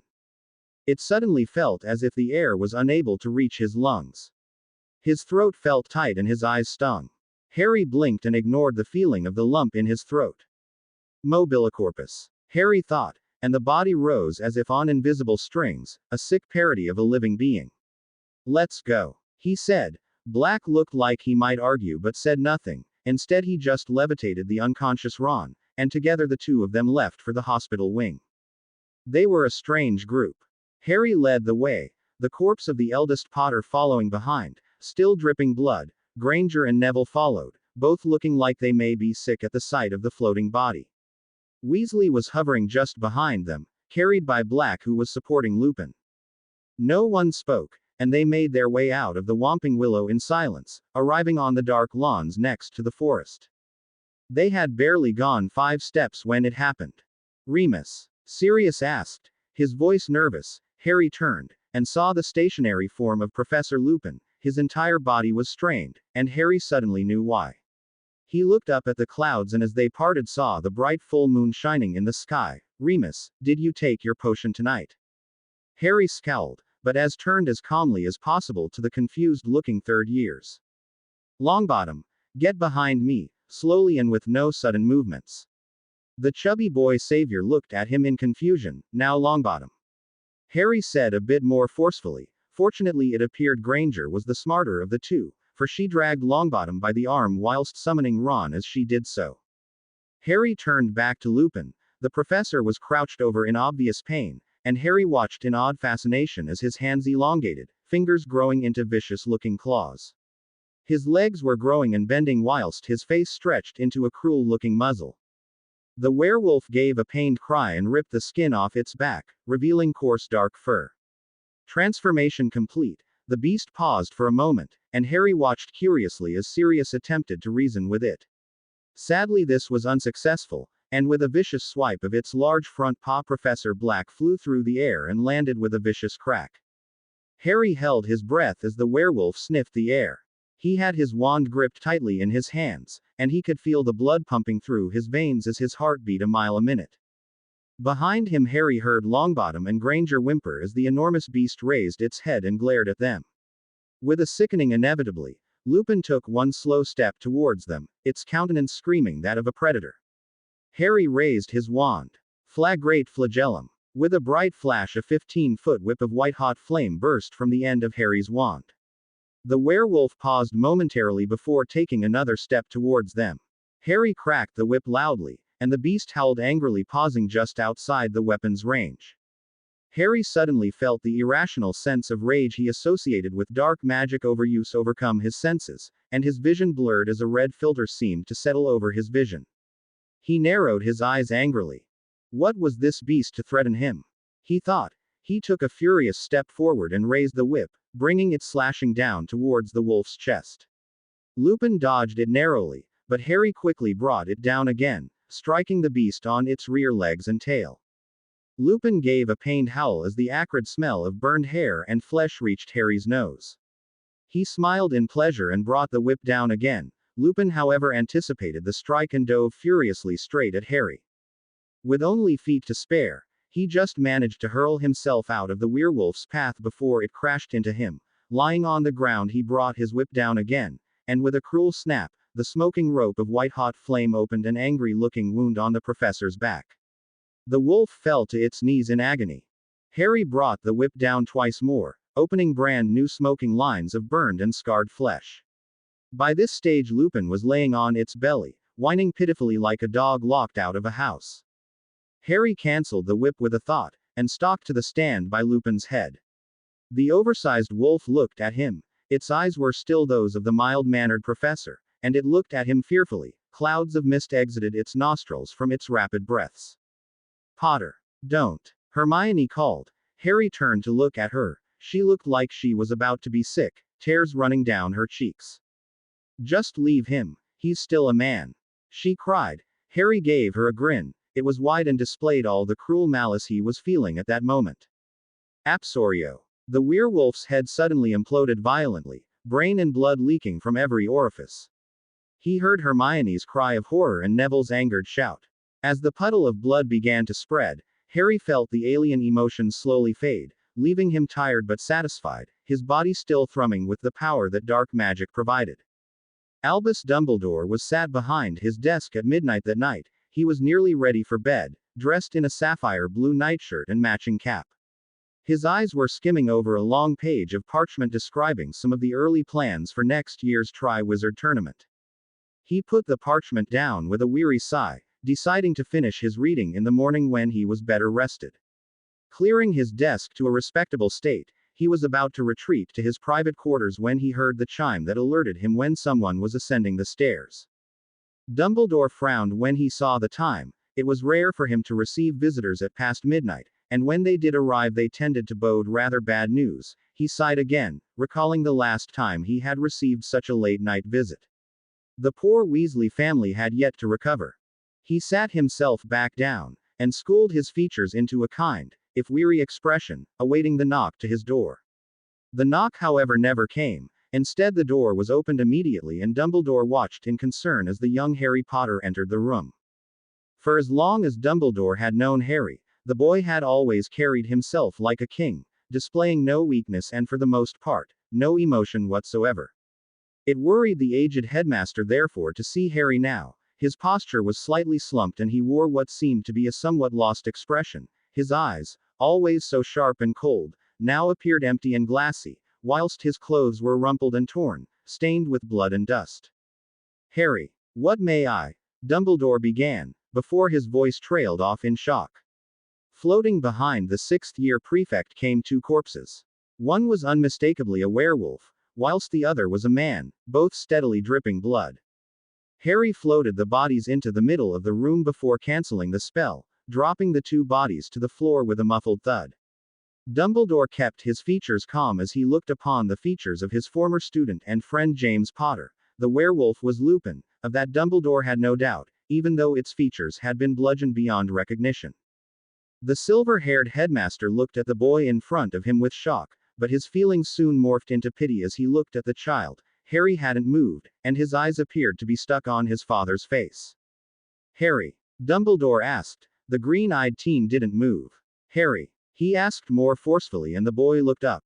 Dumbledore watched in resigned acceptance when the prefect's face became suddenly blank, the lost expression in his eyes vanishing behind an ice-cold shield.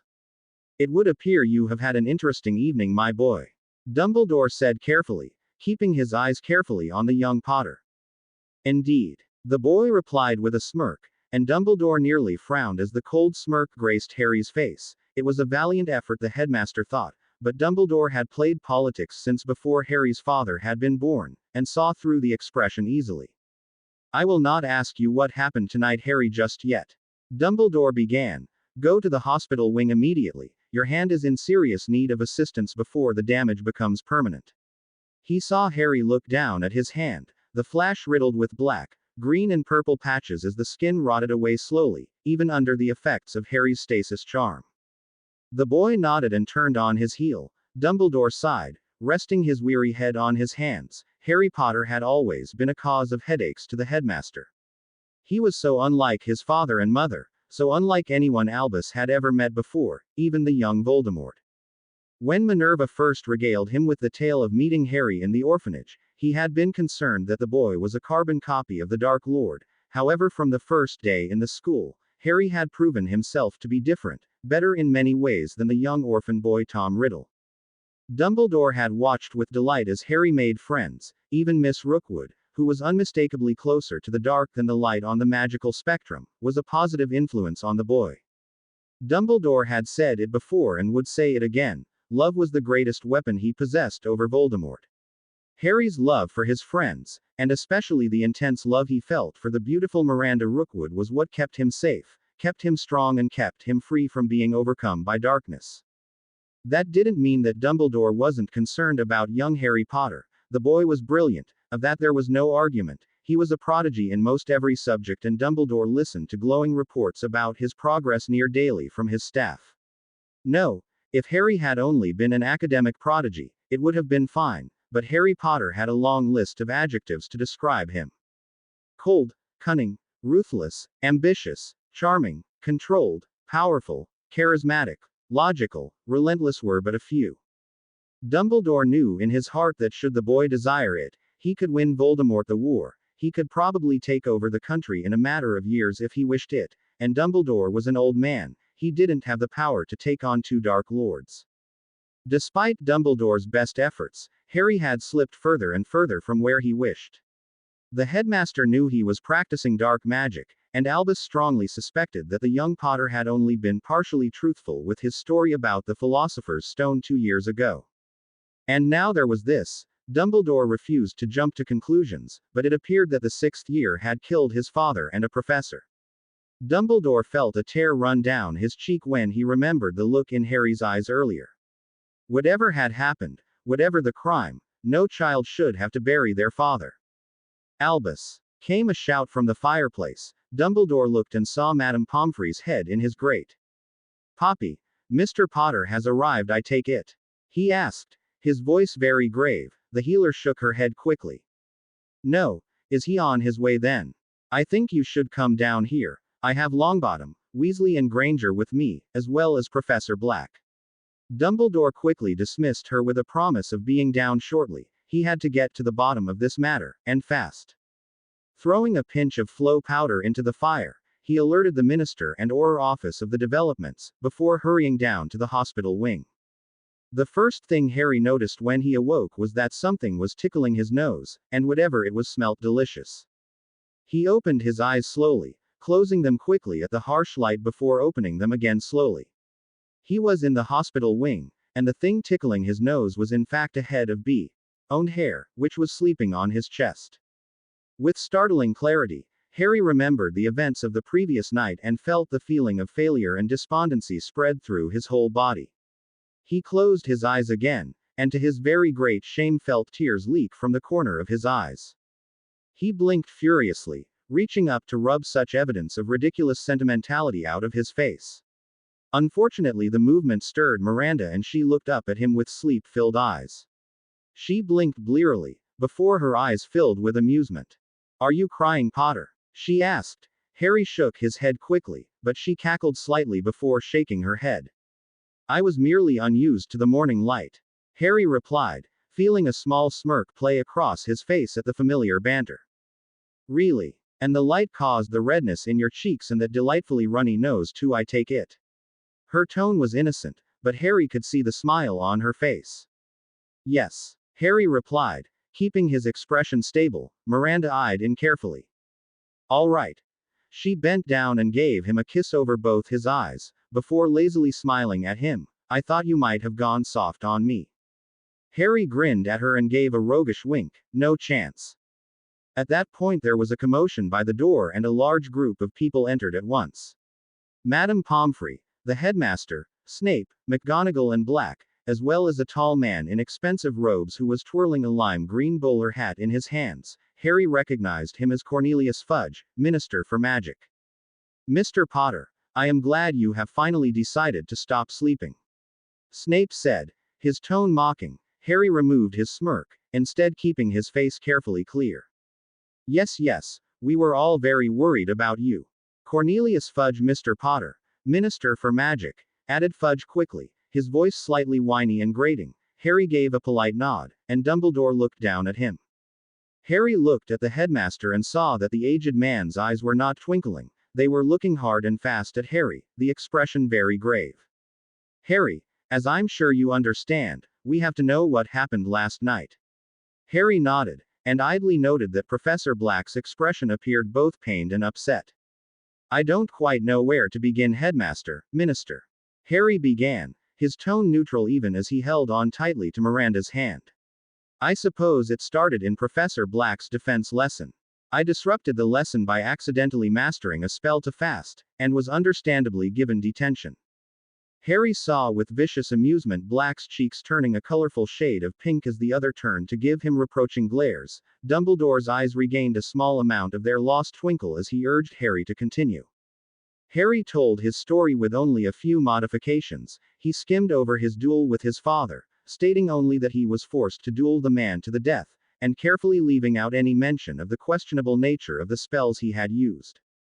He then moved on to the incident with Lupin, describing the professor's transformation, and subtly inferring that had Harry not acted as he had, the 4 students would be dead, which was true, although he rather suggested that he had only attacked where absolutely necessary. When he finished his story there was silence in the room and he suddenly realized just how tightly he was gripping Miranda's hand. He quickly loosed it, sending her an apologetic smile. The minister was the first to recover, and he smiled benignly down at Harry. Mr. Potter, do not worry, you did the right thing. To go against such a dangerous wizard to defend fellow students is so very brave, and against your father as well. He beamed widely. Have no doubt either, young man, about trouble with the law. No one is blaming you for killing the werewolf, Harry. They are dangerous creatures and it is a real achievement for any wizard to survive an encounter. I don't know what one was doing teaching here. You should be very proud, Harry. If I have any say in the matter, you'll be getting an order of Merlin second class, Merlin's beard, perhaps even first class. You are a hero, Harry, and don't you forget it. The portly man gave Harry a comforting squeeze on the shoulder and Harry resisted rolling his eyes at the man's actions. Harry looked to Snape, and saw the man was looking at him with a look of impressed relief. The greasy-haired man quickly nodded when they made eye contact.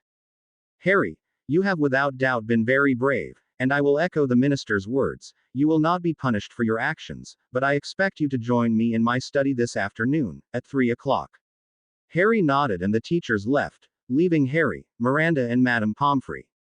When did you get here? Harry asked the bee. Owned. Around 1, the headmaster flowed me. When I got in, Pomfrey was still working on Weasley. Harry looked to the healer. Is Weasley alive? He asked, his voice casual. Pomfrey fixed him with a stare. Yes, thanks to you, although it was still a very close thing. Your method of healing is crude, Mr. Potter, but it saved his life, so well done. Harry shrugged and turned back to the bee. Owned.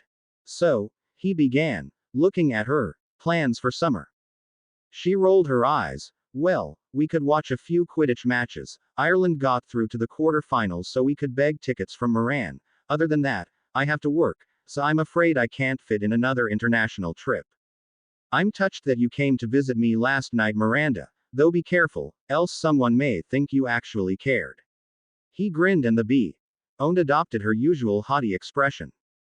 Don't get used to it, Potter. Slytherin looks out for her own. Harry gave a smile as she repeated the words she had last said to him 6 years ago.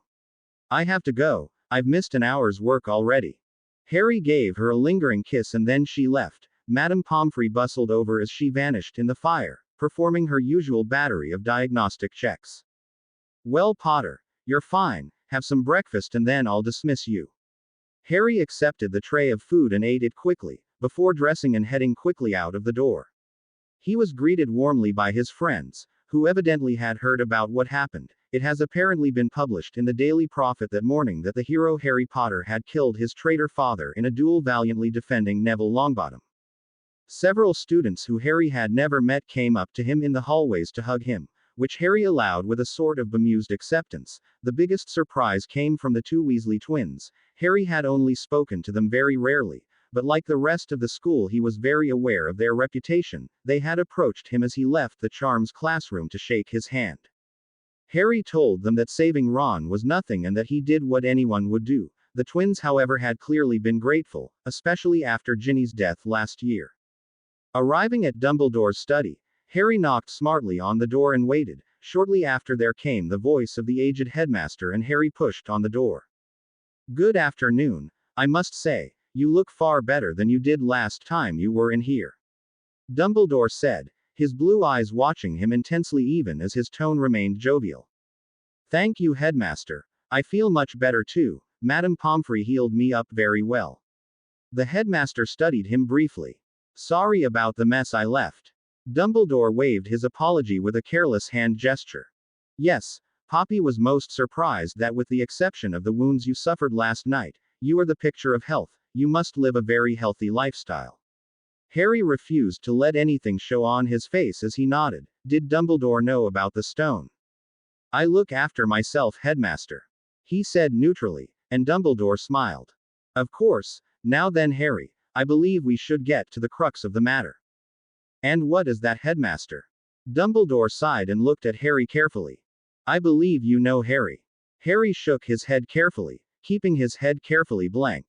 Well, Headmaster, are you referring to my going out after curfew last night?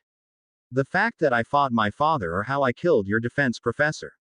Dumbledore looked frustrated at the games they were playing and bit out sharply. Remus Lupin. You killed Remus Lupin last night. Dumbledore almost immediately regretted his words when he saw the flash of pain appear in Harry's eyes, before his mask snapped back into place. As you say, Headmaster. Harry finally replied, his eyes cold and hard. Dumbledore sighed. It appeared that after his outburst he had lost Harry. Not, he mused, that he had ever had Harry in the first place. I did not wish to speak in front of the minister, Harry, but, well, Mr. Longbottom and Miss Granger's accounts of last night do differ slightly to your own. Harry frowned but said nothing. They agree with all the events regarding the duel with your father. However, they seem to believe that you killed Professor Lupin in cold blood, as well as the rather questionable nature of much of the magic you displayed. I reviewed their memories, and I must say, I agree with them. Harry stayed quiet, his eyes focused on something over Dumbledore's head.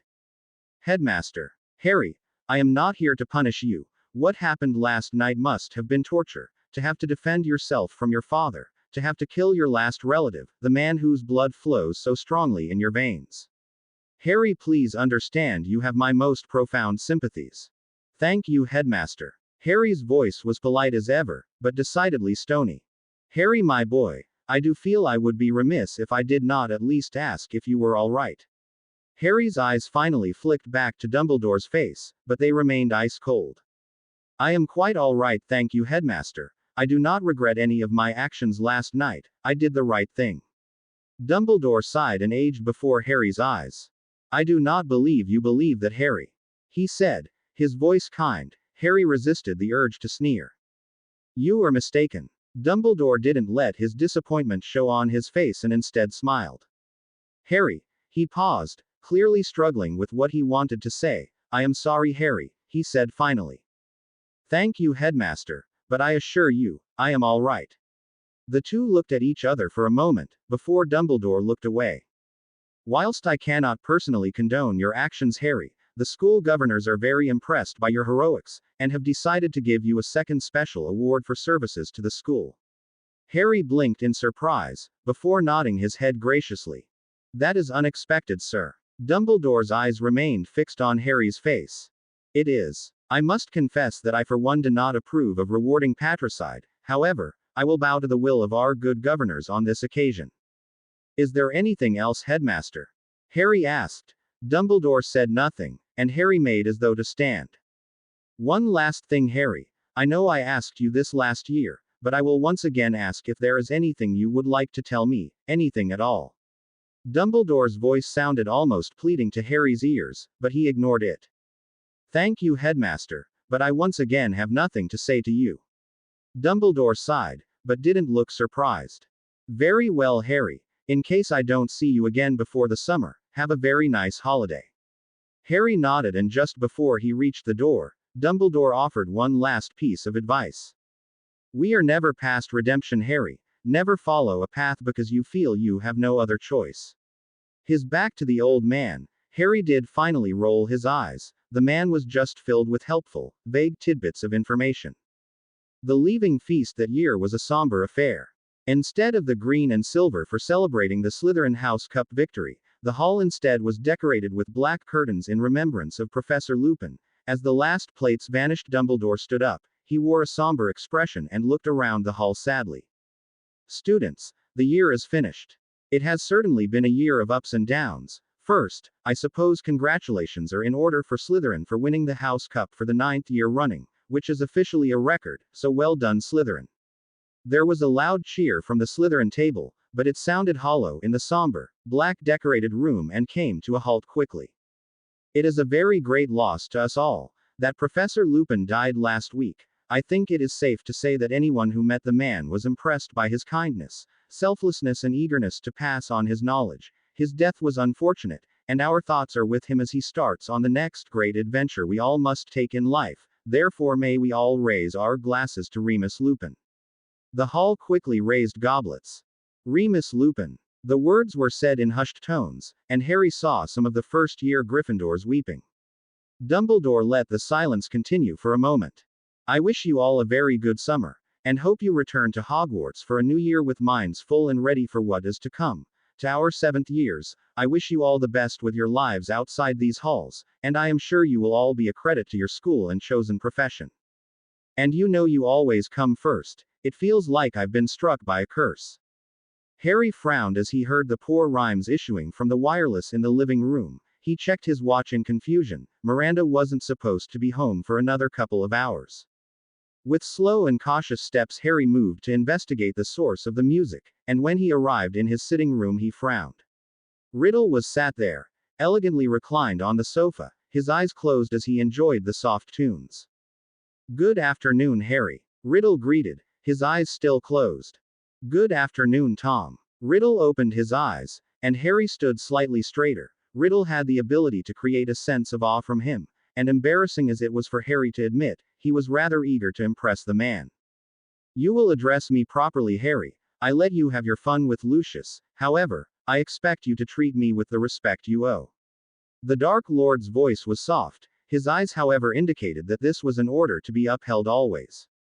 "Of course, my lord," Harry finally said, the words sounding strange on his tongue. Riddle let out a small smile. "Excellent. Now from what I hear you have had a most interesting year, therefore I expect a full report." Tom stood up, his body straightening out as he stood tall. "Now my lord?" Harry asked. Riddle released a small grin. "Not now. No. I am holding a gathering at the Malfoy residence tonight for all of my loyal followers. You shall attend, alone, be there at 8 o'clock sharp. I despise tardiness."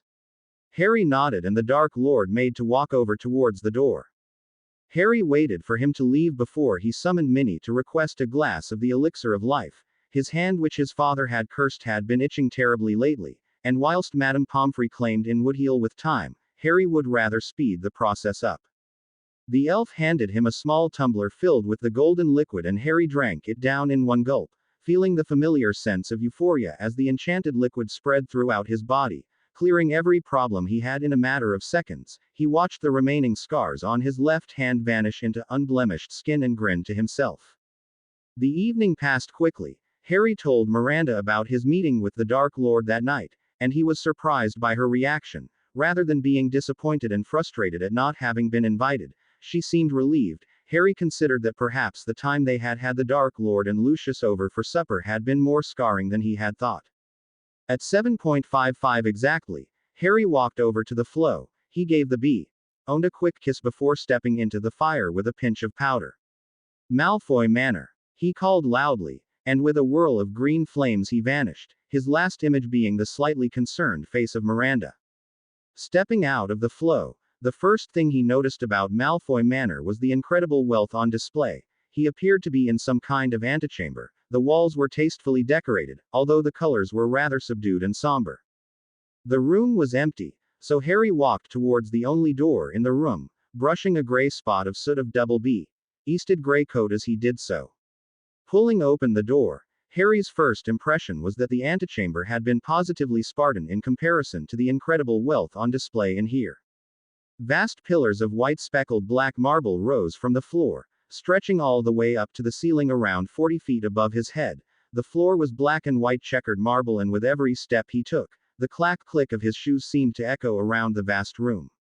Covering the walls were extravagant oil paintings and murals, whilst golden statues and sculptures lurked around the room. "Mr. Potter," came a regal-sounding voice. Harry turned. Next to the large staircase that dominated the room was a beautiful woman. Her dark hair was arranged elegantly around her face, and her robes were an indication that, like this room, she had money, and lots of it. "Yes, I don't think we have been introduced," Harry answered, his voice as charming as he could make it. The woman gave a polite smile.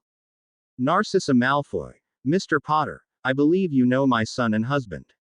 "I do. It is a pleasure to finally meet Draco's mother." Narcissa smiled rather aloofly, before indicating with one of her hands to one of the many doors that littered the room. "The meeting is through there. I do not believe he has arrived yet, so you are not late." Harry knew exactly who Mrs. Malfoy was referring to and nodded politely, walking confidently towards the door. The room was long, with a low ceiling and elegant black light fittings on the walls and ceiling.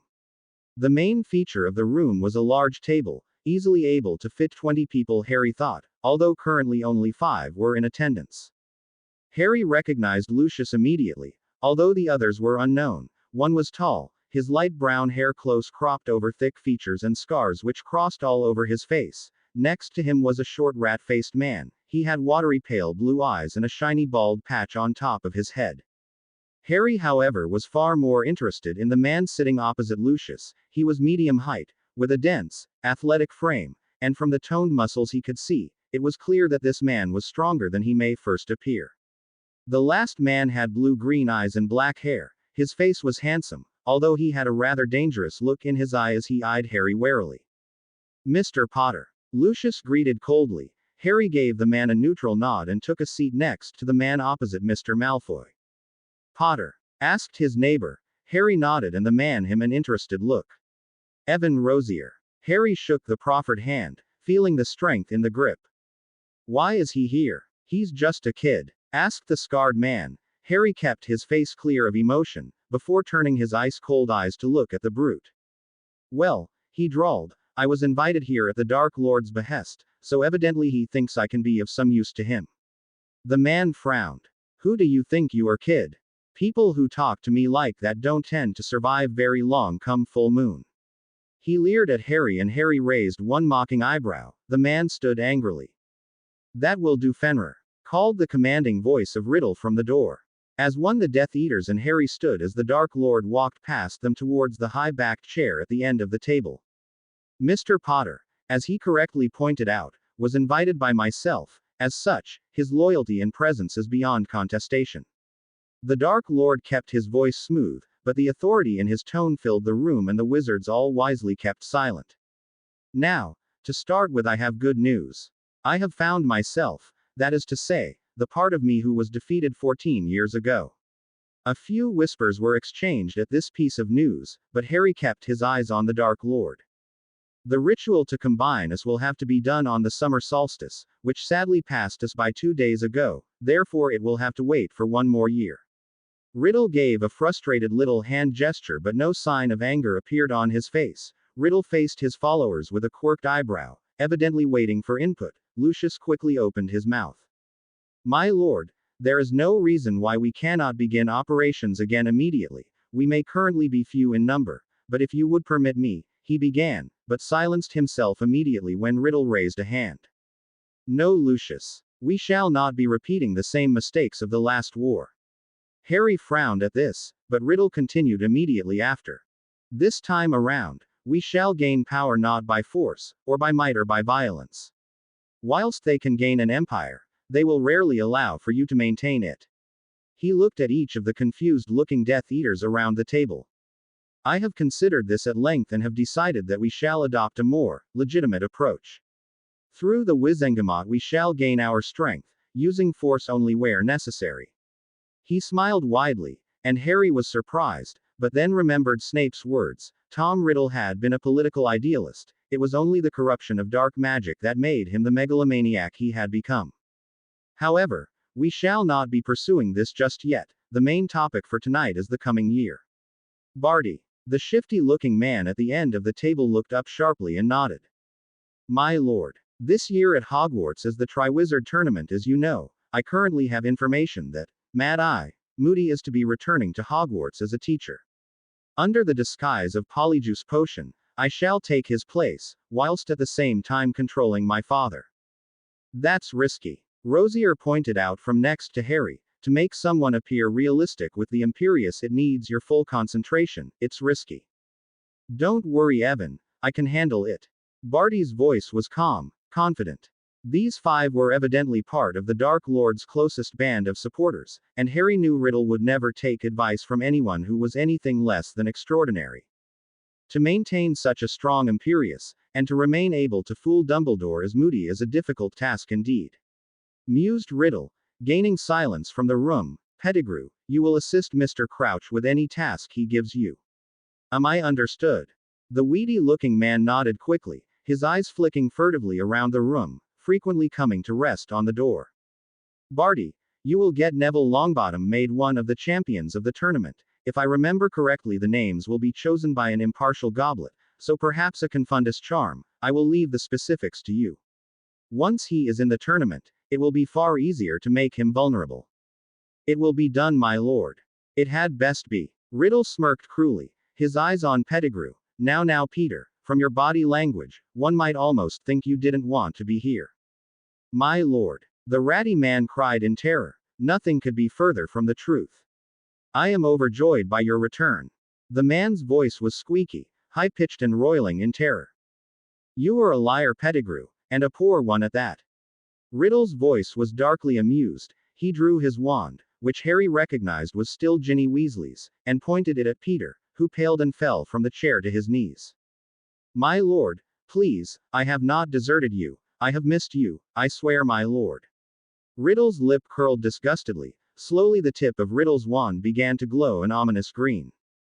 Get out, you disgusting little worm. Pettigrew was sobbing and Riddle chuckled darkly as a dark stain became evident on the man's trousers. Leave. The wretched man stood and scuttled to the door, hurrying out with several deep bows. I am sorry to saddle you with him, Barty. I trust he will not get in your way too much. The rest of the room, which had been in odd silence, suddenly returned to normal. Crouch assured the Dark Lord that it did not matter and the meeting resumed. By midnight that night, it appeared that the plan had been settled. Harry would continue his vigil over Longbottom, ensuring he stayed safe, whilst assisting Barty wherever possible, whilst Barty was to enter the boy savior into the tournament. It sounded to Harry like a rather convoluted plot. However, Riddle was clearly in possession of some information that the rest were unaware of, for he seemed satisfied, despite the rather obvious problems. Excellent, gentlemen. You may leave. Mr. Potter, stay behind. We have much to discuss. The room emptied quickly, most of the Death Eaters giving Harry lingering glances as they vacated the room, leaving Harry alone with the Dark Lord. You are not satisfied with the design I have come up with tonight. It is not my place to disagree, my lord. Harry replied, though his tone indicated that he did have a problem. Don't be absurd, Harry. I have no time for sycophants or yes men. Speak your mind. Well, it seems rather unnecessarily difficult. I do not understand why we must put Longbottom in the tournament at Halloween. This gives Dumbledore much of the school year to discover any plans. With the current plan, Dumbledore's suspicions will be raised. That is inevitable, and we cannot underestimate Albus Dumbledore. Why did you not voice these concerns earlier? Riddle asked, his tone slightly mocking, although his face expressed some interest. It was clear that you know something you aren't telling us. You are correct. Riddle steepled his fingers in front of his face, leaning forward in his seat, the flickering lights of the torches casting his face in shadow. As I am sure you have discovered, Harry, there are some rather severe problems with the overuse of dark magic. Harry nodded. Well, my counterpart has clearly suffered rather greatly at the hands of this corruption. You are concerned that it will affect you both if you are combined. Correct. This plan leaves me free to search for an answer without having to manage operations at the same time. I was under the impression such purification was impossible. Riddle frowned slightly, his eyes being lost in shadow. It is said to be permanent, yes. However, I believe that with enough time, I will find a ritual to cleanse my other half, or failing that, I will create a new one. Harry blinked in surprise. And would you be generous with this new information when you gain it? Aha, have you begun to have problems? Harry nodded, and Riddle grinned. It is most frustrating, isn't it? I remember once cursing Felicity Howlett because she suggested herself to be the best potions brewer in Hogwarts. Most mortifying. I would be prepared to share the knowledge with you, should you continue to serve me well. They fell into a brief silence, whilst Harry watched the flickering light dance across the walls and Riddle studied his face intently. I do not hold it against you for killing your father. You don't? Harry asked, mildly surprised. No, Azkaban did a number on him. From what I know of his mental state, he would have been useless to me. Harry kept silent. He was embarrassed by himself as he felt his emotions boiling beneath the surface: anger, pity, guilt. I suppose we have a new thing we can add to what we have in common. Harry frowned curiously. Riddle gave a cruel grin. I too killed my father in my 6th year, and he was a pathetic wretch. Harry was shocked. All the time Harry had known him, Riddle had volunteered very little of his life story. The two stared at each other. Riddle's eyes looked red in the firelight and Harry repressed a shiver at the strength the orbs contained. As for the werewolf, good riddance. Lucius tells me that Remus Lupin was a thorn in the side of my operations for many years. Congratulations on your Order of Merlin, 2nd class, most impressive. Perhaps you should kill some more of your teachers. Harry nodded at the praise and smirked slightly. I trust you will enter the tournament. I thought Neville would represent Hogwarts. Unlikely. It would be far easier to trick the judge into believing Neville represents a fourth school, rather than force the cup into accepting a specific candidate. It will be an excellent challenge to take on the best of Europe.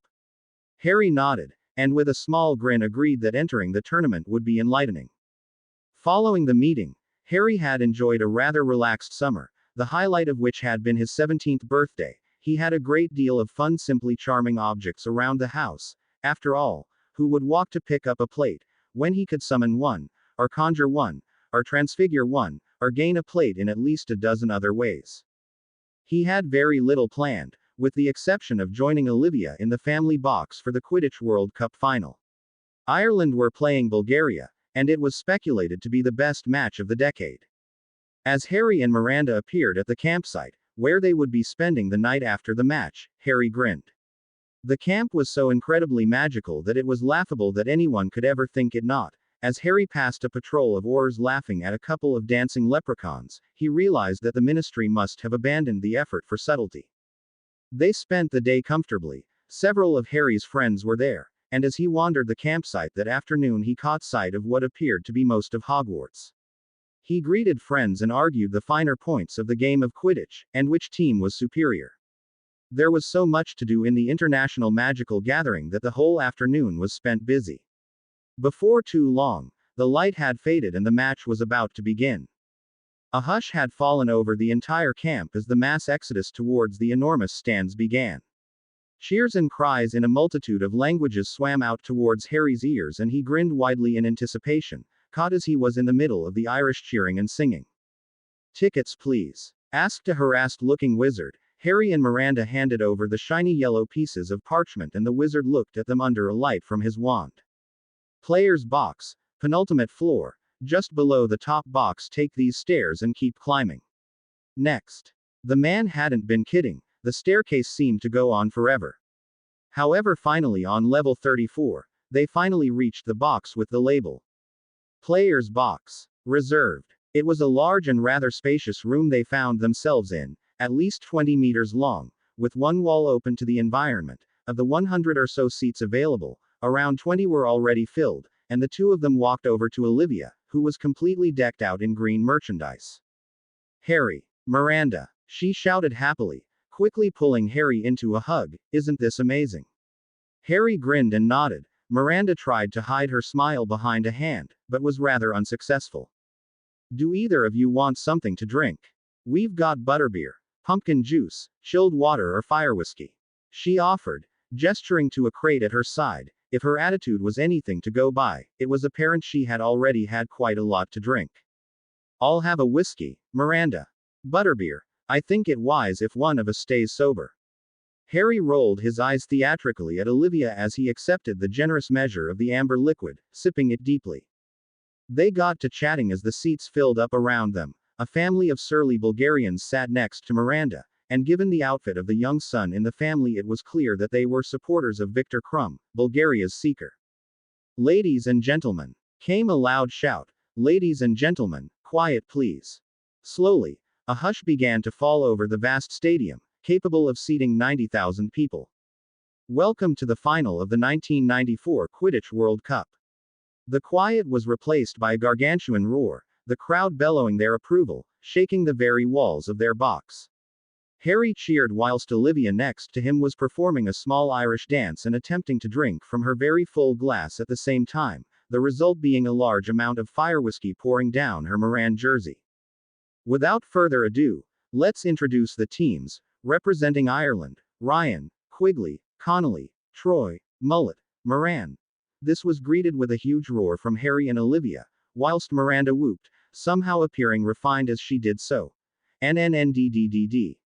Lynch." There came a massive cry as the 7 players shot out into the stadium. The players appeared merely as 7 green-robed blurs, and Harry focused the omnioculars on Bonnie's face. She was looking very determined, and had her hair tightly done up. And representing Bulgaria, may I present Volkov, Volchanov, Dimitrov, Levski, Ivanova and NNDDDD Krum. The Bulgarian seeker received a huge hand as his name was called and the cheering got louder and louder. The mascots were introduced, but Harry didn't pay them much mind. he was fearful that appearing too interested in the villa could spell his downfall, what with the rather short-tempered witch next to him.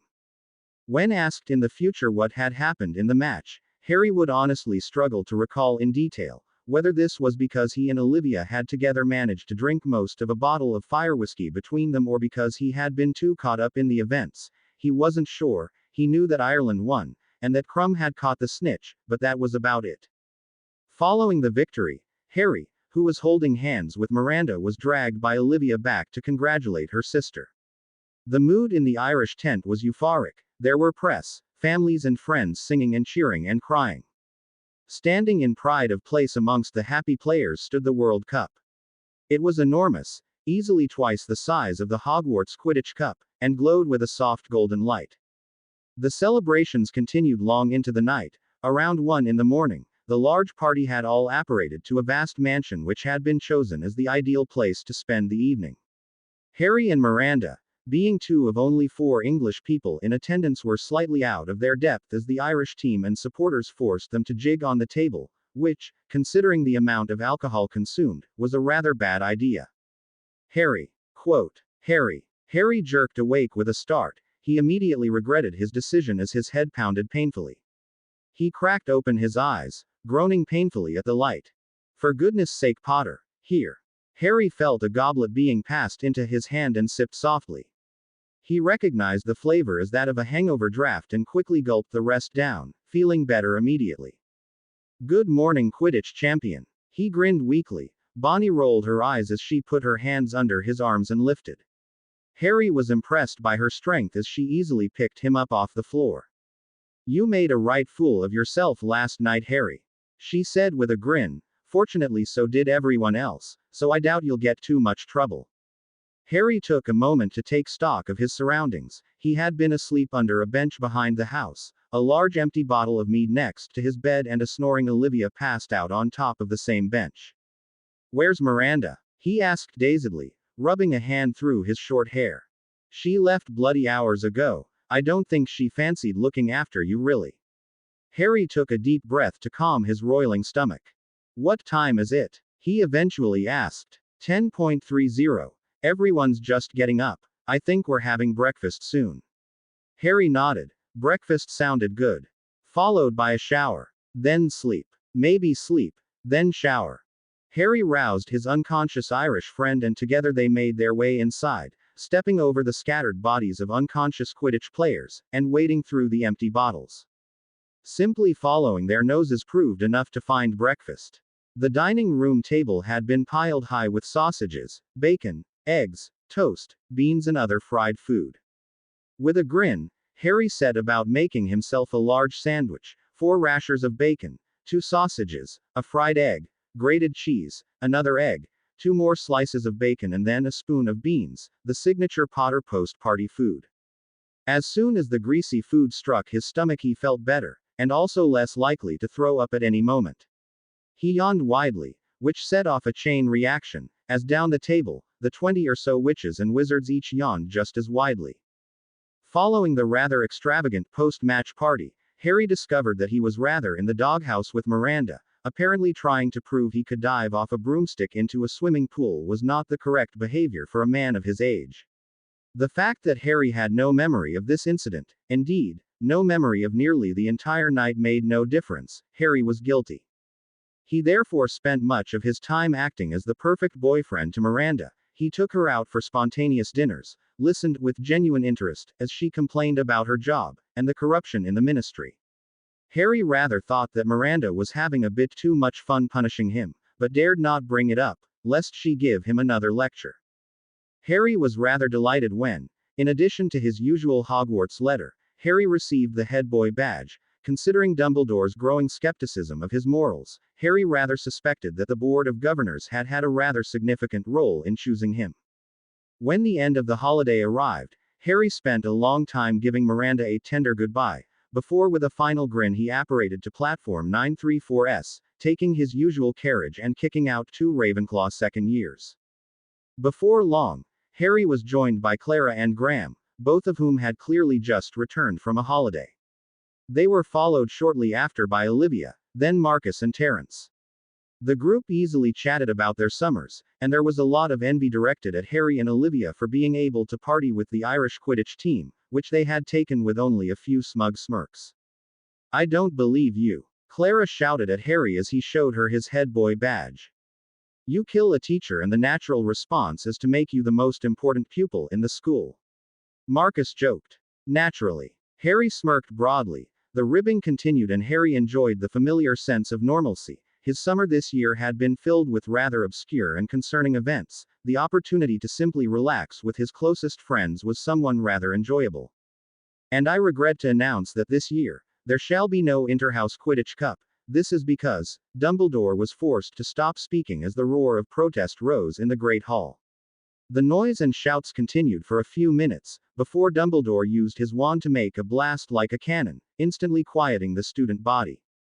"As I was saying, this is because of an event being held at Hogwarts this year.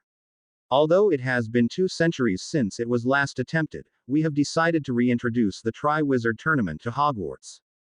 There was silence for a moment, followed by a sea of whispers. The Weasley twins shouted, "You're joking." From the Gryffindor table, and everyone laughed.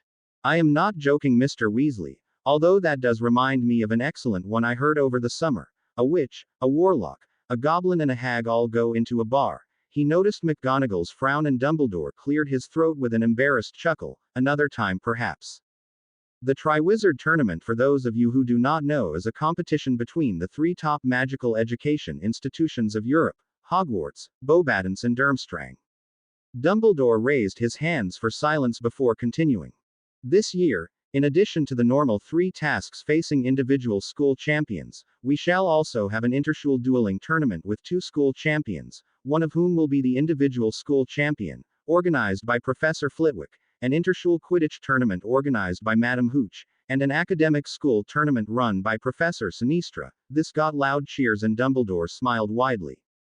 "Because of the dangerous nature of the tasks, only those in their 7th year or who are 17 may enter the individual main tournament. The other aspects are open to all ages. I ask for students to ask the professors mentioned for information regarding applications. This is a very big event for our school, and for the duration of the year, Hogwarts will be playing host to a delegation from each school, who I am sure will be treated with the greatest of respect. The final announcement tonight is that I am very pleased to introduce our new Defense Against the Dark Arts teacher, Professor Moody, who will be replacing Professor Lupin, teaching the lower years defense, whilst Professor Black remains teaching our new students." Professor Moody, who Harry knew to be Barty in disguise, gave a gruff wave to the crowd but said nothing. As the 7th years made their way back to the common room, the main conversation was on the upcoming tournament. "I'm entering," Marcus stated strongly. "Everything but the academic competition. Quidditch, dueling, individual tasks are all right up my street." "What about you, Harry?" asked Clara. "If you enter everything, you'll spoil the fun for the rest of us. It wouldn't be fun if no one else represents Hogwarts." "I wouldn't get onto the Quidditch team, Clara. Have you seen me on a broom? I can barely catch a quaffle." They all laughed. "I thought I'd enter the dueling, academic and individual tasks. I might get one that way." The conversation continued excitedly, all the way back to the common room, and then long into the night as they tried to decide who would best represent Hogwarts. The excitement surrounding the announcement of the Triwizard Tournament lasted for several weeks. Harry had passed at least 24 conversations involving students declaring that they would become school champion or one of the dueling champions, whilst every Quidditch player seemed convinced that they would represent Hogwarts. In Harry's eyes, it was comical that anyone below a 6th year would become a dueling champion, and he had chuckled when he passed by Draco Malfoy and Ronald Weasley arguing about who would get a spot on the dueling team. The first day back, Harry noticed that several notices had gone up in the board, requesting students to apply for the Triwizard event they wished to attempt to get. As could be expected, the entire Quidditch team plus several others applied to play Quidditch. Nearly every student in the school applied to the dueling team, and there were hardly a lack of applicants for the academic team as well. Harry had considered it for only the briefest moment before signing himself up for the academic and dueling aspects. Whilst he was confident he was the best duelist in the school, he tended to neglect his academic work in non-spell subjects, and thought it unlikely that he would be picked to be part of the 6-man team. The dueling tryout quickly became the top topic of discussion in the rumor mill, as it appeared that every student from 2nd to 7th year had applied. There was only one dueling spot available, the other Hogwarts duelist position would go to the school champion. Nevertheless, on Saturday morning at 10 a.m., Harry made his way down to the Great Hall for the start of the selection process. The Great Hall had once again been stripped of the chairs and tables, and now there stood 2 amateur dueling strips and 2 dueling rings. The rings were large circles, with a radius of 30 feet, allowing the combatants far more maneuverability than in the school strips. The room was packed, and the noise deafening as every student boasted to his or her friends about their apparently prodigious skills. "Good morning, students," greeted the ever-cheerful Flitwick, as he stepped up onto the stage, making his diminutive stature visible to all those gathered. He was joined on stage by Professor Black, Professor Moody and Professor Snape. Black looked cheerful, Moody typically gruff and Snape bored. "I thought we could work through the year groups," called Flitwick, "then the best 4 from each year will continue, and from then on we shall whittle you down to 1. Now, I have somewhere," he rifled through the large stack of parchment he was carrying for a moment. "Yes, here. This is the list of 2nd years who have put their names down." He looked at the list for a moment. Mr. Blake onto ring number 1 with Miss Brown, Miss Choke and Miss Allison, ring 2, Mrs. Thomas and Roland, strip 3 and Mr. Wilson and Miss Wigan, strip 4. The 2nd year duels took a long time, the students knew very few spells, and the few they did know they bellowed out with large flourishes of their wands.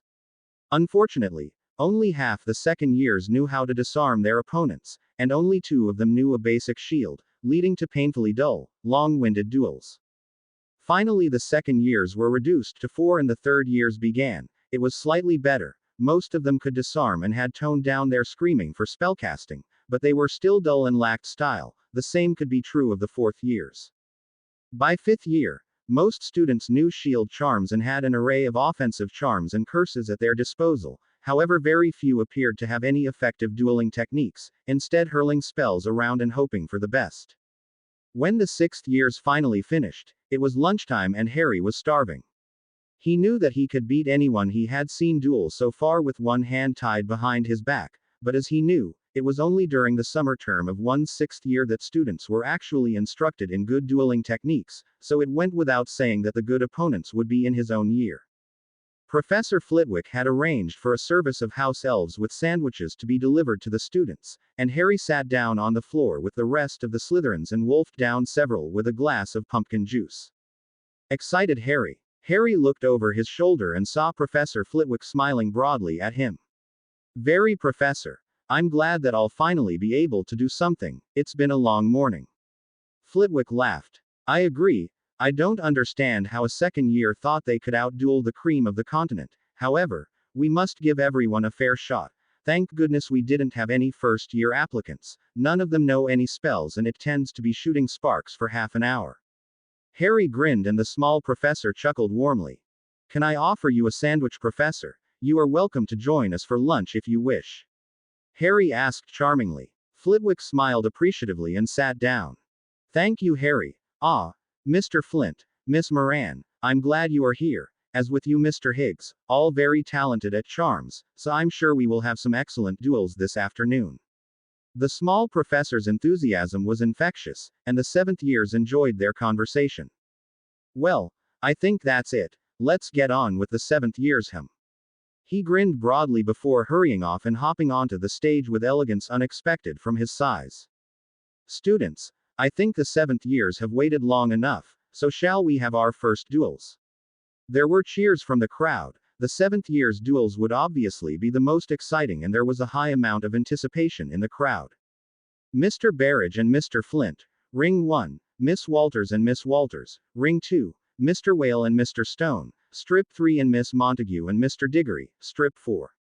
Harry cheered happily as his friends began their duels. It quickly became apparent that Clara was far outclassed by Cedric. He had her on the defensive from the first spell, however Marcus was proving to be quite the opposite. His aggressive tactic of bombardment and reductor curses prevented Barrage, his opponent, from managing to get a single spell off. The first round ended, with Marcus and Cedric progressing, alongside Walters and Whale. Harry made his way over to check which round he was in, and discovered it to be ring 2, in round 3, and that he would be against Roger Davies. Harry glanced up, and easily found the Ravenclaw Quidditch captain. The boy was looking at him nervously. Harry's duel in his 5th year had become legend amongst the students, and Harry gave the boy a cruel smirk as they waited for the end of the second round. Ring 1, Mr. Montague and Miss Colne. Ring 2, Mr. Potter and Mr. Davies. Strip 3, Mr. Higgs and Miss Johnson. Harry shrugged off his light jacket, leaving him in a tight-fitting blue shirt and beige trousers. He grinned and rolled up his sleeves, cracking his neck as he strode up to the center of the ring, where Professor Flitwick awaited him with Davies, who had started to sweat slightly. Mr. Potter, Mr. Davies, this duel will be like the others, following international dueling laws. Are you aware of the rules? Both combatants nodded and Flitwick continued, Okay then, gentlemen, shake hands. Harry shook Roger's hand, smirking wider as he felt the boy's clammy palm. On ring 2, our head boy faces Ravenclaw prefect Roger Davies. Gentlemen, are you ready? Flitwick called loudly, his voice carrying across the hall. Harry was pleased to note that theirs was the hall's main attraction. Gentlemen, obey my instructions at all times, defend yourselves at all times. 3, 2, 1, duel. Harry anticipated that Roger, being inexperienced, would send the first volley, and he was proven right as 3 red stunners flew towards him. Harry stepped lightly to the left and avoided them with ease. Furnunculus, stupefy, rictum sempera. Roger hastily erected a shield and Harry grinned. He took several steps forward, maintaining a constant barrage of silent stunning spells as he advanced. When he was only feet from Roger, Harry sent a quick shield-breaking curse, which caused the Ravenclaw to stumble. Quick as a flash, Harry darted forward and with a hard jab hit the boy in the face with his fist. Roger blinked twice, before collapsing in an unconscious heap at Harry's feet. Harry smirked and checked his watch. 29 seconds, not bad. With Mr. Davies unable to continue, Harry Potter advances to the next round. Announced Flitwick from behind him. Harry turned and shook the professor's hand with a small smile. The wait for the 7th year's first rounds didn't take long. By 2:30, only 16 students remained. Harry was paired up against Marcus and was easily able to beat his friend with only the smallest bit of finesse.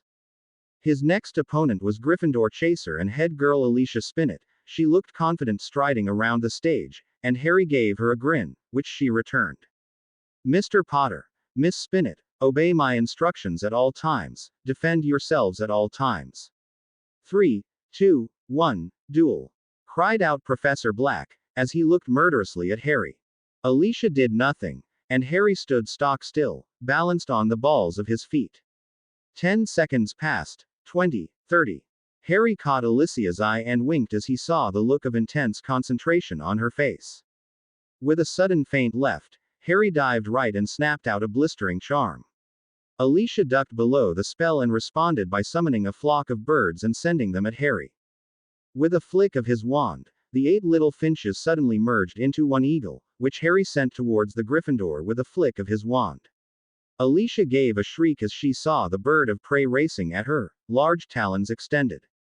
With a broad stroke of her wand, the bird was sawn in half and fell from the sky in a puff of crimson and feathers. Harry dodged her volley of banishing and cutting curses and transfigured the dead bird into a tiger, which he had dive at the Gryffindor. Just as the tiger was about to be struck by a blasting curse, Harry transfigured it again into 24 rats. 2 of them were caught in the curse, but the rest landed all over the Gryffindor. Alicia screamed and tried to shake off the rodents. Harry took his opportunity and with a casual stunning charm had the girl on the floor.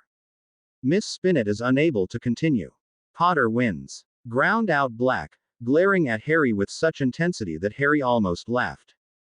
Well done, Harry, called out Olivia when he stepped off the platform. You're in the final 24, and half of those are incompetent. Olivia was proven correct in the afternoon's duels. To weed out the weaker members, the 2nd years were paired with 4th years, the 3rd years with 5th years, and so on. Harry was up against a pretty Chinese girl called Cho Chong. However, despite her looks, the girl was hardly a capable opponent for Harry. Neither, it turned out, was the person Harry faced after her, Neville Longbottom. Neville strode out onto the strip and stood opposite Harry. The boy, in Harry's opinion, looked confident and held his wand ready. Harry shook his head. 3, 2, 1, duel, called Snape, his voice curt. Harry immediately sent a blasting curse at Neville, striking him in the stomach and knocking him clean off his feet. Neville staggered to his feet, and yelled out the full body bind. Harry lazily raised a shield and responding with a retching curse. The duel lasted only 2 minutes. By the end of that time, Neville had spent most of it on the ground, and by the end had tears in his eyes and was still twitching from Harry's electrocution curse. Longbottom has released control of his wand. Potter wins. Snape drawled, his eyes glimmering softly. Harry smirked broadly. He had the next round to himself, and sat back, enjoying the chance to catch his breath, not that he had expended too much energy in the last few duels as it was. He watched with interest as Terence was defeated by Cedric, leaving Harry and Cedric as the 2 finalists for the school's position of dueling champion. However, whilst Harry hadn't been struck by a single curse, and aside from a patch of soot on his arm, he was blemish-free, Cedric had a cut shoulder and appeared absolutely exhausted. He staggered over to Harry, and grinned at him through a bruised eye. "Why do I get the feeling you haven't even broken a sweat yet, Harry?" he asked with a grin. Harry said nothing. Instead he drew his wand, and with a muttered incantation cast the strongest healing charm he knew on his friend's shoulder. Cedric winced, before rolling his arm experimentally. "Thanks, mate. Not that that will make it any more even," he said with a grin. "Indeed, you are bugger diggery." Harry deadpanned with a wide grin. Cedric gave him a friendly smack on the shoulder. "Potter, one day I will beat you at something, and when that happens I want you to remember this moment." Harry grinned. "It's not today though, Cedric." The Hufflepuff shrugged and sat down, catching his breath. "Mr. Potter, Mr. Diggory, I believe it is time," called Flitwick from the stage. "Gentlemen, this is a standard duel according to international rules. Obey my instructions at all times, defend yourselves at all times. 3, 2, 1, duel." Cedric immediately sent out a varied string of cutters and blasting hexes at Harry. The head boy dodged to the left, keeping his profile low, whilst he reflected as many of the curses as he could at the tired Hufflepuff. Cedric kept his barrage up for several seconds before jumping right and casting a smoke hex. The dense gray fumes completely concealed the Hufflepuff and Harry growled. He stabbed his wand straight up before pointing it at the smoke. A sudden gust of wind slowly dissipated the mist, leaving Cedric exposed. Before Harry could cast, however, Cedric released a navy blue spell that Harry didn't recognize. Diving to the left, Harry dodged the curse, feeling the air crackle as it just passed his head. Harry stood and sent a silent gouging hex at the Hufflepuff at the same time that Cedric sent a stunner at him. The 2 spells collided in midair with a noise like a cannon and exploded, saturating the area with magical energy. Cedric dived to the left to avoid Harry's impediment jinx and fell awkwardly. Harry gave a complicated twist of his wand, conjuring a dozen rubber balls from midair which he shot at Cedric. This was a tactic Professor McGonagall had told him about. When he couldn't find anything to transfigure in a fight, it was a perfectly viable option to create something entirely new. Cedric evidently knew of his tactic, for he quickly vanished half the balls. The rest, however, Harry quickly formed into hundreds of flies, which he had swarm around Cedric's face. If Harry was feeling vindictive, he would have done the same thing, although with hornets or wasps. "Incendio!" shouted Cedric, burning much of the swarm with a sweep of his wand. Harry saw an opening and quickly sent a blasting curse at Cedric. The spell caught his thigh, and he yelled as the bone cracked loudly. As the boy dropped to the floor, Harry sent a disarming charm to finish the duel and caught the wand as it flew towards him. Ignoring Professor Flitwick's announcement that Harry was the winner, the boy hurried over to his downed Hufflepuff friend. With 2 waves of his wand, he was able to numb the area and straighten the bone. Cedric sighed in relief as the magic stopped the pain. Harry gave him a guilty smile and Cedric chuckled. "And that was necessary, was it, Potter?" he asked jokingly. Harry shrugged. "You left your defenses open. You can't blame me for taking an opening." Cedric growled, although the effect was ruined when he broke out into a smile. "Good duel, Harry. Indeed, Mr. Potter. Your technique is fascinating. It's masterful to behold," chipped in Professor Flitwick from behind Cedric. Harry blushed slightly. He held Professor Flitwick's opinion very highly, and as such felt the praise to be truly earned. Following the announcement of Harry as dueling champion, the head boy immediately cancelled his application to join the academic team. It wouldn't do after all to have too busy a year. The weeks towards the arrival of the foreign students passed quickly for Harry. When he wasn't being worked to the bone by his teachers in preparation for NEWTs, he would find himself training with Professor Flitwick and Professor Moody in dueling. Harry knew that Barty was a good fighter, and evidently he was eager to teach Harry, because the disguised man spent many hours a week instructing him. The two professors had very different styles of dueling. Given his small stature, Flitwick relied on superior agility and speed, dodging spells and shielding rarely. Moody, on the other hand, followed a completely different tactic. He stood in the center of the ring, cast the strongest shield he could, and proceeded to wear his opponent down with a withering hail of toughly powerful spells. Harry had lost his first duel to Barty. The disguised Death Eater had years of combat experience, whilst Harry tended to limit himself to accepted dueling techniques. The defense professor taught him irregularity and surprise, stopping him finding a rhythm an opponent could understand, whilst Flitwick taught him speed casting. The ability to fire off 3 curses before your opponent had drawn their wand was an obvious advantage indeed. Whilst Harry loved the training, and often spent several hours in the library researching new techniques, it did have the problem of exhausting him for hours afterwards, and sadly few of his teachers, Professor Flitwick included, didn't seem to agree with him that the training sessions were a valid excuse for missing homework.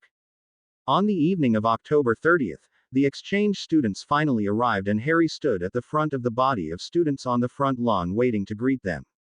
As head boy, it was Harry's job to act as a sort of student overseer to the students, alongside Alicia Spinnet, who stood next to him. The night was cold, and whilst Harry's warming charms kept him at a balmy temperature, the green-eyed Slytherin was secretly chuckling to himself as his female counterpart next to him shivered frequently. "Aha!" called Dumbledore. "Unless I am very much mistaken, it would appear that our friends from France have arrived." Harry looked around but saw nothing. He followed the direction of the pointed fingers around him and saw an enormous carriage being pulled by a dozen winged horses begin to descend onto the lawn. Harry quickly realized that his initial assessment about the carriage was wrong. It wasn't enormous, it was vast, gargantuan, a behemoth. It could have fit a modest townhouse in itself with ease, and the horses that pulled it were easily twice the size of normal beasts. The contraption landed with a smash and slowed to a gentle halt. Harry watched impassively as from within appeared an enormous foot, followed by an equal large leg, which it was soon revealed belonged to a giant woman. "My dear Madame Maxime," greeted Dumbledore, his voice echoing around the lawn, "welcome to Hogwarts. I must commend you on your excellent carriage, a magnificent contraption." The old headmaster kissed the giant's hand, barely needing to bend his neck to reach her massive knuckles. "Thank you, Dumbledore. It is a pleasure to return to Hogwarts."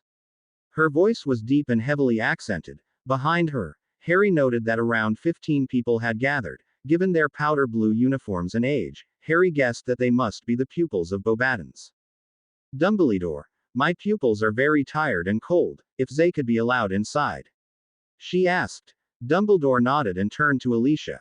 "Miss Spinnet, perhaps you could escort our guests to the Great Hall." Alicia nodded and walked forward smiling. She greeted the French students warmly in French, before leading them and Madame Maxime towards the castle. Silence returned to the lawn as they awaited their guest. Harry frowned as he looked at his watch. The Durmstrang pupils were already 15 minutes late. "Patience, Harry. Patience. You too would perhaps be late if you had traveled quite so far," Dumbledore told him kindly, his voice filled with wisdom. Harry said nothing, only straightening his back and standing tall as he waited. Eventually, after several minutes, there came a loud sucking noise, and the Hogwarts students gasped in horror as a vast 3-masted sailing ship burst forth from the depths of the lake, vast great waves being thrown up as it sailed towards the bank. As it neared the shore, the ship slowed to a halt and a large anchor was dropped from the front. "Albus," came a loud Eastern European voice from the deck. "How are you, my dear old friend?" "Blooming, thank you, Igor. And yourself?" The man, Igor, stepped along a broad wooden plank and onto the lawn before the headmaster. "Very good. I must say it is good to be back. Dear old Hogwarts." His voice was unctuous and oily and reminded Harry of the smell of rotting flowers. "Aha! I see your pupils are joining us. Dumbledore cried happily as 15 large figures disembarked. They marched in a militaristic fashion, coming to a sharp halt a few feet behind their headmaster.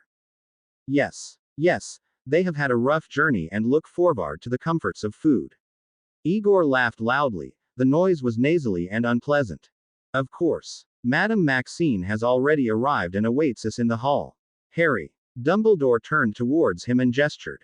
Harry approached the Durmstrang contingent confidently. This is Harry Potter, our head boy, and he would be happy to show you the way towards the Great Hall. Igor twirled his finger around his goatee and smiled at Harry, showing rather crooked teeth.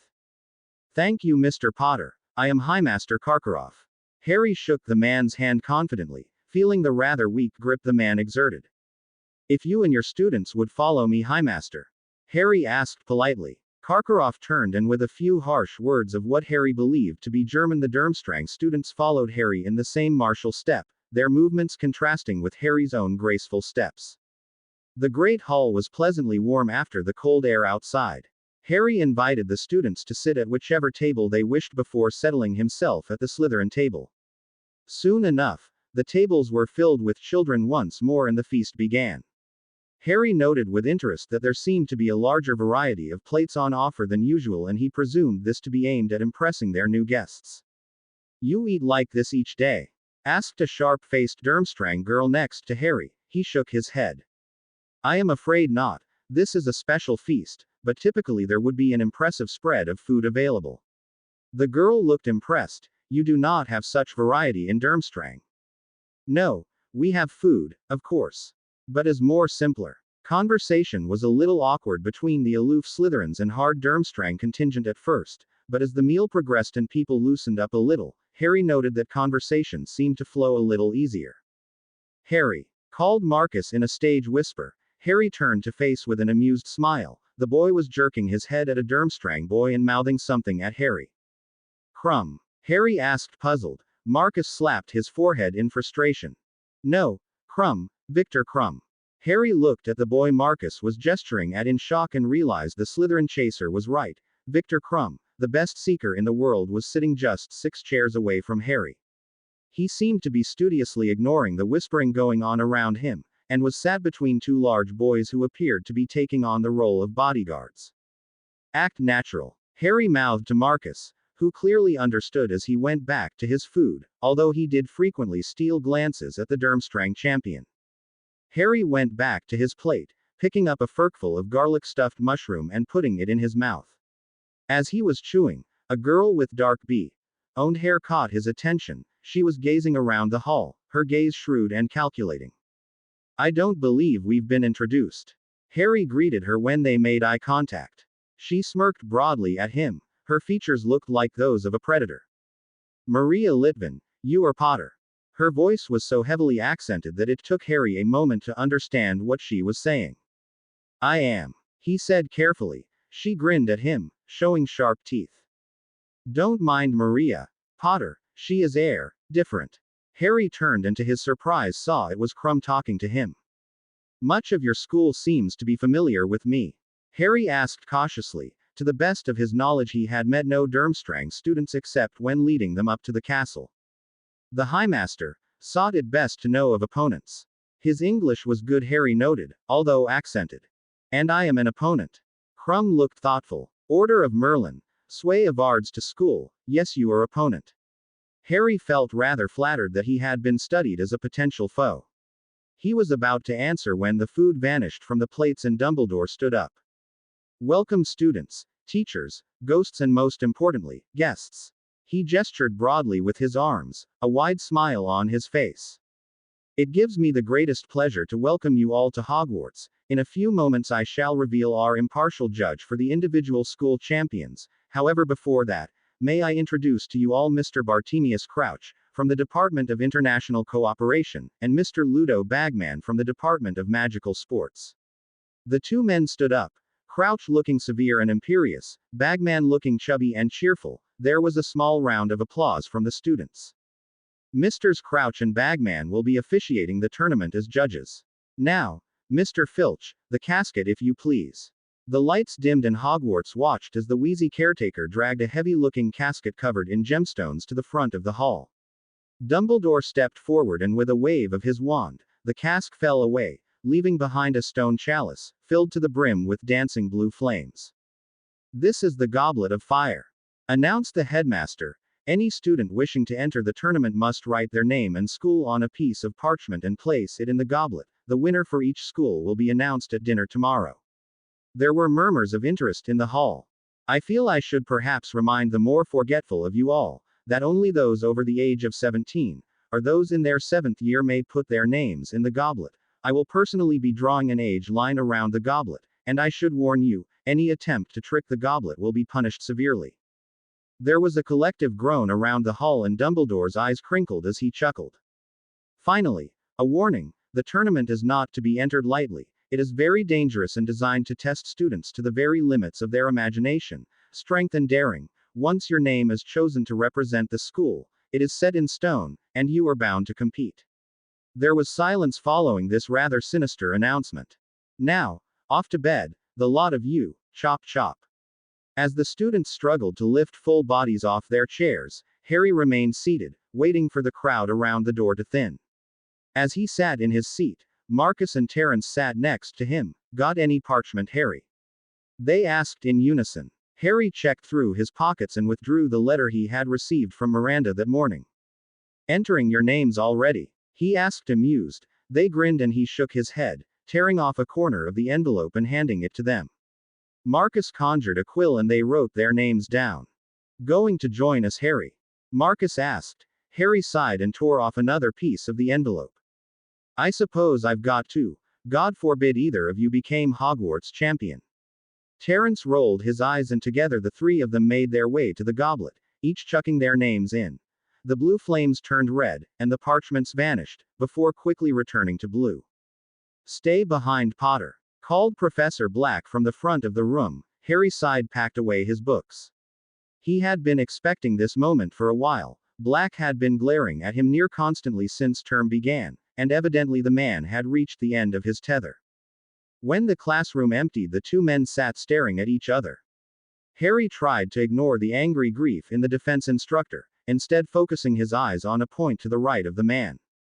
"Remus Lupin and I were friends for 21 years, Potter," Black finally said, his voice tense. Harry said nothing, keeping his eyes on the wall.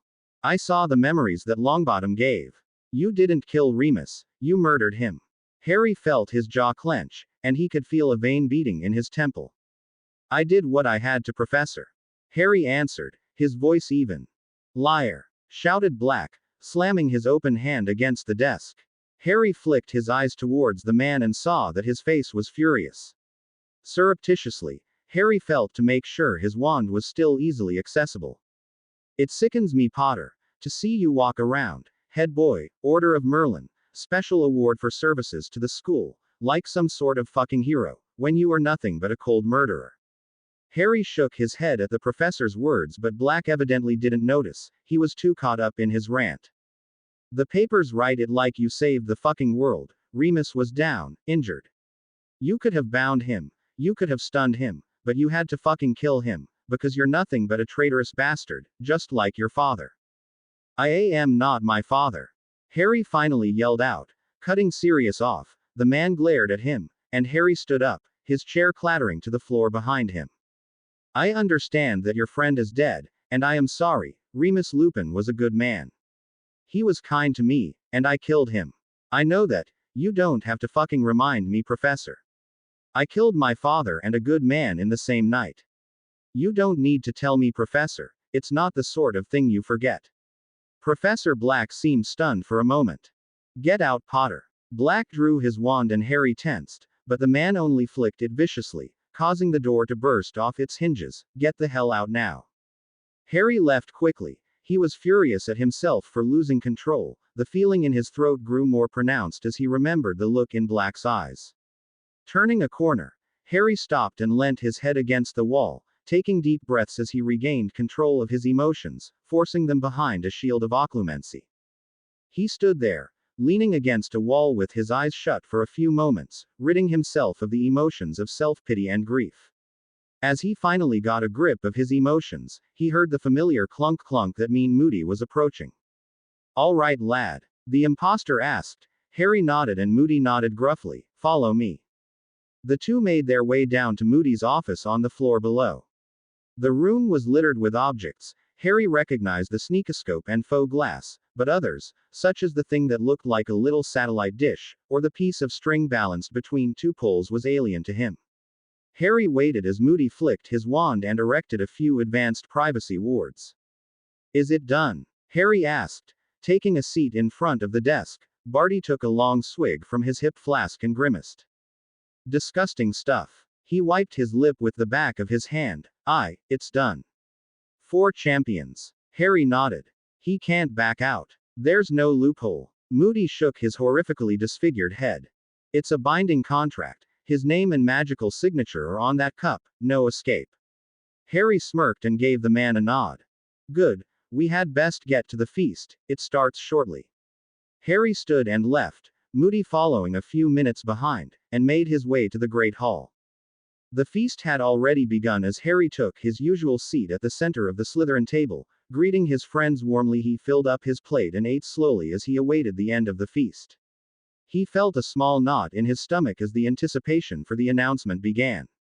Finally, after what felt like an age, the puddings were cleared away and silence instantly fell across the hall.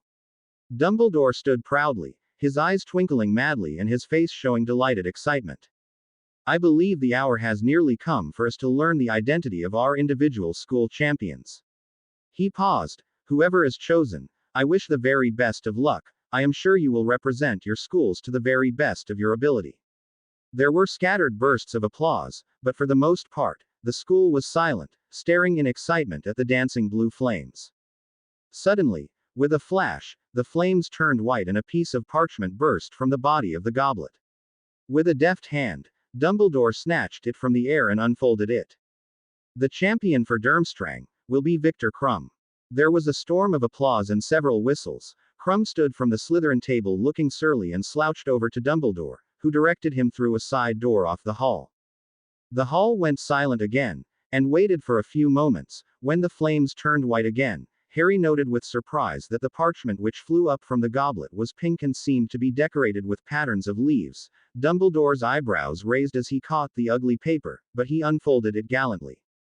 Representing Beauxbatons, shall be Fleur Delacour. The hall applauded again, the boys especially so. As Fleur gracefully rose, Harry understood why. The girl was flawless, with platinum B.owned hair and perfect features. To Harry's surprise, he saw that the rest of the Beauxbatons students looked rather unhappy with the decision. Indeed, 2 girls had actually burst into tears. Fleur disappeared through the door, and the hall fell silent once again. The entire student body seemed to be leaning forward, eager to learn who the Hogwarts champion would be, and Harry felt his heart hammering in his chest. The goblet flashed white again, and a singed piece of white parchment flew through the air. With a sharp grab, Dumbledore caught it in his closed hand. The aged headmaster unfolded it with nimble fingers and his entire countenance seemed to take on a rather resigned appearance. The champion for Hogwarts shall be Harry Potter. The Slytherin table around Harry leapt to their feet to scream their approval. Harry put a broad smile across his face and stood up. The rest of the school was cheering too, except for some of the Gryffindor table. Whilst Harry may not be popular outside Slytherin due to his father, his prestigious skill and power were renowned throughout the student body, and Harry rather believed that most students would rather have a Slytherin Triwizard winner than a Gryffindor Triwizard loser. With a straight back and head held high, Harry strode confidently to the front of the hall. He nodded to the headmaster and then to Snape, before following Krum and Fleur into the side room. As he passed through the door, he found himself in a small, well-lit withdrawing room. There was a fire burning merrily in the grate and several portraits lining the walls. Harry took note of the other champions. Fleur was sat on one of the sofas examining Harry with an air of aloof disregard, whilst Krum had ignored Harry entirely, leant against the wall next to the fire, staring deep into the depths. Harry Potter. Madame Maxime did rather suspect it would be you who was made champion. Fleur stated with a small smile. Harry gave her a smirk. And yourself? Did you disagree with her? Mais non. I was sure it would be you. Avenue an impressive record. Harry gave her a charming smile. Crumb strode over and looked at Harry and Fleur with a small smile. So, they are the best of our schools. It is a gut thought, no? He asked. Harry chuckled and nodded, whilst Fleur blushed delicately. EET is a nice thought. Harry opened his mouth to agree, when suddenly the door opened. Harry turned around and hid a smirk when he saw Longbottom. The boy looked torn between shocked horror and jubilation. What is the matter? Asked Fleur. Looking confused. Do they want us back in the all? Neville shook his head slowly, and collapsed against the wall. Suddenly the door burst open again, and a storm of people entered, the three heads of school, Snape, Moody, Bagman and Crouch. Maxime strode in and immediately started talking in rapid French to Fleur, whilst Karkaroff stood next to Victor in silence.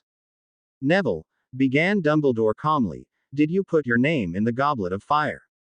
No. I swear, Professor, I don't know what happened. Dumbledore looked at him intently. Did you get an older student to put your name in for you? Neville reddened. No, of course not. Professor, I swear. But of course, he is lying. Chimed in Maxime. I agree. He must have tricked the goblet. Stated Karkaroff, twirling his goatee angrily. Evidently Hogwarts wanted 2 bites of the apple. Agreed Maxime. I demand that we be allowed to enter Honours Champion for our schools. Karkaroff nodded brightly. An excellent idea, Madam Maxime. It is only fair. Dumbledore 7. If I may, Headmistress, Highmaster. Harry spoke, and the room went silent as they all turned to look at him. Madam Maxime gestured for him to continue. Well, from Hogwarts' perspective, this is a bad thing surely. How do you figure that? Hogwarts now has half the champions.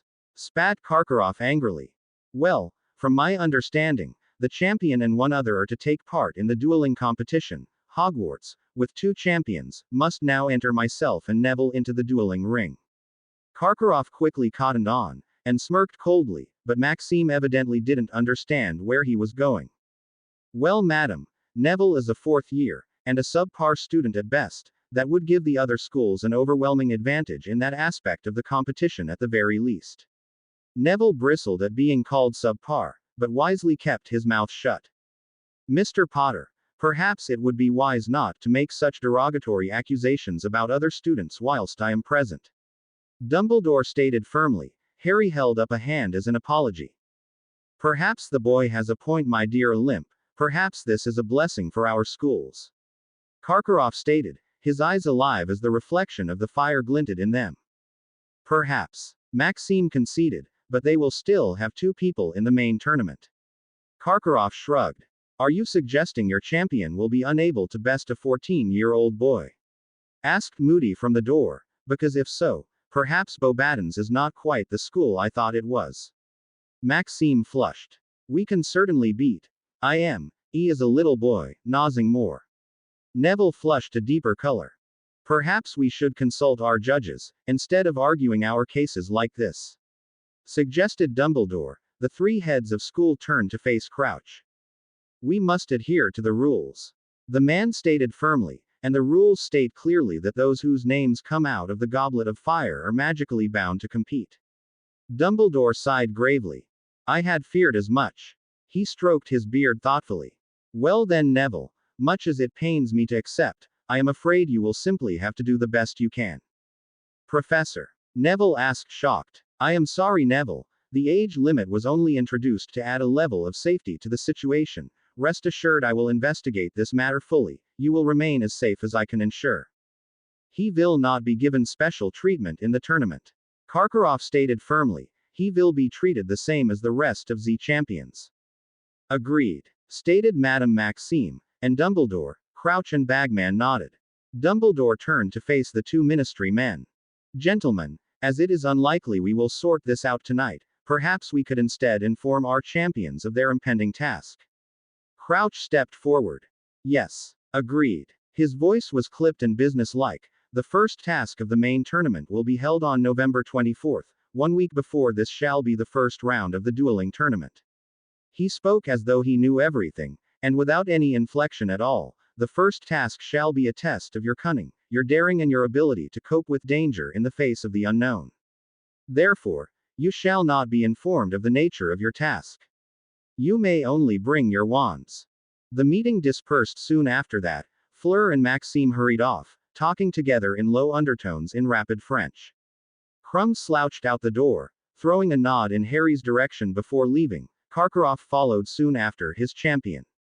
Harry, Neville, I would suggest that you return to your common rooms. I am sure there is plenty of celebration awaiting you.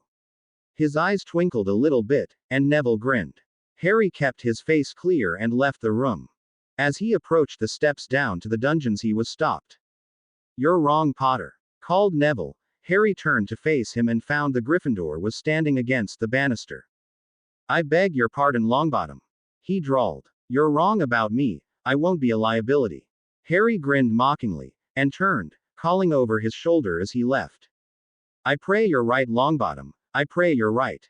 Dumbledore had been correct. As soon as Harry opened the wall to Slytherin, he was bombarded by shouts and cheers. He strode through the door and smiled broadly at his friends, accepting a butterbeer from Marcus and taking a long swig. Was Neville expelled, Potter? Malfoy asked jokingly. Sadly no, but he is forced to compete. There were groans sounded from amongst the assembled Slytherins, and one boy chimed up from the back. Don't look so glum, maybe he'll die. Everyone laughed, and the party started properly. There was drink, food and music, and several students ended up partying all night and going straight to lessons on zero sleep the next day. With less than a month until the first task, and only 17 days until the dueling tournament, Harry and Neville were worked hard by the two professors. Moody was focusing on Neville, whilst Harry was drilled by Flitwick in form and agility, which he discovered was incredibly effective at tiring him out. Whilst Harry didn't like Neville, he was impressed by the boy's work ethic. Moody was a harsh taskmaster, dueling Neville into the ground several times a day, often leaving the boy dripping sweat and covered in painful boils. Despite this, however, Neville did consistently try his utmost, and as time progressed, his improvement became more obvious. Whilst Neville was by no means capable of dueling Harry evenly, he was probably better than the rest of the fourth years, and maybe some of the fifth years. November passed in rather an unpleasant manner for Harry. He woke early each morning to exercise, where he joined Victor Crumb for his workouts, went to breakfast and had his lessons, which remained extremely taxing. The professors were determined to prepare the students for the upcoming NEWTs. After lunch, he would report to Moody and Flitwick for 2 hours of dueling training, followed by afternoon lessons. In the evenings he would laze around the common room, resting his aching muscles and attempting to complete the mountain of homework assigned on time. On the 14th of November, Harry was pulled from his transfiguration teacher by a terrified-looking third year. Please, Professor, he asked. McGonagall gave him a raised eyebrow and he quivered. Professor, Mr. Potter is needed upstairs. I believe it's for the tournament. McGonagall nodded and smiled at Harry. Good luck, Potter. You are exempt from homework. Off you go. Harry nodded and quickly packed up his books. The two boys walked in silence to the fourth floor and reaching an unassuming door, the third year gestured for Harry to enter. It was an old classroom. Inside were the judges and other champions, who both looked up at Harry as he entered. Ah, Mr. Potter, welcome, welcome, called Bagman, bounding forward and grabbing his arm. We are all here for the weighing of the wands ceremony. We've got to make sure your wand's in working order. It's your most important weapon after all. Harry nodded and shook himself free of the man's grip. It didn't appear to deter his enthusiasm, as he just grinned wider. This is Mr. Ollivander, our wand expert, and this is Rita Skeeter, who will be writing a small piece for the Daily Prophet on the tournament. Maybe not that small, Ludo, the reporter said, eyeing Harry as though he were a piece of meat. Harry flashed her a charming grin, which seemed to take her off guard. If we are all here, asked Dumbledore from the front, perhaps we can begin. Ollivander stepped forward. He looked just as wispy and frail as the last time Harry had seen him. Mr. Crumb, perhaps we could start with you, he asked. Victor stepped forward and proffered his wand hilt first to the wand maker. Ollivander took it in both hands, holding it up to the light and running his hands across its surface. A Grigorovich creation unless I'm much mistaken, he asked curiously. Crumb nodded. Hornbeam and dragon heartstring, quite rigid, 10 1/4 inches. He summoned a fountain of wine from the tip and deemed the wand to be in fine condition before summoning Fleur. Rosewood, with a core of, dear me, he looked at Fleur in surprise, a Vila hair. He asked. Fleur proudly nodded. One of my grandmothers. So Fleur is a Vila, I suppose that explains things then. Well, I've never used Vila hair, I find it makes for rather temperamental wands, but each to their own. He summoned a bouquet, and handed flowers and wand to the French girl, who accepted them with a small curtsy. Mr. Potter. Harry stood up and handed over his wand with some reluctance. Ah, this is one of mine. He smiled happily. You and Phoenix tail feather, 12.5 inches, very unyielding. I remember it well. Harry nodded with a smile, smirking to himself as he saw Dumbledore's look of horrified recognition at the description of Harry's wand. I am impressed, Mr. Ollivander. I remember every wand I have ever sold, Mr. Potter, and yours was a most curious case. Anyhow, your wand is in excellent condition. He produced ringlets of smoke from Harry's wand before returning it to him. Harry was bored by the rest of the proceedings, and couldn't wait for it to end. However, just as he was about to escape, the reporter declared that she needed photos. The photos took forever. First it was group shots, followed by headshots, followed by shots of the champions with their headmasters. Eventually, well into dinner, they were released and Harry was finally able to breathe a breath of fresh air. The day before the dueling tournament, Harry slept late and missed breakfast. When he arrived in Charms, it was to discover that many of the students were wearing badges. Upon further inspection, he realized that they all stated the same thing. Support Harry Potter, the real Hogwarts champion. Harry suppressed a grin, and fell into his usual seat. Marcus turned to him to flash the badge. Harry waved him off. That's not all they do, mate. Look. Marcus touched his finger to the badge and the words changed. They now read. Longbottom is a knob. Subtle. Harry complimented. Marcus shrugged. They get the point across. Malfoy was handing them out. Harry rolled his eyes, but chuckled to himself.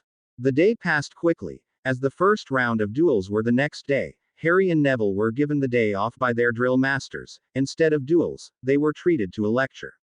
Moody was stood at the front of the large classroom they used for their practices.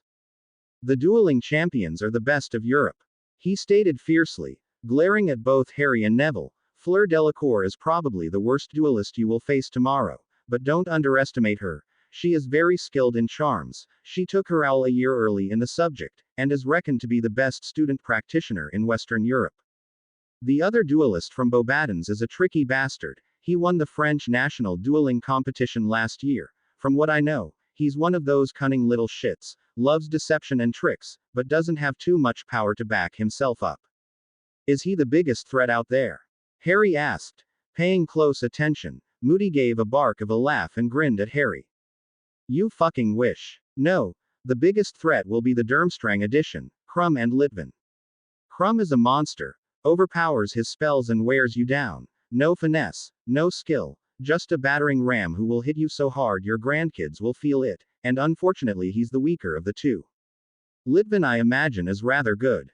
Harry mused. Considering the girl, she held the air of someone dangerous. Moody nodded coarsely. Damn fucking right. All my information tells me that girl is borderline psychotic. She won the Eastern European Championship in her 5th year, and became European Under-21 champion this summer. She's fast, she's smart, and she knows every counter and deflection to the basic spells. Longbottom, I won't beat around the bush. You're fucked. Harry snorted, and Neville turned pink, but evidently the training with Moody taught him to keep quiet, because he wisely kept his mouth closed. Potter, you can probably do it, but Christ boy, keep your guard up around all of them, but especially Lightyveton. That girl is bloody psychic at times. Don't fall for her traps, don't try to trick her. She's especially good at transfiguration, but expect a lot of borderline dark magic. She knows the rules, and knows what she can and can't get away with. When Harry left the classroom, he was feeling very conflicted. On the one hand, this would be a true challenge, but on the other, he couldn't afford to look weak and lose. The next day, Harry woke with a tight feeling in his stomach. As he rolled out of bed, he discovered that a black dueling robe had been left on his bed. The garment was clearly brand new, with green accenting and his name written across the back. He pulled on a pair of tight-fitting black trousers and a white t-shirt, slipping the robe over the top. It was well fitted, allowing him unrestricted movement, and he could tell that it contained numerous cooling charm as well as weightless charms. Heading down to breakfast, he received several pats on the back, and muttered good lucks from well-wishers. As he entered the hall, he noted Crumb and Fleur were also wearing dueling robes, as were Maria Litvin and a wiry-looking boy, with thick curly hair, and a rather vacant expression. Breakfast was a tense affair. Harry ate little, he didn't want to risk it all coming up on the way out if he was hit by a retching curse. The duels were to be held in the grounds. At 9 a.m., Harry and the rest of the duelists were led out to a small tent, where Bagman was bouncing on the balls of his feet. Greetings, the duels will follow the international rules, does everyone know them? They all nodded and Bagman beamed. Excellent, well, the stands are set up, and you each have front row seats when you aren't dueling. He proceeded to explain the location of the medical tent, who would be judging, and the way points would be distributed. 10 points for a win, 0 for a loss, with 2 points available for each direct hit onto an opponent. When they were all lead out onto the stage, Harry had to admit he was impressed. It was large, able to seat far more than twice the population of Hogwarts and completely full. In the center of the stadium was a full-sized dueling ring. Bagman lined them up in the center of the arena before casting the sonorous charm on himself. Ladies and gentlemen, welcome to the first round of the Triwizard Tournament dueling competition. There were cheers from the crowd, and Harry closed his eyes and took deep breaths. Representing Beauxbatons, French dueling champion Jean Ducrest and Fleur Delacour. Representing Durmstrang, she's from Ukraine, she's the champion of Europe, it's Maria Litvin, and he's the international Quidditch superstar, Victor Krum. There were deafening shouts, cheers and boos from around the stands. Representing Hogwarts, he's head boy and Order of Merlin, Harry Potter. And joining him, the boy who lived, Neville Longbottom. The Hogwarts students cheered wildly and Harry raised one hand in greeting. The first duel of the day is between Fleur Delacour and Neville Longbottom, beginning in 15 minutes. The duelists all made their way to the reserved section of seating for them. Harry was pleased to see that some of his friends were there in support, Marcus, Olivia, and he was especially pleased to see Miranda, who he greeted rather enthusiastically, to wolf whistles from the crowd. Mr. Longbottom, Miss Delacour, are you ready? Asked a professional-looking official. The two nodded, and the referee took a step back to the edge of the circle. Obey my instructions at all times, defend yourselves at all times. Duel. The match was over depressingly quickly. Despite a good opening from Neville, Fleur easily overpowered him and within 2 minutes it was over. Litvin fought Jean Ducrest next, and Harry learned what Moody been trying to impress on him. Jean was good, he used distraction and quick casting very effectively, but Litvin didn't even blink. She circled him, countering his curses before he sent them, and forcing him on the defensive. Her movements were so controlled, so minimalistic, she made no movement unless absolutely necessary, avoiding the few curses he got off with only small jerks of his body. There could be only one outcome, and 3 minutes later, Ducrest was carried off the ring on a stretcher to have his wounds tended to. Harry stood, squeezing Miranda's hand as he strode onto the ring against Krum. The boy looked ready, his eyes were alert, and his movements fluid. Harry shook his hand before retreating to his position. Gentlemen, are you ready? Asked the referee. They both nodded. Okay, obey my instructions at all times, defend yourself at all times. Duel. Krum immediately went on the offensive, and Harry quickly brought up a shield. When the first reductor curse hit it, Harry blinked in surprise. The spell was powerful, really powerful, and it was followed up by 2 more equally strong curses.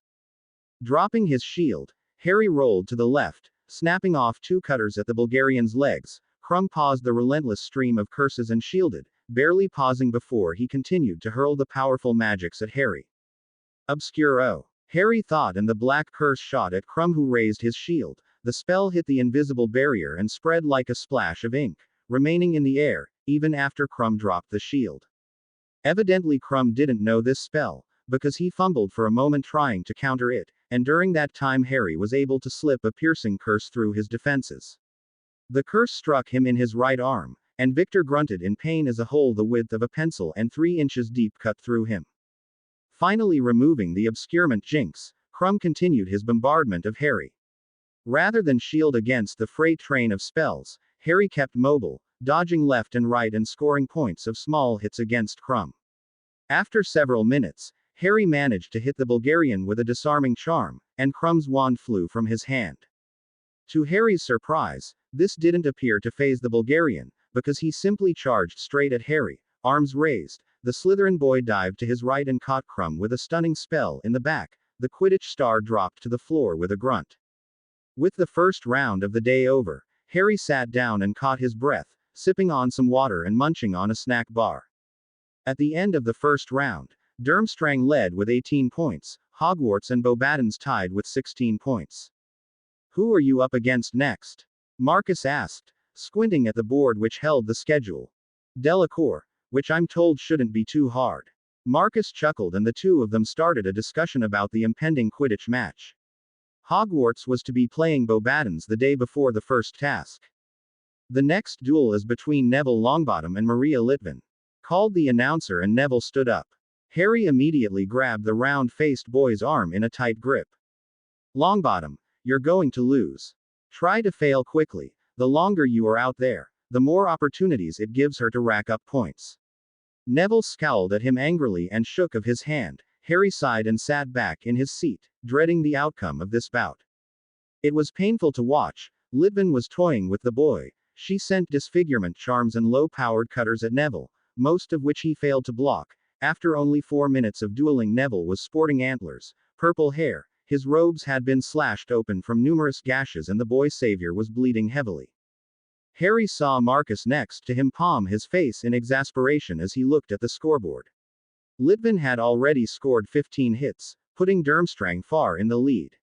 "Bombarda!" shouted Neville, pointing his wand at the girl. She neatly sidestepped and returned fire with her own knee reversal hex. Neville tripped and fell over, his wand falling out of his hand and skittering over the floor. Neville stood up slowly before raising his hands as a sign of surrender, ending the duel. "That was exciting," Miranda declared sarcastically from next to him. Harry smirked and nodded. Longbottom did have a rather magnificent lack of skill, and thanks to him, Durmstrang had just gained over 40 points. The duels carried on for several more hours. Harry beat the two French students, managing to score respectably, despite the appalling record by Neville. By the time of the final fight of the day, Harry versus Maria, Durmstrang were leading with 74 points, followed by Hogwarts with 48 points, nearly all of which were thanks to Harry, and Beauxbatons were a close third with 44. "Duelists, are you ready?" called the referee. Harry nodded, swiping his wand experimentally from through the air. "Obey my instructions at all times. Defend yourselves at all times. Duel." The Ukrainian took a step to the right. Harry mirrored her, and the two students began a steady circle around each other, wands held ready, waiting for an opponent to make a mistake. Harry feinted left. The girl mirrored him. Harry frowned, and they continued their steady circle, the audience watching in eager anticipation. Oculo obscurus. With a blinding flash of light, Harry attempted to blind his opponent, but the girl was ready. She shut her eyes tight, and as soon as the light was gone, cast 3 piercing hexes at Harry's chest. The spells flashed against his shield, doing no damage. With a savage wave of his wand, a ball of iron the size of a bludger flew at the Ukrainian, which she avoided with a careful step to the left, returning fire with a swath of blue flames. With a casual flick, the flames were dissipated. Harry and Maria stood opposite each other. Neither had any wounds or marks, and Harry saw the feral grin on her face. With a sudden wave, Harry cast a smoke hex on the platform, obscuring himself completely in the dense fog. Dodging the 3 curses she sent as his last location, Harry quickly cast the Gemino charm, creating a mirror image of himself to his left. The fog vanished with a wave of the girl's wand, revealing the 2 Harrys. She frowned cautiously, before unleashing a punishing volley of spells at both the Harrys opposite her. The boy was careful though, making sure that both he and his twin avoided the spells. It was difficult given the precision and speed of the girl's casting, but Harry managed it. Imbrignus. The spray of sticky flaming oil shot from Harry's wand. Rather than aim directly for the girl, he used the intense flames to pen her in, restricting her movements.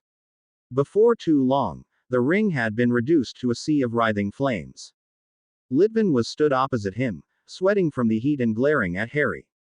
With a mocking gesture, Harry invited her to continue the attack, an invitation she duly took up. The following exchange of magic would go down in Hogwarts history as the most violent, bloody and incredible duel in living memory. The two students hurled lethal spells around with tough elegance, shielding, dodging and counter-attacking with eye-watering speed. After 10 minutes of relentless spell casting, both Harry and Maria realized the end of the duel was near. They were exhausted and bleeding from dozens of wounds, the blood running down their faces as they continued to fight with relentless aggression. Harry had to admit that the girl was very impressive. The sheer variety and speed with which she shot her spells was terrifying. Harry had been forced onto the defensive several times already. With a muttered incantation, Harry summoned a whip of fire, and grinned as he saw the Ukrainian girl summon the same.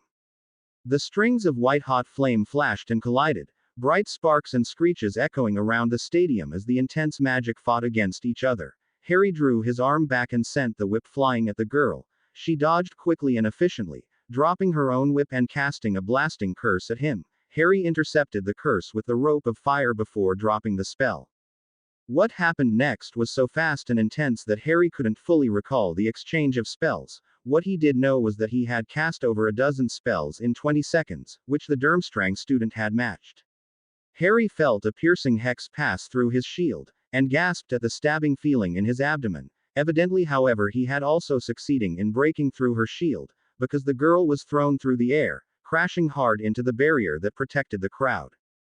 Clutching a hand to his bleeding stomach, Harry staggered a little, but managed to cast a stunning charm at the girl. The red jet of light struck Maria just as she was opened her eyes after the fall, and she slumped back unconscious. Durmstrang unable to continue. Hogwarts win, called the slightly odd referee, his eyes wide as he inspected the incredible damage to the dueling ring.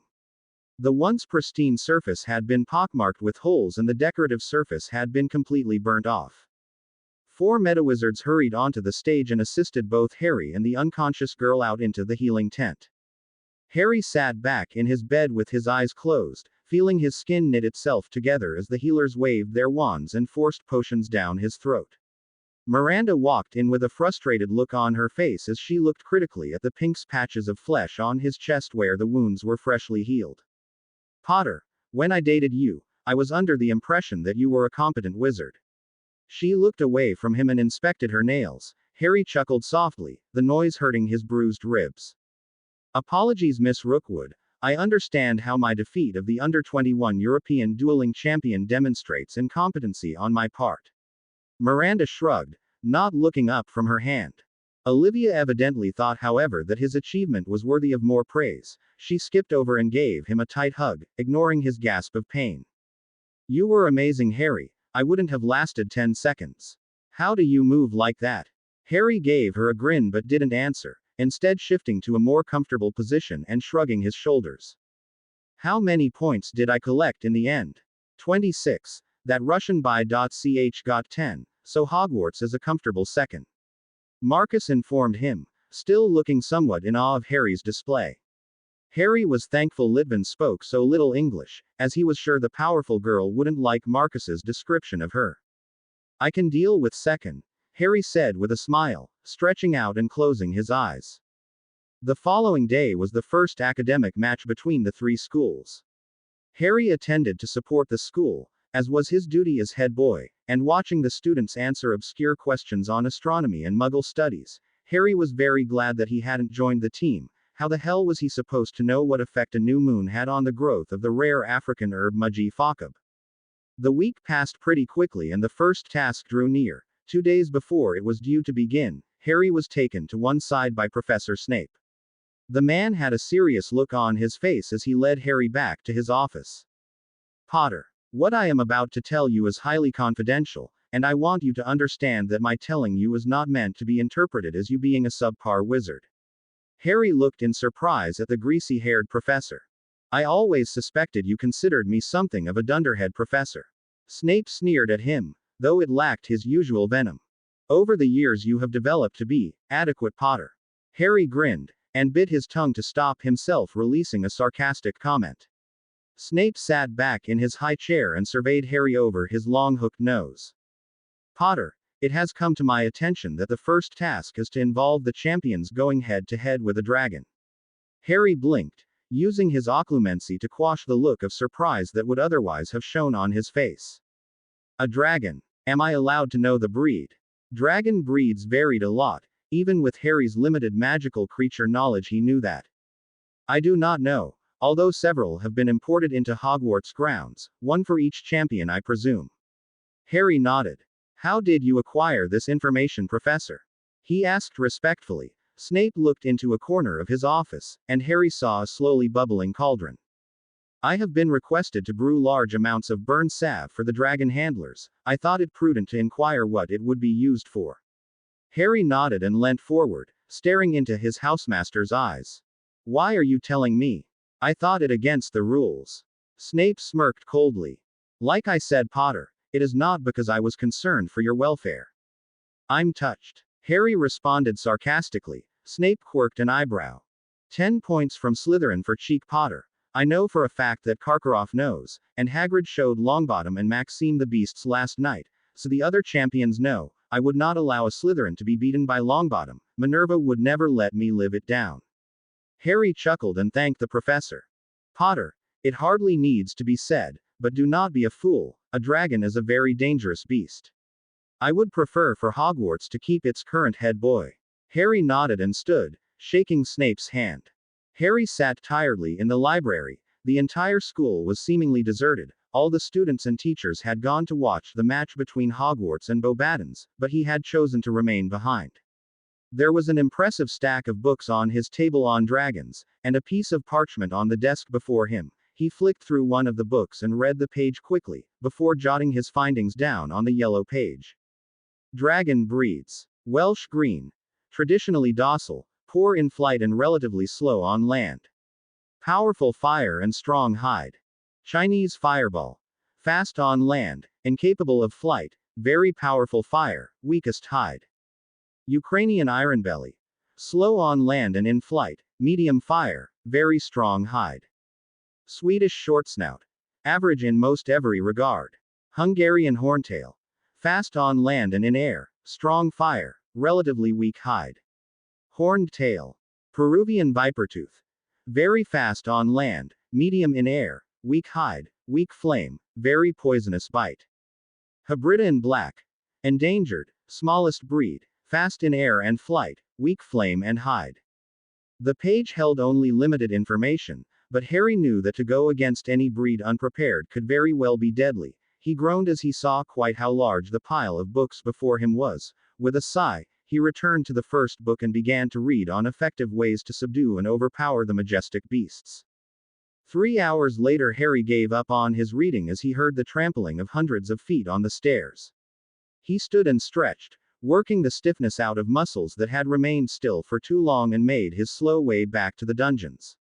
When he entered the common room, it was to find a bright and cheerful mood, and it quickly became evident why, as Marcus came over to him and threw his arm around his neck, crooning about how he had scored 6 goals against Beauxbatons. Marcus, stop singing for fuck's sake, you sound like a troll. The chaser frowned, but did as he was bid and closed his mouth. Final score then? He asked with a wry smile. Marcus grinned. 580 to 320, we creamed them, bloody frogs didn't know what hit them.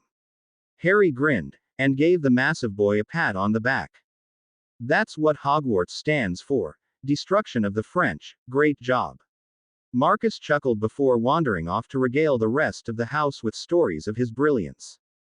Harry sat down at a table in the corner and continued his research on dragons, hoping to find something that could help him. Well now, each champion must take from this bag a model of the thing you are facing, ladies first. Bagman held out the bag to Fleur, who cautiously placed her hand inside and withdrew a small figure of a dragon. Harry recognized it as a Swedish short snout. Bagman offered the bag to Harry and he carefully put his hand into the bag and drew his own model. Iron gray and stockily built, Harry found himself clutching a moving replica of a Ukrainian Iron Belly. The beast looked at him and opened its mouth in a silent roar. Krum picked out a Peruvian Vipertooth and Neville chose last, getting a Chinese Fireball. Harry could have chuckled from the look on the boy's face. It had turned a sickly green, whilst his hands were balled into fists so tightly that they had turned white. Excellent, excellent. Well, now that we all know what the opponent is to be, I can tell you that the object of the exercise is to capture a golden egg from a nesting mother. The egg will be within a clutch of real eggs, and your objective is to collect it, without dying. Any questions? Bagman looked around excitedly. How are they scored? Asked Krum. His face displayed its usual surly boredom, although his eyes were alert and fixed on the figurine currently in his palm. Ah, yes, the 5 judges will each score you out of 10. Points are given for the time taken and the complexity of magic displayed. Points will be taken for any damage you receive and if you damage any of the real eggs whilst performing the task. With no further questions, Bagman hurried off, warning Krum that he would be first, followed by Fleur, then Harry, and finally Neville. Around 10 minutes after Bagman had left, there came a bang like a cannon. The Bulgarian squared his shoulders and strode towards the tent flap, wand clutched tightly in his hand. Harry could hear nothing from outside the tent, and the silence was somewhat unnerving. He looked around. Neville had sequestered himself in the corner. He was sat on one of the uncomfortable chairs and looking at the canvas ceiling with a look of despair on his face. Harry almost felt sorry for the boy. Fleur was standing around 8 feet from Harry. Her eyes were closed and her lips were moving silently as she recited something to herself. Around 20 minutes after Krum had left, the cannon boomed once more, and the stunning Onvila's eyes flashed open. Harry watched impassively as the girl left through the flap. As it opened, Harry heard the booming cheers and roars of the crowd, but as the heavy canvas fell closed once more, all noise was cut off, leaving just the 2 Hogwarts champions in the room. As the minutes slowly ticked by, Harry felt the nervous pit in his stomach begin to grow. The canvas walls of the tent felt like they were closing in and Harry paused to take a deep breath. When he released it, it came in shuddering gasps, and Harry could feel his hand shaking. Ukrainian Iron Belly. Very large, slow, near impenetrable hide, dangerous fire attack, typically rather stupid. Attack Plan 3. Harry replayed his strategy in his head, praying to God, Merlin and whoever else was listening, that they watch over him. Harry blinked, and sucked in a deep breath, drawing his wand and cutting it through the air experimentally. He strode out through into the enclosure. When Harry had grown accustomed to the dazzling sunlight, he found himself in a great stone pit. It was easily 80 meters in diameter and surrounded on all sides by cheering supporters. Across the open space in front of him sat Harry's dragon. The first thing he noticed was that reading in a book that something was vast didn't really prepare one for the thing itself. The dragon was easily 20 feet tall, and 3 times that long. Its iron-gray hide glimmered dully in the bright morning light, each leg thicker than Harry across and held 4 great claws as long as his arm. The dragon was crouched protectively over the clutch of eggs beneath it, its enormous head eyeing the stands cautiously, searching for danger. With slow inevitability, the monster's head turned and its eyes landed on Harry. For a second boy and dragon stared at one another, then the dragon opened its mouth and released an ear-splitting roar. Harry felt his entire body vibrate and resisted the urge to cover his ears. The crowd watched the Hogwarts champion puzzled. Harry Potter was known throughout the school to be incredibly powerful and able to think on his feet.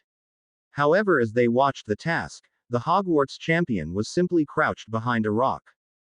Get on with it, someone shouted and several people laughed. Evidently Harry decided to follow the advice, for he stood and sprinted over to a second rock, crouching behind that one too. Well, Harry Potter, piqued as the favorite for this tournament, has apparently stumbled at the first hurdle, Bagman announced with his magically magnified voice. Despite high hopes, it would currently appear that he is not capable of completing the task. The crowd laughed again at the commentary, watching in puzzled amusement as Harry ran from boulder to boulder and crouched behind each one. After 6 minutes of this, the assembled masses had grown bored, and began chatting amongst themselves. Well, apparently Mr. Potter has finally decided to act. Cam Bagman's voice, the Hogwarts head boy, had stood and walked into the open. He was facing the dragon calmly, his head held high, completely ignoring the laughter from his schoolmates.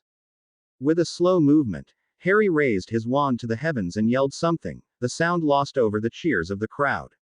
Slowly, the 24 boulder he had been crouched behind began to shift and rattle. Harry kept his spell pointed firmly in the air, and when he saw the slow speed with which the boulders were moving, he jabbed his wand hard into the air. The rocks flew together, forming an enormous hillock before him. Striding forward, Harry waved his wand before plunging his fist into the dirt at his feet. "Sweet Merlin!" shouted Bagman in amazement, and it appeared to be a sentiment shared by most of the crowd. With a massive rumbling crunch, an enormous figure rose from the pile, 25 feet tall, with rough limbs the size of tree trunks made of stone. Harry smirked broadly as his golem took shape. It had been an incredibly taxing piece of magic. Each stone had required a dozen runes, numerous charms, and the monster had even required some very tricky transfiguration. Harry stood at its side, barely reaching the behemoth's knee, and with a smug smile pointed his wand at the nesting dragon. "A pugno!" In the silent stadium, his shout could be heard by even the furthest spectators. Harry grinned broadly, as with enormous crunching steps, the golem began to advance and it closed the distance between itself and the dragon in seconds. The Ironbelly responded almost immediately. As soon as the stone giant was in range, it opened its mouth and belched a torrent of raging flames. Harry's creation didn't even flinch, it carried on its advance, and when the flames finally died away, it revealed red-hot, glowing stone. Harry watched pleased as his monstrous creation hurled a heavy punch into the dragon's neck, and rocky hand crunching heavily into the beast's thick hide, sending the beast reeling. Ignoring the fight for a moment, Harry cast silencing, disillusionment and anti-odor charms on himself and hurried forward. As he reached the dragon nest, he could feel the heat of dragon flame, as the golem and dragon continued their epic fight. Dodging enormous feet that stampeded around the enclosure, Harry clambered over the nest. The golden egg was very easy to locate, it lay right in the middle and Harry scooped it up. The dragon didn't notice anything, for Harry's stone monster had managed to catch it in a headlock, and was currently pounding away at the Ironbelly's shoulder with its enormous stone fists. Harry hurried out of the fight zone, and when he was what he judged a safe distance away, he dropped his concealment charms and severed the connection between his magic and the stone behemoth. With a rumbling crash, the monster crumbled to the ground, where it remained as inanimate and innocuous stone. Harry grinned as he watched the wounded and exhausted dragon collapse to the floor, its breath coming in heavy pants. Turning on his heel, Harry left the enclosure to the roaring cheers of the stunned crowd. Finding himself in a medical tent, Harry shook off the matronly healer, instead walking to join the crowd. He saw the waving of his friends and wandered over to join them, yawning as he did so. Summoning a giant made of stone was taxing work. "That was incredible, Harry," Clara shouted. "Did you see it when it punched the dragon?" "Just." Harry grinned tiredly and collapsed into an available chair. "Boom," he agreed, chuckling at the excitable half-Spanish girl's antics.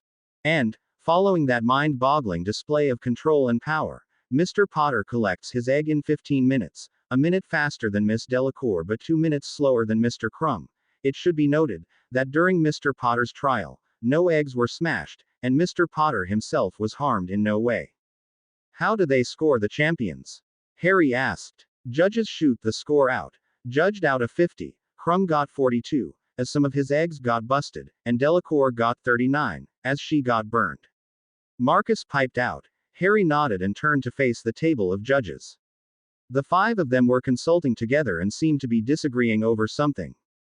"And we, the judges, have decided upon scores for Mr. Potter," Bagman shouted. Harry watched intensely. Maxime was first, and with a wave of her wand shot a 9 out of the end of her wand. Dumbledore gave him a 9, Karkaroff gave him 7, Crouch 10, and Bagman 10. Harry nodded his head pleased. Mr. Potter therefore has a score of 45 points, putting him in first place. Harry grinned and sat back to watch the final champion. Neville's approach was unorthodox, Harry decided. The boy had summoned his broom and was attempting to tempt his dragon into flying after him. Unfortunately for the boy savior, his dragon, the Chinese fireball, was incapable of flying, and instead watched him from the land, sending long streams of fire at him. After 10 minutes of watching Neville bait the dragon, Harry began to grow bored. Unless Longbottom changed his tactic, he was going to end up human barbecue. Several of the fireballs had been extremely close to frying him. Eventually, Neville evidently agreed, for suddenly he dived down, dodging a spurt of flame. The boy wonder attempted to fly beneath the dragon's outstretched talons and collect the eggs. Unfortunately, Neville once again revealed his ignorance of dragon breeds, in this case, the fireball's incredible speed. Quick as a flash, the long neck of Neville's dragon lashed out towards the boy and its long teeth caught the tail of his firebolt, crunching the streamlined twigs. Harry winced as Longbottom lost all command of the broom as it steered off in an uncontrolled dive and crashed hard into the rocks surrounding the nest. Dragon handlers swarmed from hidden alcoves as the boy who lived bounced several times on the hard rocks, coming to a halt in a completely exposed patch of stone, apparently unconscious. The dragon handlers were successful in subduing the dragon, and Harry watched as one of them grabbed Neville and hurriedly dragged him out of the way, whilst his companions fired dozens of stunning spells into the relatively weak hide of the Chinese fireball. When the judges gave Neville the score of 15, Harry couldn't suppress his incredulous look. No special magic, and the boy had even been unable to complete the task, whilst he would never admit it to the unpleasant Durmstrang Highmaster. Karkaroff's score of 1 seemed most fair to him. The school gradually returned to normal after the first task. Harry had postponed working on solving the egg clue, which simply screamed at him with no discernible pattern or words, until the Christmas holidays. Harry was rather enjoying the current lull in activities, even if some of his friends were fretting over the recently announced Yule Ball. Harry was rather enjoying watching as most of the population panicked over the night. Harry was feeling none of their concerns. Scarcely an hour after Snape had announced that there was to be a ball held in celebration of Yule, Harry had received a letter from a rather fierce-looking owl. Harry, I understand there is a ball this Christmas, and you will be pleased to know that I accept the invitation you have no doubt been planning to send me. I will send you acceptable robes shortly. Miranda. Harry had read the short note with eyebrows so high, that Terence, who had been sitting opposite him, had felt the need to read the letter that created such a reaction. Harry was then forced to endure the rather crude jokes made by his friends. Only Harry's promise of informing his girlfriend about their comments finally shut them up. Harry was sat in the library, reading a book on the development of the Wizengamot as he wasted time waiting for dinner. Putting down the tedious tome with a sigh, he watched in detached surprise as a thick cloud of dust flew from the wrinkled yellow pages. Laying his head back against the uncomfortable chair, Harry spotted Victor lurking behind some bookshelves. Crumb? He asked with a puzzled expression on his face. The Bulgarian looked up and saw Harry studying him. He flushed and stalked over towards Harry. Good afternoon, Harry. What are you doing? He asked, trying to sound casual. Harry chuckled when he saw the Quidditch superstar shuffle his feet. Since their duel, Harry and Victor had developed a sense of easy camaraderie. They exercised together each morning, and had developed into, if not friends, certainly close acquaintances. Ivas, that is to say, Ivas looking for a book. Harry eyed him suspiciously, his green eyes locking onto Victor's steel-gray ones. Perhaps I can help. I know the library well. What book is it? Harry grinned as he watched the Quidditch player blink quickly as he thought up a suitable answer. Magical languages. It's for the second task. Victor looked almost hopeful that Harry would believe him. For someone looking for a book, you looked rather sinister, Mr. Crumb. Next time browse instead of lurking, it'll be good for your image. Victor glared at him, but said nothing, merely looking at something over Harry's shoulder. Harry turned, but saw nobody except for the bushy-haired Granger. The girl looked up at Victor and her face burned red, before she hurriedly went back to her book, burying her head in its ancient pages. Harry turned back to the Bulgarian with a small smirk. Granger. Really? The seeker looked determinedly at his hands and said nothing. I take it you want to ask her to the ball. Victor still refused to look at him, but nodded minutely. Harry stood up, and smirked at the panicked look in Crumb's eyes. He walked over to the Gryffindor 4th year, and examined the book he was reading, Subjugation and Suppression of Magical Creatures.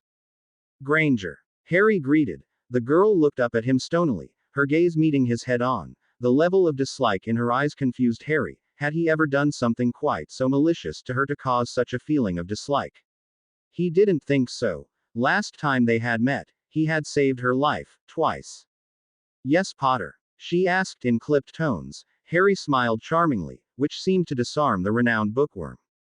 What are you reading such a terrible book for? The author was an idiot. Hermione glared at him. The author was not an idiot. Just because his point of view disagrees with the generally accepted truth, doesn't make it any less valid. She lectured. Her voice was rather condescending and bored. Granger, Chapter 8 of that book puts forward the supposition that wizards and witches are repressed by muggles. He's an idiot. He presents a new idea that differs from yours, and you declare him a fool. That's rather close-minded of you. Harry chuckled. He presents a notion so ridiculous, that to do anything other than reject it out of hand shows you to be a naive little girl who can't use her mind to develop intelligent thought about what she is reading.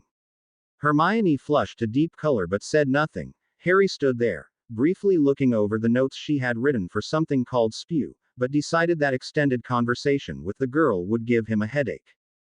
By the way, Granger, Victor wants to ask you to accompany him to the Yule Ball. Please say yes so he will stop lurking in here, it's rather off-putting. Harry turned back to the Bulgarian, and smirked as he saw the international celebrity slowly banging his head against the table. Bemo. Ning the day he had ever met Harry Potter. Hermione fluttered. Me. I don't know. I hadn't planned on going, but I suppose, that is to say.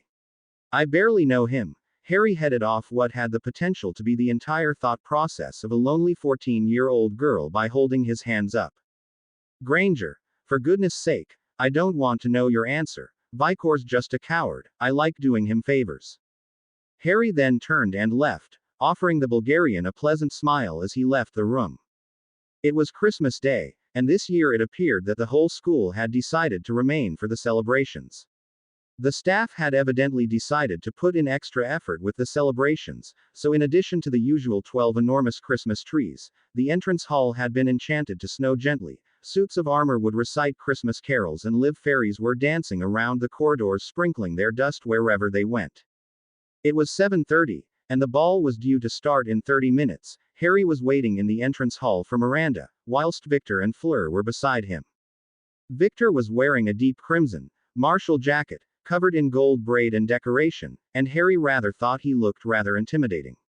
Fleur was dressed in a stunning silver gown, which flowed elegantly down to the floor. The dress was completely backless, and her date, Roger Davies, looked to be unable to take his eyes off her. Harry himself was dressed in exactly what Miranda had sent him.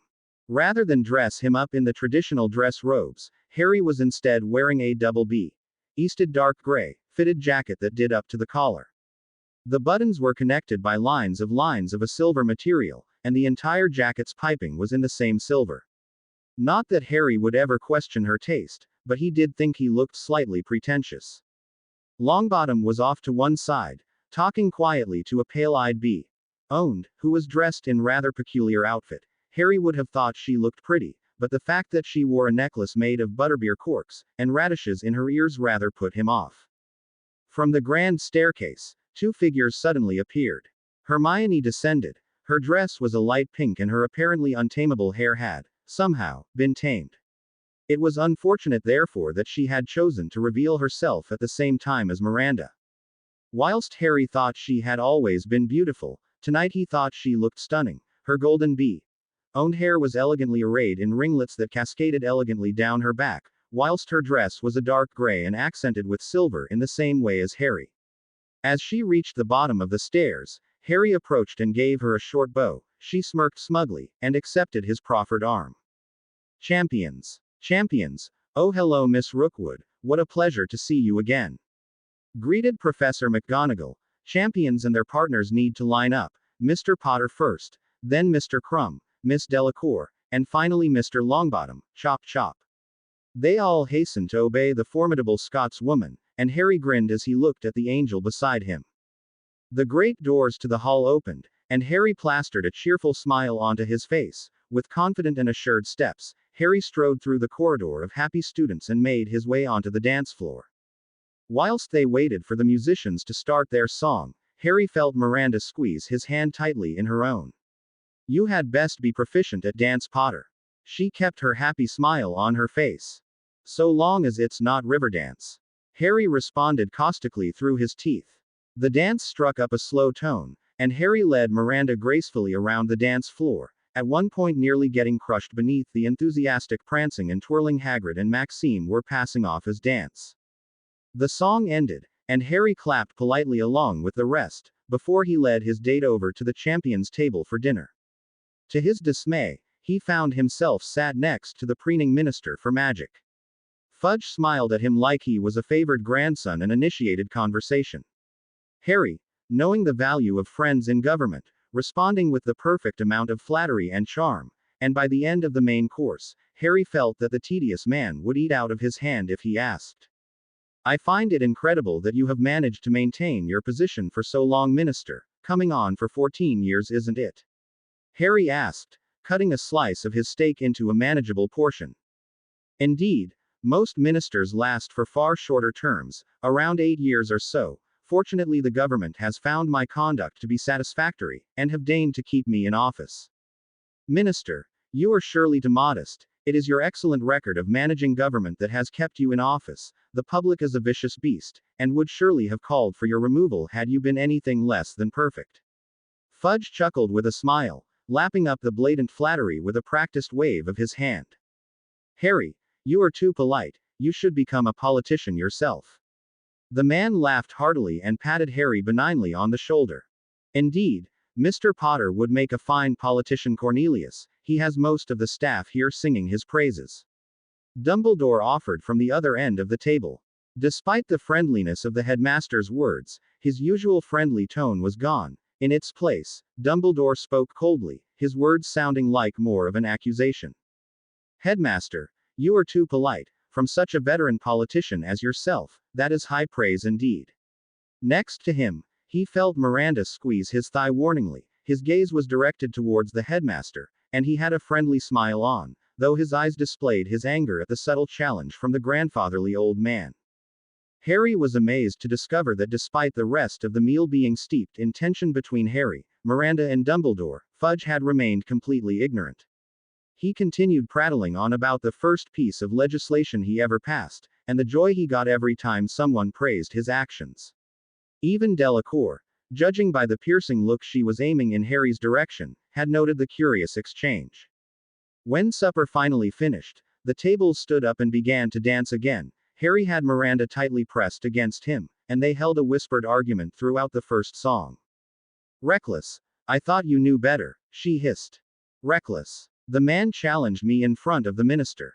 The man is the most politically powerful man in Europe, you fool. It would be best to have him on our side. On our side? Open your eyes, Miranda.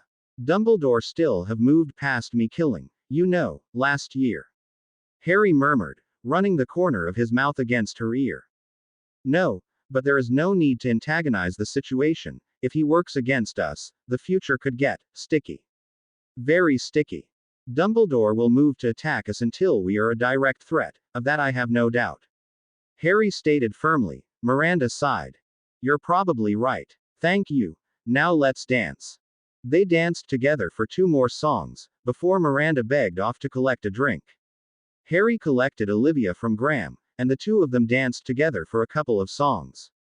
You look very nice, Harry. I like this outfit. Olivia complimented. Harry looked down at the intricate braiding of the jacket. I feel like a toy soldier. He grumbled. Olivia grinned. I don't know, Potter. The military look suits you. It matches your reputation. By the end of the dance, Harry was exhausted. He had danced with all of his friends, and as the evening progressed from formal dance to more of a rock concert when the Weird Sisters turned up, Harry found himself in desperate need of fresh air. The gardens outside the front door had obviously been custom designed for the event. There were numerous twisting alleys, and dark corners for doing dark deeds. Harry and Miranda walked in silence. Harry had unbuttoned his jacket, and wore it casually draped over one shoulder like a half cape. As they were wailing, Harry suddenly overheard hushed voices which sounded to be arguing. Severus, surely you have noticed. It is back completely. He has returned. It is undeniable now. They must act. Came the hissed tones of Karkaroff. Don't be a fool, Karkaroff. If you were to return to the Dark Lord, he would kill you immediately. If I were you, I would return to Durmstrang. The Dark Lord does not have the strength to launch any sort of international campaign. Vaught of yourself, Severus. Your reputation is not so good now, is it? Karkaroff's tone was mocking, and Harry could imagine a sneer curling Snape's lip. I will throw myself to the Dark Lord's mercy, and trust in his wisdom to not judge me too harshly. Does Dumbledore know of his return?